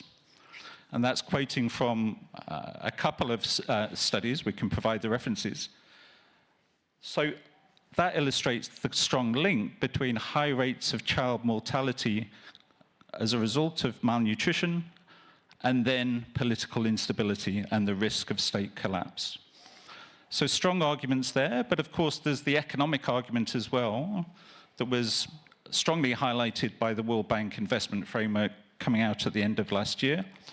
And that now often quoted fact of if you invest $1, then that can give an amazing return on that investment of $23. Now, of course, in protracted crisis situations, we might not be looking at that same rate of return, but even so, I think the evidence shows that investments of nutrition, even in the most fragile of contexts, can still give a significant economic return for local economies. So I think that's half of the answer to your question. Chris, I'm going to just ask you then, what do we mean when we talk about more and better financing? What does that look like in protracted crises? And is that particularly different to thinking about more stable contexts? So in the paper, we highlight how many of the approaches that are needed are indeed similar to more stable contexts. I think we're still talking about a multi-sectoral approach to nutrition. But if we're thinking about the financing, then we are talking about a need for a fundamental shift towards more strategic multi-sectoral financing in protracted crisis situations. Clearly, as we will see, the majority of aid going to protracted crisis contexts is humanitarian assistance, and of course that is critically important. But it's widely recognized that we need to be going beyond that, and indeed we are going beyond the treatment of malnutrition in many contexts towards a much more holistic approach that addresses the root causes and also does that through stronger local and national systems and capacities. So we're talking about operationalizing a humanitarian development peace nexus approach, if we want to use that kind of terminology, but we're talking about that holistic approach. And I think for us and for country partners, a critical aspect of that approach is that we need to see greater convergence of humanitarian development and peace actions on the same at-risk populations. So perhaps there's a tendency at the moment, because of a lack of coordination and coherence in the system, you might get humanitarian assistance targeting some populations, but they're not the ones receiving the more developmental assistance. Just in terms of the characteristics of more and better financing, again, often quoted rhetoric about longer-term, flexible, predictable financing, the need for financing to be aligned with country-led priorities. But I think these are all kind of terms and ideas that we're all very familiar with. I think the next question is, why is that not happening on the scale that it needs to happen? Well, actually, the next question, Chris, is given that we know all this about what better financing looks like, what kind of progress have we made? Well, I think there's some good news, and it's always good to start with the positives. But just to emphasize again that the kind of approaches that I was describing, the longer-term, multi-sectoral, converging approaches, all of those things have been stated and agreed to on numerous occasions through numerous international commitments and guidelines. So, for example, the New Deal for Engagement in Fragile States, the Grand Bargain, New Ways of Working, the OECD DAC recommendation on nexus approaches. It's all been said multiple times before. So what progress have we made against those commitments, coming to your question? The good news is that there are numerous examples of where that has been implemented. And in the paper, we highlight some examples of policies and programs that are promoting that kind of nexus approach to nutrition. So again, the good news is that success is possible. But then the bad news, it isn't happening on the scale and with the consistency that it needs to happen. So this year's States of Fragility report by the OECD clearly highlights how aid to protracted crisis contexts continues to be dominated by humanitarian assistance, and where there is significant levels of more development aid, the integration between humanitarian and development response isn't there. There's very little of that convergence that I was talking about earlier. One more fact on localization, another big commitment that was made during the Grand Bargain. In 2022, out of the $47 billion allocated for humanitarian assistance, only 1% of that was channeled directly to local and national actors. A long way from the 25% commitment made during the Grand Bargain. So some progress, lots of reasons to be hopeful and optimistic, but we're falling a long way short compared to the rhetoric. Okay, so without beating around the bush, Chris, why isn't more being done? And maybe because in the shortness of time, I'd love to spend more time on this topic with you. What would you say might be two of the key obstacles underpinning this lack of progress?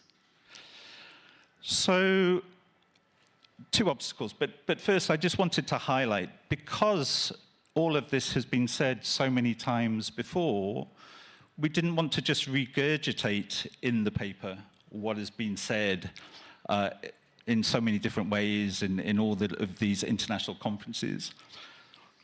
Hopefully, the key added value of the paper is that we try and look at what are the obstacles to more and better financing in these contexts, and how can they be overcome? We're not saying that we fully understand all the issues and that we have all the answers, by no means, but we'd quite like to stimulate debate within the nutrition community and beyond to have more open and honest discussion about what is holding us back. So what are some of those obstacles that we identified? Well, first, often there is a lack of awareness amongst policymakers, decision makers, about the feasibility, those success stories that could be built upon. That's one issue. And also, despite a lot of the good advocacy that we do, still a lack of awareness about the benefits that investing in nutrition can bring, even in these most difficult of circumstances. Maybe just one other obstacle. I know we're short on time. But the humanitarian imperative, of course, and quite rightly, makes us think and focus about saving lives and meeting immediate needs. And that's entirely appropriate and understanding. But it does often mean that there are entrenched practices and ways of working that get put into operation at the beginning of a crisis, and that crisis becomes protracted. And those ways of working continue. So I think it's often difficult to step back from that and think about what is feasible and what's possible that could help us operationalize approaches that focus more on prevention. Great, Chris. So just to get the conversation back on a more positive note, what are the solutions to overcoming these obstacles? Maybe just a few that spring to mind.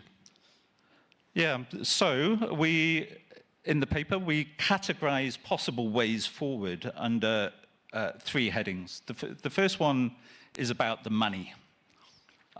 We would love to be saying more money, and maybe there are opportunities for that. But I think we're placing the emphasis on better use of money. We're placing emphasis on diversification of funding sources. Clearly right now and possibly into the future, we can't be depending as much as we did in the past on traditional ODA. So we have to be looking at some of the other more, if you like, innovative sources of financing that we talk about for all contexts and which ones might be appropriate for protracted crisis situations. But it's not just about the amount of money, it's about the strategic choices we make around how we allocate funds against what priorities. And clearly, we are making the case here that in constrained resource environment with development aid, humanitarian aid in decline, perhaps there is a strong case for focusing on the more protracted crisis contexts, not only because of the needs in those contexts, but also because of the multiplier effects regionally and globally if we don't focus on those contexts. So that's about the money, but then there's also the perceived and actual risks around investing in highly fragile and conflict-affected situations. And we have to be honest about those. I think from our engagement and work with country partners, there are clearly real, actual risks in these contexts that are associated with weaker governance, concerns around the political manipulation of aid for political purposes, all real and important risks. But we also see where some of the risk is perceived. It doesn't reflect the actual reality on the ground. And maybe that's sometimes because we don't do a sufficiently nuanced analysis. Quite often what is done at a country level can be determined in donor capitals without the detailed, if you like, political economy analysis that is needed to, if we're wanting to work more and support local and national actors, we need to have the analysis to understand the roles, the interests, the motivations of different actors to be able to understand who we can work with and who we can support from an international perspective. Just one other point on mitigating risks, I think. Maybe Karima and others will pick up on this point, but let's phrase it as a question. Do we distinguish adequately between political levels of engagement and more technical levels of engagement? Carmel and Jeremy were recently in Niger, and I think you found the approach of Switzerland, SDC, interesting, and the way that they have a more nuanced approach to that. So they are still committed to working with line ministries and supporting the maintenance and strengthening of local and national service delivery capacities, whilst they still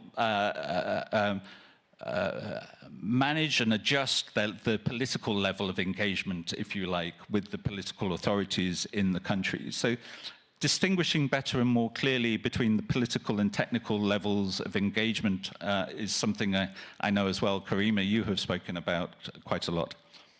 Just the final area that we talk about in the paper in terms of ways forward is around building alliances. Clearly, these obstacles are not ones that are just faced by the nutrition community. That these kinds of obstacles affect everybody across the board. So kind of building the alliances beyond the nutrition community with those working in health and social protection and agriculture, and indeed the humanitarian community, about how we overcome some of these issues. We need to be doing that as a nutrition community. And the final point, I think, is because often there is a lack of awareness about what is possible and the benefits of investing in preventing malnutrition in the more fragile context. There's that lack of awareness. Can we be doing more to raise awareness within donor countries about the benefits? It's clearly the importance of support for the countries affected, but this can actually benefit everybody. It's in everybody's interest to focus on this issue in these contexts. Thanks. Thanks, Chris. And you've really managed to convey a lot in a very short period, and I hope the audience is hearing that clearly, and a strong encouragement to pick up this short document and read more about these three areas that Chris has just alluded to.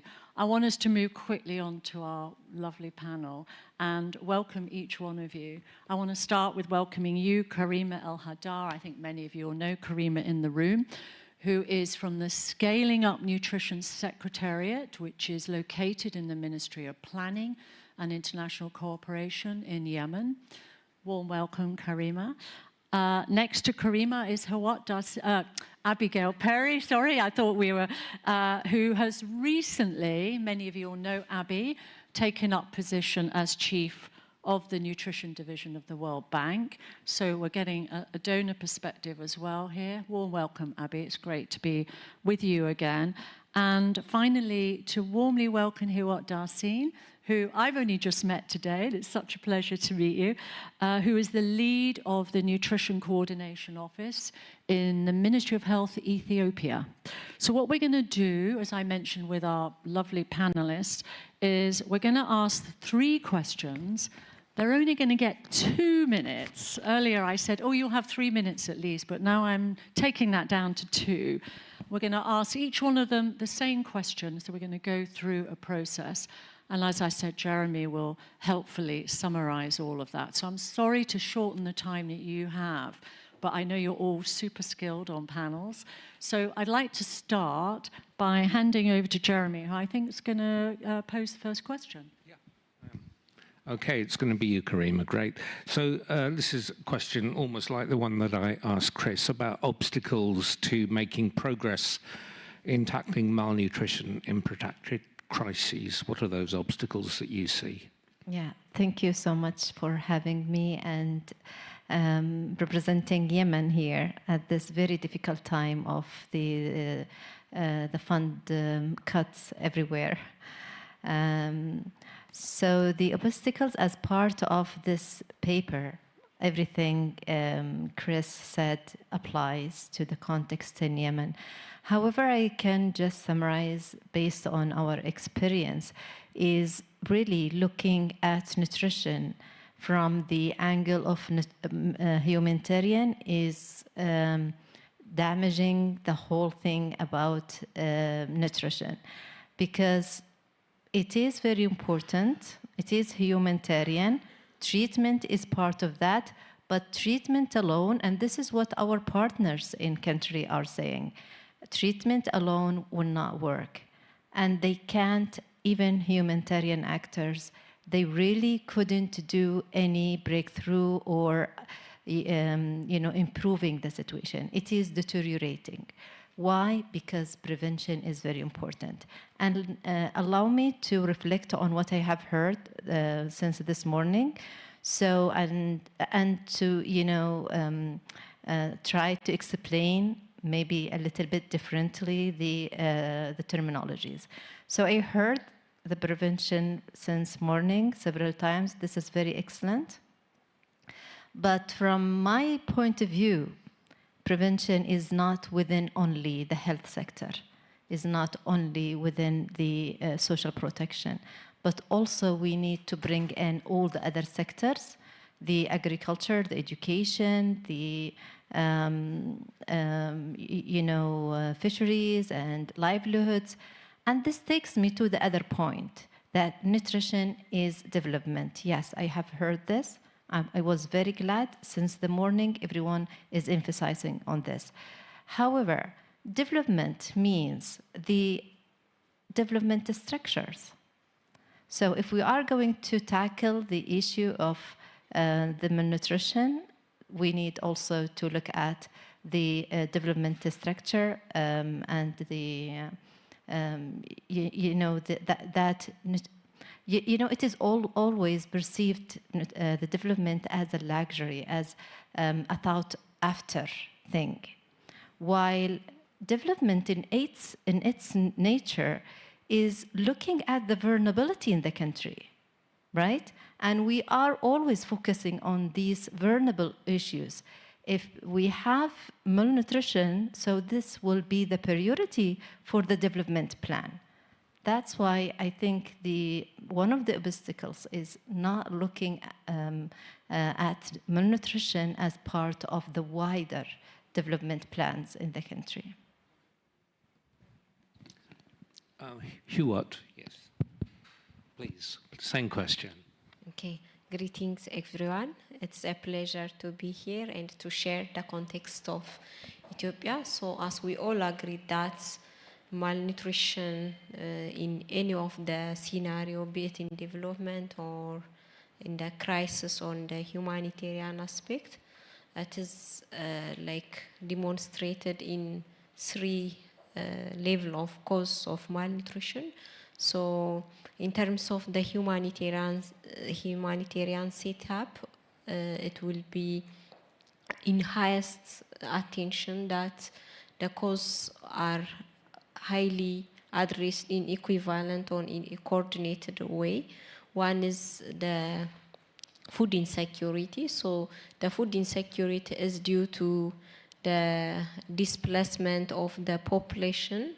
So the productivity will be low, and in turn, the most vulnerable, like the children, the younger children, and pregnant and lactating mothers are more affected.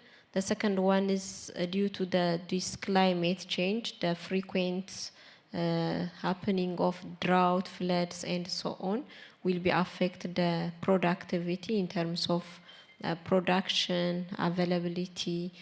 The third one is disruption of basic services such as the health service and the water and hygiene access, which are highly linked with malnutrition or infection. So the vicious cycle of malnutrition and infection are the more obstacles. The fourth factor is, even though the funding or the attention to humanitarian setup is a little bit high, as demonstrated by Sir Chris previously, but in my view, those funding opportunities are, one is not in need-based, the other one is fragmented, or it is not coordinated in such a way that answer the immediate humanitarian setting, and it has to be linked with development, because those communities should be graduated from that situation after a brief time, but it is facilitated, or it has to be facilitated, the development process, or which is more resilient for future shocks, one. The other one is to graduate immediately from that situation, and those communities should be productive in in most of the cases, that is not the case. There are fundings and expanding in very brief and very uncoordinated and very not cost-effective ways. So that is the problem for protracted crisis and in turn mismanagement of the fundings. Right. Thank you, Hewitt. And Abby, how about you? Obstacles to making progress around malnutrition in protracted crises? Thank you for inviting me to join this panel. I wanted to because I've been thinking about this topic and talking about this topic for quite a significant part of my career from different angles. So the first thing that always comes centrally in my mind is this challenge about when you're trying to do things differently with money, the issue of needing to show results in order to give the confidence that you can use money differently and get an impact. And although I think sometimes it's quite hard to kind of talk about, concretely the impact of humanitarian funding, because often the counterfactual is pretty tricky to understand. In reality, every single time I've been involved in something where we've tried to look at doing things differently, the issue of, but can you achieve a result, comes to the surface. And that result is obviously quite hard because we've got the issue of the fact that you're operating in often incredibly fragile systems and fragile contexts. The resources are never sufficient. The levels of pressure and the causes of malnutrition are so complex that demonstrating results and giving people confidence, whether it's a government, whether it's a donor, that you can actually achieve something different as a result, I think is a particularly challenging issue.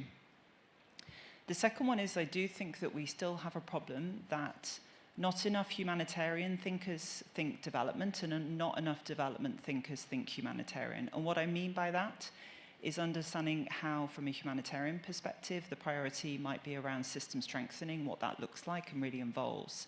And on the development side, understanding how shocks, crises, stresses influence the outcome we care about and how you can factor that into the way you look at designing development investments.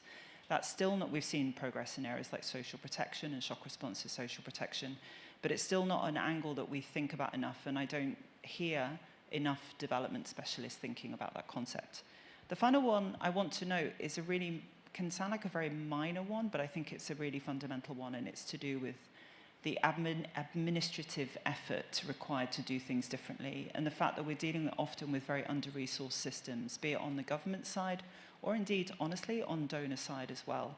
So administering resources through a more development framing can often put quite a lot of pressure in terms of the ability to kind of manage the money, show the results, think about the accountability. And it might seem like a very minor thing, but in my experience, it actually becomes quite an important impediment to actually trying to use money differently, at whatever level, in order to address this issue differently. Thank you. Great. Thanks to you all. So you've highlighted some of the challenges as you see them. How do you think some of those challenges that you've highlighted could be overcome?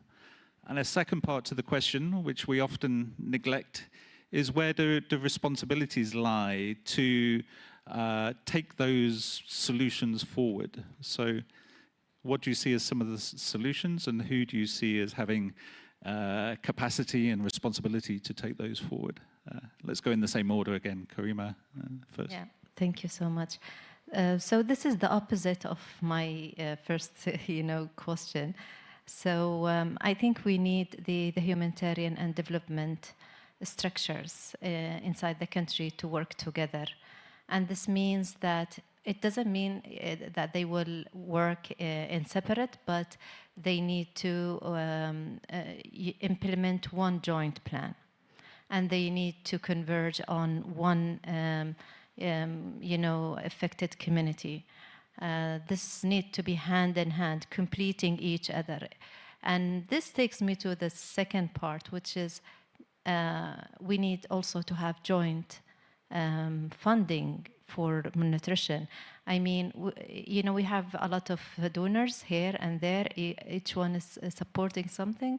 So if we have a joint nutrition plan, also we need a joint financing mechanism. I think this is One of the shortest way, I believe, to resolving the issue of the silos inside the country, no matter how they tried, without joint plan, joint finance mechanism, this will be difficult. And this is the nexus, in another word. What was your second question? Where the responsibilities lie for making those things happen. Yeah. Who can make them happen? Yeah, they share the government, and also the donors share the responsibility. However, to be honest, in this context, governments always have their own challenges that most of the time they are out of hands. Let's be, frank. And so we believe that the donors, they can always, work with the government, support the government. Donors need not to avoid the weaknesses, and they need to look at these weaknesses within the government structure and support them and enable them. So sometimes from Yemen examples, at the subnational level, the government institutions are very strong, but they are not enabled. While on the national level, they have so many weaknesses, aspects, but they are not empowered. So that's why I differentiate between enabling and empowering the government to do its job. It is its responsibility.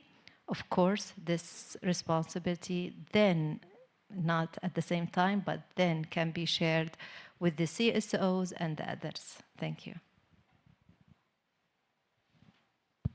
Okay, thank you for the second question. So the way to addressing malnutrition should be like the responsibility of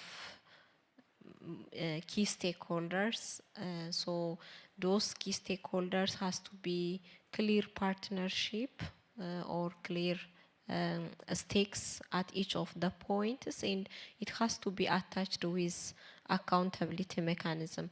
For in case of humanitarian setup, for addressing the root cause of malnutrition, such as the root source of the crisis or any sort of humanitarian setup, it has to be addressed. So in my view, the malnutrition is the source of all things, because it imposes poverty, it imposes inconvenience, instability, and so on. So it has to be addressed, the root cause of that conflict or that scenario, one.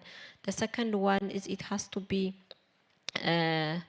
linked with, for example, if we take agriculture and climate, it has to be designed in such intervention for climate resilient, smart interventions has to be in place, so it will reduce the cause of malnutrition or being obstacled.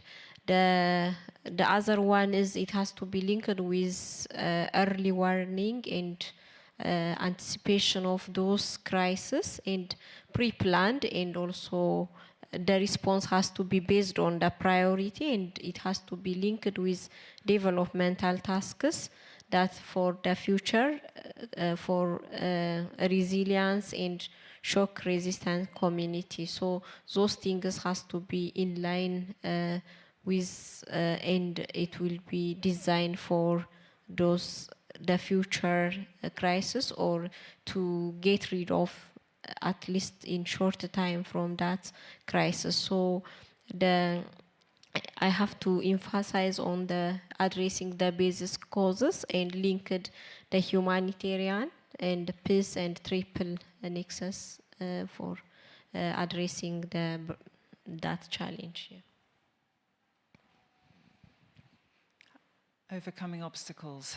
I think the first thing I do want to note on this topic is that it's important, I think, to recognize there's a huge heterogeneity in the concept of fragility. So I think the first thing is just to make sure that we're actually unpacking the kind of different contexts where we're talking about this being a challenge and recognizing that in more extreme settings, these solutions in front of us may need to look quite different. Linked to that, I think the second part is starting to work out kind of playbooks depending on those different contexts. And what I mean by that is trying to look at how concretely we can show you can move from where we're at to the better situation with some very concrete ways of kind of plugging in the things that we need to see happen quite in as simple a way as possible into more development type investments. I think where you've got either, kind of challenging conceptually around understanding how fragility affects malnutrition, or indeed just frankly very, very busy people who are challenged with actually trying to develop, be it within governments, be it with partners, trying to develop large-scale development projects. We need to make it easy as possible to plug in the kind of ways of looking at how we deal with fragility and malnutrition in a more straightforward manner. It's not a simple thing to do, but I think we're often stuck at the point of saying, this is a problem, we need to do it differently, and here's some very broad ways that we need to think about it differently. And that is almost impossible for people to then take and start to apply very concretely into what really is going to matter differently, which is project design, development, policy and program design and development. So I think we need to work on that. The final thing also, I think it's always incredibly important to have voices like Karima's and Hiwat's on the stage, because ultimately they're also reflecting a really important principle, which has been about trying to have confidence in supporting governments to take leadership and have the capacity to do that. And I think, SUN has been such an important initiative in trying to actually enable governments to have access to expertise that allows them to move their agenda forward in the way that they need to. And we can't lose that. I think there's a risk there. In terms of inadvertently taking the kind of power and capacity and empowerment out of the hands of government, when actually we have to do exactly the opposite of putting the power back into the hands of government. Notwithstanding the humanitarian imperative, but nonetheless, we need to really focus on that.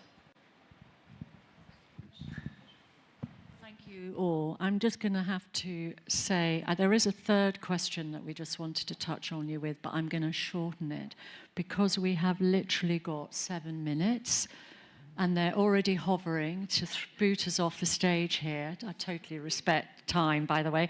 So I want to let Jeremy do the little wrap up. So what I'm going to do is just ask you in 30 seconds, okay, Karima, this is your challenge, to say, what one example of success do you want to share from Yemen relating to what we've been discussing today? So just very briefly. Yes. Thank you.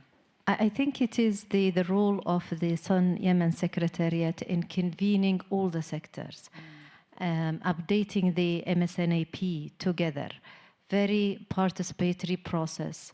And after developing the CRF, the Common Results Framework, we have developed the implementation and financing modalities, the monitoring and evaluation. So I think this package as a whole is the success that we are looking for. We really need now the support of our partners from the donors, the UN agencies, and the international organizations. And also this plan is backed by the ownership of the government, all the sectors. We have developed a very huge and beautiful governance structure from the national and subnational. Oh, that's great. And I agree, it really is amazing what you've done and achieved just in the last year and a half, 2 years. Amazing to see. Hiwat, I'm going to come to you next. Please keep it very brief, 30 seconds. What do you want to say about one success in Ethiopia? Okay, I can mention few, but I will be specific to this. The first thing is the coordination, governance, and leadership from the national highest level of leadership to the lowest level at the community level, which is coordinating health and other agriculture and other ministries which are pertinent stake on the food and around food and nutrition. That one is one. So in terms of as an extension or as part of the key priorities doing that coordination platform, like making stunting zero by 2030, in which is the Sakota Declaration. So one is that one. The second one is, as a learning, we learn that to have this humanitarian peace triple nexus. So we develop roadmap as a country and implementation guide, and we are implementing in five regions, and a lot of learnings has awaiting us to share for other member states. The other one is, since a lot of protracted crisis in Ethiopia, so we learn to address all those challenges by local and context in sustainable manner. So so-called Hawassa Declaration, which is a declaration which is aimed mainly on to have self-contained type or not aid-dependent type of graduating or addressing the humanitarian setup by the government's own or the locality's own system. Thank you. Thank you. Well, sorry to be rushing you guys because you've got so many rich. Abby, so give me one example of, it's probably a bit early to say from your World Bank experience, but wider change that you've seen on your amazing journey as a nutritionist over all these years. What would you pull out? I'm very distracted by the fact I think we do need to get off this stage. We do need 5 No, minutes. I do feel that there has been a very noticeable and important shift in recognizing that we can't neglect or kind of annex the fragile context as being, a humanitarian problem. I think that has meaningfully moved. We have better evidence, a better ability to talk about that. So I think we've kind of created a very fertile ground, and I agree with Chris. What we haven't done yet is work out how to overcome the really sticky issues, and I think that's where we need to focus our effort. But I do feel that things have at least shifted compared to when we started some of these conversations a long time ago. So that does give me hope and potential. I even hear it talked about a lot within the walls of the World Bank. So this is a very positive. Well, that's very encouraging. We'll come back to you on that. Okay, everyone's hovering, but I just want to give Jeremy, because he's been busy writing here, 1 minute. He did have 5 minutes originally. Jeremy, you've got 1 minute to showcase how good you are at synthesizing. Great, thanks a lot, Kamal. So we heard about a large number of obstacles, many of which have been already discussed. Too much framing of nutrition as a humanitarian problem in protracted crises, prevention only possible if all sectors are involved, fragmentation due to climate change, displacement, etc., etc. Actually, one thing that Abby said, which I really liked, among many things, was humanitarians don't do development very well and vice versa. Also, the administrative challenges, I think, are huge for the different way of working that we all want to see. On the solution side, well, as Chris said earlier, we know a lot around a nexus approach and localization, early warning, risk mitigation that Hewitt talked about. Abby made a really interesting point, I thought, about successful government programs and enabling those programs, making it easier to piggyback onto those programs and to strengthen them in any way possible. And of course, we heard about the successful advances going on in Yemen and Ethiopia at the moment.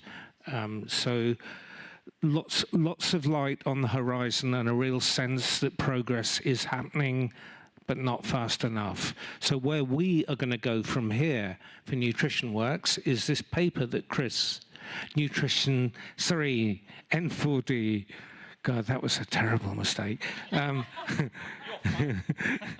I used to work for Nutrition Works, so sorry about that.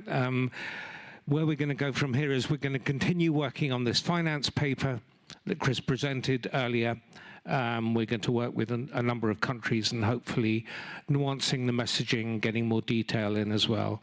And also we'll be making linkages with others from other sectors in the nutrition, as well as the nutrition community, who are interested in addressing the same issues and perhaps work towards making this particular subject something we can bring to the Sun Global Gathering in November at the end of the year.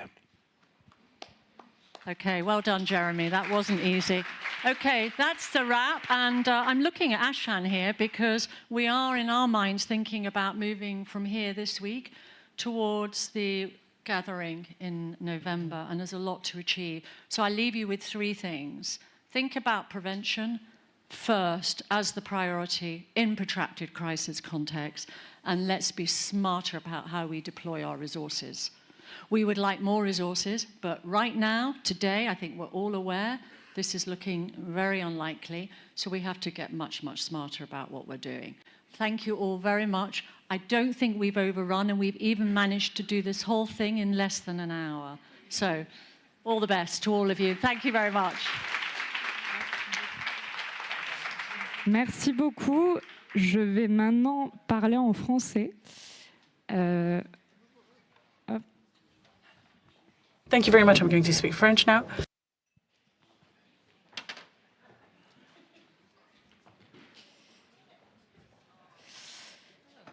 Merci beaucoup à tout le monde pour cette première journée. Thank you very much.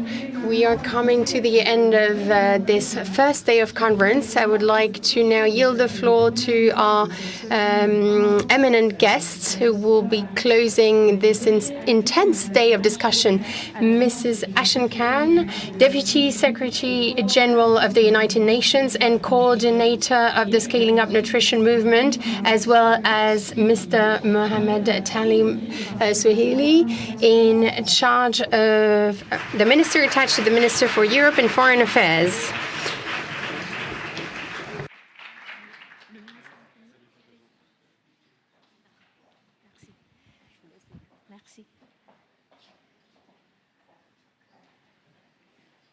Bonjour à tous et toutes.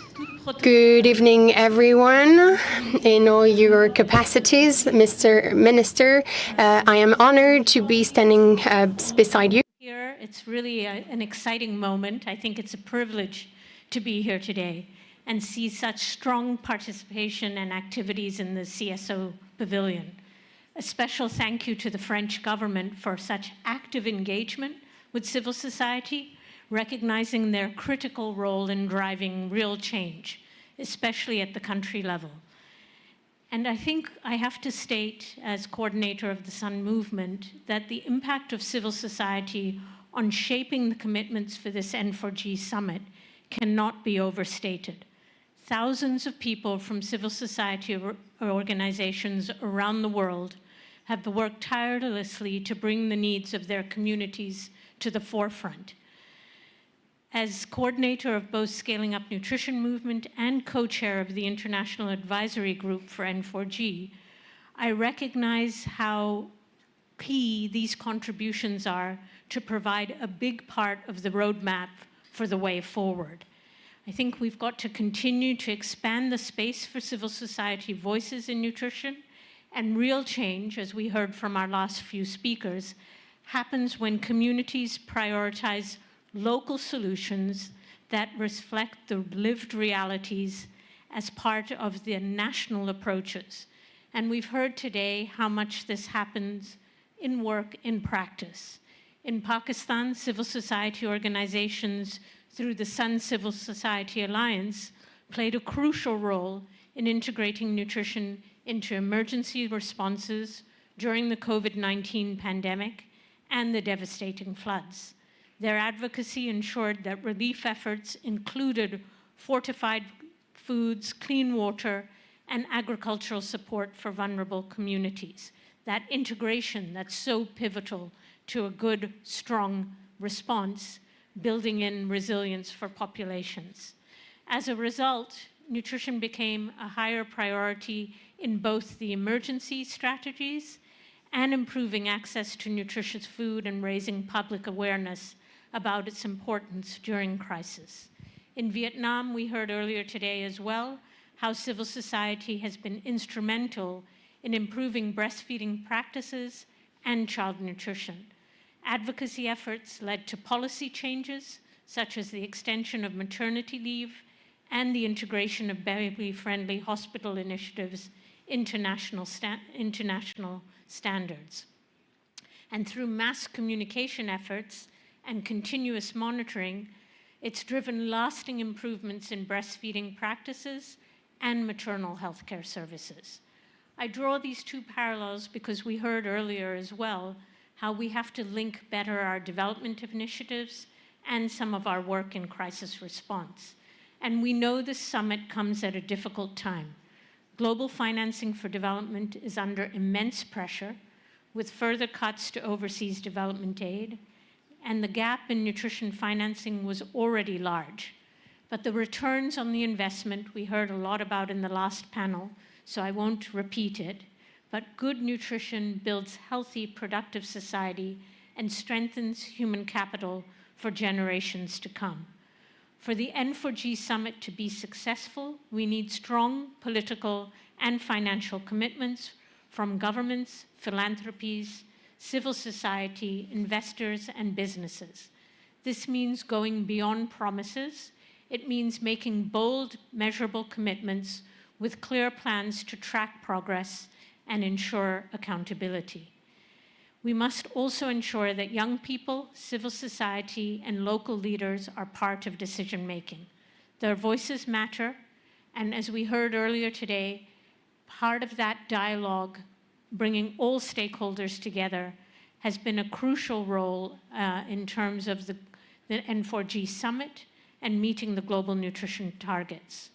So I see this summit as a real opportunity. Nutrition must be embedded in the broader development efforts and the humanitarian efforts and be included in climate resilience, food systems transformation, and universal healthcare coverage. I know with the support of France going forward and many of the collaborators and stakeholders in this room will seize this moment to drive real lasting change.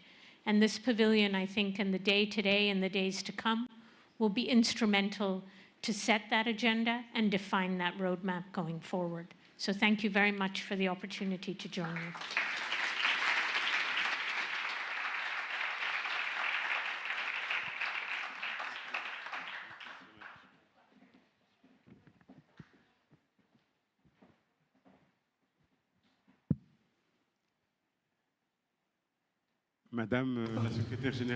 Madam Deputy Secretary General, my dear Ashan Khan,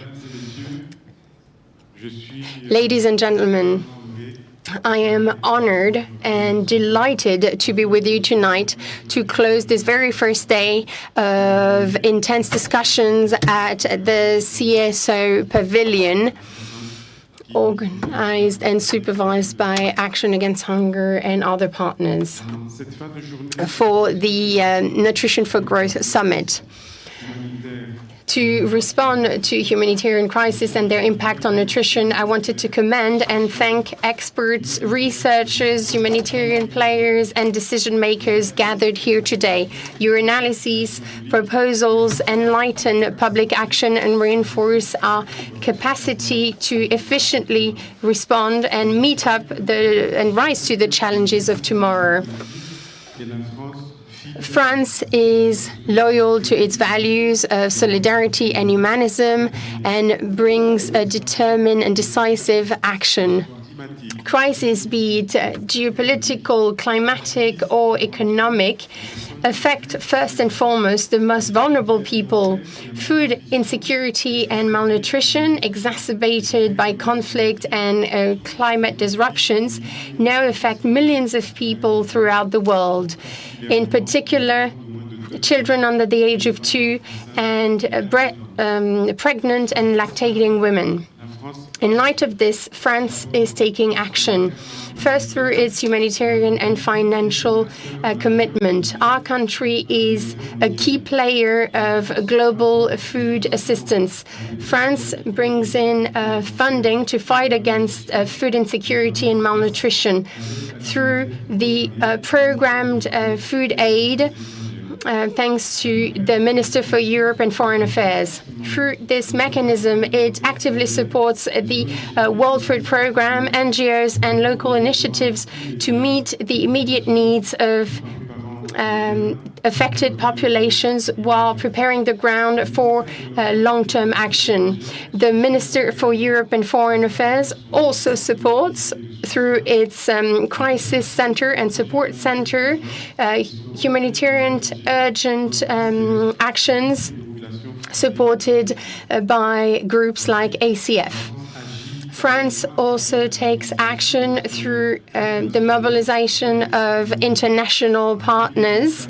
In 2024 and 2025, it welcomed, along with its partners, hosted several conferences to support the Sudan, Gaza, and Syria. In light of crises, conflicts, and protracted conflicts, we will continue to respect international law and humanitarian law, and we will make sure that the international response meets the needs of the affected populations.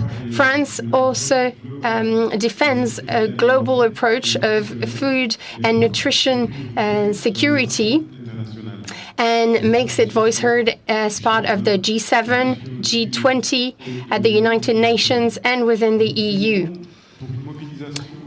We are in favor of an increased mobilization and reinforced coordination in light of food crises, especially in the most affected areas.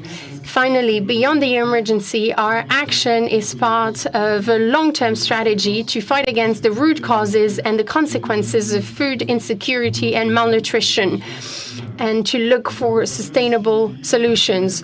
We support country partners in their transition towards more resilient and sustainable food systems by supporting agroecology, school food, rural development, and food sovereignty for vulnerable populations to be autonomous again. This is what I've been doing for Madagascar. I was there last week, and I saw different actions taken by Nutri-Zaza. They distribute fortified food to help the most vulnerable children, and they created a network of restaurants for infants. We could smile if the situation wasn't this dramatic.